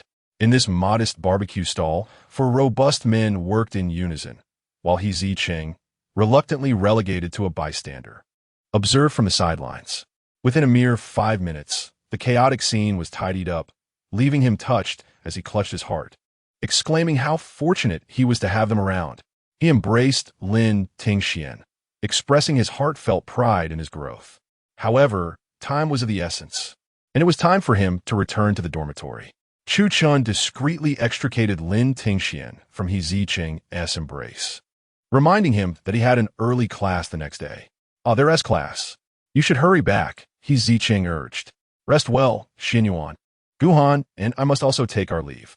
Lin Tingxian nodded in acknowledgement and turned to Gu Han, requesting, "Could you please look after Brother Zicheng? His arm is injured, making daily tasks quite challenging." "I am fine.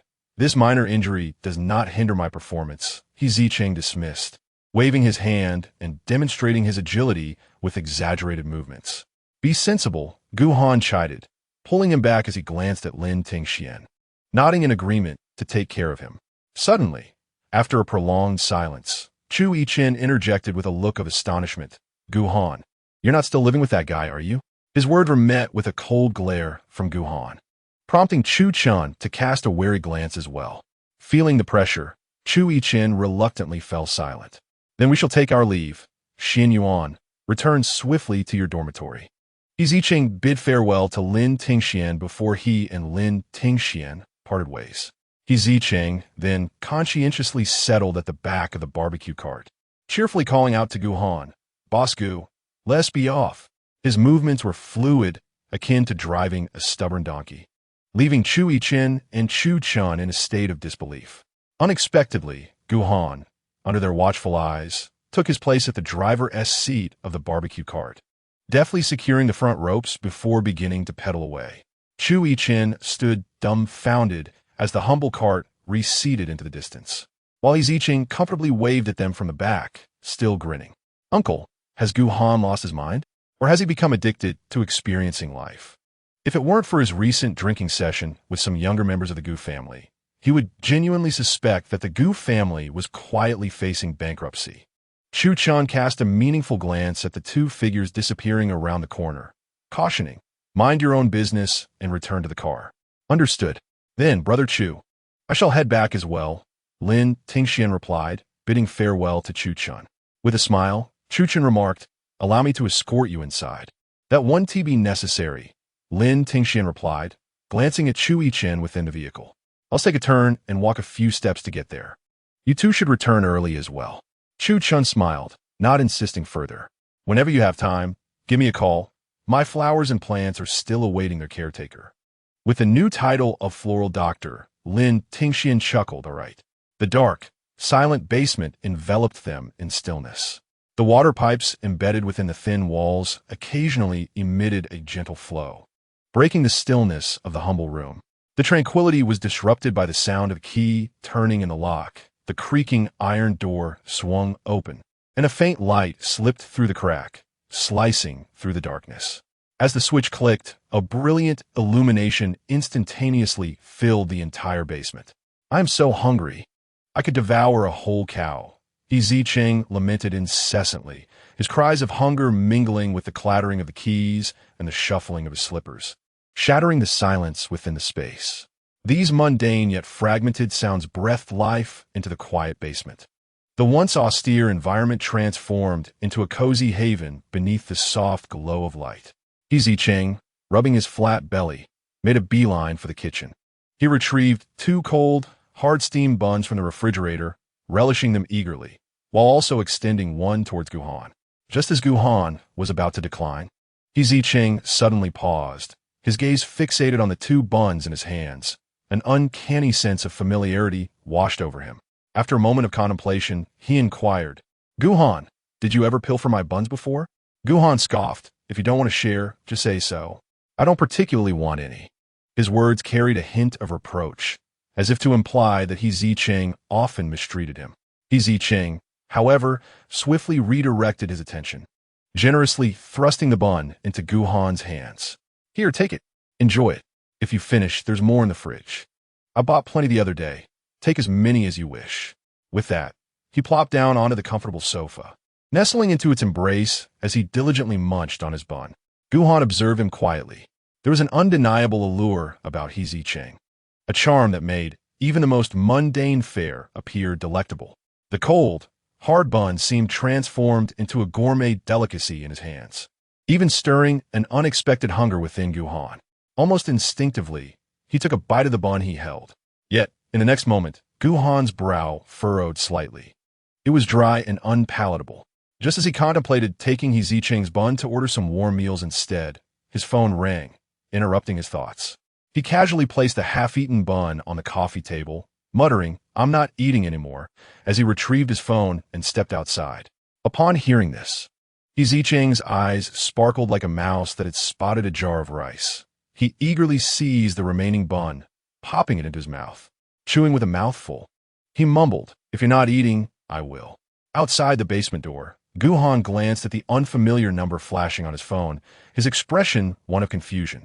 He had researched Chu Chen's background and recognized that this was his private number. After a few moments, he answered, "Mr. Chu." Chu Chen was not surprised that Gu Han recognized his voice. "Good day, young Master Gu," he replied with a calm demeanor. Gu Han, straightforward as ever, asked, "What brings you to call me?" Chu Chen wasted no time, getting straight to the point. "Actually, there isn't anything particularly urgent. I merely wish to inquire whether you and Xiao are in a romantic relationship." Gu Han's expression shifted to one of incredulity. He narrowed his eyes and scoffed. Even the head of the Chu family indulges in such unfounded speculation about others. It turns out that all of Chu Yichen's flaws were learned from you. Chu Chen, who was mocked, did not react with anger. Instead, he chuckled, realizing that it was not entirely untrue. However, he recalled Gu Han's protective demeanor at the police station today and surmised that it was only a matter of time before he and Zicheng became involved. At last, Chu Chen felt reassured. Listening to the significant words from the other end of the line, Gu Han's brow furrowed even deeper. "Mr. Chu, please speak plainly. I do not appreciate your roundabout manner." Yet, once more, the sound of Chu Chen's laughter echoed through the phone. Faced with someone like young Master Gu, it seemed that little he would have to endure considerable hardship in the future. "Mr. Chu, fabricating tales about others' romantic entanglements is hardly a respectable endeavor." Gu Han's tone took on a note of anger. "There is no connection between Zicheng and me. We are merely what?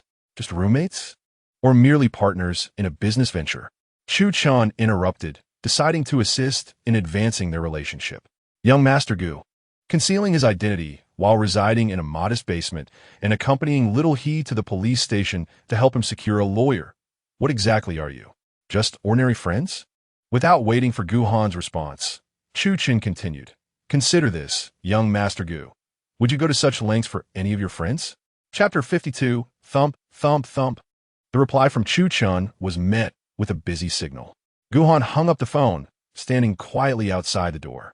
The motion sensor light above him had extinguished at some point, leaving him in darkness, his head bowed as the questioning echoes from the call lingered in his ears. Rationality insisted to him that it was not true, He had only agreed to shelter Zicheng to prevent the latter from spreading rumors. Even when he later discovered that Zicheng was different from his past life, it was merely a curiosity to see how long the other could endure in that shabby basement. He simply wished to ascertain when the other would realize that he had not truly gone bankrupt. But why then did he engage in so many superfluous actions? A voice in his mind questioned him. Indeed, why? Purchasing a sofa and a bed, accompanying Zicheng to the market, assisting him with medication, following him to the police station. He had performed so many unnecessary tasks. But why? Why did he do these things? Gu Han. A frantic call from within the door broke his reverie. Gu Han hastily turned and pushed the door open. What happened? As he swung the door wide, he was met with the sight of Zicheng standing in the living room, covered in foam, his arms wrapped in plastic bags for waterproofing, entirely unclothed and pleading for help while trying to wipe the foam from his eyes. Curse it all! Why did the water have to stop while I was showering? Gu Han, please save me. The shampoo got in my eyes, and it's so uncomfortable. After finishing a bun, he suddenly caught a whiff of the barbecue scent lingering on himself and thought to take a shower. Little did he know that just as he squeezed out the shampoo and worked it into a lather, the water supply in the basement, never having ceased since his arrival, would choose that moment to cut off. He was utterly exasperated. Why am I so unlucky? Gu Han, are you there? He could not open his eyes now, uncertain if Gu Han was still present in the room. Gu Han. No one responded to him. Zicheng stood there in a daze, like a headless fly, unsure of where to go. Just as he was about to fumble forward in impatience, a strong arm encircled his waist. Even in this state, you still persist. Gu Han's voice carried a chill as he held Zicheng with one arm. With the other hand, he clutched 2 large bottles of mineral water, effortlessly cradling Zicheng as if he were a mere package tucked under his arm, and carried him back to the bathroom. The obedient Zicheng did not struggle, but kept calling out, "Gu Han, Gu Han, did you manage to get the water?" Gu Han unceremoniously tossed him onto the floor and shut the bathroom door. "Gu Han, why are you silent? Did you get the water? My eyes are about to go blind. Turn around." "Oh." Zicheng complied obediently. Gu Han twisted open one bottle of water, raising it high above Zicheng's head, and let it pour. He watched as the foam on Zicheng's head was washed away by the cascading water, the once clear stream turning milky white as it flowed down his skin. Finally receiving the long-awaited refreshment, Zicheng let out a contented sigh, exclaiming, "Ah, refreshing." He wiped the water from his face, turned around, and tilted his head back, urging, "Quickly, Gu Han, wash my eyes." He unknowingly leaned closer, mere inches away from Gu Han, eagerly anticipating the deluge. Gu Han's breath hitched as he gazed down at the face so near to him, momentarily entranced. The proximity was such that his vision was filled entirely by Zicheng. For the first time, Gu Han observed Zicheng's face with such intensity. The other's eyebrows were thick, and his long, curled lashes resembled his hair, which fell obediently when wet. Zicheng's nose was not particularly prominent, but was delicate, with a slight upturn at the tip and faint freckles on the bridge, likely a result of sun exposure. His frame was slight and lean, with pale skin in the less exposed areas, the ribs beneath his chest distinctly visible, giving an impression of malnourishment. Yet, his lips were in stark contrast to his thin physique, full and alluring, especially when glistening with droplets of water. Alluring? This peculiar term flashed in Gu Han's mind, startling him. Involuntarily, he lost control of the bucket of water, tipping it at 180 degrees, unleashing a torrential downpour upon Zicheng. Clearly unprepared for such a sudden onslaught, Zicheng choked on several mouthfuls of water, coughing and wildly gesturing in protest. "Gu Han, gurgle," he spoke in a stuttering fashion. "Are you trying to murder me?" Gu Han finally snapped out of his reverie, hastily retracting his hand, the bucket crashing to the floor. In a state of panic, he retreated, flinging open the bathroom door and rushing out. Zicheng found himself alone, bewildered and dripping wet. It took him a moment to realize that Gu Han had left without a word. After wiping his face, he finally opened his eyes, bewildered. What was happening? Was he out his mind? He bent down, his hand encased in a plastic bag, laboriously washing away the lingering foam from his body with a bucket of water. All the while grumbling, how could Gu Han buy bottled water? He could easily borrow a bucket from someone outside. What a wasteful man. Meanwhile, Gu Han had nearly fled to a secluded roadside, his mind swirling with astonishment at his own infatuation with Zicheng. Even when Zicheng resembled a drenched chicken, Gu Han found himself begrudgingly thinking he was somewhat endearing. Endearing. The word took Gu Han aback. He questioned his sanity for finding this foolish, gluttonous fellow charming. Ridiculous. There was no way he could have feelings for Zicheng. No, he could never like Zicheng. As Gu Han pondered, he raised his hand to touch his chest, where his heart raced furiously, its rapid beat mocking him. "You're finished. You've become like him. You've fallen for a gluttonous fool." Suddenly, an image of Zicheng, wrapped in foam, flashed before Gu Han's eyes. He pressed his hand tightly over his mouth, his gaze darkening. Damn it. Ever since Gu Han inexplicably dashed out of the basement that day, he had not returned. Zicheng initially thought Gu Han must have had urgent matters to attend to. But after several days without any sign of him, he sensed something amiss. Could it be that Gu Han had silently run away from home? The more he thought about it, the more plausible it seemed. As he donned his server's uniform, he resolved to report Gu Han missing to the police the following morning. "Wow, Xiaohe, you look quite dashing in that suit," Zicheng remarked, eyeing Zicheng's slim waist with drool-worthy admiration. "With that waist, that face, that backside, in our circle, you'd be snatched up in no time.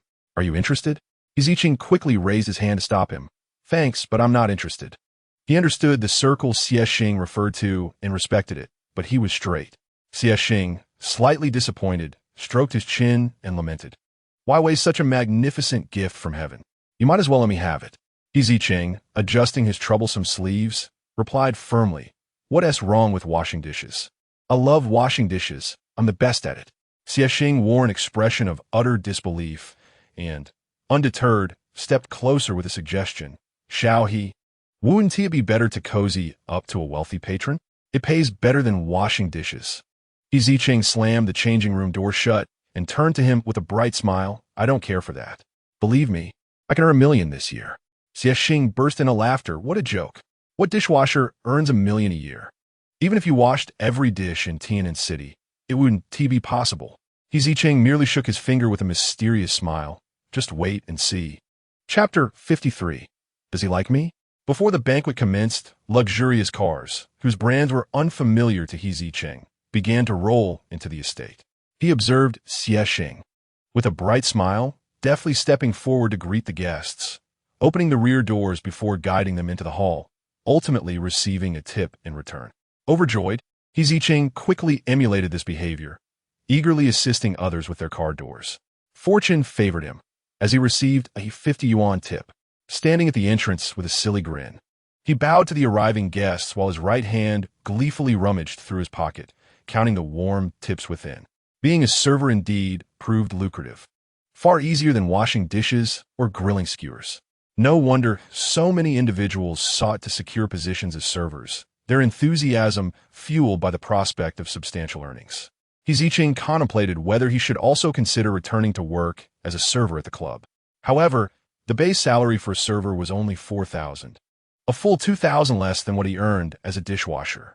Although tips were a possibility, he remained uncertain about the average monthly earnings for servers at the club, unsure if they could amount to 2,000. As he bowed to the incoming guests, his mind was in turmoil, and out of the corner of his eye, he caught a glimpse of a familiar figure entering through a special passage. That silhouette bore an uncanny resemblance to Gu Han. But within a second, Zicheng dismissed the thought. Surely, he was mistaken.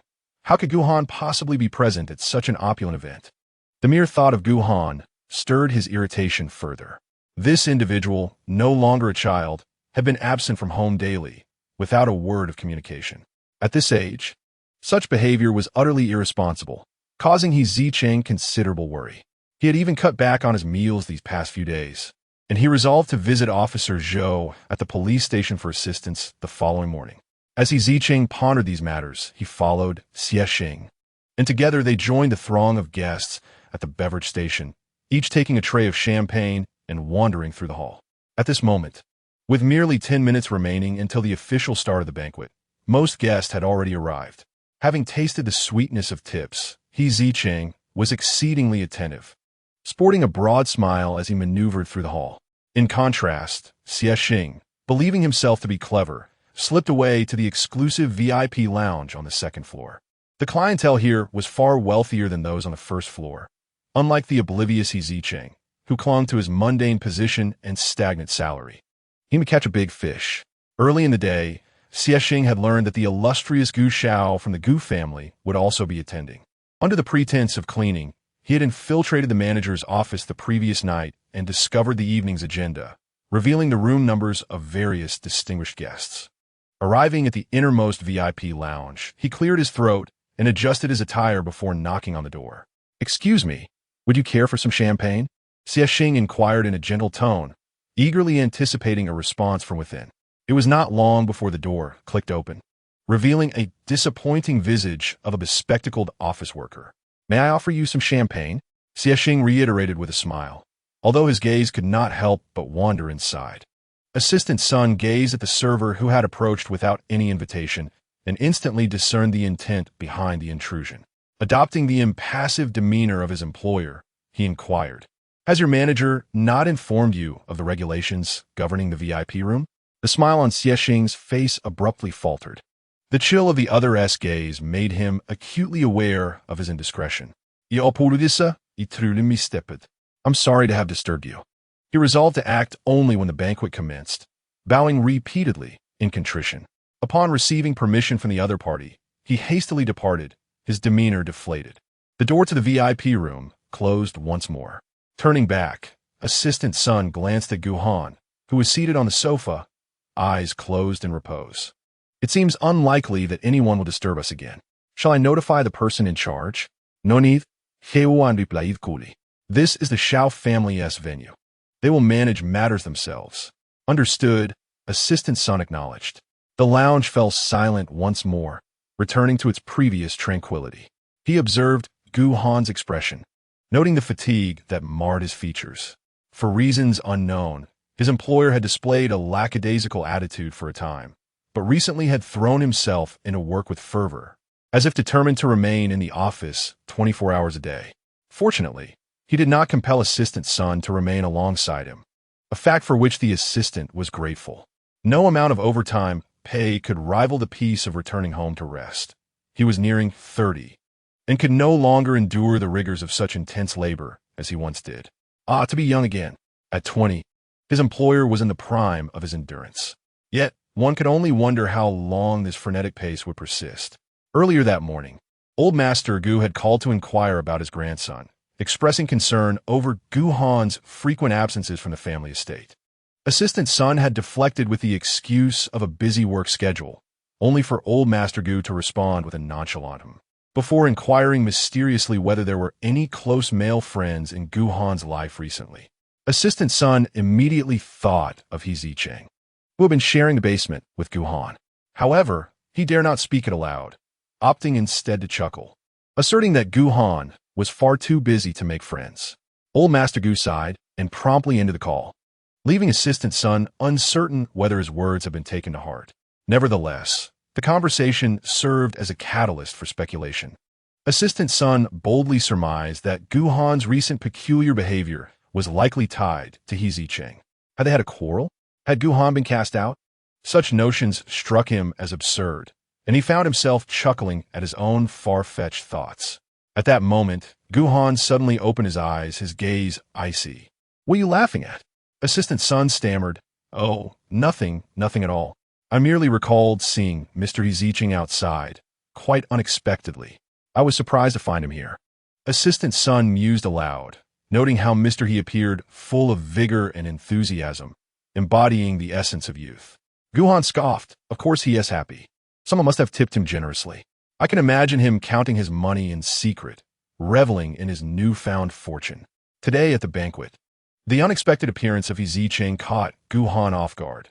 However, upon noticing his work uniform, the surprise dissipated. It seemed that Wei had arranged a side job for Zicheng, considering his relationship with him. Zicheng, always in pursuit of financial gain, was perpetually on the path to wealth. Gu Han pondered, "This fellow never seems to rest. I wonder if his arm is healed, and whether wearing such a restrictive work outfit is uncomfortable for him." Lost in thought, assistant son cheerfully remarked, "Haha, Mr. He is quite endearing. He resembles SpongeBob, much more vibrant than someone like me, who has long been entrenched in the grind of society." Gu Han frowned. "You find him charming?" The atmosphere around them suddenly grew chilly, and assistant son, uncertain of Gu Han's tone, hesitantly replied, "Don't you think Mr. He is charming?" Instantly, Gu Han envisioned Zicheng's boisterous demeanor and scoffed. What is there to find charming about a troublemaker? How could he respond to that? Assistant son could only scratch his head and chuckle awkwardly. After a moment, Gu Han spoke again. "Tell me, do you think he likes me?" This abrupt inquiry struck assistant son like a bolt from the blue, leaving him utterly bewildered. "What?"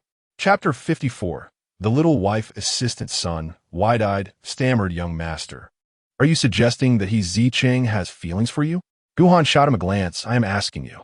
Assistant son lowered his head, hesitating for a moment, then adjusted his glasses and inquired, "May I ask why you suddenly bring this up, young master?" Gu Han did not answer directly, but retorted, "Don't you think he treats me excessively well?" Assistant son was perplexed. "What makes you say that?" Gu Han paused, ultimately revealing his ruse of feigning poverty to deceive Zicheng, though he refrained from explaining his motives. Under the bewildered gaze of assistant son, he continued, "Who in this world would willingly endure living in such a meager basement with a penniless bankrupt, cooking and doing chores? If he willingly shares hardships with me, how can it not be affection?" Having never harbored feelings in 2 lifetimes, Gu Han's initial reaction to this blossoming sentiment was one of reluctance. He did not wish to confront the reality of his burgeoning feelings for Zicheng, instead attributing everything to Zicheng himself. Assistant son found it challenging to follow the logic of his young master. Yet theoretically, there was a possibility.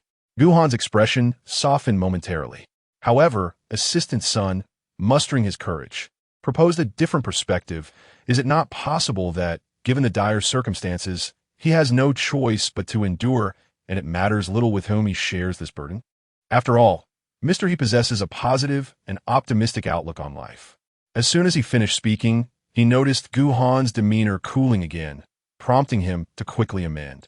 Nevertheless, Mr. He is so attentive to household matters and personally cares for you, young master.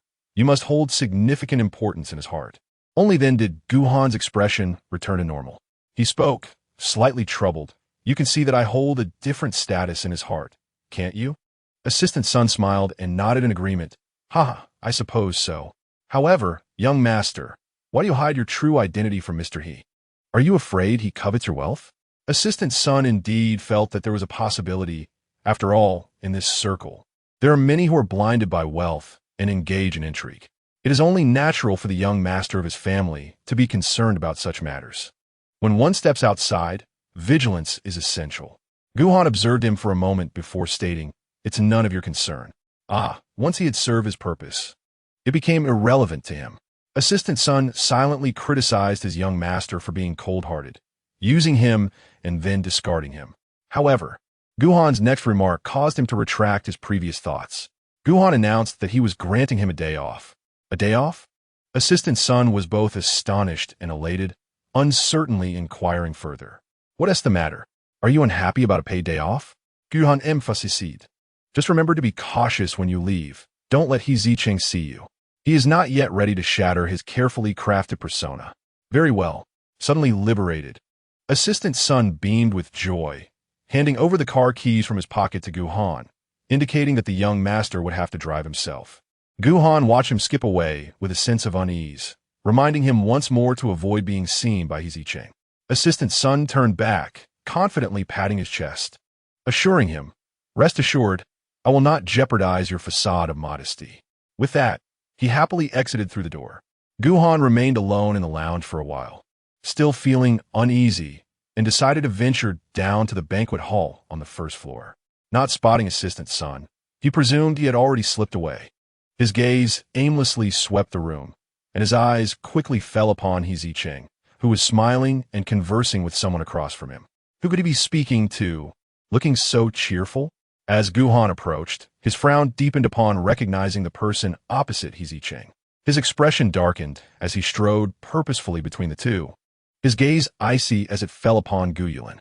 Zicheng looked perplexed at the sudden appearance of someone who had been missing for days, curiously peeking around Gu Han.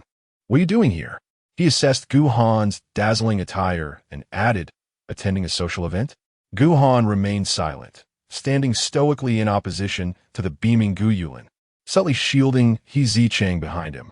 Unwilling, seemingly unfazed, wore a relaxed and pleasant expression. He kindly reminded, "Little he is asking you, Gu Han." Gu Han continued to stare at him in silence. "Do you two know each other?" Zicheng curiously poked Gu Han's back. "Are you friends with this guest?" "No." Gu Han replied curtly, casting a warning glance at Unwilling before turning to take the champagne tray from Zicheng's hands and leading him away. Hey, what are you doing, Gu Han?" Zicheng protested, anxiously watching the champagne tray recede into the distance. "I'm working. Don't hinder my ability to earn money." Gu Han ignored him, resolutely continuing forward. His long strides made it difficult for Zicheng to keep pace. "Gu Han, slow down. I can't keep up. Where exactly are you taking me?" Gu Han still did not respond, but gradually slowed his pace. Eventually, they halted beside a fountain in the backyard, at which point Gu Han finally released his grip on Zicheng's hand. However, the latter quickly seized his shoulder, demanding, "What did you just say to him?" "What? What did I say?" Zicheng was momentarily taken aback by his urgent demeanor. Gu Han's voice was sharp. "The same person who had spoken to you in the banquet hall just moments ago." It was then that Zicheng realized the other party was referring to the guest they had just encountered, who had merely inquired if he was still in school, noting that he appeared quite young. "And what else?" "Relay every detail of your conversation to me without omission." Zicheng winced as Gu Han's grip on his shoulders tightened, intimidated by his serious expression. "He only asked my name, my age, and where I studied." And then that was it. And how did you respond? Gu Han said. I answered truthfully.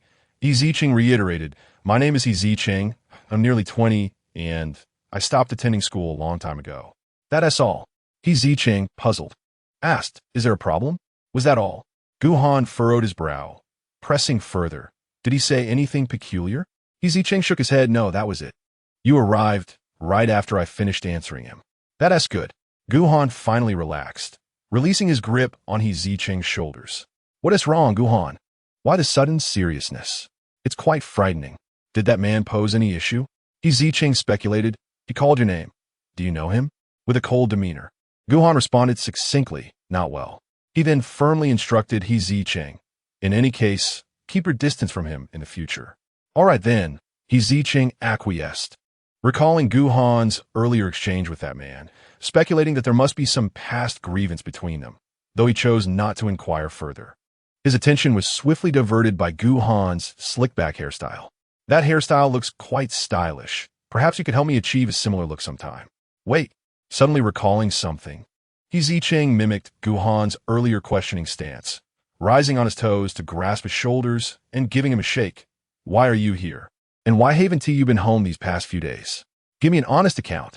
Gu Han, caught off guard by Zicheng's glistening eyes, averted his gaze. I've been out socializing these past few days, and today is no exception. Is socializing a valid reason to avoid home? Zicheng mimicked Gu Han's former scoff. Humph. Merely an excuse. He glared at Gu Han with a look of accusation. You men are truly no good. Gu Han chuckled. Aren't you a man as well? Zicheng huffed again, correcting himself. I meant men like you, who use social engagements as an excuse to neglect home. Zicheng, Gu Han observed him intently. Do you realize what you're thinking right now? What do you mean? Gu Han's lips curled into an involuntary smile. You resemble a sorrowful little wife. Chapter 55. Returning home on time, you're the little wife. Your entire family consists of little wives. Zicheng, inexplicably provoked, grew irritated, releasing Gu Han's shoulders and shoving him forcefully. However, he clearly overestimated his own strength, as Gu Han remained steadfast and unmoving, refusing to be deterred. Zicheng pushed against Gu Han's chest with both hands. Gu Han was surprised to find he could actually comprehend this fool's thought process and staggered back in feigned compliance. Zicheng, satisfied yet sulking, turned his head away, refusing to look at him. Since you're so busy, perhaps you should just refrain from coming home altogether. It would spare me the trouble of catering to your finicky nature, allowing me to enjoy some peace. Gu Han found amusement in Zicheng's irritated demeanor, watching the indignant figure before him with keen interest. At that moment, Zicheng's lips were pressed tightly together, his face flushed with anger, eyes glaring while he averted his gaze. Gu Han mused to himself that he resembled a petulant bride. Zicheng's work uniform, slightly ill-fitting, appeared surprisingly appealing on him. The typically disheveled young man donned in formal attire exuded an indescribable charm. The unassuming fellow had transformed into a handsome youth, affirming the adage that one's appearance is significantly influenced by their attire. Today, Gu Han discovered for the first time that the uniform of the Tian'an staff was rather stylish. As Gu Han assessed Zicheng, the latter, in turn, stole glances at Gu Han, particularly admiring the suit adorned with intricate golden patterns. Zicheng surmised that the suit was likely rented for show, unable to suppress a silent reprimand for Gu Han's extravagance in renting such fine clothing. What a wasteful display! Although undeniably attractive, Gu Han's tall and robust frame would make any outfit shine. Even a modest rental would suffice, rendering the expense for such flamboyance unnecessary. Zicheng's gaze fell upon the expensive silver and black watch peeking from Gu Han's cuff, eliciting a scoff, renting a whole ensemble, both vain and extravagant. However, these thoughts remained unvoiced. After all, the money belonged to Gu Han, who would soon be recognized as a member of the Gu family, making current expenditures inconsequential. His future finances would surely be abundant. Reflecting on this, Zicheng felt he should not concern himself with whether Gu Han returned to the basement or not. After all, the rent for the basement was paid by Gu Han, and he had neither the reason nor the right to dictate when the other would return. Moreover, Zicheng recalled reading that Gu Han had been recognized at a banquet by an acquaintance of old Master Gu. Perhaps that very banquet was tonight, further justifying Gu Han's absence from abasement. The more he contemplated, the more he felt like an absurd fool throwing a tantrum. Rationality reminded him that, for the sake of that 1 million, he needed to maintain a good relationship with Gu Han. Yet, Zicheng was irked, particularly by Gu Han's silent disappearance. It had been 3 days without a word, not even a simple text message to acknowledge his absence. Text messages were hardly expensive. Still feeling vexed, Zicheng resolutely turned to vent his frustration through work, hastening his steps back. However, Gu Han swiftly positioned himself in front of him, declaring, Zicheng, I will return home on time tonight. Surprised, Zicheng maintained a stoic expression, replying with a nonchalant "oh," while gesturing for him to step aside. Gu Han remained immobile, insisting, from now on, I will be home before 10. While his words were meant to assure, they lacked warmth. His deep voice giving an impression more akin to an emperor issuing a command, subtly implying that Zicheng should have dinner ready for him by 10. Zicheng scoffed. Oh, come back whenever you like. It's none of my concern. Gu Han, slightly agitated, remarked, You are still angry, in a tone that suggested it was a mere statement of fact. Zicheng had calmed down considerably after Gu Han made his assurances, yet he still chose to ignore him. Why? Gu Han pressed on, feeling justified in his promises and believing he had nothing to be reproached for. What then was the source of your anger? Zicheng deftly sidestepped the question, asserting, I am not angry. What right do I have to be? This sentiment rang eerily familiar. Gu Han raised Zicheng's chin with his hand, compelling him to meet his gaze. Zicheng, have you been worried about me these past few days while I was away from home? Not all. I was quite pleased. The meals and buns are all mine. Zicheng retorted stubbornly. Your absence, even if you were out braving the elements or sleeping on the streets, is of no concern to me. With that, he swiftly departed. Gu Han stood silently, watching Zicheng's retreating figure until it vanished from sight. Come out, he suddenly called towards a nearby garden. Show yourself. Don't make me repeat myself. Xiao Li, who had been eavesdropping in the bushes, sheepishly revealed herself. Sorry, I didn't mean to intrude. I merely came to pick some flowers to adorn my dress, not to overhear anything. She gestured to her off-shoulder blush pink gown, adorned with a cluster of beautiful blue starflowers. I just thought my dress was a bit plain, and on a whim, I wanted to add some embellishments. I didn't expect to stumble upon you two arguing. She chuckled nervously, gauging Gu Han's expression while preparing to make a hasty exit.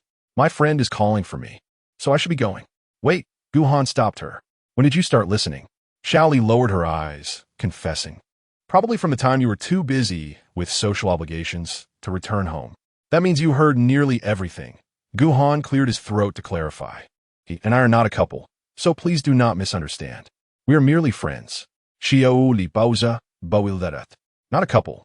Yet you are arguing about whether or not to return home. Am I to believe that? Gu Han, perceiving her thoughts, added, We are merely roommates. Roommates? Xiao Li nearly burst into laughter. Had anyone else said such a thing, she might have entertained the notion, but Gu Han? That was utterly implausible.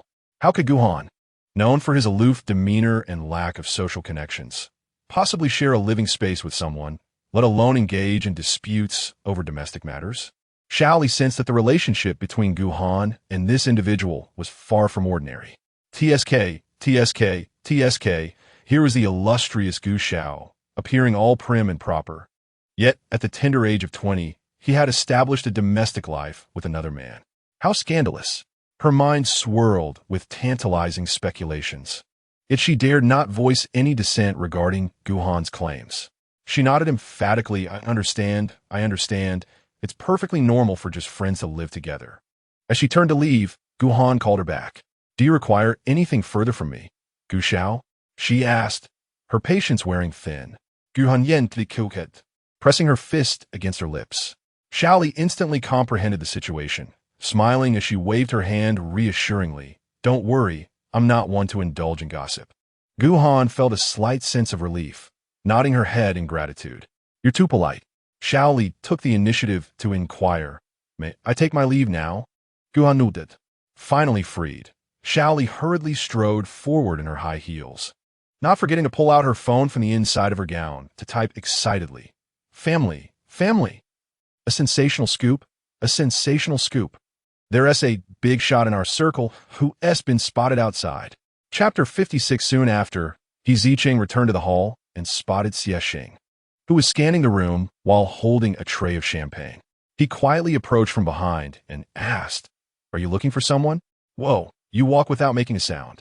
Zicheng was startled by Zicheng's sudden voice, nearly dropping the tray he was holding. He placed a hand on his chest and looked at Zicheng. "Where have you been? I didn't see you around." "Oh, I was just helping move some things at the back."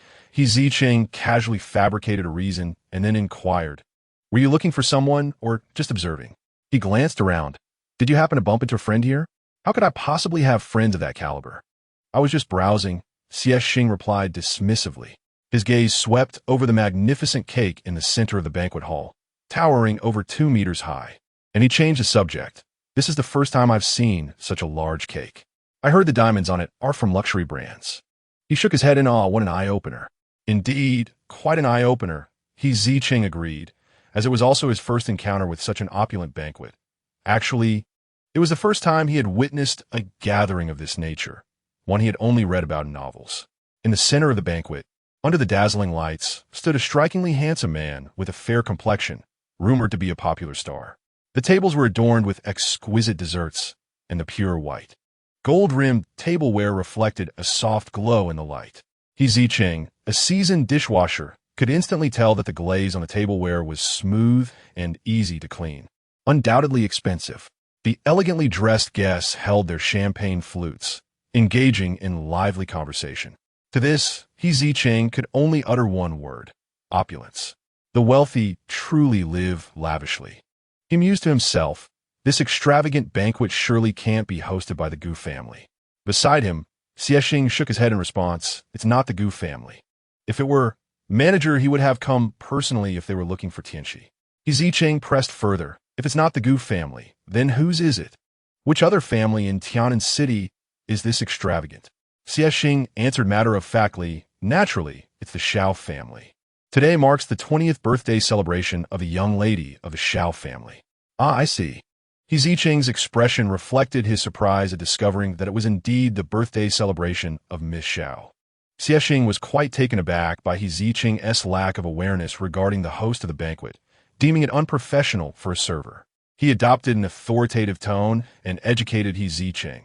The Shao family, the Gu family, and the Chu family hold nearly equal power, though each family has its own areas of focus. If I had to say, the Gu family does hold a slight advantage, especially with the elder Gu still alive.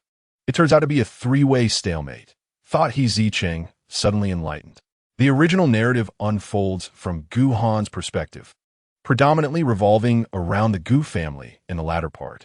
The author meticulously depicts the formidable authority of the Gu family in Tian'an City, leading him to subconsciously overlook the other two families, mistakenly believing the Gu family to be the sole dominant force. As Zicheng pondered further, his thoughts began to wander. Given that today marks the birthday celebration of Miss Shao, and coincidentally, Gu Han would also be present, would they unexpectedly cross paths?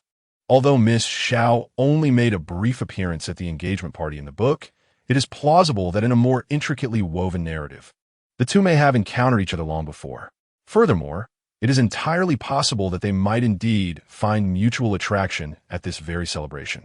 How romantic it would be for two people to fall in love at the heroine's birthday party.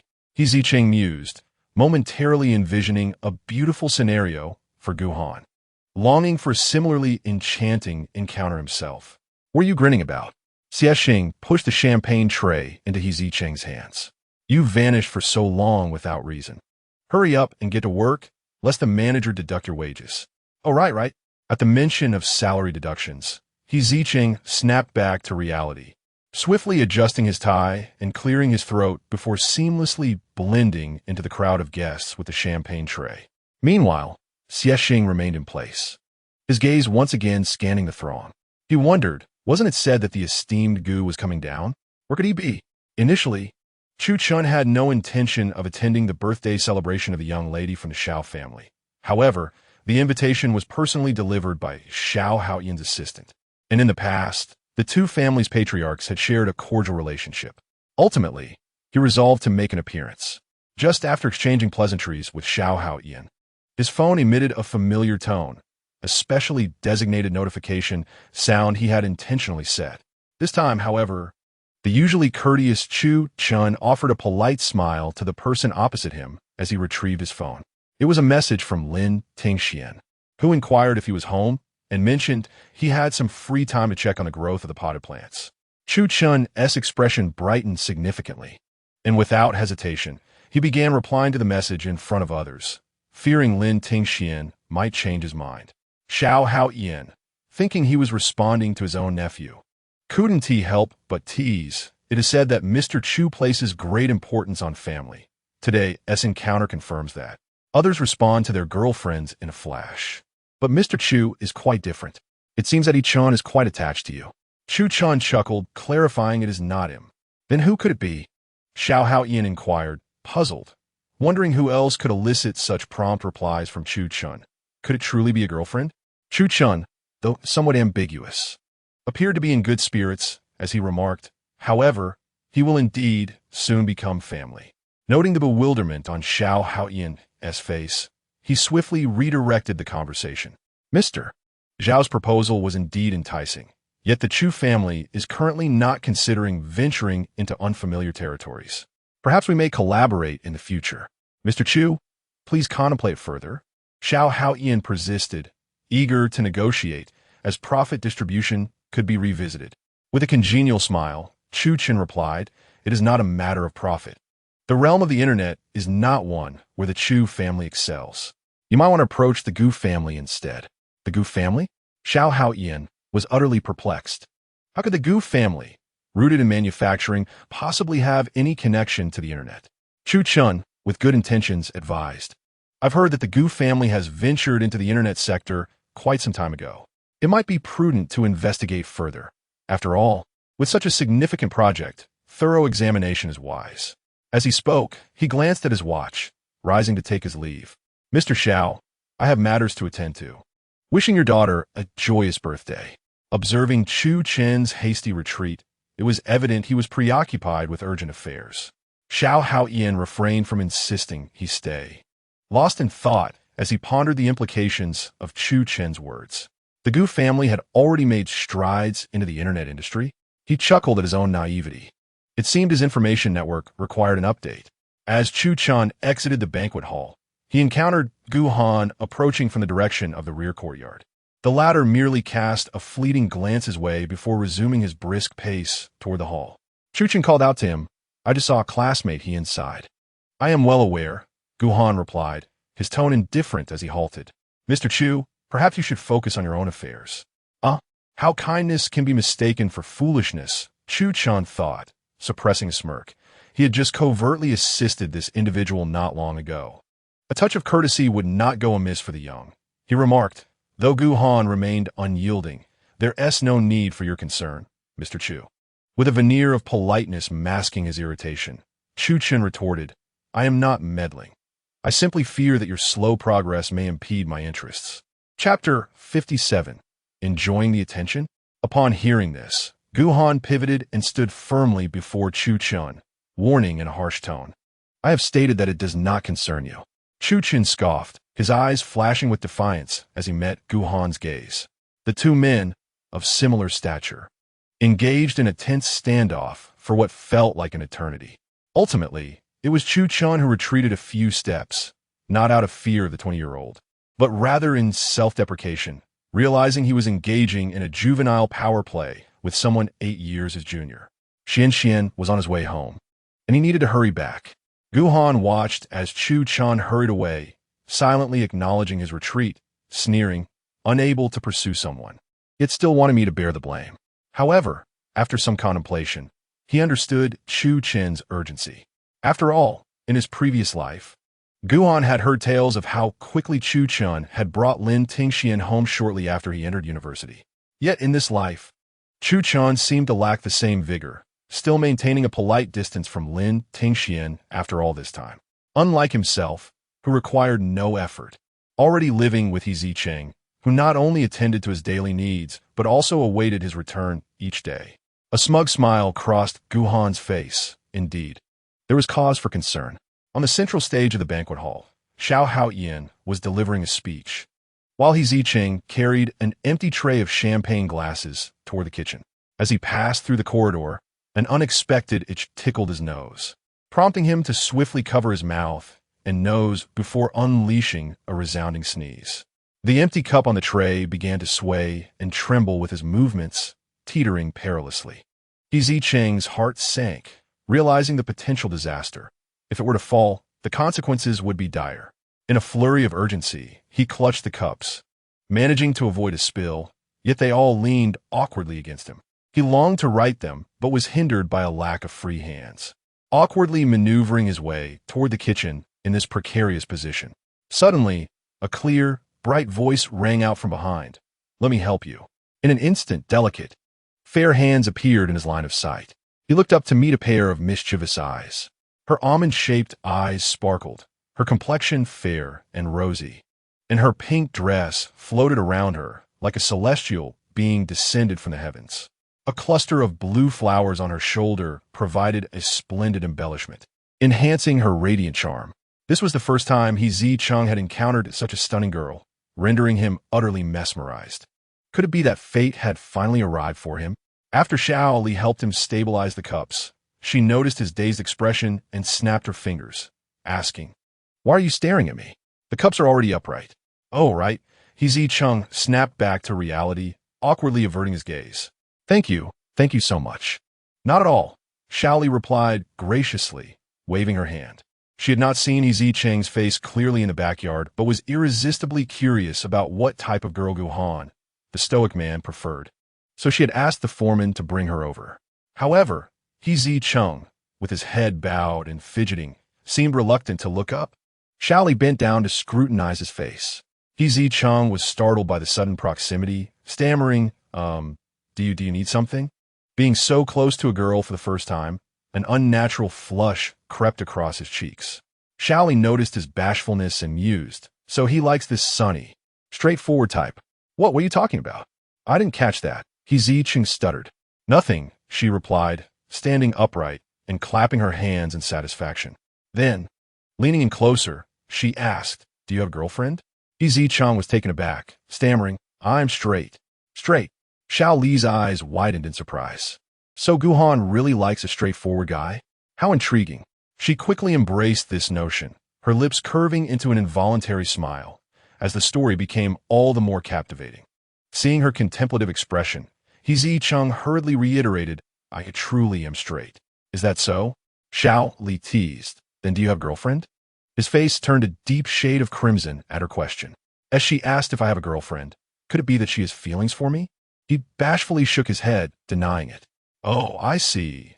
Xiaoli observed his innocent demeanor with increasing amusement, pondering that Gu Han was indeed fortunate. After admiring him for a while, she finally stepped aside, saying, "I have no more questions. You should get back to work." Zicheng reluctantly withdrew his gaze, but halfway turned back with newfound courage and asked, "May I inquire your illustrious name?" "Illustrious name?" Xiaoli chuckled, stepping forward and extending her hand.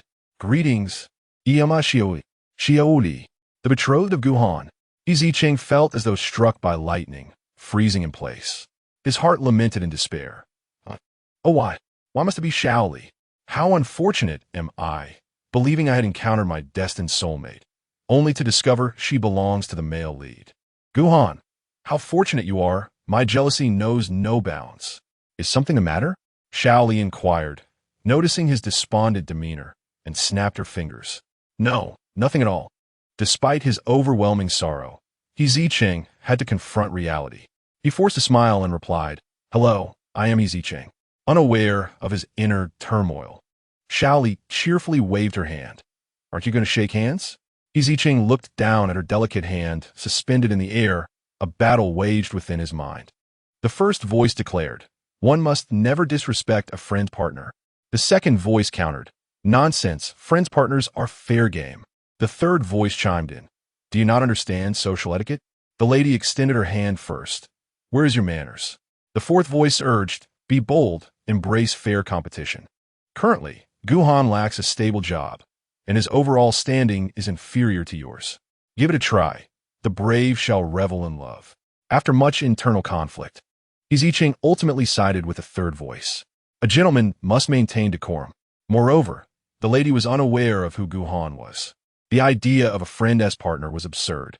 With this thought, he swiftly transferred the tray from his right hand to his left, wiped his hand on his clothing, and cautiously grasped the outstretched hand. Xiaoli beamed at him. At a loss for words, Zicheng shyly reiterated, "Hello, I am Zicheng." She regarded him as one would a playful puppy, adorably naive. Xiaoli caught sight of a familiar figure emerging around the corner, her smile growing wider. She deliberately raised her other hand to pat Zicheng's head, then quickly withdrew, creating a safe distance between them. Waving goodbye, she said, "Farewell, little He, until we meet again." With that, she turned and departed from the scene, which felt on the verge of eruption. Zicheng stood dazed. His first experience of a girl patting his head, leaving him bewildered as he stared at the already vanished figure, looking utterly lost. Suddenly, a sinister voice echoed behind him. "Do you prefer being patted, or do you enjoy when she does it?" Chapter 58. Hold on a moment. Zicheng jumped in fright, turning to find Gu Han, who had startled him, and instinctively shielded the champagne glass in his embrace while casting a glare at him. "Gu Han, you nearly gave me a heart attack." "You still haven't answered my question," Gu Han said, his gaze unwavering. Zicheng frowned. What question? His fright had rendered him oblivious to what had been asked. "I said." Gu Han stepped forward, one hand wrapping around Zicheng's neck, compelling him to raise his gaze and meet his own. "Do you prefer being touched, or do you relish her touch?" His gaze, as chilling as ice, fell upon Zicheng's flushed face. Zicheng's eyes widened in shock, internally lamenting. This is it. Gu Han must have witnessed the female lead caressing his head. Could it be that he has developed an infatuation for her, and is now envious? Gu Han continued to glower at him with a darkened expression. Under the ferocious glare, which seemed capable of devouring him whole, Zicheng felt a surge of trepidation. His suspicion solidified, and he thought, "Oh no, Gu Han wouldn't actually throw him into the river in a fit of rage, would he? Surely. He wouldn't meet his demise before the character in the book. That character at least spent 1,000,000 and departed with 1,000,000 more as a parting gift. But Zicheng's wallet was empty, his salary due next week, and he still owed his manager a month's wages. Why was he so unfortunate? Is there anyone else in this world more ill-fated than him? A character from a book? Gu Han's eyes flashed with displeasure as he observed Zicheng's wandering gaze. Clearly lost in thought, he tightened his grip on Zicheng's neck. "Hiss, Gu Han, what are you doing?" Zicheng yelped in pain. Yet he clutched the champagne tray in his hands, determined to prevent the glasses from toppling over. "Answer me," Gu Han nearly roared. Zicheng, he stammered, wanting to kneel and apologize, yet feeling unjustly treated. After all, he had done nothing wrong. It was not he who initiated the head patting, and he had encountered Miss Xiao first. Gu Han was merely the latecomer. They had yet to establish any formal relationship. Why should he be the one to apologize? With this reasoning, Zicheng found a surge of confidence. Swallowing hard, he retorted, "What does it concern you?" Gu Han's eyes darkened as he scrutinized Zicheng for a long moment before releasing a cold laugh. Zicheng, so your wings have grown, have they? Zicheng, unwilling to back down, mirrored his cold laugh. "Gu Han, you've grown wings too, haven't you?" Though his eyes were wide with indignation, his stammering revealed his fear. Gu Han was nearly amused by the sight. Zicheng, you truly are something else." With that, he loosened his hold on Zicheng's neck. The moment Zicheng regained his freedom, he hardly had time to rejoice before Gu Han, with a flick of his sleeve, sent the champagne glasses he had so carefully protected crashing to the floor. The sound of shattering glass filled the air. Zicheng stood in disbelief, rooted to the spot, feeling hopeless. "My money!" He dashed towards the culprit, who remained calm and entertained, and leaped up to land on him, launching a flurry of punches and kicks without uttering a word. Zicheng's legs wrapped around Gu Han's waist as he struck and bit, ultimately grasping Gu Han's neck and shaking it vigorously while vociferously complaining. "Do you have any idea how much of my salary will be deducted? Each glass costs 200. There were 10 in total. That's 2,000. Damn it, you shattered them all." Gu Han felt a sharp twinge at his temples. Quickly formulating a singular thought, So this fool is now resorting to violence over a mere pittance? Gu Han, already incensed, became even more furious. With one hand, he gripped Zicheng's waist, pinning him against the wall, while his other hand seized the two hands that were choking him, lifting them above Zicheng's head and slamming them against the wall. In a moment, Zicheng found his limbs restrained, resembling a pitiful fish stranded on shore. His legs that had once wrapped around Gu Han now flailing helplessly in the air. He struggled, exclaiming, "Gu Han, let go of me, you bastard." Gu Han scoffed coldly. Having had enough of the insults, it was now his turn. Before Zicheng could react, Gu Han leaned in abruptly, sinking his teeth into Zicheng's neck. The corridor soon echoed with Zicheng's anguished cries. "Ah, let go! Gu Han, you bastard!" The more Zicheng cursed, the more fiercely Gu Han bit down. "Let go! Are you a dog?" Zicheng yelled desperately. "You bastard, you're killing me. Let go." At that moment, Zicheng, carrying a tray, happened to pass by. Upon hearing the cries and realizing the source was Zicheng, he rubbed his eyes in disbelief.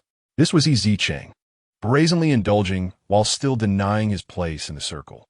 Zicheng's gaze swept over the broad back of the man atop Zicheng. Indeed, he was being well taken care of. Due to the angle, he couldn't see the face of the person buried in Zicheng's neck. But the posture left little to the imagination. Zicheng had no desire to interrupt Zicheng's pleasurable escapade. After all, everyone was just trying to make their way in the world, and such opportunities to nestle among the affluent were rare. He was just bending down to discreetly depart when Zicheng, spotting him, began frantically signaling for help. Hey, Zicheng, you must save me. Please help me." Faced with Zicheng's slightly hoarse voice, Zicheng smirked, feeling a tinge of jealousy. "What's the matter? Are you about to burst from pleasure?" Zicheng shook his head in despair. "No, I'm about to die from pain. Please help me." It turned out to be his first time. "It's all right.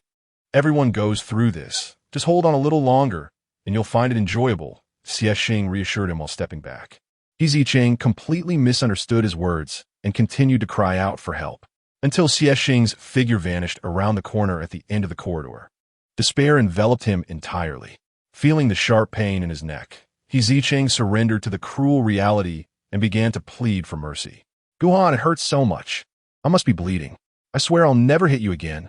Please, spare me." Gu Han remained silent, still biting his neck. In a state of helplessness, Zicheng began to reflect on all the mistakes he had made in his life. "I was wrong. I shouldn't have jumped on you to fight. I shouldn't have indulged with Xian while you were away. I shouldn't have eaten the cookies from the trash can. I shouldn't have disregarded the dean's advice and climbed the wall.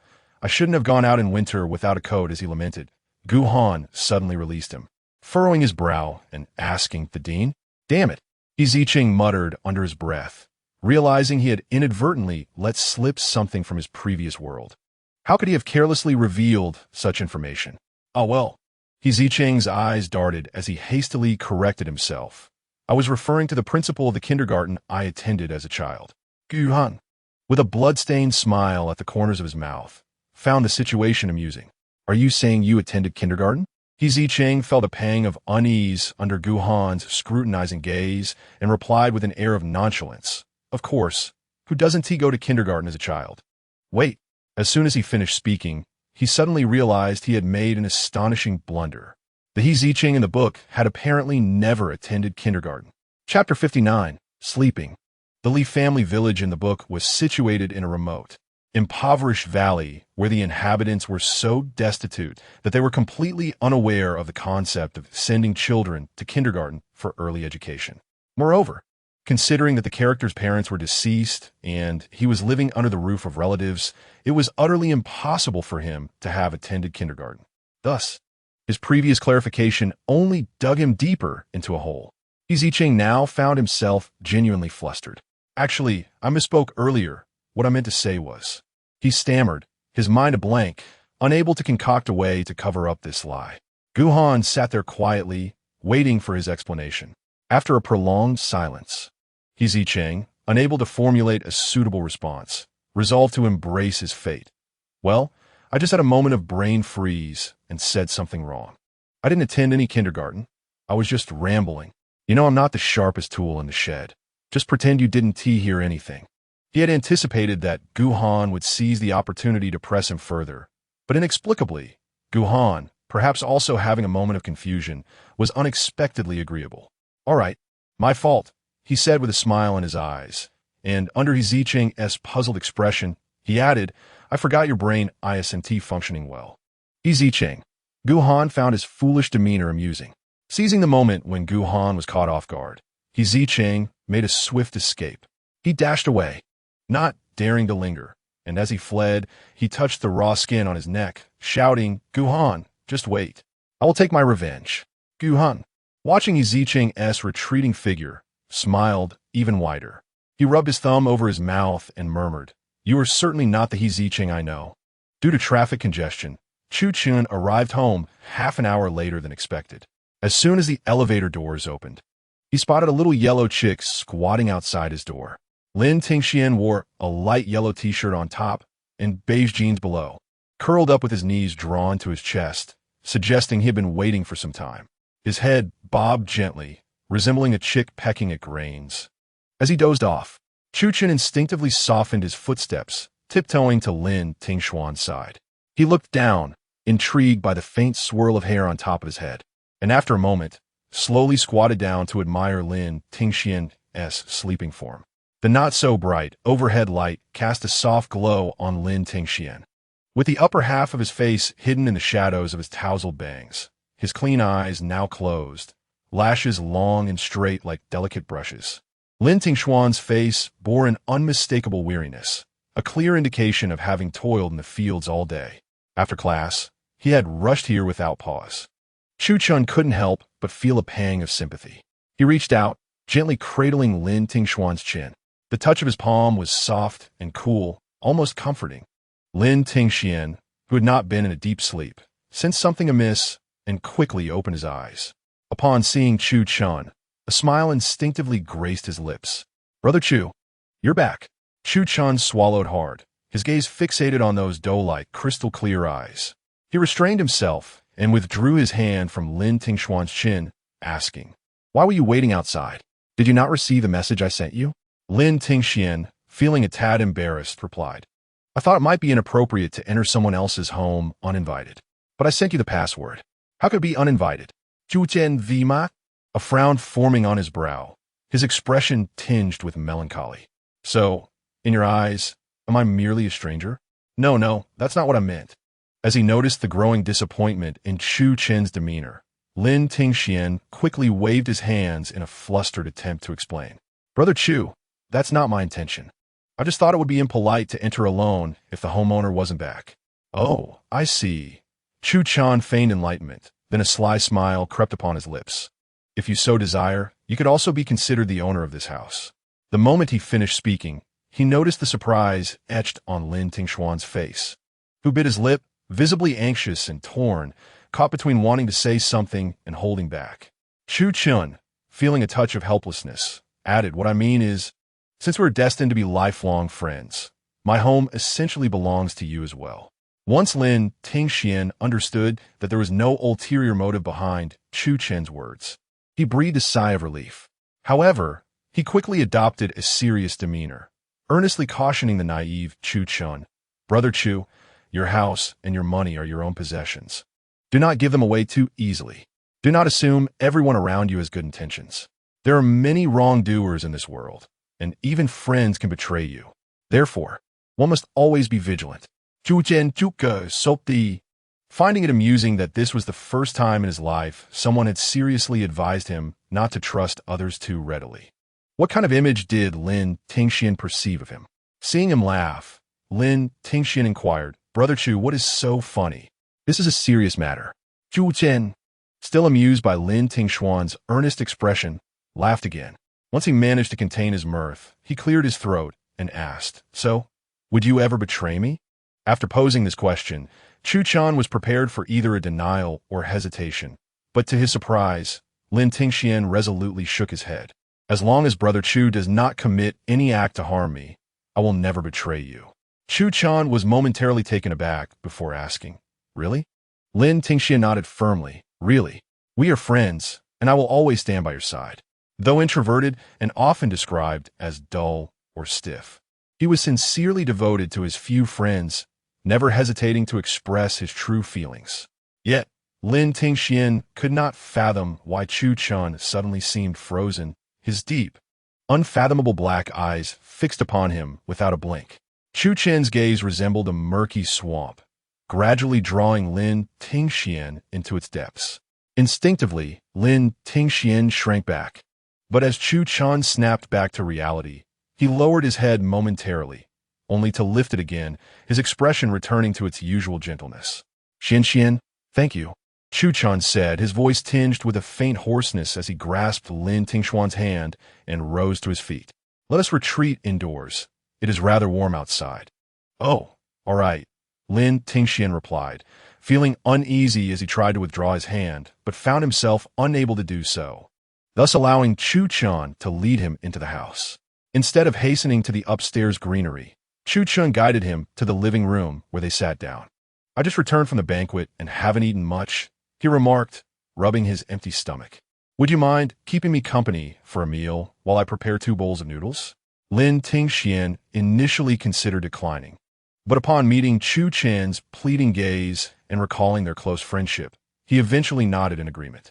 With his goal achieved, Chu Chun beamed with delight. He did not head to the kitchen, but instead took Lin Tingxuan's hand again, leading him to the bedroom under the latter's puzzled gaze. Once they reached the large bed in the center of the room, alarm bells rang in Lin Tingxuan's mind. Chugo, what are you planning to do? He inquired cautiously, calculating the distance to the door. Why, to sleep, of course, Chu Chun replied matter-of-factly. Sleep? Lin Tingxian exclaimed in shock, taking a step back, his feet poised for escape. Amused by Lin Tingxuan's anxious demeanor, Chu Chun chuckled. He reached out to ruffle Lin Tingxuan's hair, explaining, I meant for you to rest here for a bit. I'll call you once the noodles are ready. No, it's fine. I can go upstairs to check on the potted plants, Lin Tingxian stammered, his face flushed with embarrassment as he realized his misinterpretation of the situation, unable to meet Chu Chen's gaze. That won't do, Chu Chen insisted, firmly pressing Lin Tingxian onto the bed. You were just dozing off outside, and I assure you, I have no penchant for mistreating my friends.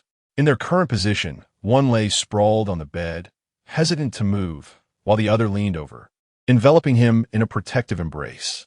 Chu Chen's lips brushed lightly against Lin Tingxuan's ear as he spoke in a husky voice. So, don't force yourself. Be obedient, all right? Lin Tingxian, paralyzed with tension, could only nod in response.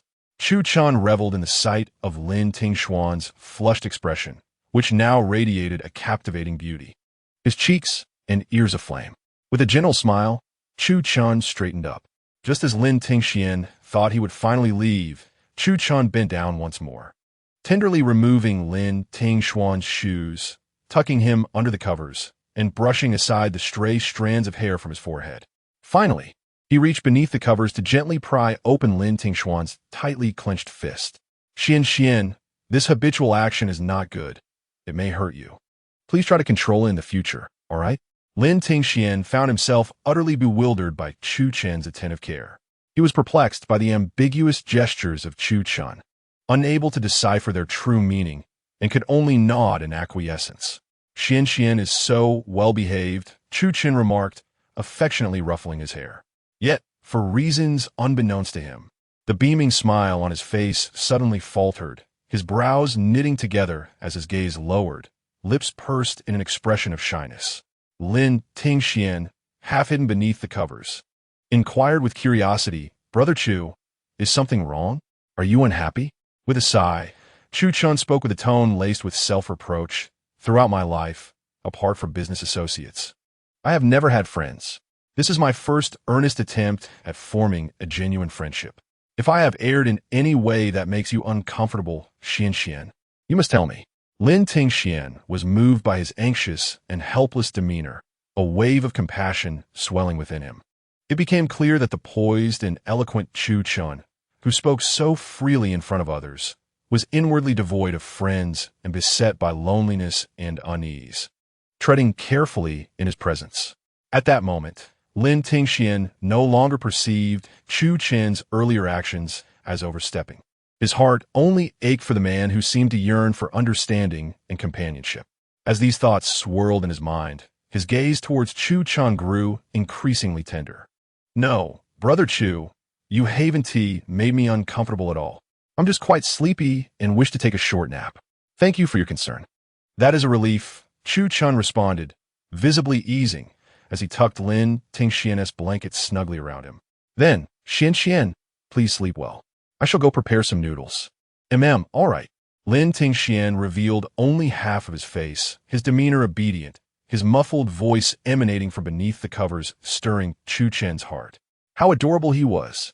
Reluctantly, he retreated to the doorway, casting a lingering glance at Lin Tingxian before extinguishing the light and stepping out. Meanwhile, Zicheng was irked, busily assisting in the kitchen. Despite his thick skin, he felt the sting of the recent reprimand from the supervisor after being chastised for the mark on his neck, which was a result of a dog bite.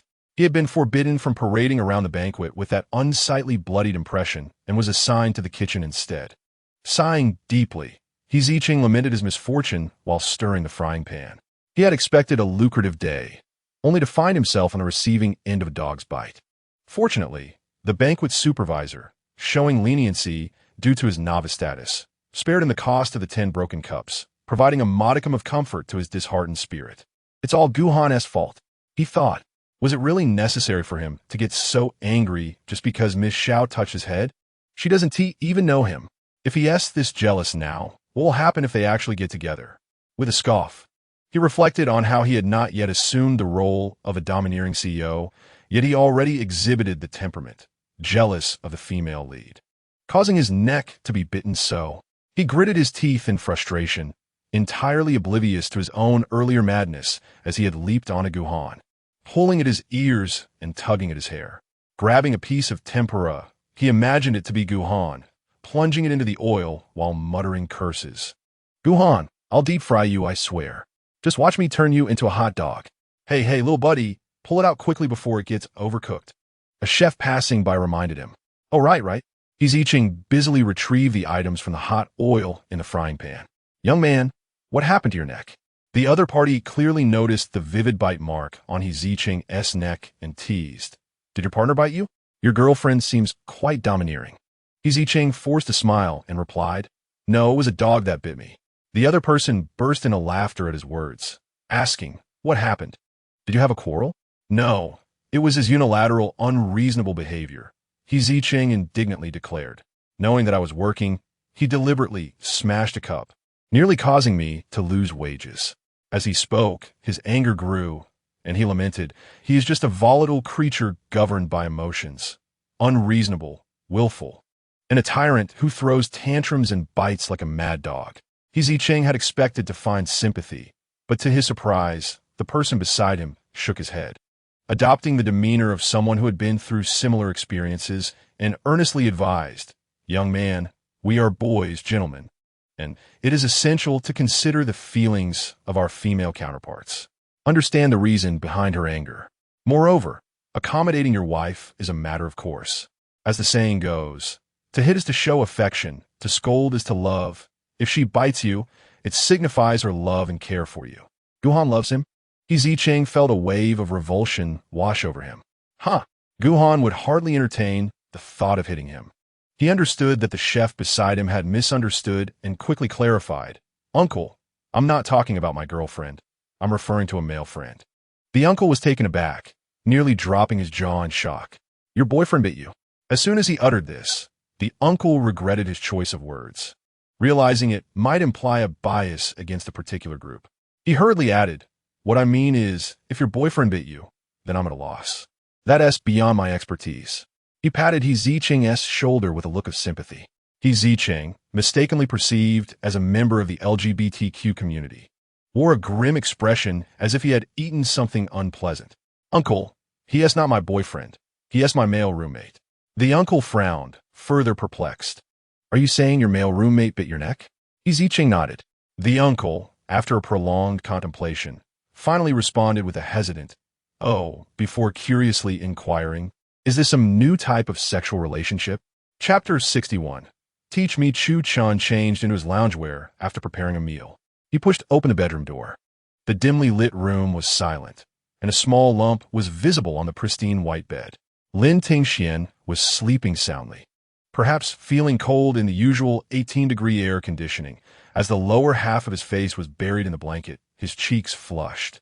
Chu Chan raised the temperature of the air conditioning a few degrees before sitting at the bedside. He leaned forward, gazing at the person on the bed for a while, unable to resist the urge to let his hand rest on Lin Tingxuan's cheek. From his brow to the corners of his eyes, from the tip of his nose to the corners of his mouth, Chu Chen's fingertips ultimately landed on that delicate lip. Soon, it was tinged with a rosy hue. Chu Chen's Adam's apple involuntarily bopped. It was only when Lin Tingxian, still in a dream, slightly furrowed his brow in discomfort that he reluctantly withdrew his hand and gently leaned down to awaken him. Lin Tingxian groggily opened his eyes. "Brother Chu," he murmured as he sat up, his voice raspy from sleep. "What time is it? How long did I sleep?"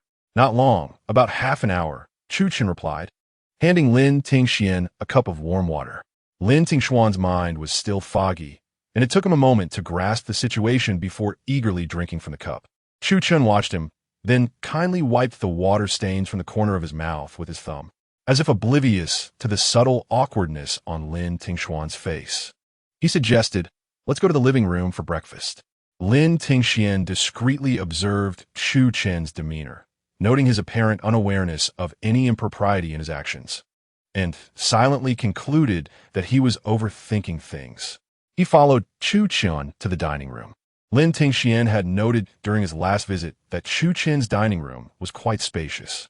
However, everything in Chu Chen's home was large. Perhaps this was the realm of the affluent. Yet, he was surprised to find that the grand dining table they had shared previously was replaced by a small square table, upon which sat 2 steaming bowls of fragrant beef noodles. The delicious aroma heightened Lin Tingxuan's appetite as he took a seat across from Chu Chen and eagerly accepted the chopsticks handed to him.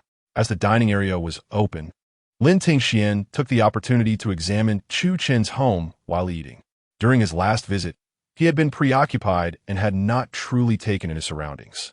The decor of Chu Chen's home was minimalist, exuding a subtle chill that seemed somewhat at odds with Chu Chen's warm demeanor. It appeared that he lived alone, making the space feel a bit empty, reminiscent of show home. Fortunately, a few somewhat lifeless potted plants provided a touch of vitality, though they might reveal the owner's lack of skill in plant care. Chu Chen could indeed be deemed a plant killer. Amused by his thoughts, Lin Tingxian suddenly chuckled. "What are you thinking about? You seem very happy," Chu Chen inquired. Swallowing his noodles, Lin Tingxian replied, "It's nothing. I just find it quite astonishing that Brother Chu doesn't know how to care for plants." "Why do you find that astonishing?" "Chu Chen Lauget? Do I seem like someone who is adept at nurturing them?" "Well, you certainly give that impression," Lin Tingxian remarked, chewing on his chopsticks. "You seem to excel at everything. Is that so?" Chu Chen's smile broadened. "So in your eyes, I am a person of boundless capabilities?" Lin Tingxian nodded. "You seem very much like an adult." "Very much like an adult?" Chu Chen queried, puzzled by the description. Lin Tingxian clarified, "I mean a competent adult, someone like you, mature and composed." Chu Chen understood his intent, but responded with self-deprecating humor. "Then you might be overestimating me. There are many things I cannot do." "Such as?" Lin Tingxian inquired, pausing his chopsticks in curiosity. "For instance, I cannot care for plants, nor do I understand agriculture." "On the contrary, those are your strengths," Chu Chen shrugged. "So without you, what would happen to those potted plants on the balcony?" Suddenly praised, Lin Tingxian lowered his head, feeling a touch of embarrassment. "In truth, it's quite simple to care for them. Brother Chu will soon master it with a little practice." Chu Chan smirked, seizing the opportunity to ask, "Could Xian teach me? You could be my agricultural mentor." "Me?" Lin Tingxian was taken aback, sensing that he was digging himself into a hole. Indeed, Xian was a bona fide agricultural student. As Chu Chan placed vegetables into Lin Tingxuan's bowl, his eyes pleaded, "Please show mercy and save this dullard." Lin Tingxuan declined. No. I'm just a student. I can't be anyone's teacher. Brother Chu is so clever. You could read more on the subject or consult professionals in the field. I'm merely a beginner, still learning myself. I don't enjoy reading. I can't focus, and I dread exposing my weaknesses to others. Chu Chun lowered his gaze, his tone melancholic.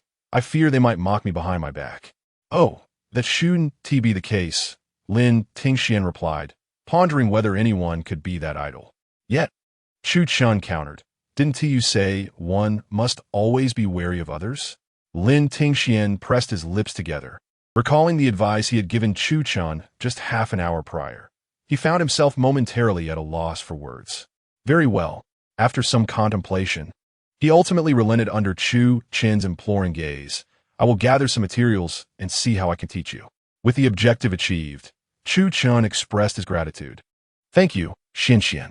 Following this, their conversation dwindled, with only the occasional inquiry from Chu Chun regarding Lin Tingxian as recent school activities.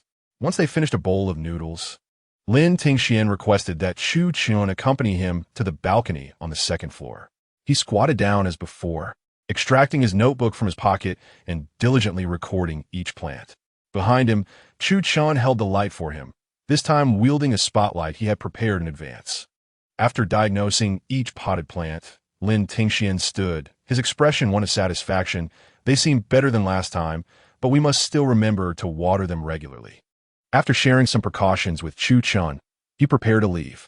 Just before departing, Chu Chun called out to him, "When will you come again, Xinxian?" Lin Tingxian reflected on his class schedule. If all goes well, it should be next Sunday. Next Sunday? Chu Chun sighed. That is still 7 days away. Observing his apparent disappointment, Lin Tingxian inquired, "What is wrong? Do you have something planned that day? We can reschedule." "No, I don't have any plans that day." Chu Chun interrupted, "I'm just experiencing a bit of separation anxiety." Separation anxiety? Lin Tingxian frowned. What is that? Chu Chun earnestly explained, separation anxiety, as the name suggests, is the anxiety that arises from separation. He sighed again, his face filled with reluctance. I don't want to be apart from Xinxian. Upon hearing this, Lin Tingxian recalled having seen the term in a book, but he remembered it typically referred to family or romantic relationships. Do friends also experience separation anxiety? As he pondered this, Chu Chun suddenly stepped forward and embraced him. Lin Tingxian distinctly felt a warm hand gently stroking his back. As summer approaches, their garments grow increasingly sheer, allowing them to distinctly perceive the warmth emanating from each other's chests. Chu Chun takes the initiative. I apologize, but I must alleviate my separation anxiety. His words prompt Lin Tingxian to hover his hand in the air, torn between pushing it away and ultimately allowing it to rest gently by his side. Chapter 62. If you do not, then I shall after the banquet. Zicheng arrives home later than Gu Han. Not only does he have to wash the dishes from the gathering, but he also assists in tidying the hall. At 2 in the morning, weary and drained, he returns to the basement. Upon pushing open the door, he finds Gu Han seated on the living room sofa. Clearly, Gu Han is already freshened up, clad in a deep gray loungewear. Surprisingly, Gu Han is not tapping away at his computer today. He sits upright, seemingly awaiting Zicheng's return. However, Zicheng lacks the mood or energy to engage. He flops onto the sofa, asserting dominance. This is my territory. You should retreat to your own bed. Gu Han coldly inquires, Zicheng, do you not owe me an explanation for your late return? The audacity.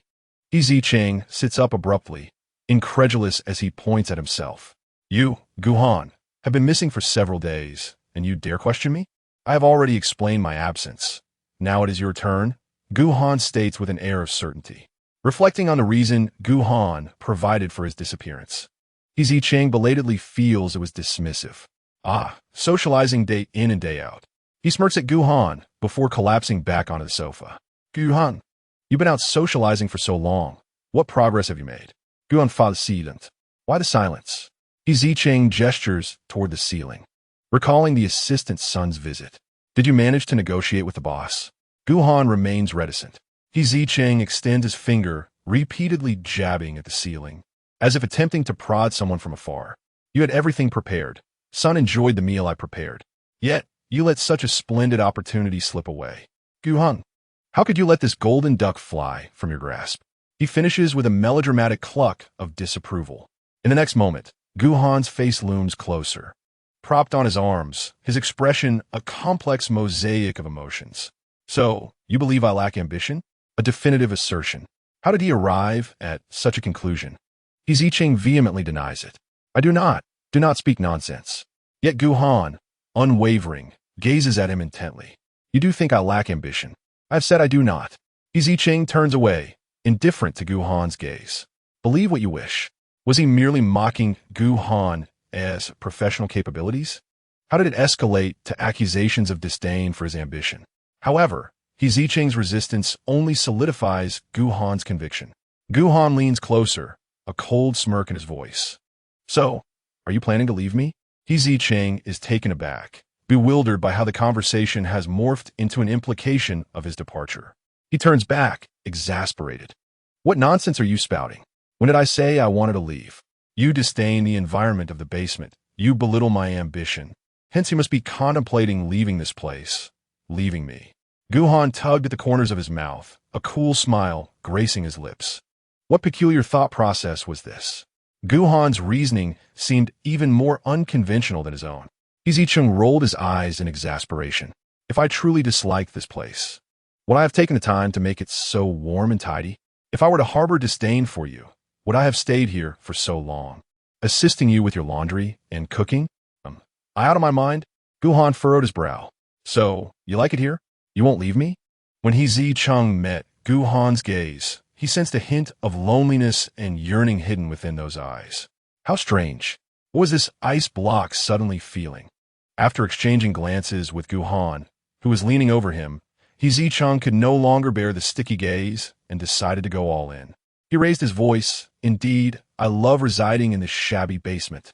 I enjoy living a tough life with you. Is that satisfactory? Are you reassured now? Gu Han did not respond, but his softened expression spoke volumes of his satisfaction. Maintaining his current posture, he asked, So, why did you return so late? Are you a pig, or am I? Zicheng found himself exasperated and playfully tugged at Gu Han's cheek, saying, What do you think? As a dishwasher, I obviously had to stay back to wash the dishes. Gu Han replied with a nonchalant "Oh," his fingertips brushing against the side of his face where Zicheng had just touched him. Just as he was about to withdraw, Zicheng suddenly grasped his hand. Tilting his chin upward, he asserted, Have you finished your questions? Now it's my turn. Gu Han candidly replied, Not yet. Zicheng clicked his tongue in annoyance. I don't care if you're done. It's my turn now. He pointed to the neat circle of crimson bite marks on his neck and exclaimed, Look what you've done to me. Now tell me, how are you going to compensate me? Instead of remorse, Gu Han regarded the marks he had left with growing satisfaction. Before Zicheng could exhaust his patience, he slowly uttered 3 words. I have no money. No money? Zicheng snorted, revealing a mischievous grin. In an instant, he lunged at Gu Han, fiercely biting down on his neck. Gu Han let out a muffled grunt, but did not push him away. He allowed Zicheng to bite him. Once Zicheng tasted the briny flavor, he felt satisfied and released his grip.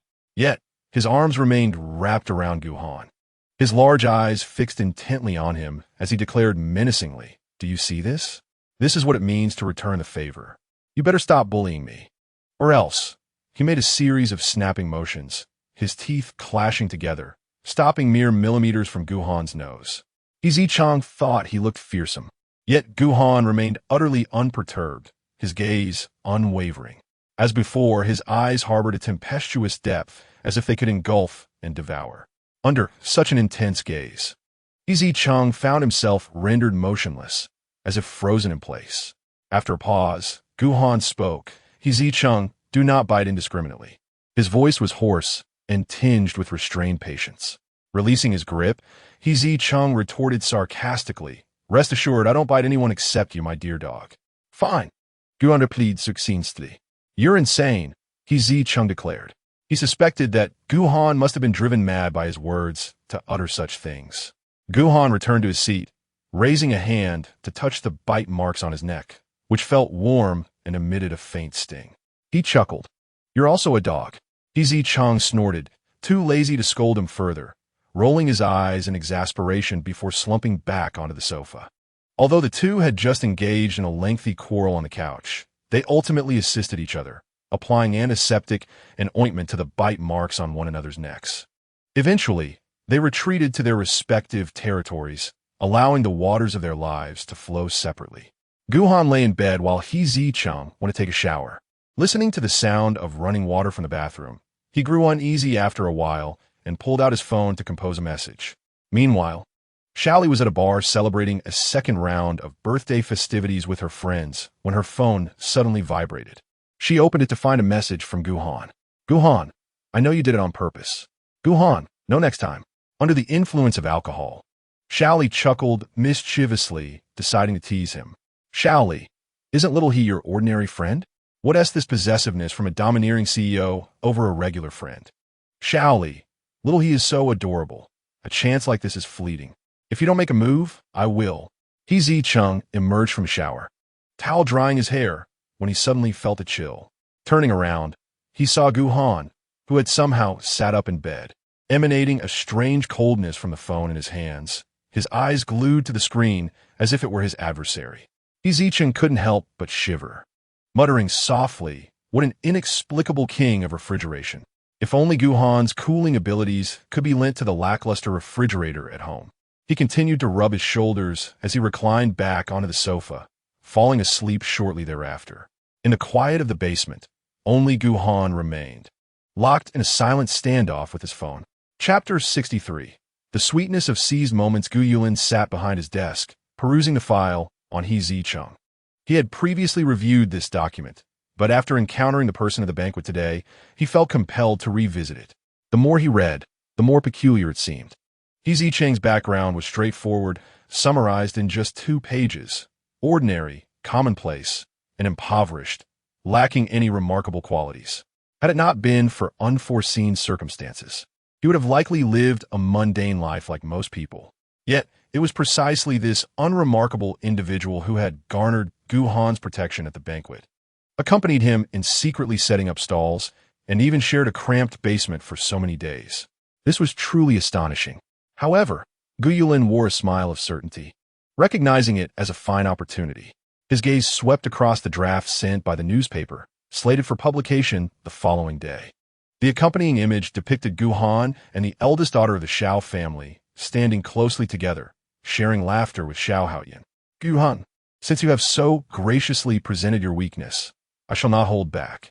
Zicheng did not expect that Gu Han's insistence on returning home by 10 o'clock each night was not merely an idle threat, but rather a rule he equally imposed upon him.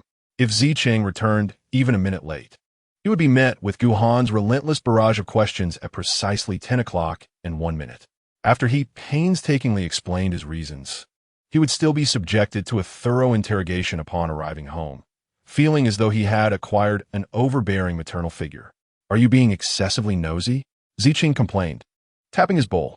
I merely helped a colleague and returned a bit late. Was it necessary for you to ask incessantly? The phone calls were relentless, driving me to distraction. And you think you have a right to be late? Gu Han retorted without lifting his gaze. Me? Late? Zicheng's ire flared at the implication. How absurd. You set the return time, a commitment you made. I never agreed to follow your lead. Why should I be expected to adhere to your schedule? Gu Han smiled, as if it were the most natural thing in the world. Since we live together, we should abide by the same curfew. On what grounds? What gives you the authority to restrict my freedom? Zicheng protested defiantly, tossing a bun at Gu Han in frustration. Gu Han caught it with precision. Zicheng, what are you making a fuss about? Making a fuss? Zicheng scoffed.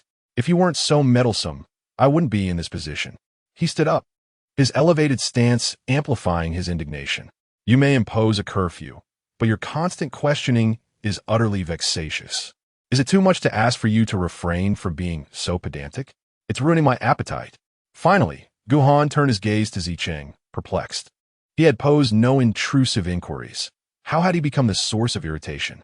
If Zicheng could glimpse Gu Han's thoughts at that moment, he would surely stomp his foot in indignation. For Gu Han had gone from questioning why he was late to inquiring about his conversation with colleagues, and even asking for details about the colleague he had helped. How could he claim to have asked nothing? Are you so idle that you seek to provoke an argument with me for your own amusement? Zicheng derided, glaring at Gu Han, who remained silently seated on the sofa. Gu Han offered no response, but continued to regard him quietly. Zicheng misinterpreted his gaze as a challenge, and, unwilling to back down, stared back with wide eyes. He expected Gu Han to retaliate. After all, he knew the ice-cold demeanor of Gu Han would not easily allow him to continue this unruly behavior. However, to his surprise, after a prolonged moment of silence, Gu Han nodded slowly. I understand. I will be more mindful next time. This was unexpected. Zicheng felt a wave of disbelief wash over him as he plopped back down, craning his neck in astonishment. Gu Han, you. He scrutinized Gu Han's expression, which remained as impassive as ever. The more he looked, the more he sensed something was amiss. Have you lost your mind? Or are you secretly plotting against me? Gu Han.However anxious demeanor. Why would I plot against you? Weren't you just articulating your points so eloquently? Zicheng nodded, acknowledging the truth in that statement. Yet he leaned back in contemplation.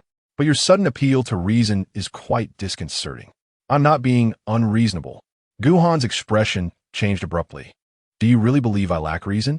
Zicheng, sensing that Gu Han was about to unleash his icy demeanor, hurriedly retreated. No. How could that be? It was merely a slip of the tongue.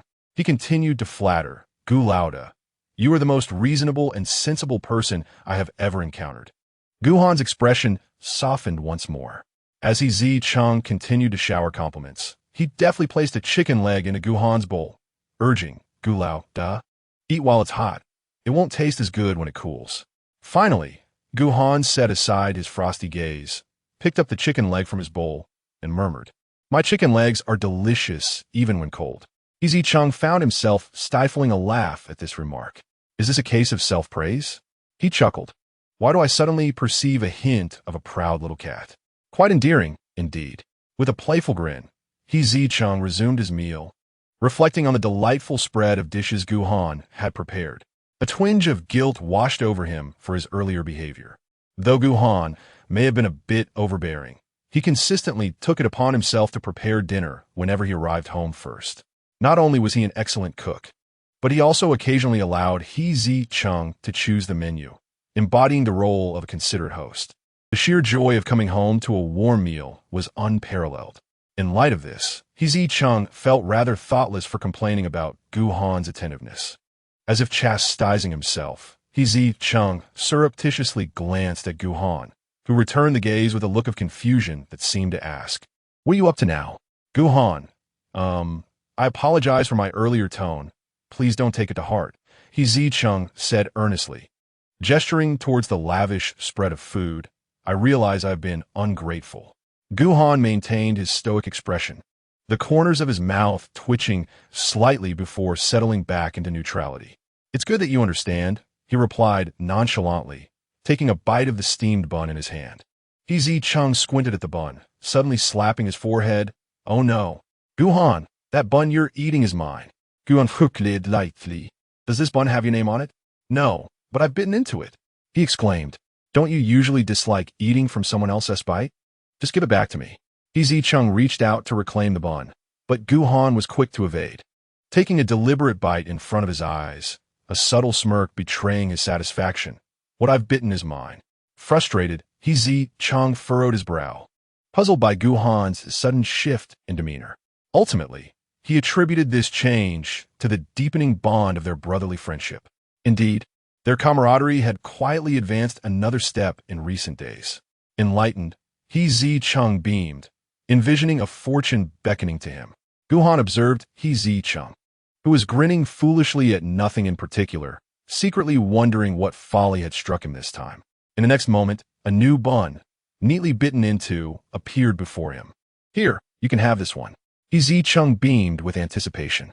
However, Gu Han's gaze fell upon the bun in Zicheng's hand, marred by teeth marks and grease, and he felt a profound sense of indignation. Without a word, Gu Han seized a half-piece of steamed bun, grasped Zicheng's chin, and stuffed it entirely into his mouth.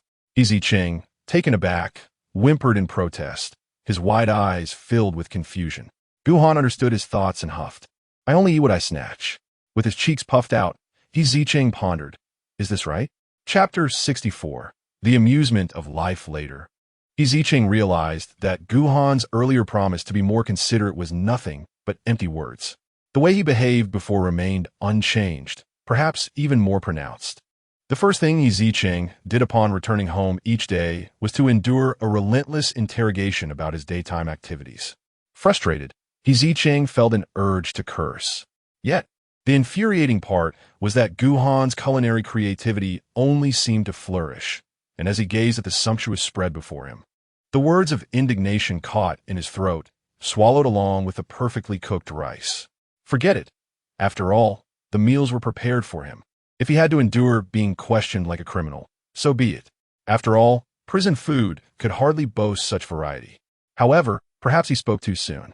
There's a saying that home-cooked meals cannot compare to the allure of wild fare. After indulging in several days of homely dishes, Zicheng found himself yearning for the flavors of the outside world, his body craving a touch of excitement. Thus, on this Saturday, Zicheng had early plans with Lin Tingxian to enjoy a barbecue feast. Just before finishing work, he sent a message to Gu Han, notifying him that he would be covering a shift for someone else and would return later. To his surprise, no sooner had he sent the text than Gu Han called him. Zicheng was at a loss for words. Did Gu Han not find the phone bill excessive? Had he not clearly stated everything in the message? What did later even mean? Who was this person he was covering for? Gu Han's tone was flat, revealing no trace of emotion. Faced with such pointed inquiries, Zicheng felt a flicker of anxiety, brushing away the non-existent beads of sweat on his forehead. It was the same colleague from the last night's shift. He had matters to attend to at home and needed Zicheng to wash some dishes. Around midnight, perhaps? A mere dishwasher, repeatedly swapping shifts. How busy could he be? This time, Zicheng discerned a hint of mockery in Gu Han's tone. While questioning his character was one thing, doubting his work was entirely unacceptable. Zicheng immediately retorted, "What's wrong with being a dishwasher? We dishwashers earn our keep through honest labor. Besides, our Tian'an family is vast and prosperous. Every employee is quite busy. Thank you very much." Vast and prosperous? Gu Han scoffed, his tone dripping with disdain. Before Zicheng could respond, Gu Han issued a warning. Regardless of the circumstances, you must be home by midnight.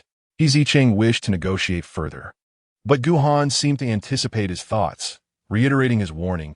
Zicheng, you must be home by midnight. Don't make me repeat myself. Defeated, Zicheng reluctantly ended the call. It appeared that after dining with Lin Tingxian, there would be little time left for amusement. Sighing, Zicheng felt as though he was back in the confines of a school, under someone else's authority. Yet, the mere opportunity to go out was a blessing in itself. He resolved not to be picky. With that in mind, he eagerly anticipated the thrilling moment of clocking out. He changed out of his work uniform and was happily making his way outside when someone suddenly called out to him from behind. Chengzi, Wu Tian, panting, approached him and said, "Wait, don't leave just yet." He looked puzzled. "What is the matter, Wu Ge? Is there something you need?" "Well, you remember how you covered for me last time? To show my gratitude, I'd like to treat you to dinner today," Wu Tian said, reaching to put his arm around Chengzi's shoulder. Chengzi stepped back, waving his hand in refusal. "Oh, it was just a small favor, really. Let us skip the meal. I have plans with friends today. I have to go."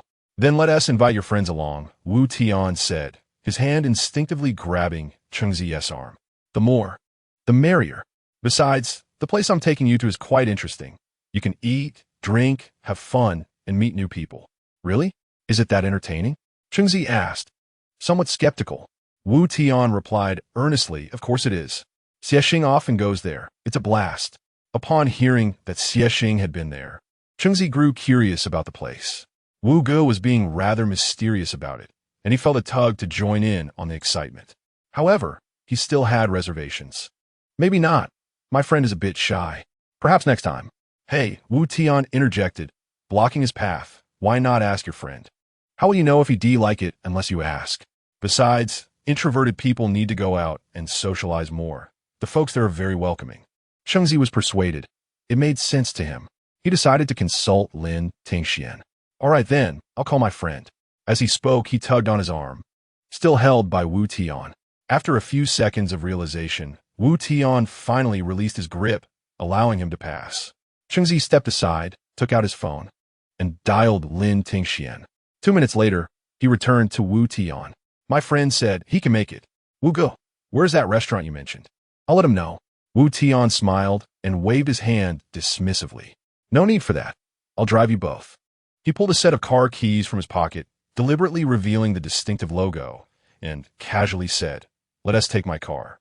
Where's your friend? We can pick him up." "Wow," Chengzi exclaimed as he bent down to admire the keys in Wu Tian's hand. "When did you get a car? That's impressive." "Haha, I just got it a little while ago," Wu Tian replied, showcasing the keys while subtly wrapping his arm around Chengzi's shoulders as they walked towards the parking lot. Chengzi was oblivious to any awkwardness. After all, he thought there was nothing wrong with boys being affectionate. Throughout their walk, he praised Wu Tian's achievement of purchasing a car. Wu Tian, flattered by the compliments, led him to his vehicle. Chengzi gazed in awe at the sleek black sedan before him. "Wow," he exclaimed. Although he didn't recognize the brand, he still extended his thumb in admiration. "Vuye, you're incredible. You're the first dishwasher I've ever met who drives to work." "Oh, it's nothing. With some effort, you could get one too," Wu Tian replied modestly. Wu Tian stood before the imposing emblem at the front of the vehicle, one hand casually resting on the hood as he gently patted Zicheng's bicep. "It's not too expensive, just over 400,000, he remarked. "Over 400,000.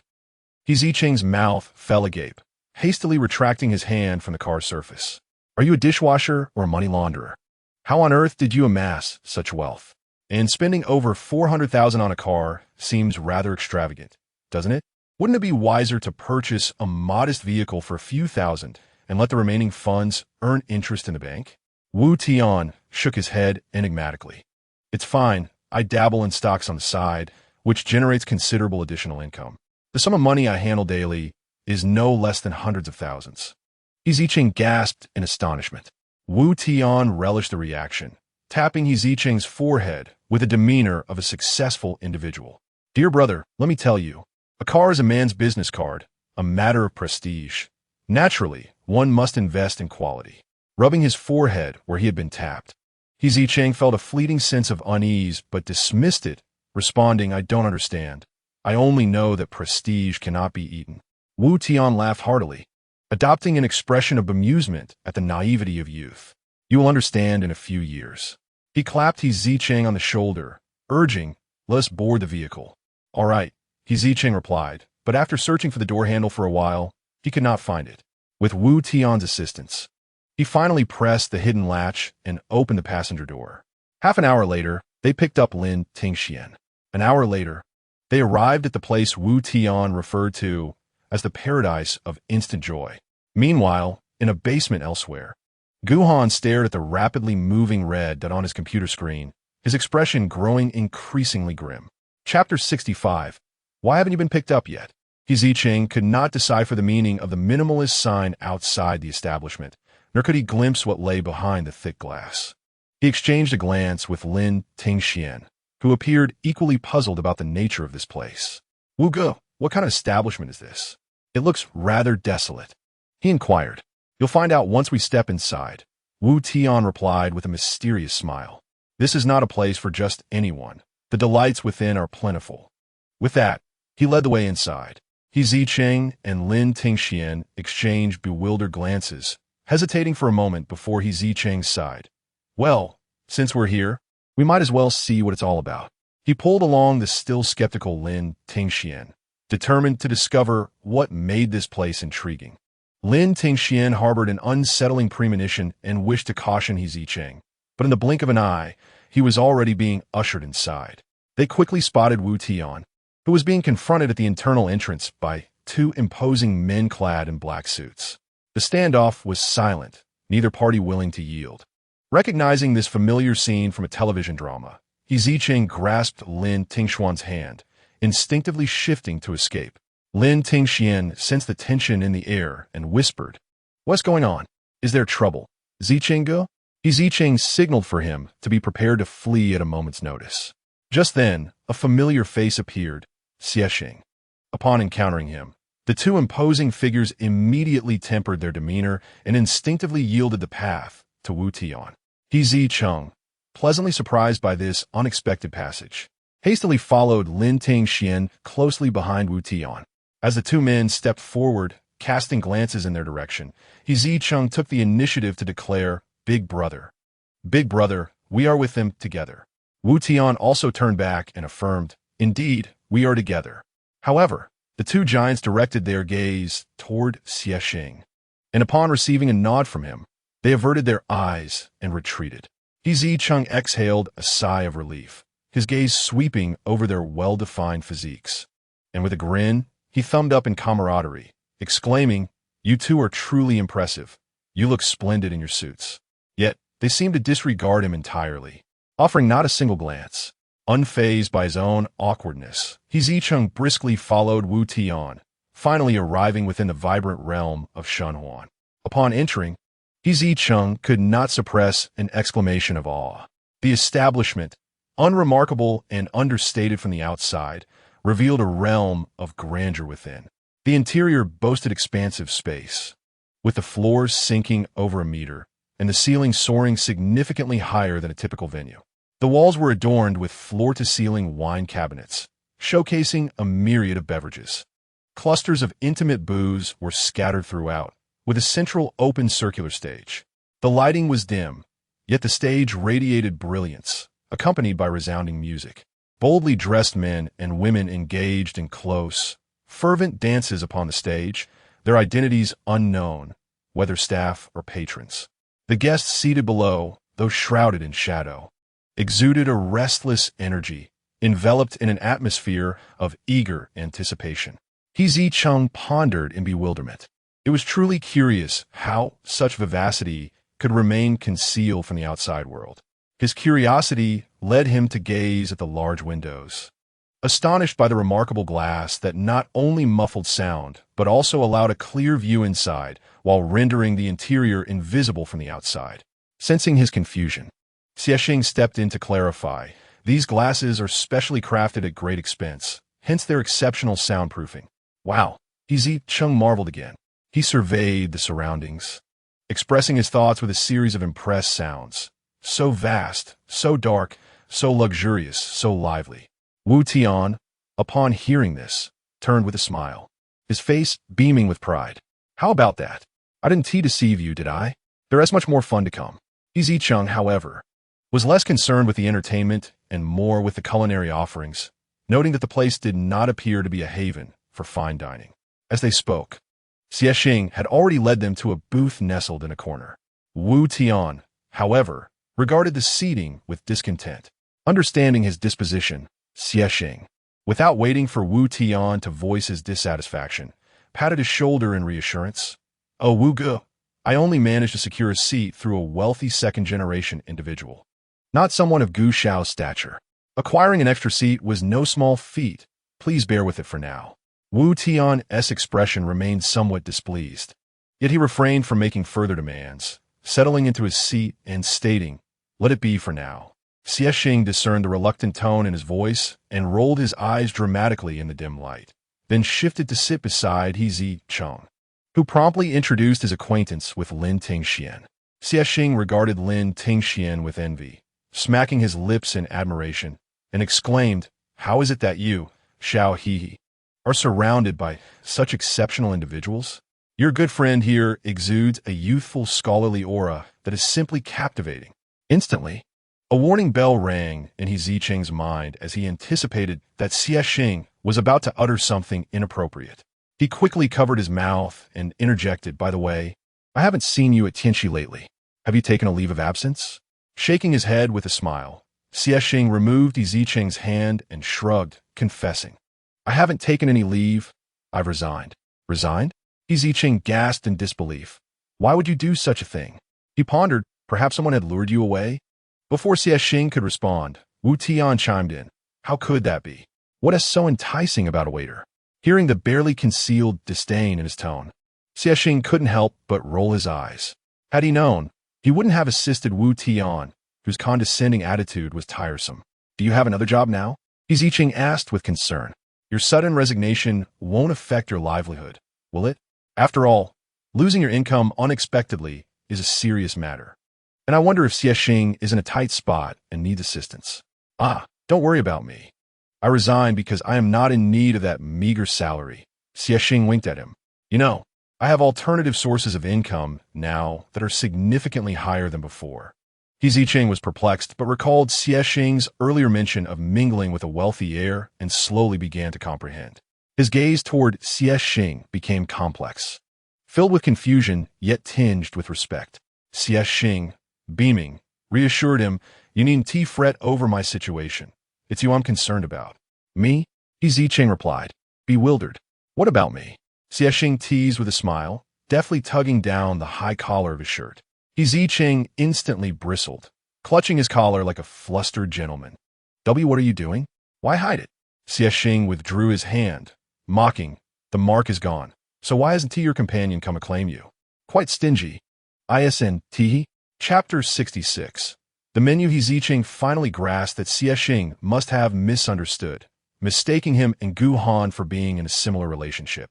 He felt an unexpected flush of embarrassment and hurriedly leaned closer to explain, "You've misunderstood.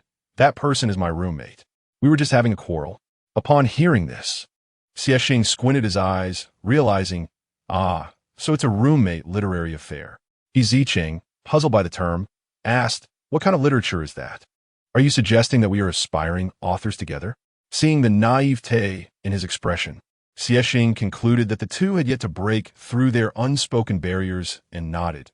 "That's about the gist of it. I believe you and your roommate will surely become writers together. I have faith in your potential." Suddenly burdened with lofty literary expectations, Zicheng felt both flattered and astonished. He chuckled sheepishly, scratching his head. "Oh, stop teasing me.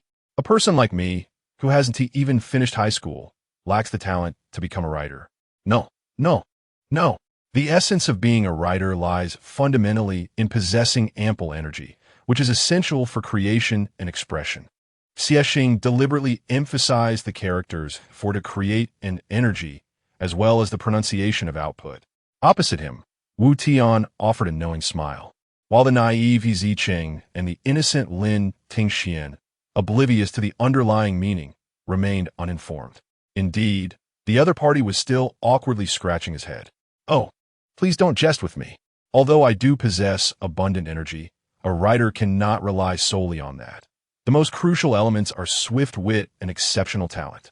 As a mere dishwasher, I am content to wash my dishes and perform my duties diligently." No, do not underestimate yourself," Zicheng remarked, tousling Zicheng's hair.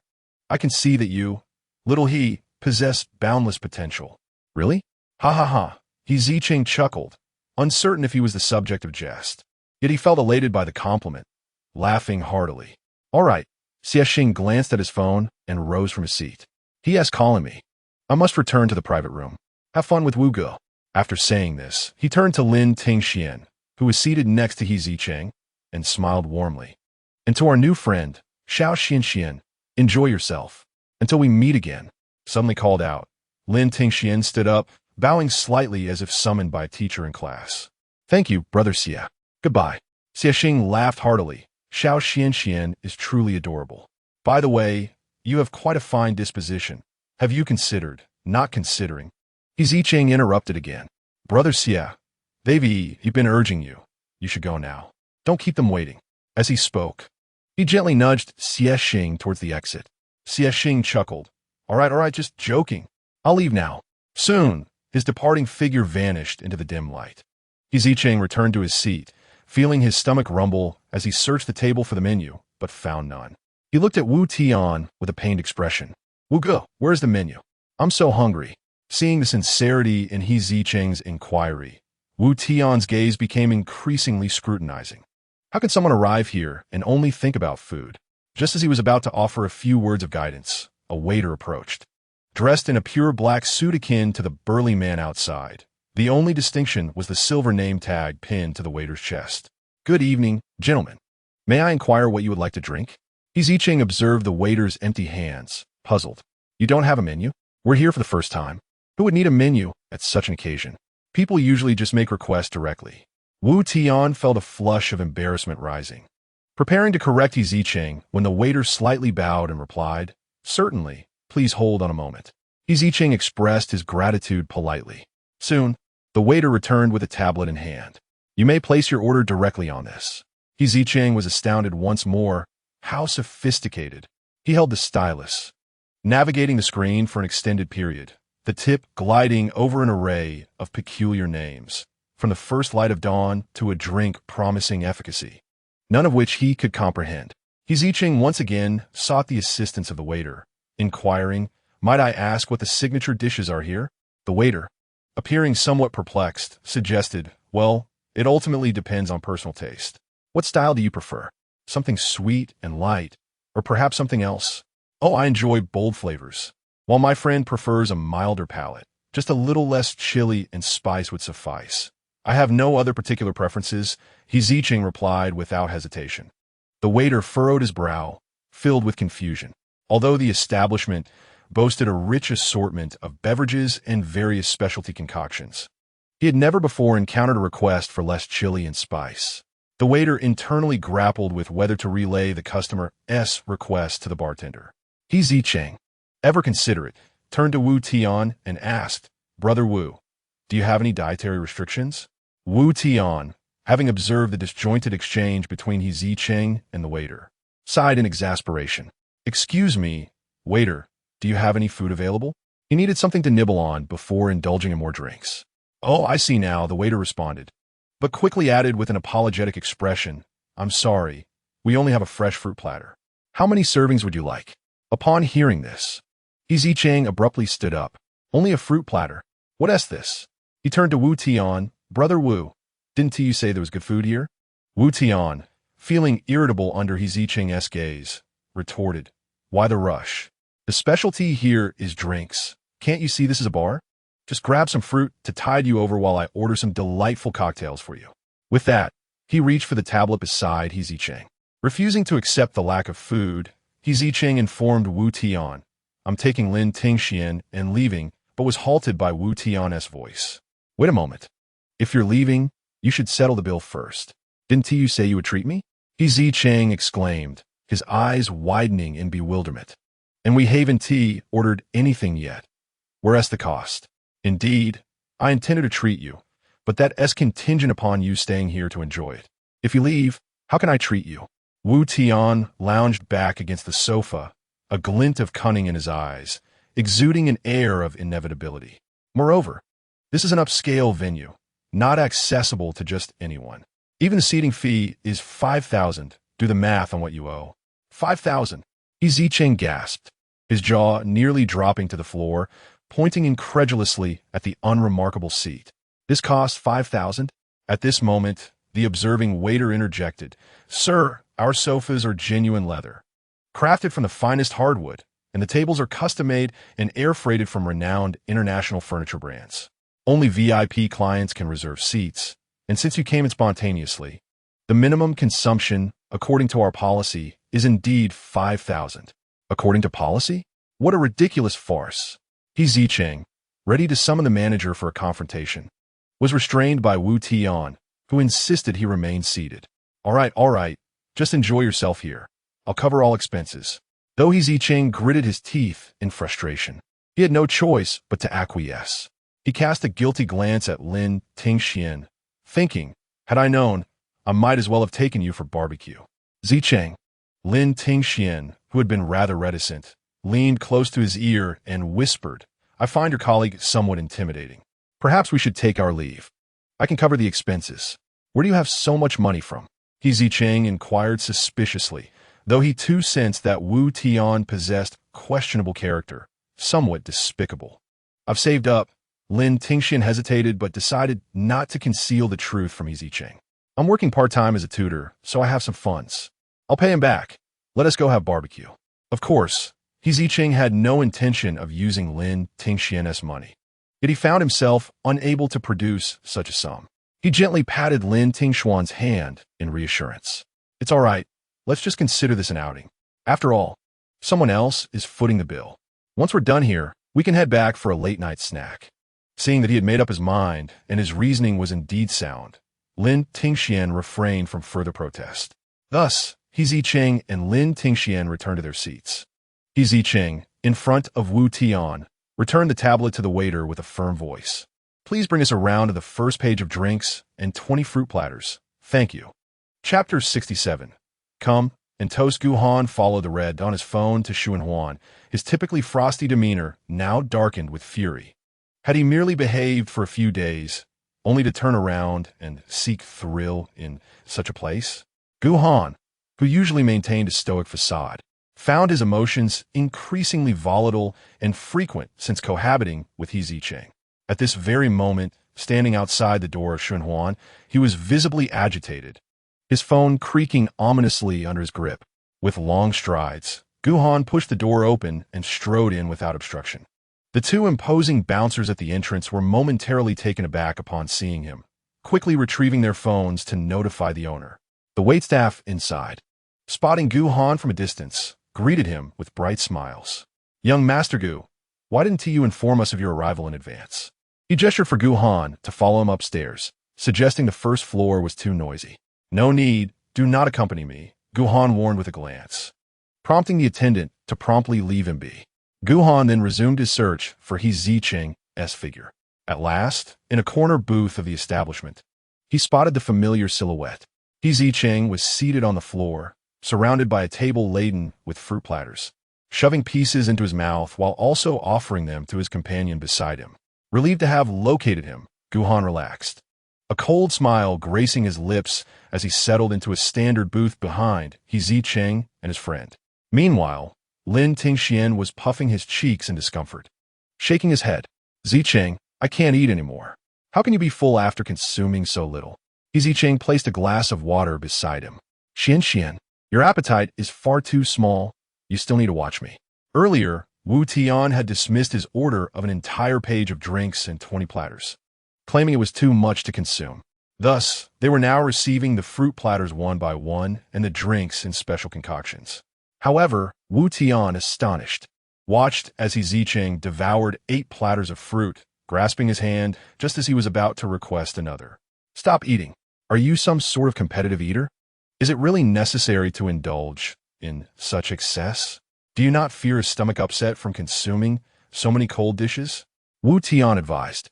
Moreover, he sensed that if this continued, his wallet would be in jeopardy, for the fruit platters here were quite expensive. "Not all, Wu Ge. My stomach is quite resilient. I can handle it," Zicheng replied confidently, patting his belly, unbeknownst to him, or perhaps deliberately ignoring Wu Tian's discomfort. He freed himself from Wu Tian's grasp and called for 2 more fruit platters from the waiter. Lin Tingxian, while not doubting Zicheng's capacity for food, felt that indulging in such a quantity of fruit at night was unwise. He tugged at Zicheng's sleeve, saying, "Zicheng Ge, please stop eating. Consuming too much fruit at night is not good for you, and you still need to save room for our late-night snack, right?" "Ah, Xian, worry not. You know my appetite all too well," Zicheng replied, shaking his head with pride. "This little bit is merely a trifle." Wu Tian, observing that the two were solely consuming fruit and had not touched the alcohol, began to feel anxious. "Why not drink a bit of this instead?" he urged, pushing 2 glasses of a clear liquid towards them. "This is the elixir of life. Its taste is quite invigorating. You must give it a try." Lin Tingxian remained unmoved. Having never consumed alcohol before, he had no intention of starting now. He was wary of the clear liquid that had not yet been tasted, and his instincts told him something was amiss. He signaled to Zicheng not to drink. However, Zicheng seemed oblivious, intrigued by the small glass, and remarked, "Elixir of life? Is it not just water?" Wu Tian responded with a mysterious smile. "Why not taste it and find out?" Zicheng, however, was not convinced. Having just been deceived by Wu Tian regarding the sumptuous meal, coupled with the earlier incident involving money, he was beginning to harbor disdain for this individual. He even regretted having covered for Wu Tian earlier, feeling that despite his keen eyes, he had failed to discern character. Internally grumbling, Zicheng feigned curiosity as he held the so-called elixir of life. Just as he raised the glass, preparing to prompt Wu Tian to drink first, an abrupt ringtone pierced the air. Zicheng knew it was not his phone, for his had run out of battery on the way here. He and Wu Tian turned toward the source of the sound. Under their scrutiny, Lin Tingxian pulled out his phone, revealing an unfamiliar number. Hesitantly, he answered, and before he could utter a word, a deep voice filled with anger resonated through the receiver. "Put Zicheng on the line." Lin Tingxian paused momentarily, recognizing it was Gu Han's voice. Without further thought, he handed the phone to He Zicheng. Zicheng Gu, it's for you. He Zicheng was puzzled. Who will be looking for him through Lin Tingxian? He took the phone, placing it to his ear, while simultaneously reaching for a piece of fruit from the waiter's newly served platter, mumbling, "Hello? Who is this? What do you want?" A mere cold chuckle was enough for He Zicheng to identify the caller. He was all too familiar with Gu Han's mocking laughter, and anxiety began to creep in. "Where are you right now? Why are you with Lin Tingxian?" Gu Han suppressed the urge to unleash a torrent of insults, patiently preparing to give He Zicheng one final opportunity. However, upon hearing his question, the latter stammered nervously, fumbling for a lie. "Xian just happened to pass by to check on me. And I mention earlier that I was filling in for a colleague in the kitchen this afternoon?" He Zicheng, upon hearing the scoff from his phone, responded, "Yes, yes," with a chuckle. Gu Han, on the other end, let out a meaningful "oh" and inquired, "Then how did you end up at Xuanhuan? Changing jobs?" At the mention of Xuanhuan, He Zicheng jumped as if struck by lightning. "What are you talking about? I don't understand." "Don't understand?" Gu Han laughed again, but this time the laughter was short and tinged with irritation. "He Zicheng, if you continue to be obstinate, this will lose its amusement." His voice dripped with coldness. "Since you've come to such a place to have fun, why not grab your drink and join me at the booth in the back for a toast?" As he stared at the abruptly disconnected call, He Zicheng froze in place. Damn, Gu Han actually came. How did he find me? No, how did he know I was lying? Lin Tingxian, noticing the change in He Zicheng's expression, asked, "What's wrong, Zicheng? You look pale." He Zicheng slumped back into his seat, repeatedly slapping his thigh in regret. In a hushed voice, he confided under Lin Tingxian's puzzled gaze, "Gu Han is right behind us in the booth, and he wants me to come over." Lin Tingxian, puzzled, replied, "Then just go say hello. I can join you." No. He Zicheng hurriedly explained, "I came out without telling him." He clutched his head, panicking. What should I do? How'd he catch me? But within a second of his frenzy, he stood up, thinking, fine. I'll just go over there and admit my mistake. It's no big deal. What did Gu Han do? Can he really eat me? With this thought, he gathered a bit of courage. Before approaching Gu Han, he picked up the drink from the table and cautioned Lin Tingxian, "You stay here and wait for me to return."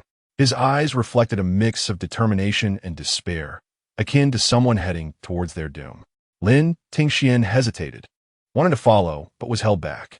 Across the way, Wu Tian's gaze remained fixed on the clear, colorless drink in He Zicheng's hand. As He Zicheng prepared to leave, Wu Tian called out to him, but He Zicheng merely replied, "I have a friend over here," without looking back. He Zicheng moved slowly and hesitantly to the booth at the back. Indeed, Gu Han was seated there, alone, with an expression that seemed somewhat off. He leaned against the sofa behind him, clad in a deep gray loungewear ensemble and wearing slippers, clearly having rushed over. Upon encountering the icy gaze of Gu Han, He Zicheng trembled slightly, hesitating at a distance before lowering his head in guilt. "Come here." Gu Han's tone was neither warm nor cold. He Zicheng remained motionless, pressing his lips together, stealing a glance at Gu Han. "Come here. Don't make me repeat myself a third time." Gu Han's voice now carried a hint of irritation. He Zicheng had no choice but to lower his head further and slowly shuffle to Gu Han's side at a turtle's pace. Gu Han cast his eyes down at the clear glass of liquor in He Zicheng's hand and remarked, "Didn't I ask you to toast me? Why aren't you drinking?" He Zicheng was taken aback, perplexed, casting an uncertain look towards Gu Han. Yet, Gu Han seemed oblivious to his confusion, leaning back against the sofa, silently awaiting his response. Caught in a bind, He Zicheng dared not voice any dissent, although he was unsure of what this life-giving water truly was. He steeled himself and prepared to gulp it down. Suddenly, Gu Han stood up, swiftly blocking the liquor he was about to drink, before snatching the glass from his hand and placing it on the table with a decisive thud. He gazed at He Zicheng as if he were a fool. "Are you out of your mind? Do you know how strong this drink is?" He Zicheng pouted, muttering softly, "But you told me to drink it." Gu Han, with his keen hearing, caught the complaint. He retorted coldly, "Does that mean you drink whatever anyone tells you?" He Zicheng failed to grasp the underlying implication in Gu Han's words and repeated, "But you asked me to drink it." It's really difficult to please you when I follow your instructions and you still get angry. Difficult to please? Gu Han was incensed to the point of amusement. You're the one who lied and deceived, and now you're playing the victim? Alright, sorry. I shouldn't have deceived you, Zicheng admitted, fully aware of his fault, desperately trying to reaffirm his innocence. Truly, I only intended to have barbecue with Xian, but then I ran into Wu Tian. You know, I covered for him last time, so he insisted on treating me to a meal. Gu Han remained silent, his expression unreadable. Zicheng, feeling like a misbehaving student, continued to apologize. I'm really sorry, Gu.However. I understand my mistake and want to deceive you again. Can you please not be angry? Gu Han scoffed. I'm not angry. He certainly wouldn't waste his ire on someone he deemed foolish. Zicheng thought to himself, is this not anger? Are we playing house here? He plopped down beside Gu Han, continuing his attempts to placate him. I'm truly sorry. Please calm down, Gu.However. I'm begging you. This time, Gu Han simply turned away, refusing to look at him. Zicheng felt somewhat disheartened. After all, Gu Han had been angry with him more than once, seeming to enjoy venting his frustrations on him. He longed to disregard Gu Han's moods. However, over the past few days, Gu Han's meticulous care had not gone unnoticed by Zicheng. He resembled a devoted spouse, diligently preparing meals for him. Consequently, Zicheng felt increasingly ashamed of his deceitful actions, even coming to despise them. He regretted not having invited Gu Han to join him. Zicheng's gaze fell once more upon the glass of liquor on the table, his mind conjuring images of the frequent apology scenes depicted on television, prompting him to self-impose a drink. Although he was unaware of the alcohol content, he reasoned that such a diminutive glass could hardly contain even 100 milliliters, and wondered how intoxicated he could possibly become. With this thought, Zicheng, without hesitation, lifted the glass and downed its contents in one swift motion. Gu Han, who was turned sideways, was unable to intervene in time. Zicheng, with a sharp clatter, tossed the empty glass onto the table, immediately clutching his throat and coughing violently. Gu Han,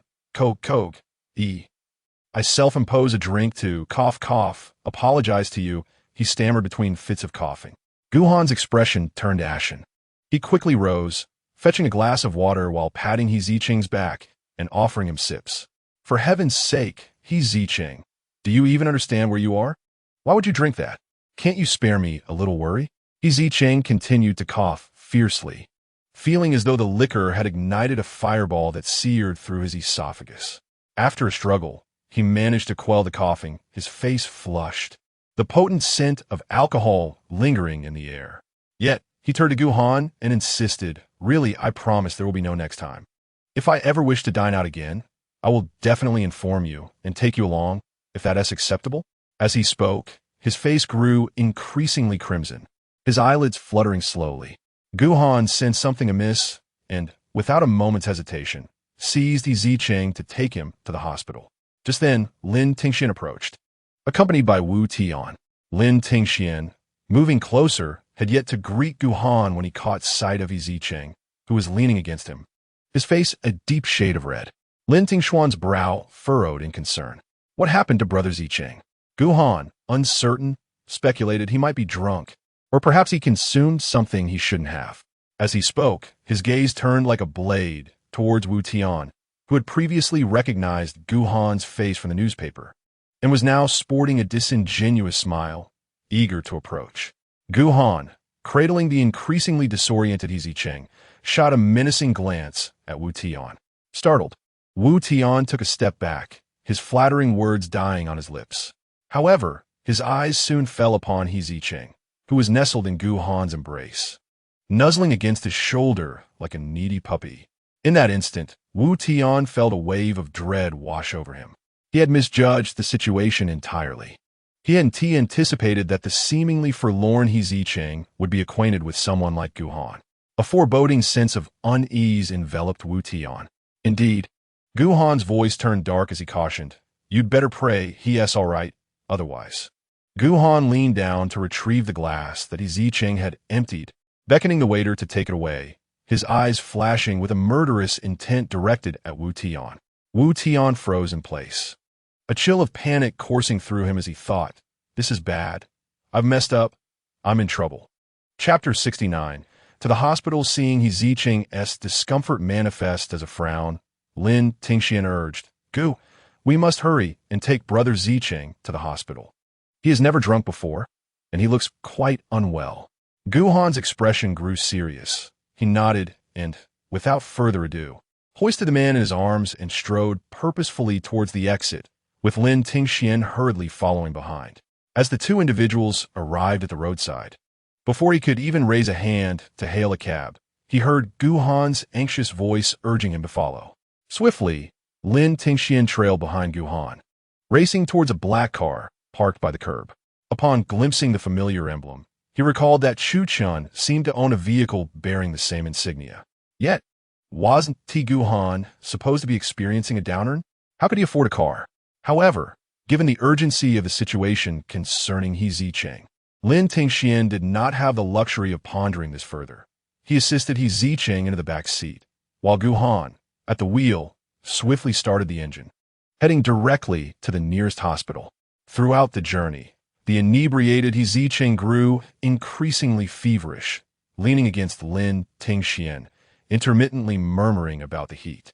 Gu Han, glancing through the rearview mirror, observed the person who had just been nestled affectionately in his arms, now turning to seek comfort from another. A surge of irritation welled within him. Rationality reminded him that Zicheng was not fully conscious, yet the nagging discontent could not be quelled. Finally, after half an hour, they arrived at the hospital. As soon as Gu Han parked the car, he swiftly exited the driver's seat, flung open the back door, and pulled Zicheng, who was clinging to Lin Tingxian, into his embrace. Lin Tingxian felt no discomfort. Gu Han's strength allowed him to carry Zicheng with remarkable speed.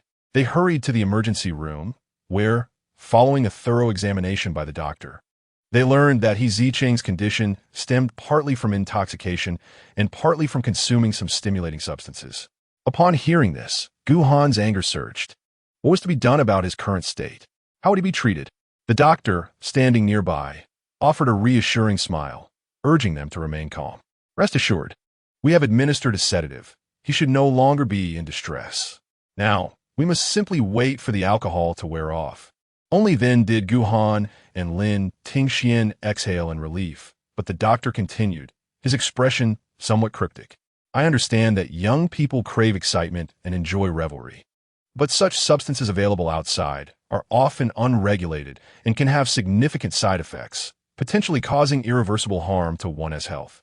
The doctor solemnly cautioned them, adding that fortunately, Zicheng's intake had been minimal, preventing any serious repercussions.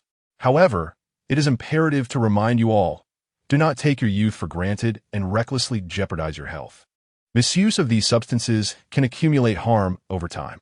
As Gu Han listened, his expression darkened further, not due to the doctor's misunderstanding, but because Zicheng's colleague, Wu Tian, had dared to act so brazenly, nearly causing damage to Zicheng's well-being. He clenched his teeth in silence, vowing to not let Wu Tian escape unscathed. Lin Tingxian, uncertain of how to explain, could only nod earnestly at the doctor, assuring, yes, we will remember. Very well, the doctor concluded, casting one last glance at Zicheng in the ward. Once he awakens, you may take him home. He may experience headaches and feverish sensations over the next day or two. These are merely side effects of the stimulating drugs. Encourage him to drink plenty of water to facilitate detoxification. Thank you, Dr. Lin Tingxian expressed his gratitude as he watched the physician depart, before returning to the ward. He gazed at the flushed face of Zicheng on the hospital bed, took out his small bare cloth, dampened it, and placed it on Zicheng's forehead to help reduce his fever. Meanwhile, Gu Han leaned against the windowsill of the ward, quietly observing Lin Tingxian as he cared for Zicheng, as if the frantic rush he had just made into the emergency room had never happened. After a short while, his phone vibrated in his pocket, prompting Gu Han to exit the ward and make his way outside the hospital. Assistant Sun, who had just arrived, spotted Gu Han immediately and hurried over. Young master, what brings you here at this late hour? Are you feeling unwell? Gu Han did not respond. Instead, he pulled out a plastic bag containing a wine cup from his pocket. Take this for testing the drug residues and send a report to me. Hearing this, Assistant Sun grew more anxious. Who would dare to drug the young master? Gu Han corrected him. The one who was drugged is not me. At that moment, a name suddenly popped into Assistant Sun's mind. Though it seemed implausible, he was indeed the most likely person to have affected the young master. Tentatively, Assistant Sun guessed. Could it be Mr. He? Gu Han did not nod, but also did not deny it, coldly saying, "Hurry and conduct the test." Understood. The dutiful Assistant Sun promptly took his leave. Returning to the ward, Gu Han found Lin Tingxian still seated by Zicheng's bedside. He intended to lean against the windowsill again, but Lin Tingxian called out to him, "Gu, could you please watch over Zicheng for a moment? I need to step out to make a phone call. I'll be right back." Lin Tingxian requested. Gu Han.However. Lin Tingxian expressed his gratitude and exited the ward. Now, only Gu Han and the still sleeping Zicheng remained in the room. In the quiet ward, Zicheng's gentle snoring was particularly pronounced.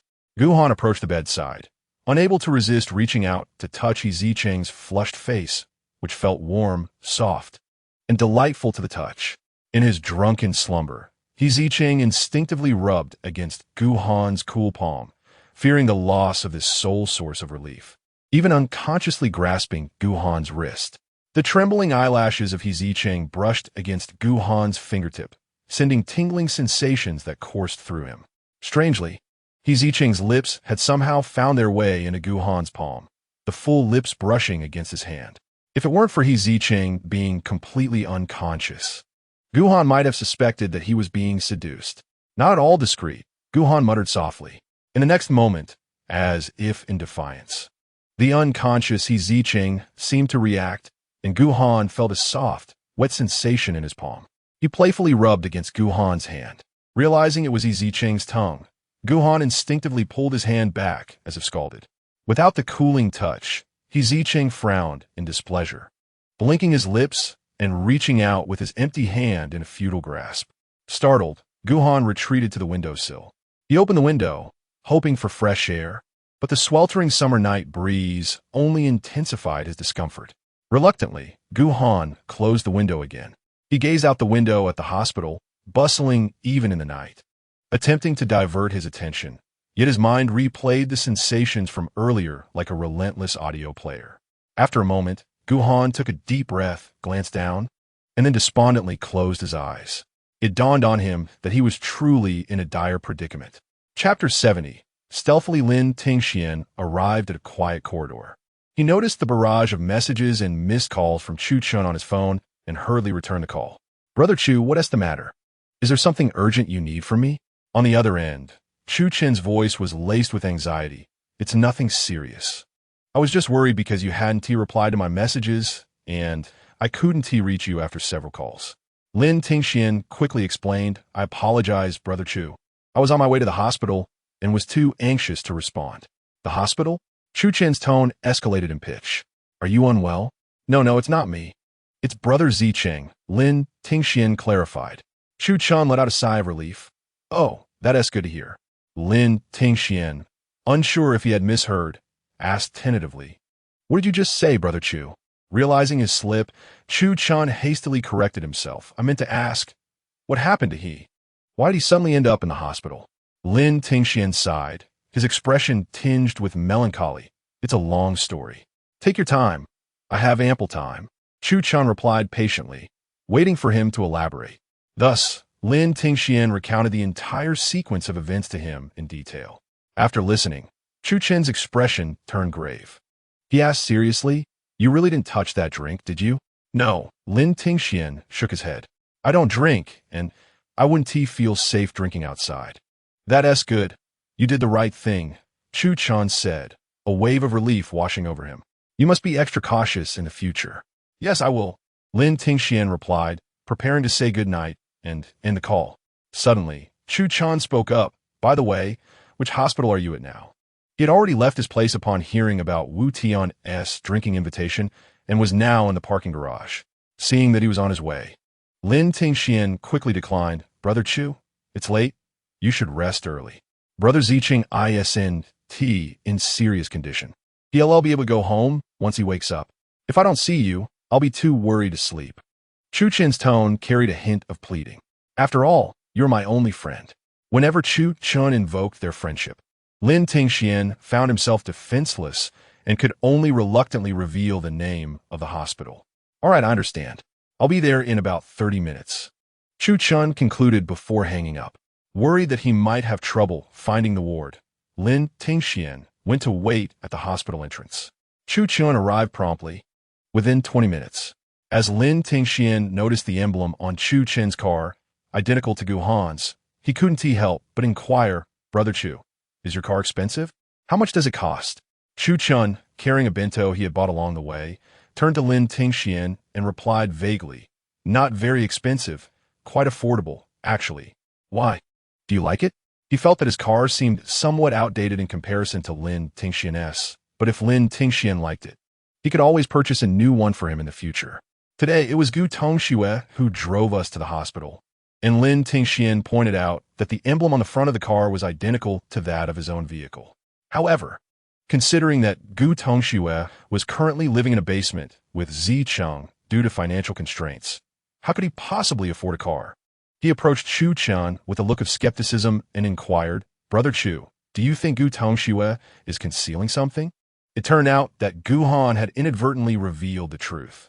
After contemplating for a moment, Chu Chun, in a moment of benevolence, decided to cover for Gu Han. After all, Lin Tingxian and he Zicheng were good friends, and he and Gu Han would also be related in the future. Chu Chun pondered for a few seconds and replied ambiguously, "Perhaps it's rented."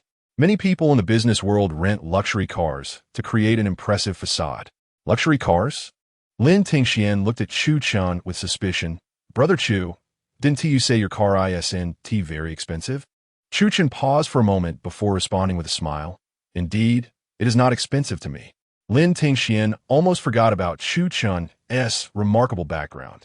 However, he couldn't shake the feeling that Gu Han.However didn't seem like the type to rent a car for show. As they walked toward the hospital room, he contemplated, "Though I haven't spent much time with him, he exudes a strong presence, and I feel he would look down upon such behavior." He did appear to have a strong character, but Chu Chun remarked with a smile, "In the business world, everyone employs various tactics to attract investment and share profits, especially newcomers, who often resort to unscrupulous means." "Ah, I see," Lin Tingxian said, feeling his doubts dissipate significantly. Yet, Chu Chun continued, "Xian, you've observed Gu Han quite keenly. After only a few encounters, you've discerned his style of conduct. His tone was tinged with envy. I wish to be observed as seriously by you as well." "I have been observing you earnestly," Lin Tingxian stated frankly. "As friends, I naturally take a keen interest in your well-being. Is that so?" Chu Chun smirked, suddenly leaning closer to whisper in his ear, "Then how does Xian perceive me?" Just as Lin Tingxian was about to formulate a response, his stomach growled audibly. Since lunch, he had only consumed a small amount of fruit. Although he had felt satiated then, fruit hardly sufficed to stave off hunger, and he had long since digested it. Clearly, Chu Chun, who was walking beside him, heard the noise from his stomach. He chuckled. "Never mind. Let us discuss this later. We should hurry to the ward and eat before our Xian gets too hungry." Lin Tingxian's face, already flushed, turned even redder at his words. Embarrassed, he remained silent, nodding woodenly and quickening his pace.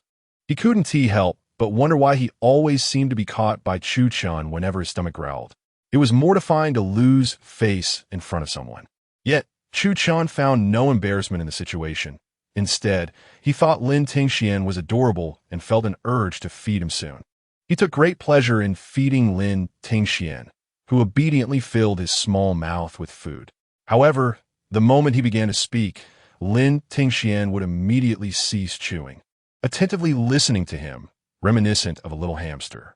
If it were possible, Chu Chun wished he could share every meal with Lin Tingxian. Soon, the two arrived outside Zicheng's hospital room.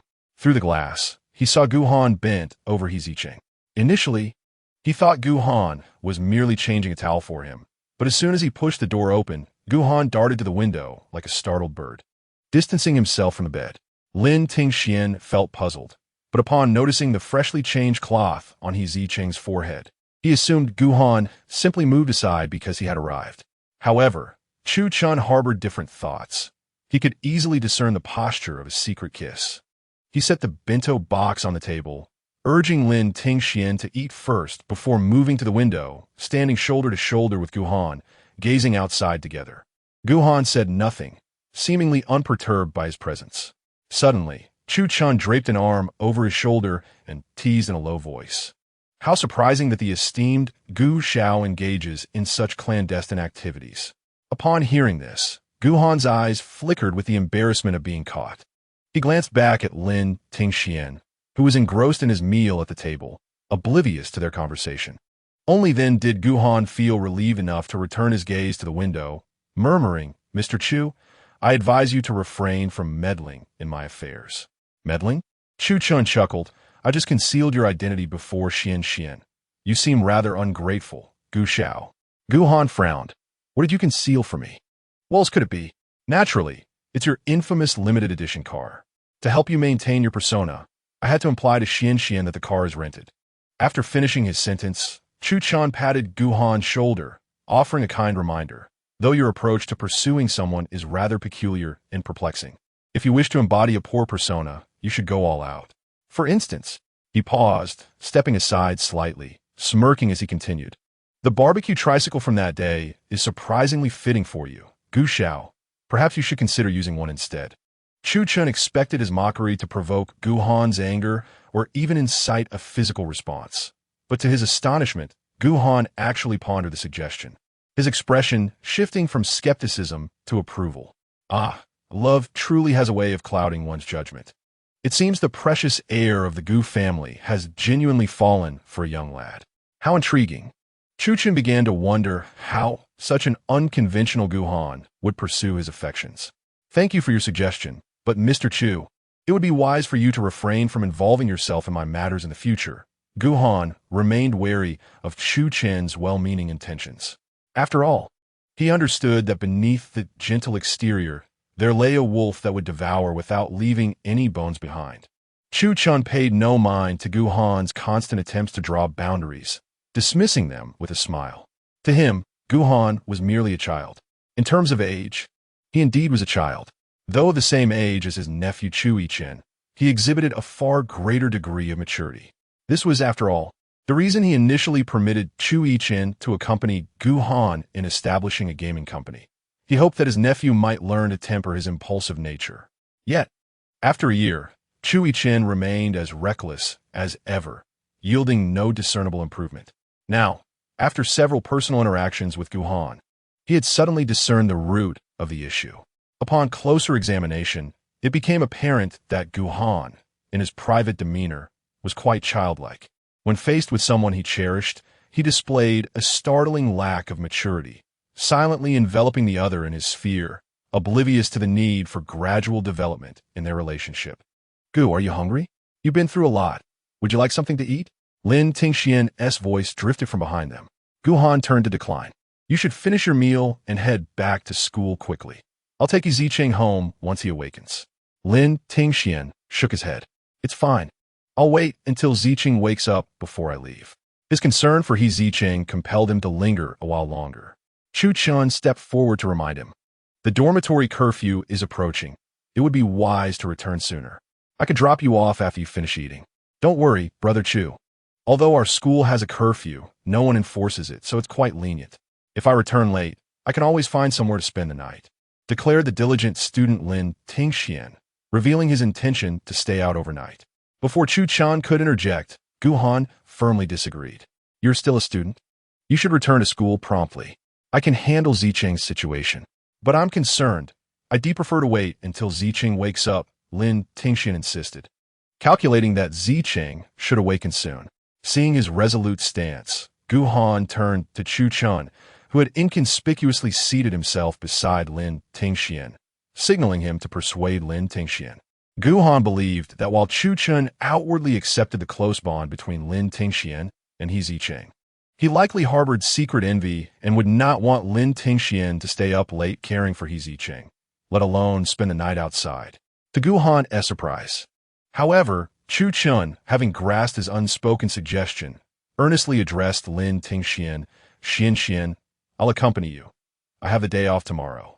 As he spoke, Chu Chun wrapped his arm around Lin Tingxuan's, donning an expression of solidarity. Lin Tingxian felt somewhat uneasy, yet found his arm ensnared and was unable to extricate himself. His attempts at protest effortlessly thwarted by Chu Chun's determined demeanor. Consequently, the small single-occupancy hospital room became crowded with several men. Observing the intimate exchange between the two, Guamfan isha confusión dapanat. Why did Chu Chun defy convention? His capriciousness was exasperating. At that very moment, as if attuned to Gu Han's thoughts, Chu Chun flashed a triumphant smile in a place where Lin Tingxian could not see. Gu Han responded with a piercing glare before returning to the bedside and retrieving the now lukewarm handkerchief from Zicheng's forehead.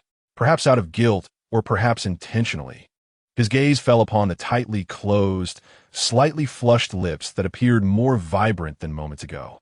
Yet, after merely a few seconds, Gu Han abruptly retreated as if awakened from a dream, hastily clutching a handkerchief and rushing to the restroom. Lin Tingxian stirred the milk on the table to cool it. Observing Gu Han's hurried departure with curiosity, inquiring, "What's wrong with you, Gu? Why are you running so fast, as if someone is chasing you?"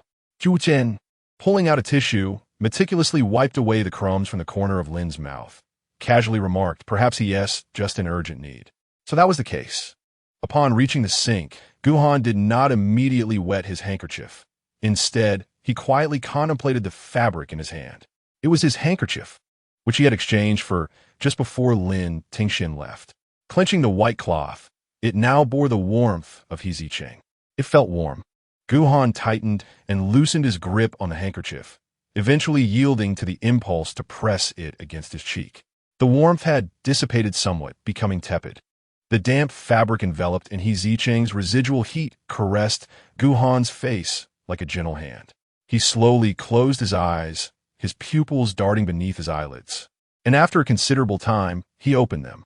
Almost immediately, his gaze met that of his reflection in the mirror. Gu Han clearly perceived the dazed expression on his face and the desires he could no longer deny. Cursing himself as a pervert, he turned on the faucet, letting the cold water wash over the handkerchief, erasing the warmth entirely. Yet, only Gu Han understood that the sensation would never truly fade from his mind. Lin Tingxian watched as Gu Han emerged from the restroom after what felt like an eternity, noting the unusual expression on his face, which sparked a wave of curiosity. He quietly inquired of Chu Chun, "Why is Gu taking so long? Doesn't he look well?" Chu Chun, however, did not spare Gu Han a glance. Instead, focusing on cooling Lin's milk, casually replying, "Perhaps he couldn't finish." In the meantime, Gu Han, with his keen hearing, was acutely aware of their conversation. Chapter 72. Cherishing life, Zicheng awoke at 3 a.m, supporting his throbbing head, and upon regaining consciousness, he found 3 familiar faces hovering above him. "What are you all doing? Why are you surrounding me?" Zicheng felt uneasy under their scrutiny, clutching the blanket and glancing from side to side. "You're finally awake." Gu Han's voice was as cold as ever. "Is your brain functioning properly?" Zicheng glared at him while rubbing his temples, retorting, "You're the one with the brain of a pig." He shot Gu Han a disdainful look before turning to Lin Tingxian, his tone softening. "Xian. How did I fall asleep? Is this a clinic? This is a veterinary hospital, you foolish boy. You didn't just fall asleep. You were drugged," Gu Han interjected, revealing the truth while pressing the call button beside the bed. He couldn't resist a lowly mutter. "You eat anything, drink anything, and yet you claim you're not a pig. Gu Han, can't you speak properly?" Although the other party seemed to have addressed every question posed by Zicheng, he could not help but frown at the initial personal attack. "Am I truly so easy to provoke?" Gu Han maintained a stoic expression. "Was I not?" "You." Zicheng, no longer massaging his temples, fixed his piercing gaze on Gu Han. He was tempted to retort, yet he recalled that he had been caught at the bar by Gu Han, and vaguely remembered being carried to the hospital by him. This realization left Zicheng feeling somewhat guilty, leading him to utter a rather feeble, threatening, "Just you wait." Lin Tingxian, observing Gu Han about to speak again, feared that the two would engage in a verbal sparring match. So he hurriedly interjected, "Zicheng, do you feel unwell at all? The doctor mentioned you might experience headaches. How do you feel now?" Zicheng continued to rub his temples, nodding as he admitted, Indeed, I have a slight headache. My head feels a bit swollen. Is it severe? Lin Tingxian inquired with concern etched on his face. It's manageable, Zicheng replied, not wishing to worry Lin Tingxian. He shook his head reassuringly. It's not too uncomfortable. I suppose it will improve shortly. Still uneasy, Lin Tingxian rose to summon a doctor. However, he encountered a nurse and a doctor just as he reached the doorway. Although the doctor had stated that Zicheng could leave upon waking, Gu Han believed it prudent to conduct another examination. Thus, as soon as Zicheng regained consciousness, he pressed the call button. After a cursory examination, the doctor confirmed that all was well, allowing the four of them to leave the hospital at last. Once they reached the ground floor of the hospital, they deliberated and decided to part ways. Gu Han drove Zicheng back to the underground garage, while Chu Chan took Lin Tingxian to a hotel near the school. Upon settling into the passenger seat, Zicheng exclaimed several times, "Gu Han, this car can't possibly be new, can it? It looks splendid. Not like a cheap vehicle at all." Gu Han, gripping the steering wheel and gazing ahead, replied nonchalantly, "It's a rental." "Another rental?" Zicheng exclaimed in surprise. "Why do you rent a car? Is it for socializing?" Gu Han, uninterested in fabricating elaborate excuses, simply murmured a non-committal response. He knew that, with Zicheng's intellect, there would be no lingering doubts. Indeed, upon hearing this, Zicheng straightened his posture in the passenger seat, placing his hands obediently on his lap, fearful that his nails might inadvertently scratch the seat, resulting in charges from the rental agency. "Gu Han, you mentioned that the drink Wu Tian gave you was spiked. What exactly was in it?" Zicheng inquired with curiosity, wondering what kind of drug could incapacitate him so swiftly. Was it potent? What was his intention? "I'm just a penniless nobody. What could he possibly want from me?" "It's not solely about the drug. Your poor tolerance for alcohol played a part as well. You do have money in your wallet, don't you?" "Perhaps it was just for the amount you carry," Gu Han replied vaguely, clearing his throat to divert the topic. "In any case, stay away from Wu Tian in the future. Refrain from consuming anything suspicious, especially alcohol, do you understand?" "Oh," Zicheng replied curtly, perplexed. "This person drives a luxury car worth over 400,000, yet seems concerned about my meager funds?" He found the entire situation rather baffling. With a heavy sigh, Zicheng lamented his predicament, realizing that had he foreseen such a turn of events, he would have refrained from covering for his companion. Furthermore, Gu Han reiterated his warning, insisting that henceforth he must inform him before going out with anyone. "What?" Zicheng protested immediately. "Even though we are good brothers, this is excessive." He had no desire to inform Gu Han of his every move, as it felt akin to being under constant surveillance. "Rest assured, I will likewise inform you of my whereabouts, which seems only fair," Gu Han replied, his expression conveying a sense of entitlement to such an arrangement. Zicheng's frustration mounted. "I have no interest in knowing your whereabouts. This is an infringement on my personal freedom, and I protest." He mused that Gu Han spent his time either tinkering with computers or socializing, and there was nothing worth reporting about such a mundane existence. In the driver's seat, Gu Han let out a cold laugh. "You have 1 minute to consider." Without needing the full minute, Zicheng began to respond, but before he could finish, a sudden force pushed against his back, and the scenery outside the car sped away as they advanced at an astonishing pace. The roar of the wind created a cacophony that pressed him tightly against the seat. Although the roads were much less crowded at this hour, the bustling metropolis of Tian'an City still bore a fair number of vehicles. The reckless speed left Zicheng terrified, and he clutched the seatbelt, shouting in panic as oncoming cars loomed closer, causing him to shut his eyes tightly. Gu Han, however, continued to inquire, "Do you still protest?" Without a moment's hesitation, Zicheng exclaimed, No protest. To slow down, please." A blinding white beam from an approaching car flashed before his eyes, prompting him to scream, "For heaven's sake. Gu Han, slow down. I've agreed, so please stop." For Gu Han, such speed was merely a trifle. He gently eased off the accelerator, assuring his frightened passenger, "Do not worry, we won't crash." Zicheng retorted, nearly shouting, "Do you think I'm worried about crashing into another car? I'm afraid you'll crash into me." Though financially constrained and concerned about compensating the rental company, he valued his life far more that did not wish to meet an untimely end before using up his funds. You can rest assured, I will not allow you to be harmed, Gu Han vowed, as the car's speed diminished to a safer level. Yet, Zicheng still clung to the seatbelt. Feeling his heart pounding, he loudly declared, Gu Han, I'm already injured. My mental state has suffered greatly. You nearly scared me to death. Is this what frightens you? Gu Han chuckled, never having pressed the accelerator fully. What would you like to eat tomorrow? I can help calm your nerves. Braised pork rice, Zicheng answered, lacking any pride. Gu Han nodded in agreement. Very well. However, the earlier adrenaline-fueled escapade still haunted Zicheng, and he pressed a hand to his chest. Warning, Boss Gu, I implore you, I am faint-hearted. Please do not drag me into your reckless escapades. I value my life dearly. Gu Han smiled faintly, choosing silence as he drove. Zicheng was still calming his fluttering heart, muttering complaints about Gu Han's unreasonable behavior. The vehicle came to a halt in a dilapidated outdoor parking lot several streets away in the basement. The journey was marked by silence, save for Gu Han's sudden retort when Zicheng attempted to retract his agreement to report. He turned to the passenger seat and assured, rest assured, I value my life just as much now. Chapter 73.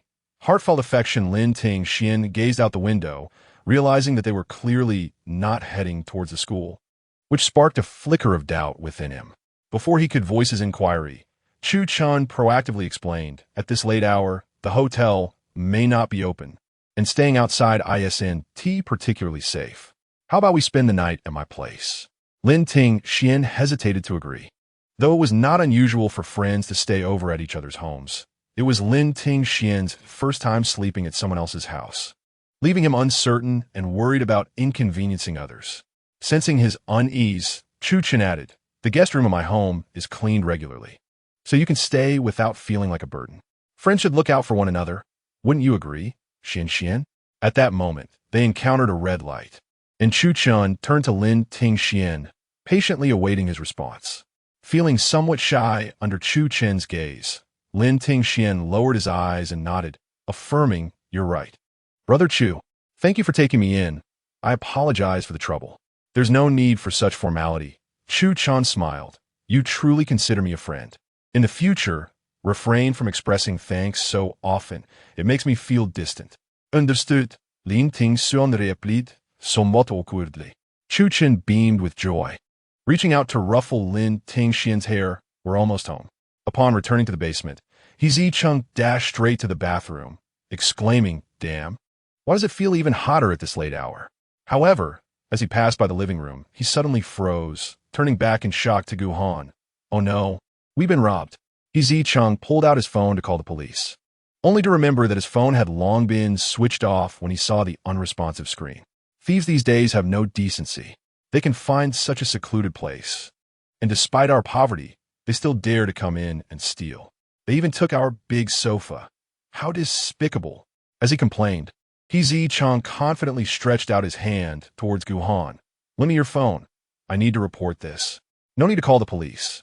I returned the sofa during the day, Gu Han stated nonchalantly, retrieving the milk Zicheng had left untouched that morning from the fridge and slowly sipping it. What? Why on earth would you return the sofa? Did they actually take it back? Zicheng rushed in front of him, hands on his hips, demanding an explanation. Where am I supposed to sleep tonight? Of course they took it back. Why wouldn't they? Besides, the sofa was taking up too much space, Gu Han replied, glancing towards a spacious bed behind him. And the bed is large enough. It's not like you can't fit.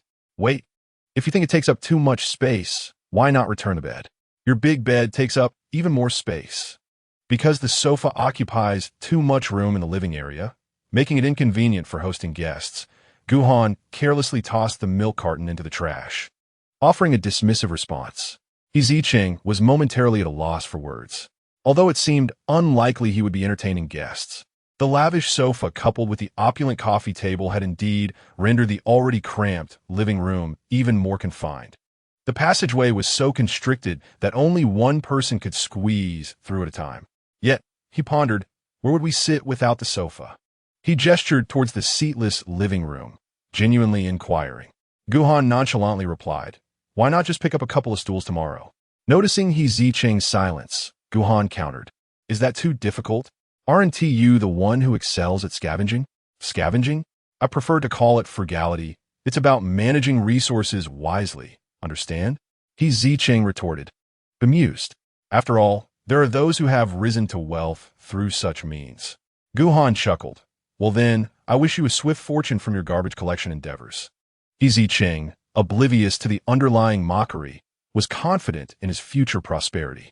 Rest assured, I shall be affluent this year, he declared, though not through scavenging, but rather by clinging to Gu Han's coattails. Nevertheless, wealth is wealth. There exists no hierarchy of merit. The mere thought of a future fortune of 1 million stirred Zicheng's spirits, yet the sight of the empty space in the living room drew a sigh from him. My grand sofa, alas. Gu Han, noticing his despondence, assumed Zicheng was reluctant to share a bed with him and frowned. What is the matter? Did you not sleep well the last time? Or are you simply unaccustomed to sharing a bed with me? He then feigned a look of disdain. Two grown men. Who would care to take advantage of you? Zicheng forced a smile. As a rugged individual, I certainly do not concern myself with such trivialities. I merely fear that our delicate Gu Han may not be accustomed to sleeping beside someone else. I am not the most peaceful sleeper. I might disturb your slumber.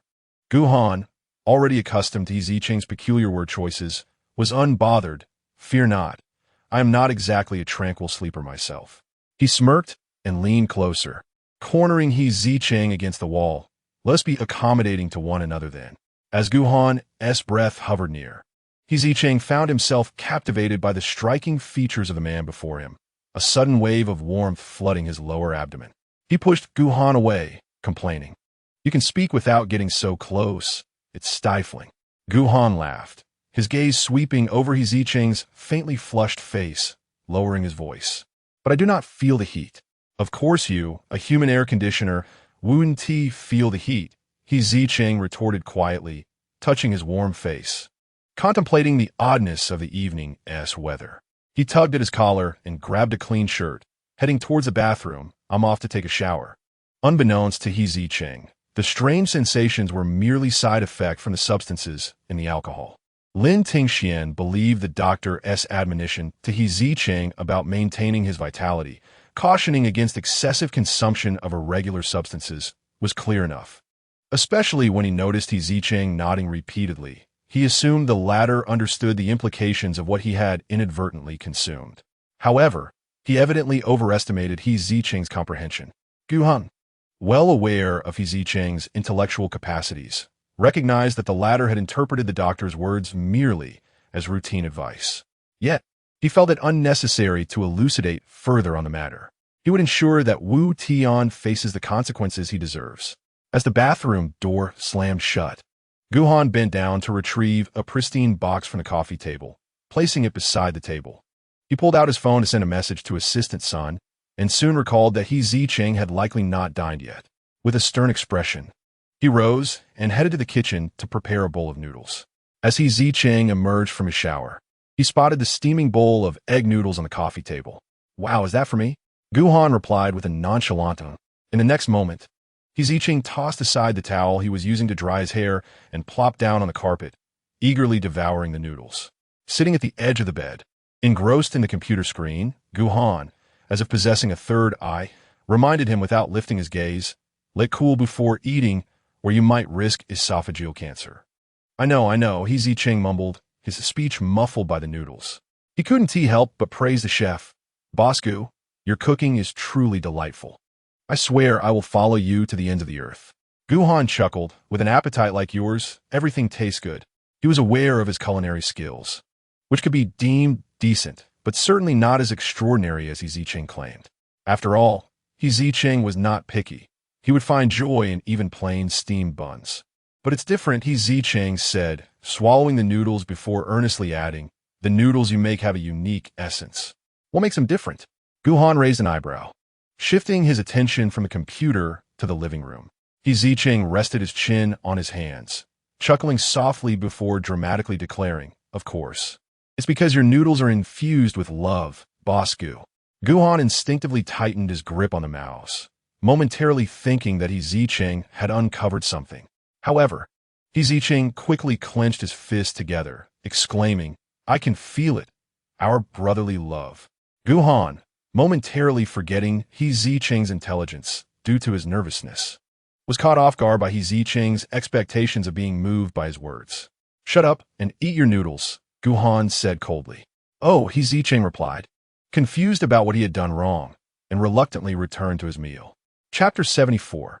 Purely sleeping after finishing his meal, Zicheng finally noticed the white box on the coffee table. Upon inquiring with Gu Han, he learned that it was a new phone purchased with the money returned from the sofa. Without even opening the box, Zicheng launched himself towards Gu Han. Gu Han suppressed a smile, pulling away from the overly enthusiastic individual beside him. "Don't you feel hot? Keep your distance." "Not hot at all." Zicheng cheerfully leaned closer to Gu Han. "Boss Gu, you are just too good to me. I'm so moved. I will follow you in this life and the next. You're my supposita." Indeed, he and the male lead had forged a deep bond of brotherhood, and Gu Han had been particularly kind to him lately, aside from his penchant for checking in. Zicheng now felt that when Gu Han returned to the Gu family, asking for 2 million might actually be met with agreement. "Hee, 2 million, he giggled. Gu Han nudged the grinning individual beside him. All right. Stop being a nuisance here and go open your phone." Hee. Zicheng did not let go and continued to snuggle against Gu Han for a while longer before finally heading to unbox his new phone. He took a step back, exclaiming in awe as he gingerly caressed the white smartphone in his hand, resolving to adorn it with a luxurious screen protector and a splendid case the following day. Gu Han observed Zicheng, who treated his new phone with the utmost care as he placed it delicately on the bedside table. Once he lay down, he glanced at it several times, ensuring its safety before finally closing his eyes in peace. Zicheng cherished the gift he received, and Gu Han felt a sense of satisfaction from this. After typing away at the computer for a while, he arose to take a cold shower before extinguishing the lights and lying down. By this time, Zicheng had already succumbed to slumber, emitting soft snores. Gu Han was aware that Zicheng was not a sound sleeper and also recognized that the lingering effects of the stimulant had yet to dissipate. Indeed, shortly after he lay down, Zicheng, feeling overheated beneath the thin blanket, instinctively sought out the source of coolness by clinging to Gu Han's arm.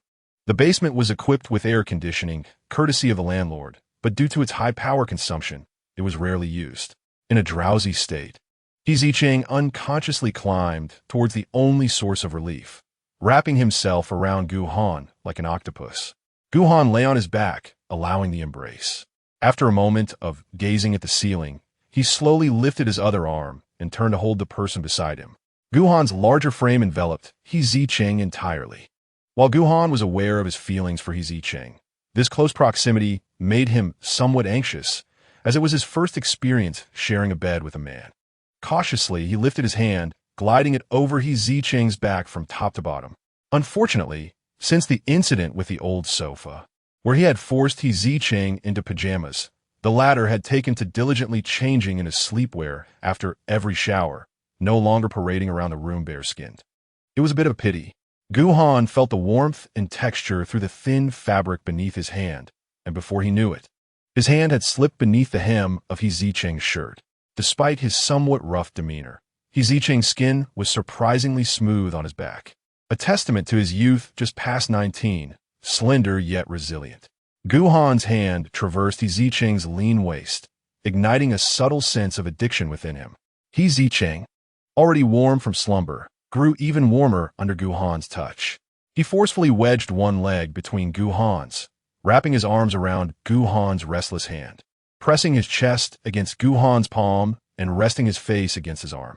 Consequently, Gu Han began to feel the heat as well. Meanwhile, Chu Chun, who had brought someone home, was also devising a way to share a bed with Lin Tingxian, under the pretext of his room's air conditioning being dysfunctional. He sought refuge in the guest room with Lin Tingxian as pillow. How could central air conditioning be broken?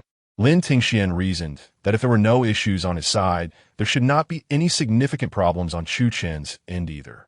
"Let me go check. It might just need to be turned on," he said, already leaping out of bed. "Don't bother, it's late. Let us get some rest," Chu Chen insisted, pulling him back. "The air conditioning in my room has been problematic for a while. I'll call someone to fix it tomorrow. We've been through enough tonight. Let us just rest."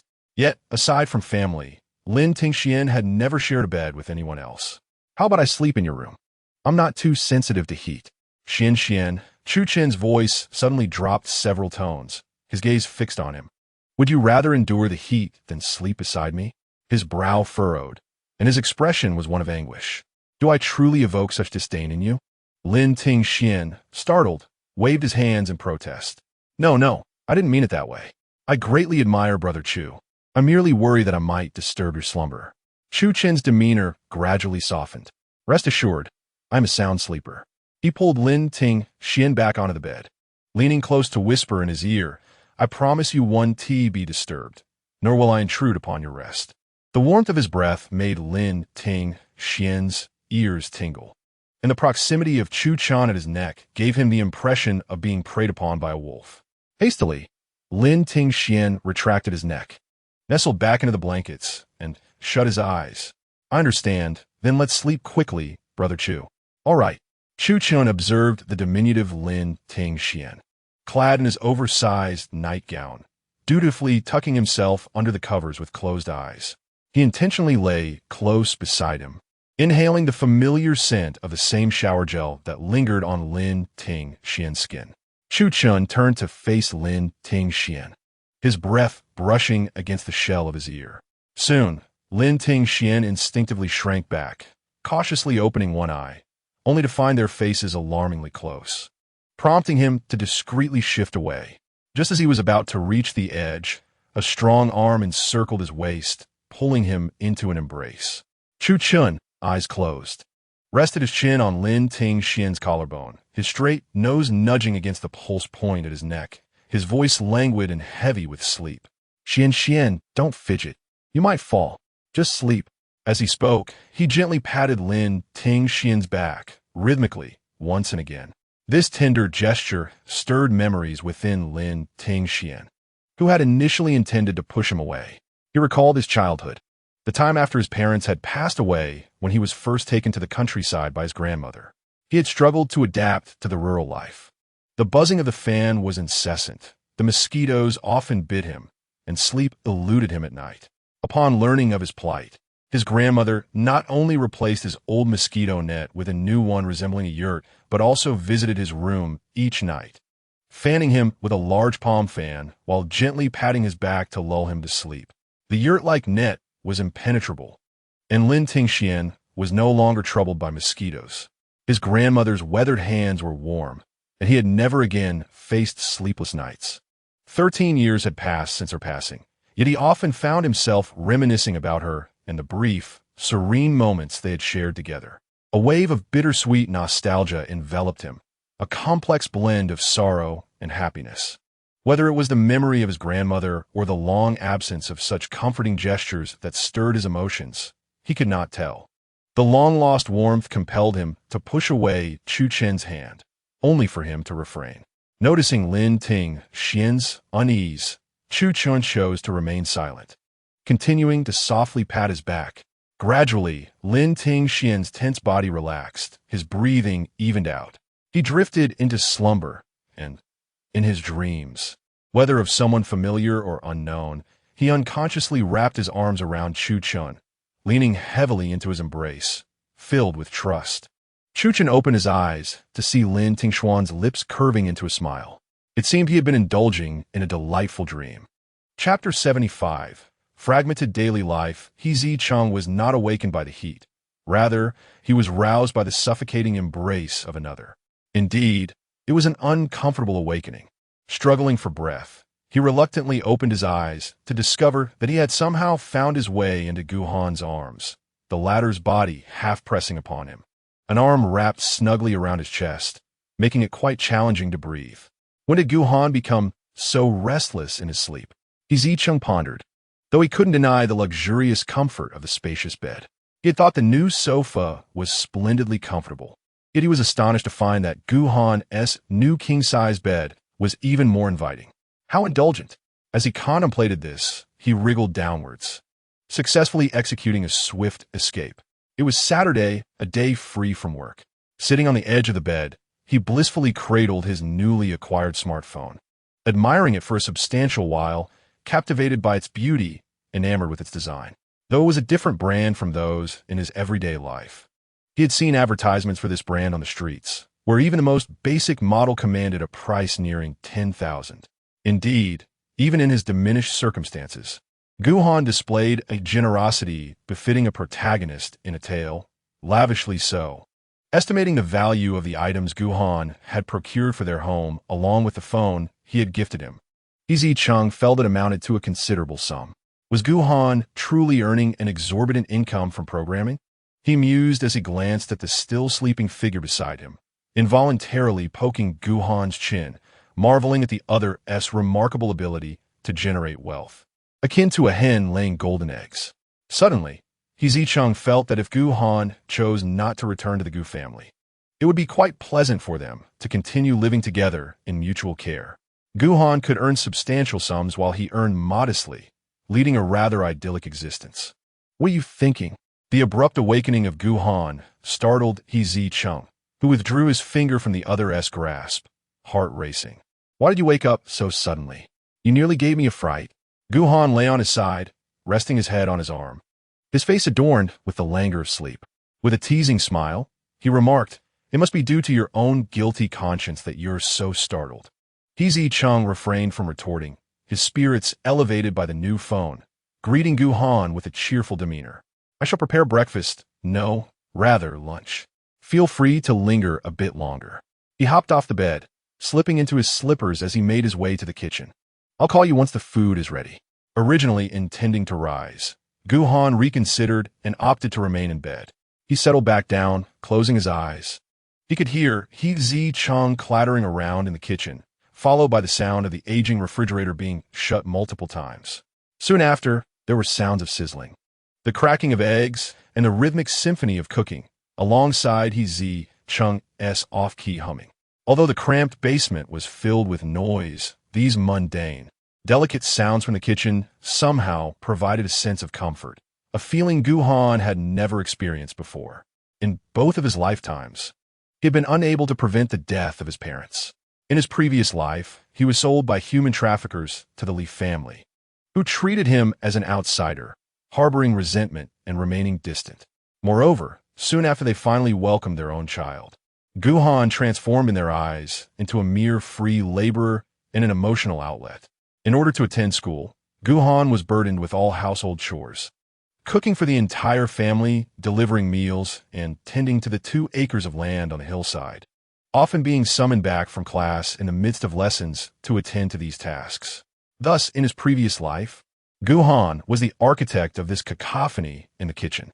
In this life, he grew up in the Gu household, residing in a grand villa, with servants attending to his every need, far removed from the clamor of the kitchen.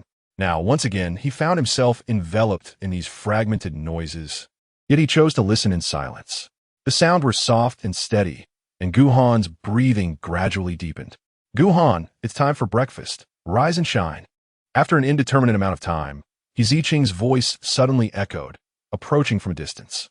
Gu Han sensed the other gently patting his face, but he was reluctant to awaken. Zicheng gazed at the childlike figure before him, hiding under the covers, and could not help but chuckle.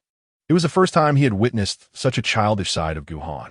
He tugged at the blanket covering Gu Han's head, speaking in a tone akin to that of coaxing children in an orphanage. Gu, it's time to get up. The early bird gets a reward." The individual beneath the covers remained utterly still. Zicheng pulled again, insisting, Gu, rise for breakfast. If you don't eat on time, you want to grow tall." Yet, the figure under the blanket remained motionless. Exasperated at the stubbornness of his older companion, Zicheng pouted thoughtfully, then bent down, quietly lifting a corner of the blanket draped beside Gu Han, slipping in with a swift motion. The summer blanket was thin, allowing some light to filter through. In the dimness of the blanket, Zicheng positioned himself above Gu Han, locking eyes with his profound gaze. He observed the surprise reflected in Gu Han's eyes, and, with a triumphant posture, fully lifted the blanket, gazing down at the recumbent figure below. "Aha, nowhere to hide now," Zicheng exclaimed with a grin. Suddenly, the bright surroundings caused Gu Han to squint, his gaze shifting from Zicheng's smug face to the legs straddling his waist. Although Zicheng had grown accustomed to wearing pajamas, They consisted of a short-sleeve top and loose shorts, the leg openings of which were quite wide, allowing Gu Han from his current vantage point to catch a glimpse of his pale skin. Gu Han swallowed hard. Unaware of Gu Han's discomfort, Zicheng, having achieved his objective, nimbly leaped off the bed, muttering, "Since you're awake, hurry and wash up. Breakfast will get cold soon." Yet the next moment, he noticed Gu Han had pulled the thin summer blanket back up to his waist. Zicheng squinted, preparing to lift the blanket once more. Gu Han tightened his grip on the thin fabric, his expression impassive as he stated, "5 minutes. I will get out of bed in 5 minutes." His voice was hoarse, but his tone left no room for negotiation. Zicheng relented, "Fine." With a series of soft thuds, Zicheng shuffled away in his slippers. Gu Han kept his hands on the blanket at his waist, staring at the bare ceiling, lost in contemplation. He realized he had overestimated his resolve. The decision to share a bed with Zicheng had proven unwise. As they continued to share the same space, he found it increasingly difficult to maintain his composure. However, Zicheng was still entirely engrossed in his good friend. Gu Han, who had never pursued anyone, expressed that this was quite a challenge. He silently sighed, wishing that Zicheng would not naively believe that good friends could share kisses. "Hey, you lazy 20-year-old baby over there," Zicheng called from the living room. "5 minutes are up. Time to get out of bed." Gu Han's thoughts were interrupted. He sat up and shouted back, "Got it. You still throw a tantrum when I call you for meals?" Zicheng grumbled internally while chewing on his fried egg, finding it quite bothersome to cater to him. After Gu Han emerged from the bathroom, he found a pillow to place on the carpet before sitting down. He did not pick up his chopsticks, but instead stared intently at Zicheng across from him. "What?"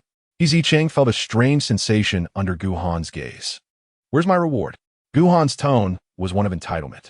Zicheng rolled his eyes in response, pointing at the clock on the wall.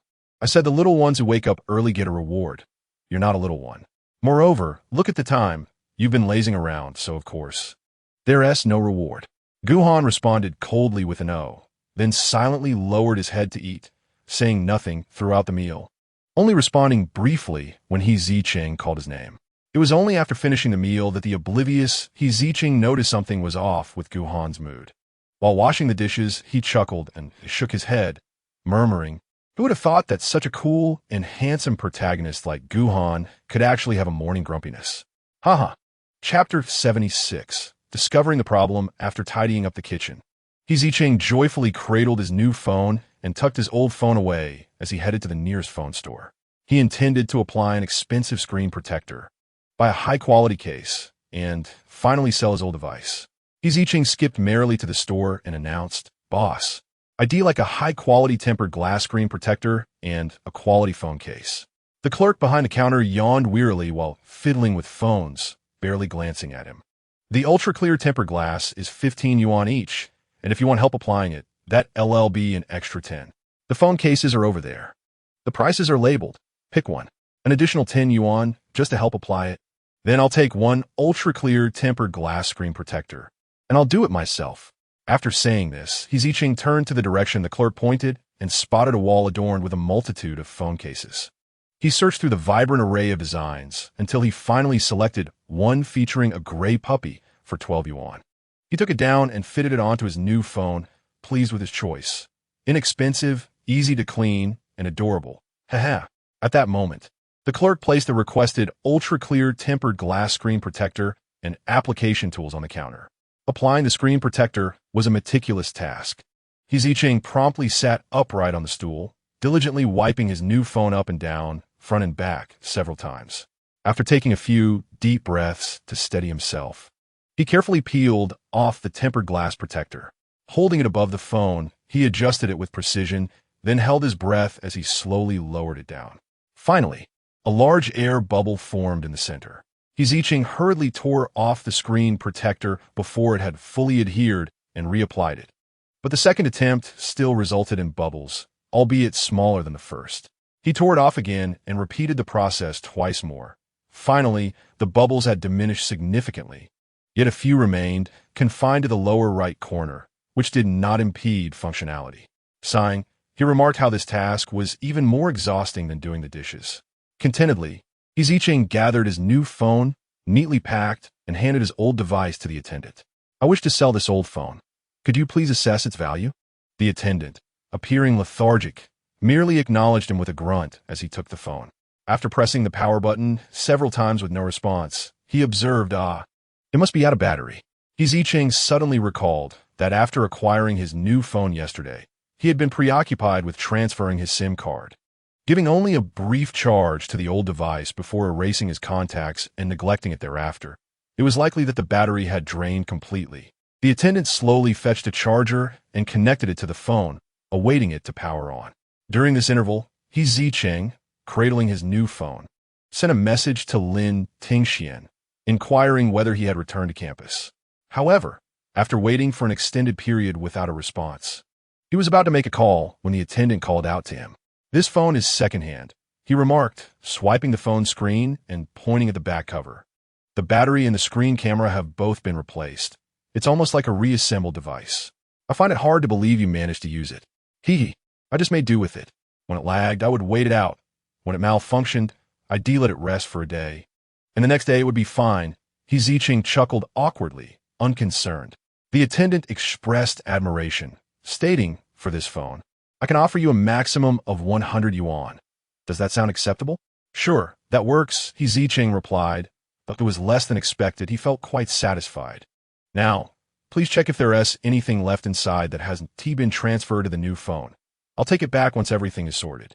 The attendant, with a worried expression, handed the phone back to Zicheng, adding, "Just the other day, a seller came in and neglected to transfer important information.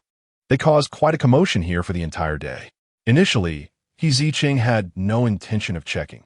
He had been there for only a short time, and apart from a couple of contacts in his address book, he had very few messages or photos worth transferring. However, upon hearing the attendant's concerns, he decided to browse through the album. Just as he opened the messaging interface, he noticed that an unfamiliar number had sent him a multimedia message in the middle of the night. The message contained a photograph taken from a newspaper. In the image, a lavishly dressed man and woman were cozily leaning against each other, each holding a champagne glass while engaging in laughter with a middle-aged gentleman across from them. Prominently in the background was the scene from the Shao family's birthday banquet that day, and the elegantly attired couple was unmistakably Gu Han.However, the eldest daughter of the Shao family. Gu Han appeared quite dashing, perfectly complementing the beautiful Shao, which left Zicheng feeling envious. Wait a moment. He suddenly realized, did Gu Han and Shao encounter each other at the banquet that day? And it even made the news? If this news were to be published, it would not be long before Mr. Gu's friend took note of Gu Han, right? Gu Han's return to the Gu family should be imminent. Zicheng chuckled foolishly, as if he could see $1 million waving at him not far away. However, with a silly grin, he quickly recalled that he did not recognize the number from which the MMS had been sent. Who would send such a photo to him? What could be the intention behind sharing this image? He wished to discern the specific content of the newspaper. Unfortunately, the MMS only captured the image, leaving out the accompanying title and detailed content. Were there many omissions? Noticing his prolonged silence while holding his phone, a nearby shop assistant inquired. Not much. Just a moment." Zicheng hastily replied, swiftly capturing a photo of the MMS and the sender's number with his new phone. He handed the device to the shop assistant, saying, "That is sufficient." The assistant nodded and took the phone, placing 73 yuan on the counter. 100 minus 15 for the tempered glass and 12 for the phone case, 73. "Is that all right?" Yes, Zicheng, preoccupied with his thoughts, hurriedly stuffed the money into his pocket and exited the mobile store. He settled in a bank lobby connected to the free Wi-Fi and uploaded the captured MMS for image search. The bank's internet speed was swift, and the results emerged promptly.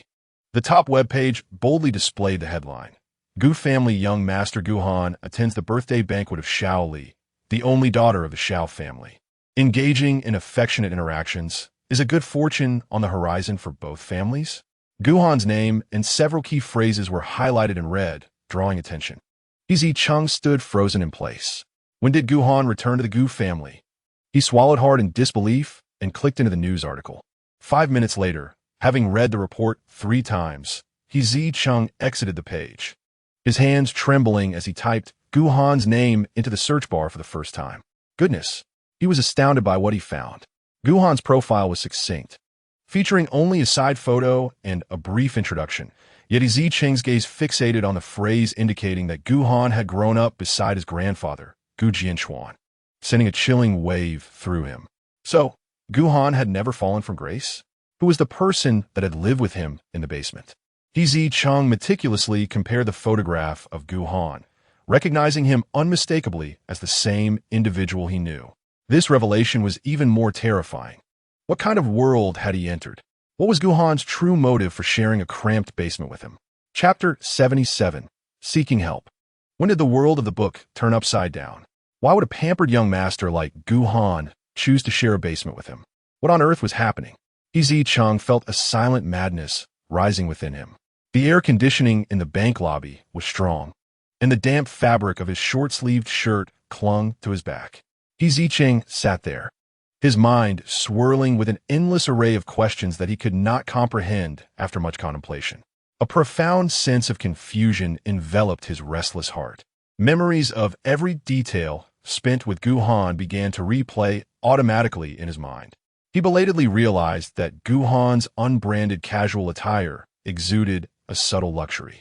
The impeccably tailored fit and the soft, comfortable fabric made him wonder how he could have been so oblivious to their quality, mistaking them for the same kind of cheap goods he wore. Even Gu Han's loungewear at home was always pristine, though it was merely in shades of gray and white, which had gone unnoticed by Zicheng until now. Reflecting on every item Gu Han had acquired for the basement, a bed, a coffee table, a sofa, and the new phone in his hand, none of these could be considered inexpensive. Ironically, he had naively believed Gu Han's words that programming couldn't possibly be that lucrative. What kind of situation have I found myself in? Zicheng murmured to himself, cradling his head in his hands, staring blankly at the polished floor beneath him. His already limited mental faculties were overwhelmed. He desperately needed assistance. Xian, he murmured, fumbling for his phone to call Lin Tingxian. Moments later, the call connected, but it was not Lin Tingxuan's voice on the other end. Hearing a familiar male voice, Zicheng asked in confusion, Chuchen, how come Xuan's phone is with you? Where is he? Didn't he stay at the hotel last night? On the other end, Chuchen, stealthily closing the door behind him, replied, the hotel wasn't safe, so he stayed at my place last night. Xian was quite exhausted and is still asleep. Is there something you need from him? Asleep? Zicheng felt as if struck by lightning, springing up in shock, his voice rising uncontrollably. Did you two sleep together? His exclamation echoed in the bank lobby, drawing the attention of those around him. Chuchen realized the misunderstanding and explained, we did sleep, but not in the way you're imagining. We simply had a very innocent night's sleep. Oh, that's a relief. Zicheng sighed, finally feeling a sense of ease. Even though he was entangled in a mystery, he was grateful that his good friend had not also stumbled into trouble. Although he had previously regarded Chuchen as a decent person, the evolving circumstances with Gu Han made him anxious about Chuchen as well. So, did you call for any particular reason? Chuchen's voice was calm on the other end, and Zicheng faintly heard the clattering of pots and pans. Oh, nothing much. I was just concerned about whether he rested well last night, and if he has returned to school yet. Zicheng responded, attempting to sound lighthearted. Though Chuchen sensed something amiss in Zicheng's tone, he was too preoccupied with preparing meals to inquire further, not wanting to be labeled as meddlesome by a certain oblivious young master later. Don't worry, Xian will be perfectly fine here.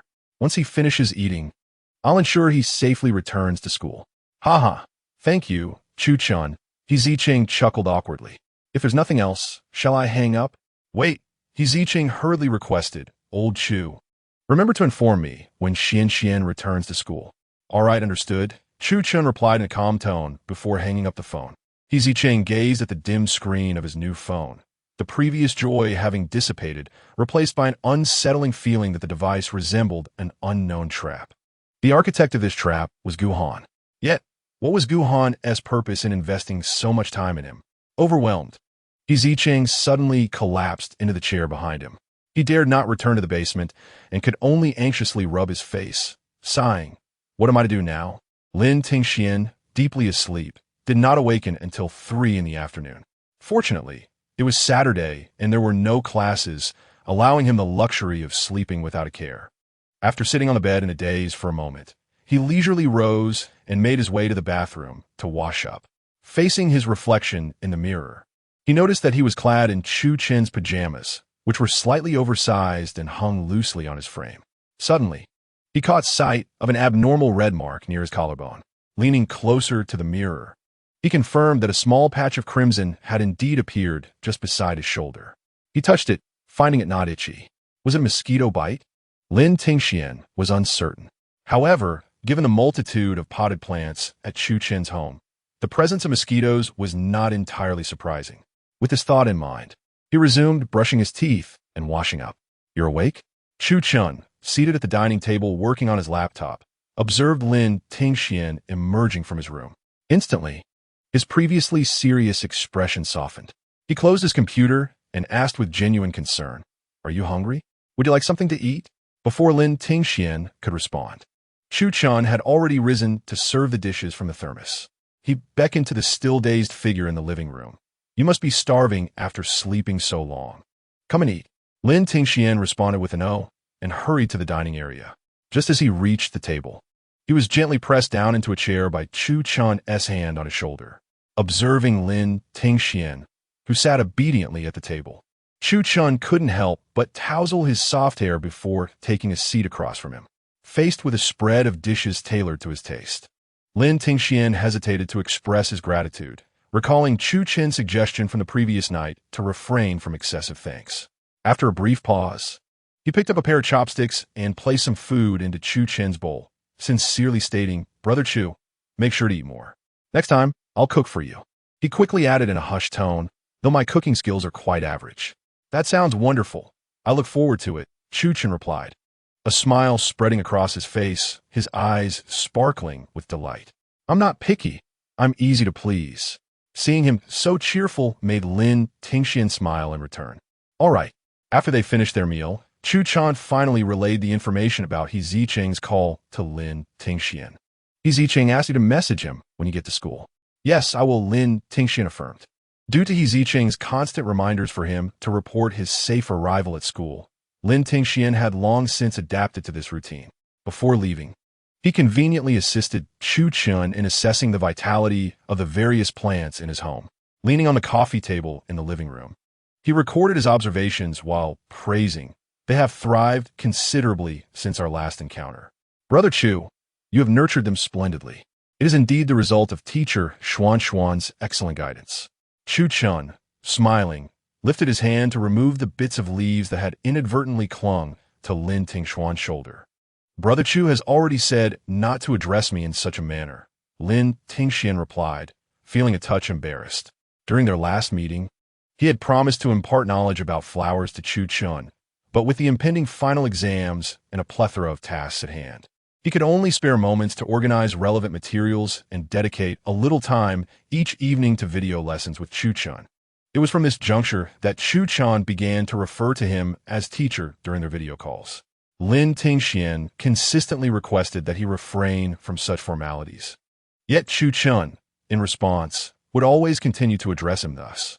"Why, you are indeed my teacher," Chu Chen remarked, suddenly leaning down, his figure casting a shadow over Lin Tingxian, who was propped on a coffee table. He leaned in close to his ear and softly pleaded, "Teacher Xian, could we perhaps transform today as online class into an in-person session? I assure you that I will return you to school punctually this evening." Chapter 78.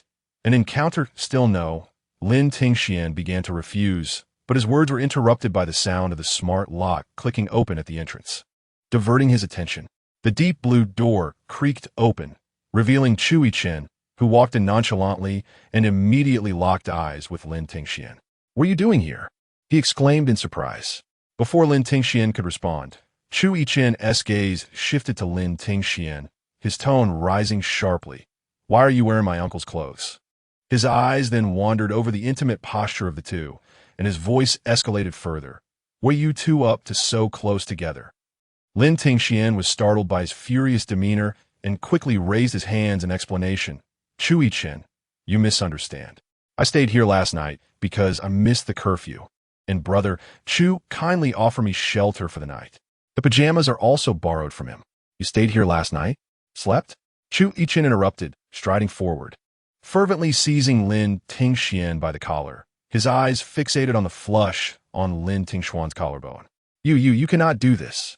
While I'm being treated like a mere errand boy, you two are here." Before he could finish, Chu Chun covered his mouth, disregarding his nephew's struggles as he dragged him toward the study.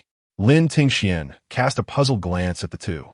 With a light-hearted smile, Chu Chun reassured Lin Tingxian. "He just returned from the company. I need to ask him a few things in the study, but I will be out shortly. You continue with your notes. And once we are done, I will take you both back to school." Though Lin Tingxian found their manner of retreat puzzling, he nodded and replied, "Oh, all right." Once inside the study, Chu Chun released Chu Yichen. As soon as he was free to speak, Chu Yichen leaped up, exclaiming loudly, "Uncle, did you sleep with him?" Chu Chun frowned at the volume of his outburst, but fortunately, the soundproofing of the house was effective enough that Lin Tingxian could not hear him in the living room. He cast a warning glance at Chu Yichen, urging him to refrain from fabricating nonsense. "Xian and I are merely sleeping together," he asserted. "Merely sleeping together? Then how do you explain the kiss mark on your neck?" Chu Chun fell silent. "I knew it. I knew all along that you deliberately had Liang Dong shadow me at school, dragging me to the company, leaving me in a whirlwind of busyness, so you could secretly flirt with Lin Tingxian." The more Chu Yichen spoke, the more aggrieved he felt.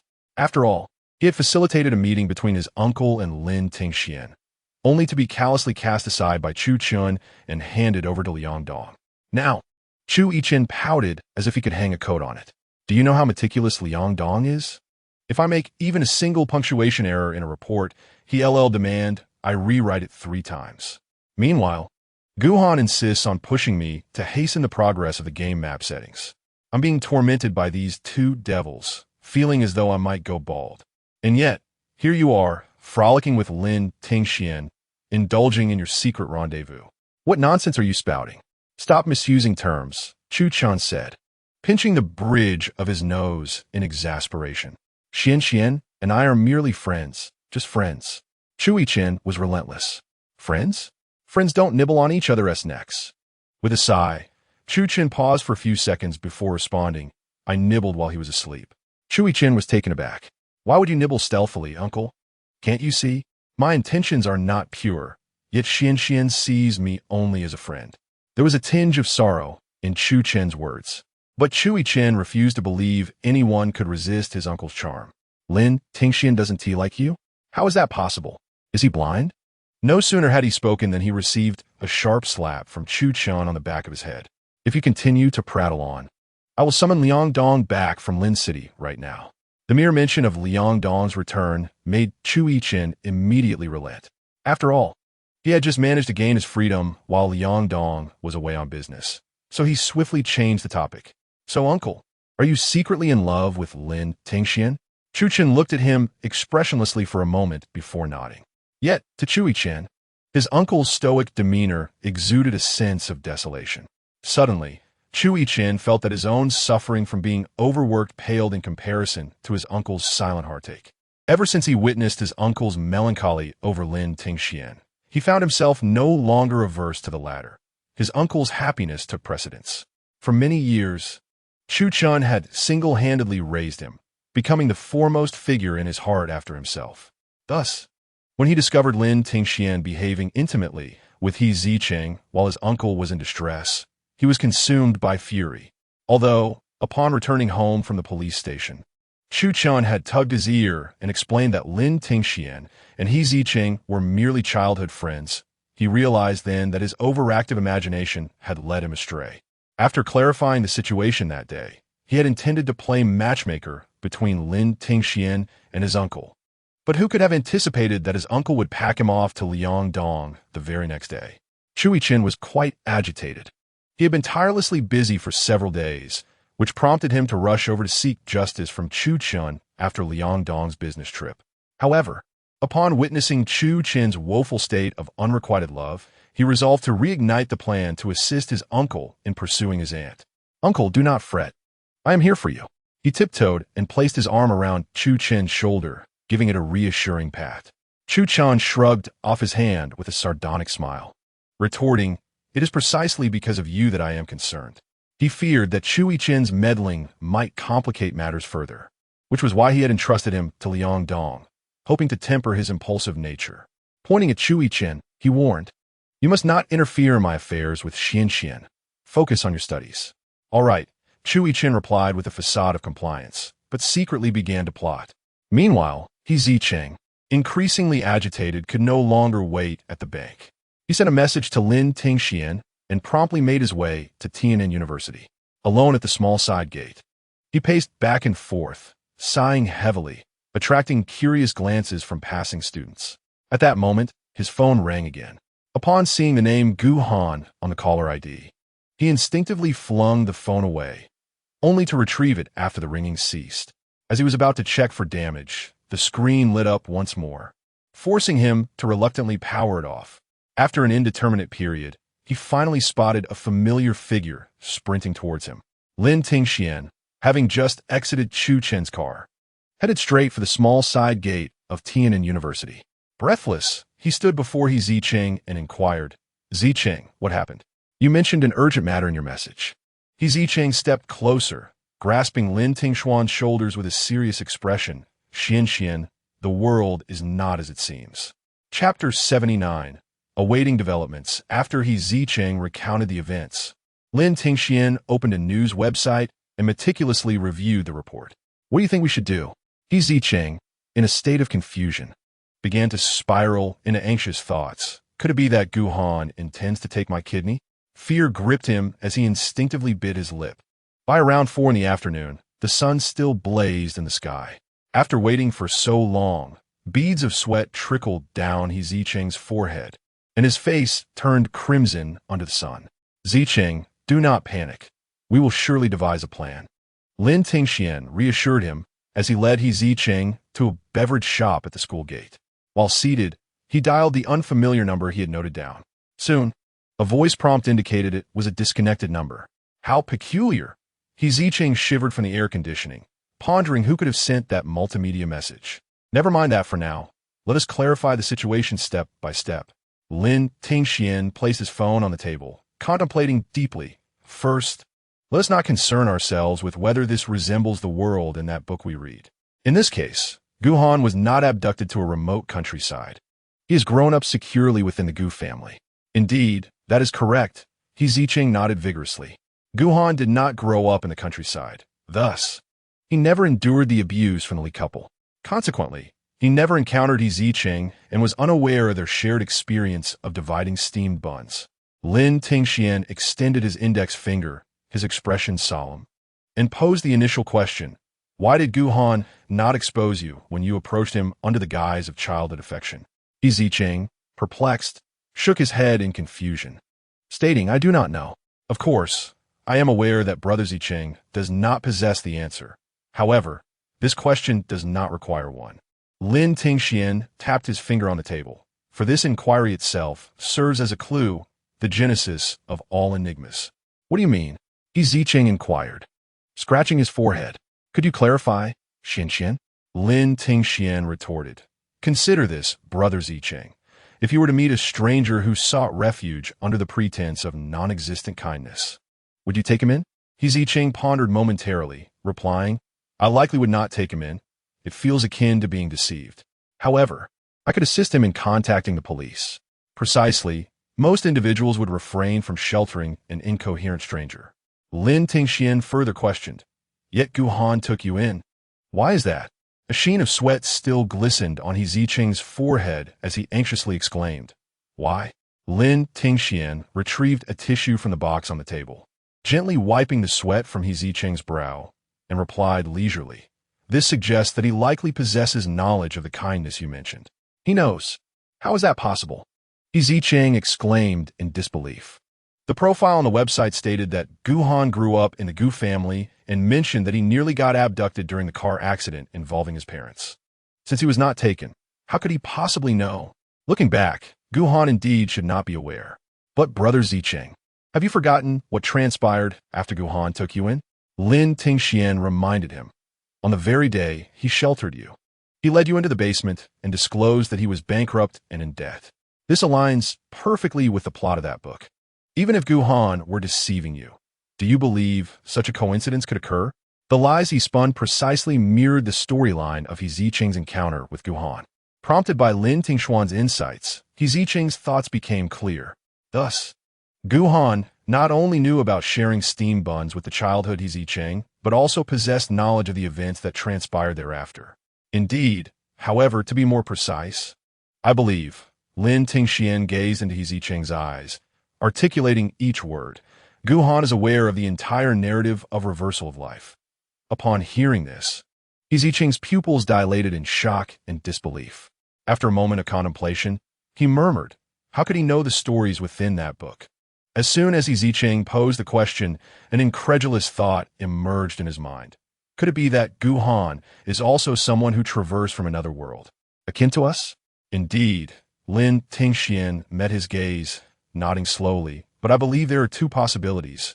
One is the time travel you mentioned, and the other is that Gu Han has been reincarnated. Reincarnated? Zicheng instinctively covered his mouth, his face a tapestry of astonishment. Lin Tingxian pondered for a few moments, pursing his lips before continuing. Moreover, because he chose to take you in upon encountering you, it is evident that regardless of whether he has traversed dimensions or been reborn, his arrival in this world occurred long before ours. Zicheng felt a wave of unease wash over him, furrowing his brows as he replied, however, if he has indeed been reborn, shouldn't he have eliminated me the moment we first met? After all, in the narrative, I not only spread rumors, but also persistently harassed Gu Han for money. In fact, following your line of reasoning, the Gu Han who traveled here would likely have sought to dispose of you at the outset to avert any future complications. Yet, the reality is that Gu Han chose to shelter you and has shared the basement with you for quite some time. Indeed, why'd he take me in? Zicheng struggled to maintain clarity as his thoughts began to spiral. At that moment, the server arrived with their ordered beverages. He accepted them with a troubled expression, placing the peach drink before Lin Tingxian. Lin Tingxian remarked, Zicheng, have you forgotten? Since Gu Han arrived in this world before us, he must have recognized you as an outsider the instant he laid eyes on you. Thus, in his perception, you're either a traveler or a reborn individual. So, I actually spent the night in the same bed with a traveler or a reborn person, and he knew I was an outsider. Zicheng tightened his grip on the drink, feeling a chill run down his spine, realizing he had been seen through long ago. Lin Tingxian gently grasped the back of his hand in a gesture of comfort, saying, actually, Zicheng, you need not be overly concerned. The situation is not as dire as you imagine. The fact that Gu Han chose to shelter you from the beginning and has never harmed you, but rather treated you kindly, indicates he harbors no animosity towards you, and may even be quite friendly. Zicheng sighed heavily at these words. While Lin Tingxian made a valid point, upon closer scrutiny, Gu Han.'s treatment of him could indeed be described as exceptionally good, aside from having concealed everything from him. Yet, he too had withheld information, even if he had been seen through from the very start. What should I do now? Should I flee? Zicheng lamented, resting his cheeks in his hands. What do you think Gu Han.'s true intentions are? Why does he forsake a grand mansion to reside with me in this dilapidated basement? Lin Tingxian, equally perplexed, shook his head and replied, I cannot say, but judging by his interactions with you, it seems unlikely he means you any harm. As for what to do, he mused, I believe the best course of action for now is to observe the situation and adapt accordingly. Lin Tingxian felt that given Gu Han.'s current demeanor towards Zicheng, the circumstances appeared relatively favorable, not warranting a hasty escape, which could potentially backfire. Well, it seems we have no choice. Zicheng despondently leaned on the table, exuding an air of defeat. Although he had been getting along splendidly with Gu Han, who had increasingly taken care of him and even prepared meals, he now felt discomfort after Lin Tingxian's analysis. Despite not pinpointing the source of his unease, he was plagued by a sense of foreboding. Chapter 80. Are you afraid of me? Zicheng still did not wish to return home. He lingered in the beverage shop until 6 o'clock, and then requested Lin Tingxian to treat him to dinner at the school cafeteria. Lin Tingxian discerned his evasion but refrained from comment, guiding him to the second floor of the cafeteria, where he ordered a portion of braised pork rice, a dish that delighted him. Although Zicheng was indeed avoiding the matter at hand, Hunger gnawed at him in earnest. The more his spirits waned, the more he craved sustenance. With both fists clenched on the table, each grasping a pair of chopsticks, he awaited his meal with eager anticipation. Observing Lin Tingxian across from him leisurely sipping a cup of peach juice, he inquired, Xian, are you merely indulging in your drink without ordering any food for yourself? I had a meal 3 hours ago and am not hungry now. Brother Zicheng, please eat more. You can get a complimentary refill at the counter. Is that so? Zicheng chuckled. Then I shall request 2 additional bowls of rice later. Lin Tingxian glanced at Zicheng's still perspiring forehead. Brother Zicheng, why are you sweating so profusely? Huh? Zicheng, caught off guard by the question, wiped his face. I'm not quite sure. I just feel rather restless. It must be the heat. Restless? Lin Tingxian quickly understood. The stimulant in Zicheng's system had yet to dissipate. He reached into his jacket pocket, intending to offer his handkerchief to help wipe away the sweat, but after rummaging for some time, he could not locate his little bare handkerchief. Frowning, he stood up, searching through his other pockets, yet found no trace of it. He recalled using it last night at the hospital to cool Zicheng's forehead, only to have it replaced later by Gu Han while caring for Zicheng. Subsequently, when Zicheng awakened, they all departed the hospital. But where had his handkerchief gone? As Lin Tingxian felt the emptiness of his pockets, a sudden realization struck him. He had no memory of retrieving the handkerchief. It seemed he had left it behind at the hospital.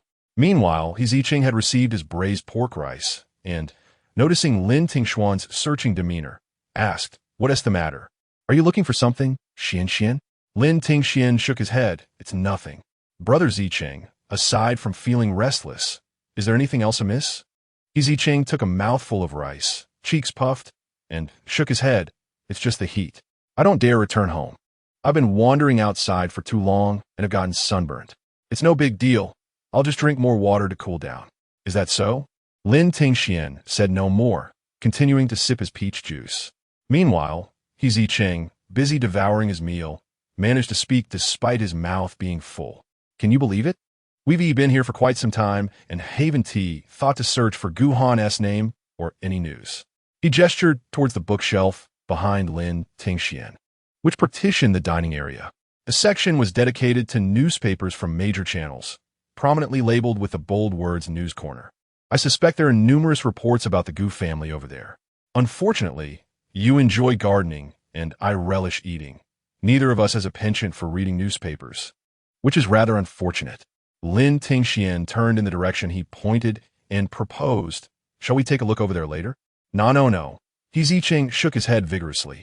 I have just uncovered the astonishing truth of this world. Let me digest it for a day first.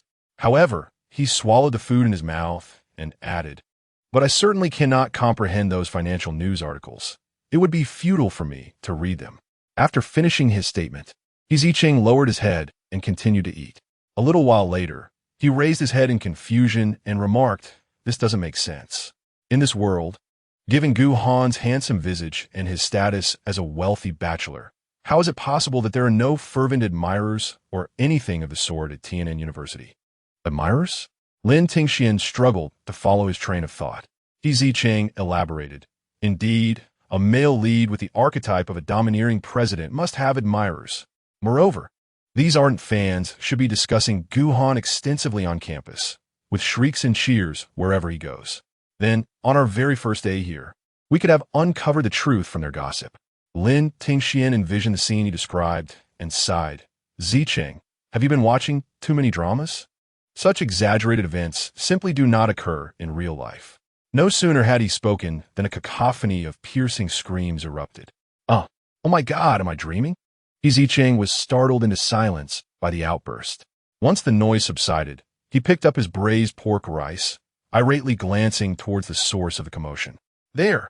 He saw a boy with one hand over his mouth, his body hunched, and his feet tapping against the ground, gazing in awe at Gu Han striding down the staircase. Zicheng could not contain himself and shouted, Gu Han. The crowd that had been focused on the boy turned their attention towards him. Mianvila, Gu Han, who had arrived here following his phone's location, immediately locked eyes with Zicheng. Overcome with fright, Zicheng abandoned his meal and began to flee in a panic throughout the cafeteria. The diners, witnessing the unfolding chase, raise their bowls and watch the two play a game of cat and mouse, glancing around in every direction. Lin Tingxian, observing Zicheng's frantic escape, was left dumbfounded. Henti they agreed to wait and see. In reality, Zicheng's flight was purely instinctual. After a few hurried steps, he recalled their previously discussed plan. He wished to halt, but the relentless Gu Han pursued him with an intimidating demeanor, leaving him too terrified to stop. With Gu Han nearly upon him, Zicheng hastily pushed open a door that led to an unknown location and slipped inside. Just as he was about to close the door, a large hand gripped the doorframe, and Gu Han effortlessly pushed it open, stepping inside. With a click, the door was promptly shut by Gu Han, trapping curious gazes outside. Inside the room, Gu Han advanced step by step, his expression stern. "Why are you running?" Zicheng, now cornered in the storeroom of the cafeteria, gazed at Gu Han's grim face and swallowed nervously. He stammered in response. "Why are you chasing me?"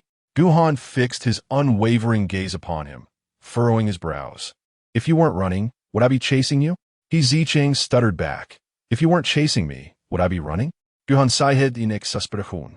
"You ran first. You were the one who chased me first." Gu Han was currently disinterested in pursuing the matter of who was running from whom. Observing the excessively tense expression on Zicheng's face, he sensed that something was amiss. During his time outside, something must have transpired. Contemplating this, Gu Han raised his hand to lean against the wall, towering over the individual he had cornered. "Zicheng, what have you been up to during your time away? Why do you seem afraid of me?" Chapter 81. Hostility who is afraid of you? Zicheng retorted, stretching his neck defiantly. "Then why does your face appear so ghastly?" Gu Han inquired, reaching out to touch his face. Zicheng hastily slid down the wall behind him, nimbly escaping from under Gu Han's arm. "My complexion is poor due to the heat. Oh, it's been unbearably hot today. I've been sweating profusely. It's quite bothersome." As he complained, he tugged at his t-shirt to fan himself, adopting an expression of exasperation. "Is that so?" Gu Han crossed his arms, his gaze sweeping over the flapping hem of Zicheng's t-shirt, a smirk playing on his lips. "Do you require my assistance in cooling down? I know precisely how to alleviate your discomfort." Zicheng felt a shiver run through him at Gu Han's grin. No, it's really nothing serious. A cold shower will suffice." "Not to worry. I am more than willing to assist." Gu Han leaned in closer once more. Though Zicheng was uncertain how Gu Han intended to assist, his instincts told him it was not a favorable approach, and he quickly raised his hands to stop him. "Really, there's no need. It's just a bit of sweat. It doesn't warrant your direct involvement, Boss Gu." Gu Han lowered his gaze to the hands Zicheng had placed on his chest. Noticing this, Zicheng's hands trembled slightly before he hastily withdrew them, muttering an apology. He had expected the meticulous Gu Han to at least mock him a few times, but to his surprise, the latter suddenly chuckled. "You needn't feel embarrassed." Zicheng thought he must have misheard. However, Gu Han swiftly changed the subject. "So, you decided to apply a screen protector to your phone throughout the day, even coming all the way here from the phone shop? Ignoring calls, not responding to messages. What are you up to? Playing hide and seek?" Zicheng found himself momentarily speechless by this barrage of questions, stammering, I. "What about you?" Gu Han interrupted Stanley. "Don't tell me your new phone has run out of battery and shut down." "I accidentally dropped my phone at the school gate. I was paying attention and must have inadvertently pressed the power button." Zicheng began to weave a half-truth. "As for why I'm here, it's because I was concerned about Xian staying alone in a hotel. I wanted to check if he returned safely to school." As he spoke, he retrieved his phone from his pocket, revealing a small crack on a newly applied tempered glass screen. After listening to his explanation, Gu Han scrutinized the phone in Zicheng's hand, stepping forward with a serious expression. "You truly care about him?" Zicheng paused to comprehend that Gu Han's reference to him pertained to Lin Tingxian. "Of course. Xian and I are the best of friends." His expression brightened with pride at the mention of Lin Tingxian. "Although I may be a bit dense, Xian is exceptionally clever, and our strengths complement each other perfectly." Gu Han gazed down at him for a few seconds, his expression inscrutable. He remained silent, inwardly cursing Chu Chun for his sluggish pace, as it had taken too long for him to seduce the person away. while he secretly contemplated how to urge Chu Chun to hasten his efforts. He cast his gaze once more upon Zicheng's shattered phone screen. Although the latter had ostensibly presented the evidence before him, he still trusted his own judgment. Zicheng's demeanor moments ago was clearly one of deceit. He was undoubtedly concealing something. Meanwhile, Zicheng stared at the motionless Gu Han for an extended period, his intellect suddenly igniting. Wait a moment, Gu. How did you know I was here? The instant Gu Han ascended to the second floor, his eyes began to scan the crowd, clearly on a quest to locate someone. This is my school. What issue is there with me coming to the cafeteria for a meal? Gu Han stated with an air of nonchalance. Zicheng, not easily fooled this time, sensed the lie but lacked evidence. Oh, since that's the case, now that we've clarified things, let us go out for a meal. He gazed longingly at Gu Han, his thoughts lingering on the unfinished braised pork rice. Yet he dared not leave without Gu Han's consent.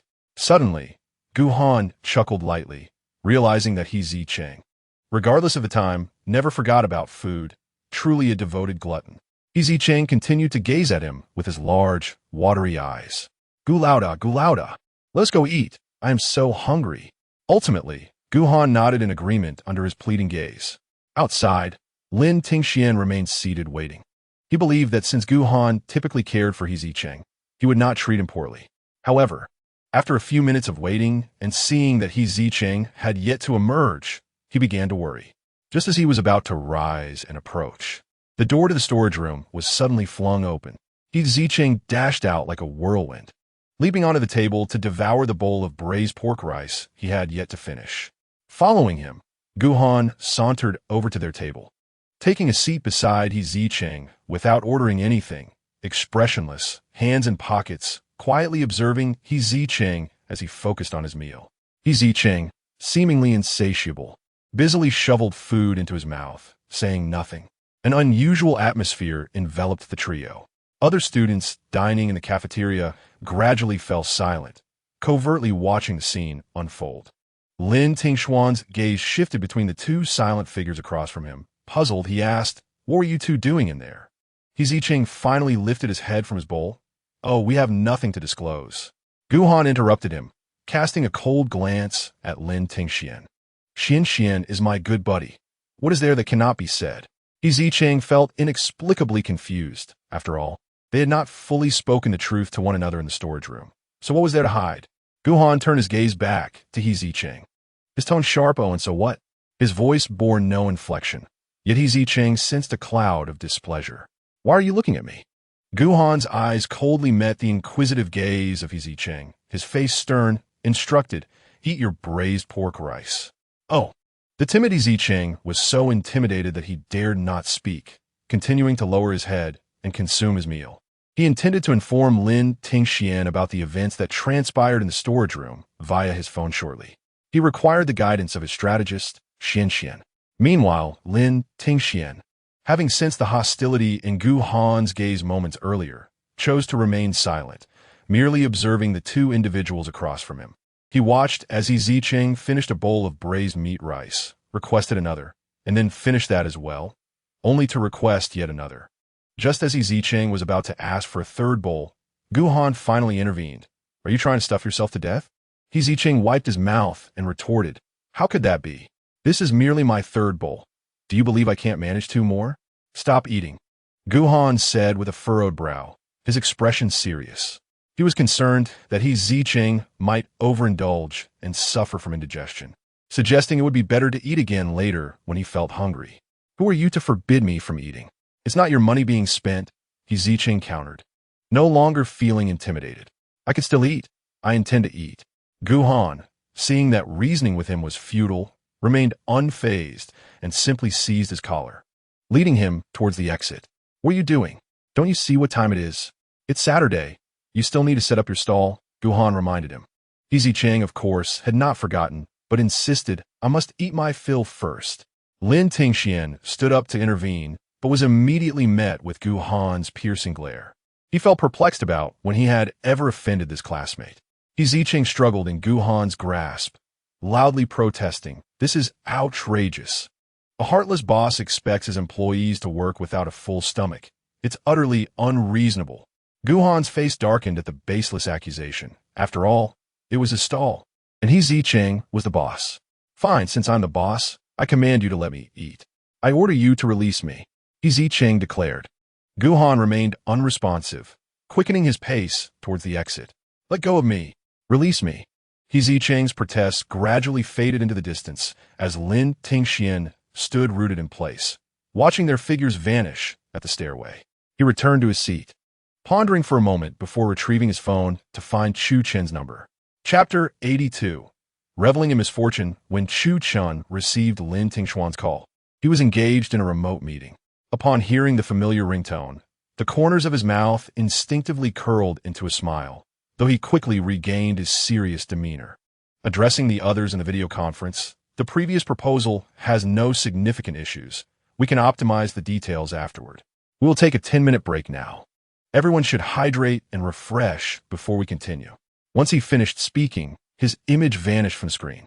The other participants were taken aback by Chu Chen's unprecedented suggestion for a break, and they began to speculate about the identity of the caller. As he walked toward the balcony, he answered the phone, his voice cheerful. Xian, it's only been a short while since you left, and you're already calling me. Do you miss me? Brother Chu. Lin Tingxian did not engage in his playful banter, hesitating before asking, Can I ask you a question? Of course, Chu Chen readily replied. Lin Tingxian slowly inquired, Do you know Gu Han? Chu Chen's expression stiffened momentarily. Of course I know him. Didn't we just see each other at the hospital last night? Why do you ask? Brother Chu, you understand my meaning, Lin Tingxian clarified. What I wish to know is, are you aware of Gu Han's true identity? After conversing with He Zicheng today, he has been harboring doubts about Chu Chen, questioning his intentions. Although he intentionally skimmed over the topic of Chu Chen during his chat with He Zicheng, merely suggesting that the other party might assume they were aware of Gu Han's identity. He secretly suspects that Chu Chen may indeed understand Gu Han's motives and is deliberately aiding him in concealing them. He refrains from sharing these thoughts with He Zicheng, fearing that it might cause undue alarm and exacerbate He Zicheng's concern about growing closer to Chu Chen. Lin Tingxian is uncertain of Chu Chen's motives, but is conflicted and ultimately decides to confront him directly, for they are friends, and friends ought to be candid with one another. However, as soon as he poses his question, there is silence on the other end of the line. A wave of discomfort washes over Lin Tingxian, and he thinks if you don't wish to speak, you needn't feel obligated to respond. My apologies for disturbing you. Chuge, I'll hang up now. Xian, Chu Chen calls out to him, I know that Gu Han is the young master of the Gu family. But I didn't mean to withhold this from you. He hastily explains, it's just that I too find Gu Han's actions perplexing. I cannot fathom why he is approaching He Zicheng. Lin Tingxian perceives the urgency in Chu Chen's voice, and his earlier discomfort dissipates considerably. Chu Chen continues, I had someone investigate He Zicheng's background, but the information available is scant, detailing only his upbringing in the countryside. I could not uncover why he came to Tian'an City, nor could I find anything about him that would pique Gu Han's interest.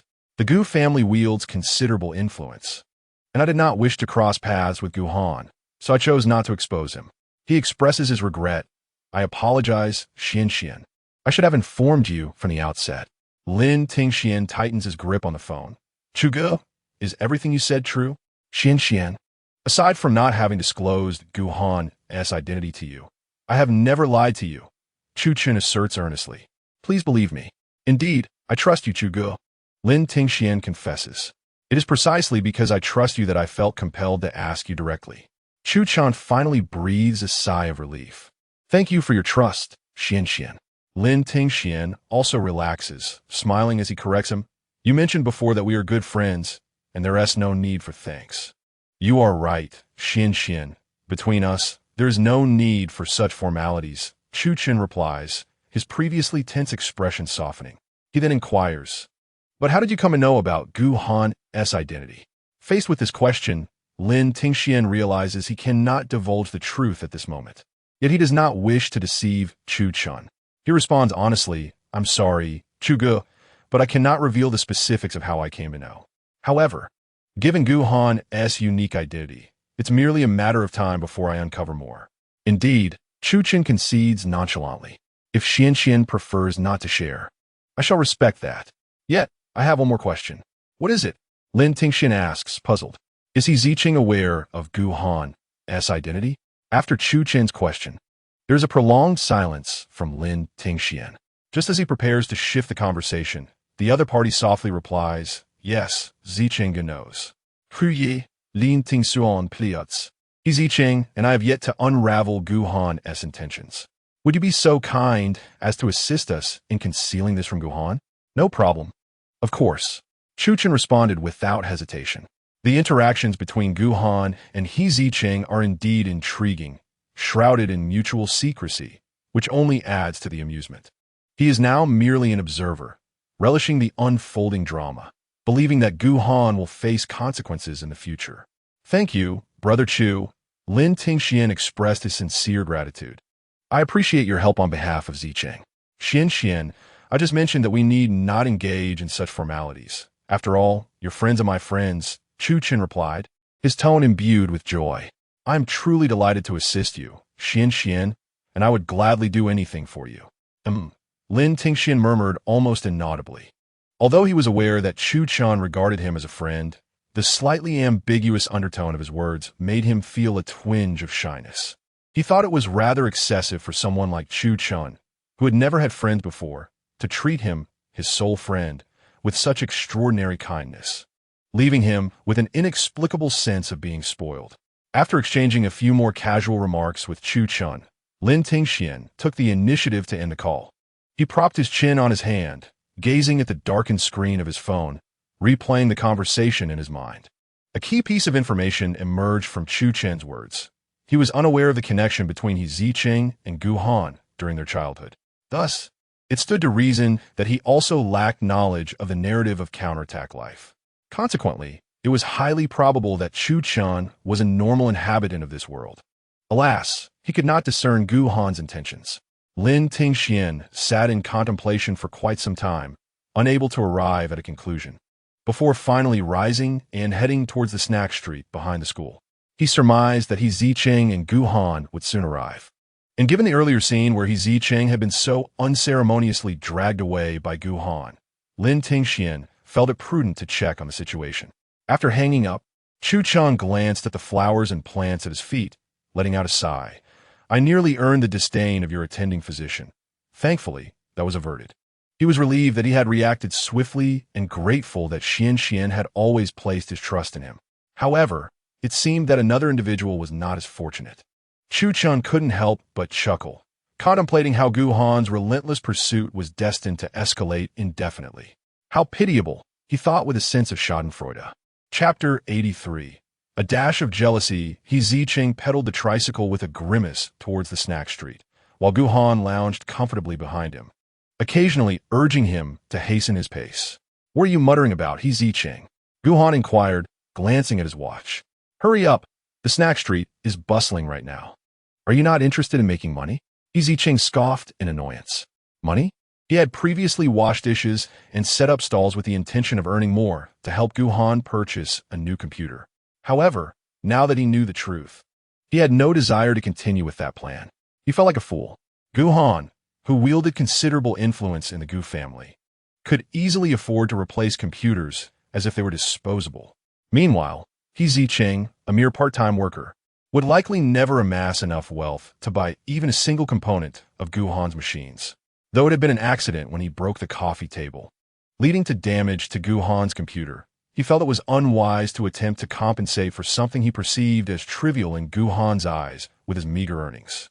Nowadays, plans have fallen through, and one cannot help but wonder if he would agree to part with $1 million simply because he clung to Gu Han's leg in desperation. Alas, it's best not to dwell on such disheartening thoughts. Upon returning home tonight, he intends to retrieve the savings hidden in the cupboard. He deserves to indulge. He can no longer afford to neglect himself. With this resolution, He Zicheng pedaled with renewed vigor.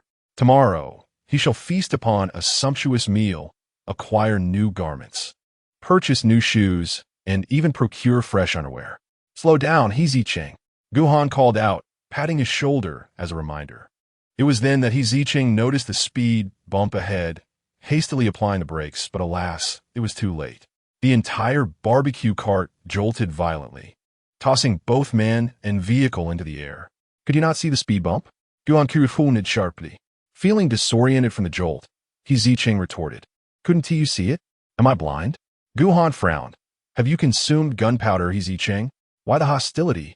Hostile? Me? You're the one who's been relentless. Urging me on incessantly. It's utterly vexing. Zicheng, in a fit of frustration, brought the vehicle to a halt by the roadside, leaped off the tricycle, and declared, If you're so worried about being late, why don't you take over? He boldly jumped onto the back platform of the tricycle, attempting to shove Gu Han aside. Go ahead. If you think you can do better, I'm too tired to pedal. Seeing Zicheng's pouty demeanor made Gu Han chuckle. Without a moment's hesitation, he jumped off the vehicle, grasped Zicheng's chin, inspecting him closely. What exactly are you so upset about? Zicheng shot him a glare, sulking in silence. Gu Han playfully pinched Zicheng's pouting lips, laughing, you could hang a kettle off that. With his mouth restrained, Zicheng could only mumble in protest. Let go. You silly fool. Gu Han, feeling the resilience beneath his grip, released him, then hopped into the front seat, propelling the tricycle toward the nearby street of snacks. As Zicheng relished the summer evening breeze caressing his cheeks, he swung his legs in delight, feeling quite content. It's far better sitting at the back. Gu Han certainly pedaled faster than he could, and soon they arrived at their customary spot in the snack street. From a distance, Zicheng spotted Lin Tingxian waiting for them and waved enthusiastically, eager to dash over. However, just as he took a couple of steps, Gu Han yanked him back by the collar. What do you think you're doing, running off without helping set up?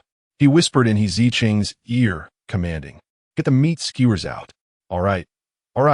Zicheng replied with an exaggerated sigh, appearing dejected. Gu Han felt like the villain in a story, thwarting the reunion between Zicheng and Lin Tingxian. He glanced coldly at Lin Tingxian, who had come over to assist, reminding him, Don't you have classes tonight, Lin? Today is Saturday. Don't you remember, Gu? Lin Tingxian replied, efficiently helping Zicheng set up the barbecue grill. Once the fire was lit, Lin Tingxian quickly took over the grilling duties. Leaning against Lin Tingxuan's shoulder, Zicheng praised, You're amazing, Xian. You've learned just by watching. That's enough. Lin Tingxian modestly chuckled. I'm merely mimicking the approach of our classmate Gu. It appears quite professional. Oh, he's just a bit showy with his charming demeanor. In terms of practicality, my method is superior, ensuring an even and meticulous roast. Zicheng nonchalantly interjected. At that moment, Gu Han, who was diligently flipping and seasoning the skewers, suddenly cleared his throat, attempting to draw attention. However, Zicheng and Lin Tingxian were engrossed in their conversation, completely ignoring him. In the Gu family, where Gu Han was the center of attention, he felt utterly overlooked. With a composed demeanor, he subtly pulled Zicheng aside, and before the bewildered Zicheng could respond, he interjected himself between the two, without raising his head, and warned them, You two have been chatting and distracted, which is affecting the service efficiency. Zicheng huffed, defiantly pointing at the curtain on the barbecue cart, which bore the name He-S Barbecue. I'm the owner, and I should stand beside Xian. Gu Han remained silent, turning instead to Lin Tingxian and said, I'm sorry, but without a health certificate, you cannot assist here. Oh, I apologize, Lin Tingxian replied. It is indeed a serious matter to prepare food without a health certificate.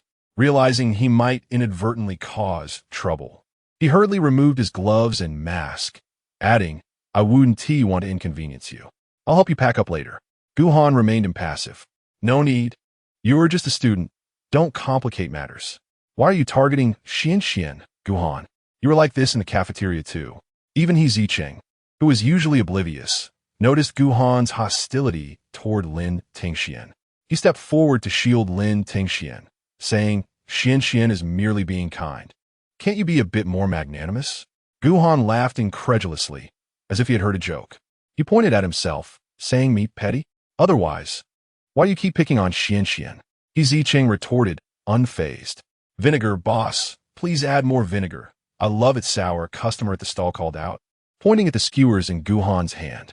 Gu Han glared at the wooden figure of Zicheng, who was shielding Lin Tingxian, and silently turned back to the skewers, dousing them generously with vinegar. Stop, that's enough. The customer hurriedly interjected. That's way too much. I can't handle it that sour. Yet Gu Han continued unabated. The customer had no choice but to keep shouting. Zicheng watched in confusion, equally bewildered by Gu Han's behavior. The two exchanged glances, both perplexed. Mid-Autumn Festival Interlude. As the festival arrives, here as a small interlude, not closely related to the main text. Feel free to skip if it does not interest you. Zicheng, stop eating. That is already your 5th mooncake. Are you even going to have dinner later? Gu Han, clad in an apron, emerged from the kitchen with a spatula, his expression grave as he removed the plate of mooncakes from the coffee table. He had recently begun to monitor Zicheng's food intake, realizing that although Zicheng had a hearty appetite, he lacked self-control, often overeating to the point of discomfort. Oblivious to the signs, believing instead that someone was thinking of him. Boss Gu, it's the Mid-Autumn Festival. Let me indulge a little. It's a celebration. Zicheng trailed behind Gu Han, reaching out eagerly to seize the mooncake from his hands. With a swift motion, Gu Han expertly swatted his hand away, declaring that if Zicheng wished to indulge, he must first consume a glass of milk. Rubbing his sore hand, Zicheng pouted at the mention of milk and turned to exit the kitchen, muttering that he would forego the treat. He lingered in the living room for a moment, observing Gu Han's back as he busied himself with cooking. Leaning forward on his tiptoes, he stealthily approached the plate of mooncakes. Just as his fingers were about to make contact, a glass of milk was thrust into his grasp instead. Zicheng looked up to find Gu Han gazing down at him, insisting that he could only savor the mooncake after finishing the milk. The allure of the mooncake was overwhelming. Its delicate, exquisite form and sweet, rich flavor had him utterly captivated. He glanced at the milk in his hand, gritted his teeth, closed his eyes, and, suppressing his distaste, gulped it down. Setting the empty glass aside, he swiftly reached for a mooncake, eager to retreat to the living room. However, in a heartbeat, Gu Han seized the back of his collar. What's the matter? Zicheng protested. I've finished the milk. I can eat the mooncake now. Gu Han chuckled lightly, forcibly taking the mooncake from him and handing him another from the plate with a leisurely remark. 1 glass of milk, 1 mooncake. You're being unreasonable. Zicheng clung to the lone mooncake, indignant. Gu Han, you're being contradictory. You're a big liar. He attempted to snatch it back, but was swiftly subdued by Gu Han. Bound by Gu Han's strong grip, Zicheng protested.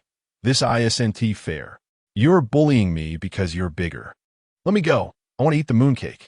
Gu Han let out a light laugh, suggesting that he should drink more milk for nourishment, perhaps even gaining an inch or 2 in height. As he spoke, he provocatively placed a hand on his shoulder, indicating his own stature. Feeling insulted, Zicheng lifted his foot and stomped down hard on Gu Han's toes. Gu Han winced in pain, allowing Zicheng to break free from his grasp, and he gleefully stuck out his tongue and made a face. With a pained smile, Gu Han slowly replied, Zicheng, don't think you'll be enjoying the moon tonight. Chapter 84. Still some usefulness in the end. Gu Han prepared another serving for the customer. On their way home, Zicheng sat at the back of a tricycle, clutching the overly vinegared meat skewer that had been returned by the customer. He grimaced at the sourness while munching, exclaiming, It's so sour.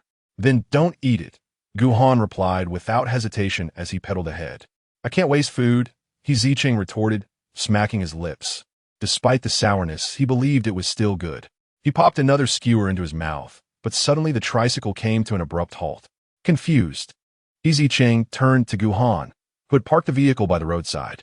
Without a word, Gu Han approached him and snatched the skewer from his hands. What are you doing? Zicheng reached out to reclaim it. If you want to eat, there's plenty left. Didn't you prepare several servings with too much vinegar? Why take mine? Upon hearing Gu Han's words, he turned around and brought the several skewers, heavily doused in vinegar, to the front row, explaining at a leisurely pace. It is perilous to consume skewered food while on the road. Let us indulge when we return home. They are all yours. No one shall compete with you for them. Ah, so he was concerned for his safety. Zicheng immediately ceased his protective behavior over the food and withdrew his hand. Gu Han returned to the front row, and the vehicle soon resumed its journey.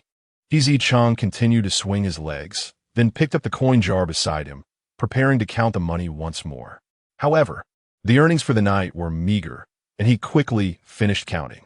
Bored, Zicheng leaned back against the board, engaging in idle chatter. Gu Han, What is the matter with you today? What do you mean? Why are you targeting Xian? And why did you add vinegar to several servings of ordinary grilled meat? Zicheng asked, puzzled. Weren't you quite adept before? How could you make such a rudimentary mistake? I am not targeting him. I merely stated the truth. He indeed lacks a health certificate. Gu Han remained obstinate, asserting that it was entirely normal to forget the additional ingredients when there are so many people. But can't you tell whether Xian is healthy or not? Zicheng pouted. Come on, didn't we also operate without a health certificate during our initial days of selling? Gu Han cleared his throat and replied, in any case, this is different. How is it different? Zicheng responded sarcastically, you are simply being finicky. Initially apprehensive upon learning that Gu Han was also an outsider, Zicheng felt reassured as they resumed their stall activities that evening, realizing that Gu Han was still the same as before, cold in demeanor, yet kind-hearted. Thus, he felt emboldened to speak ill of Gu Han in his presence once again. Indeed, one often succumbs to the fears conjured by their own imagination. Finicky? Gu Han scoffed. Zicheng, your audacity is truly growing. It is only the truth I speak, Zicheng asserted. You are indeed more difficult to please than any child I have ever encountered. I pity whoever must endure your temperament in the future. Gu Han fell silent. Zicheng believed he had struck a nerve, and then, with a touch of empathy, patted Gu Han's back in consolation. But do not fret. Your handsome face can compensate for your finicky nature. In his eyes, with Gu Han's strikingly attractive features, it would be nearly impossible for any girl to resist him. Gu Han, Zicheng suddenly spoke up. What is it? Do you really like my face that much? Zicheng found Gu Han's self-inquiry somewhat audacious. Yet he replied honestly, of course, it is such a beautiful face. It is hard to imagine anyone disliking it. Envy washed over him.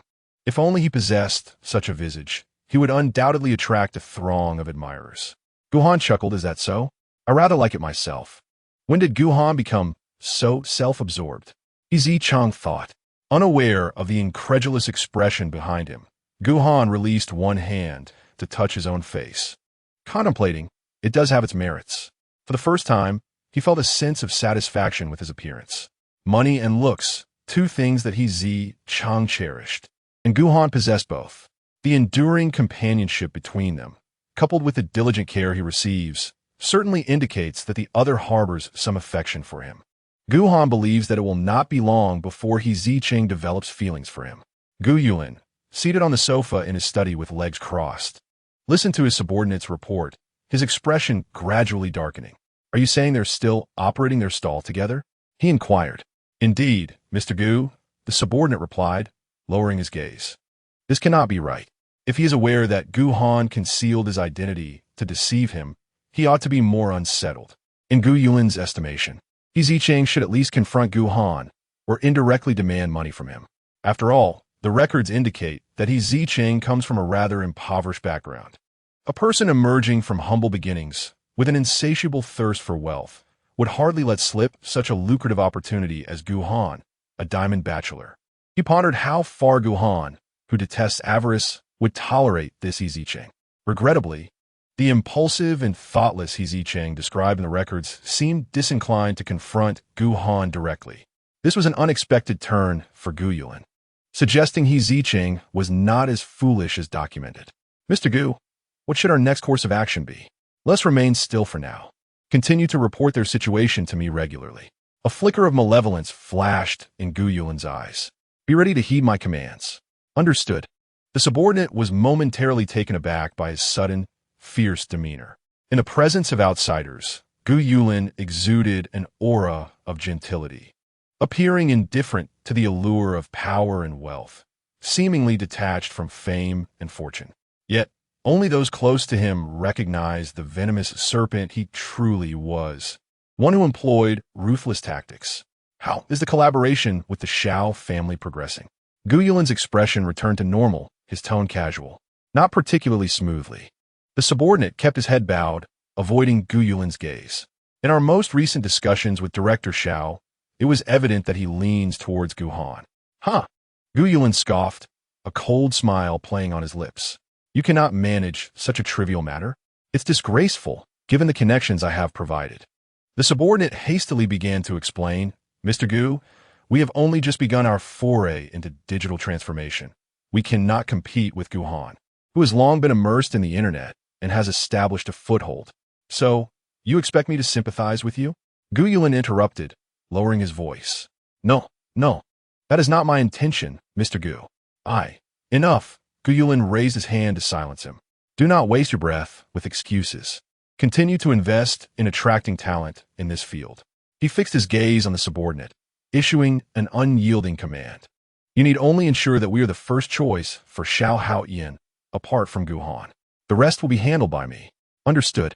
The subordinate dared not inquire further and quickly exited the study. As the door closed, Unwilling remained alone. He rose and approached the window, gazing out at the tranquil night. A sardonic smile crept across his lips as he muttered to himself, "What achievements!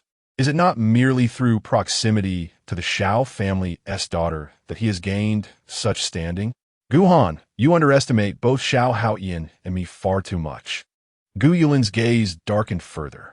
Since Gu Han was capable of manipulating Xiao, he could undoubtedly unveil the true nature of the other party. He whispered the name Zicheng, akin to a serpent spitting venom. "Gu Han, you shall await my reckoning."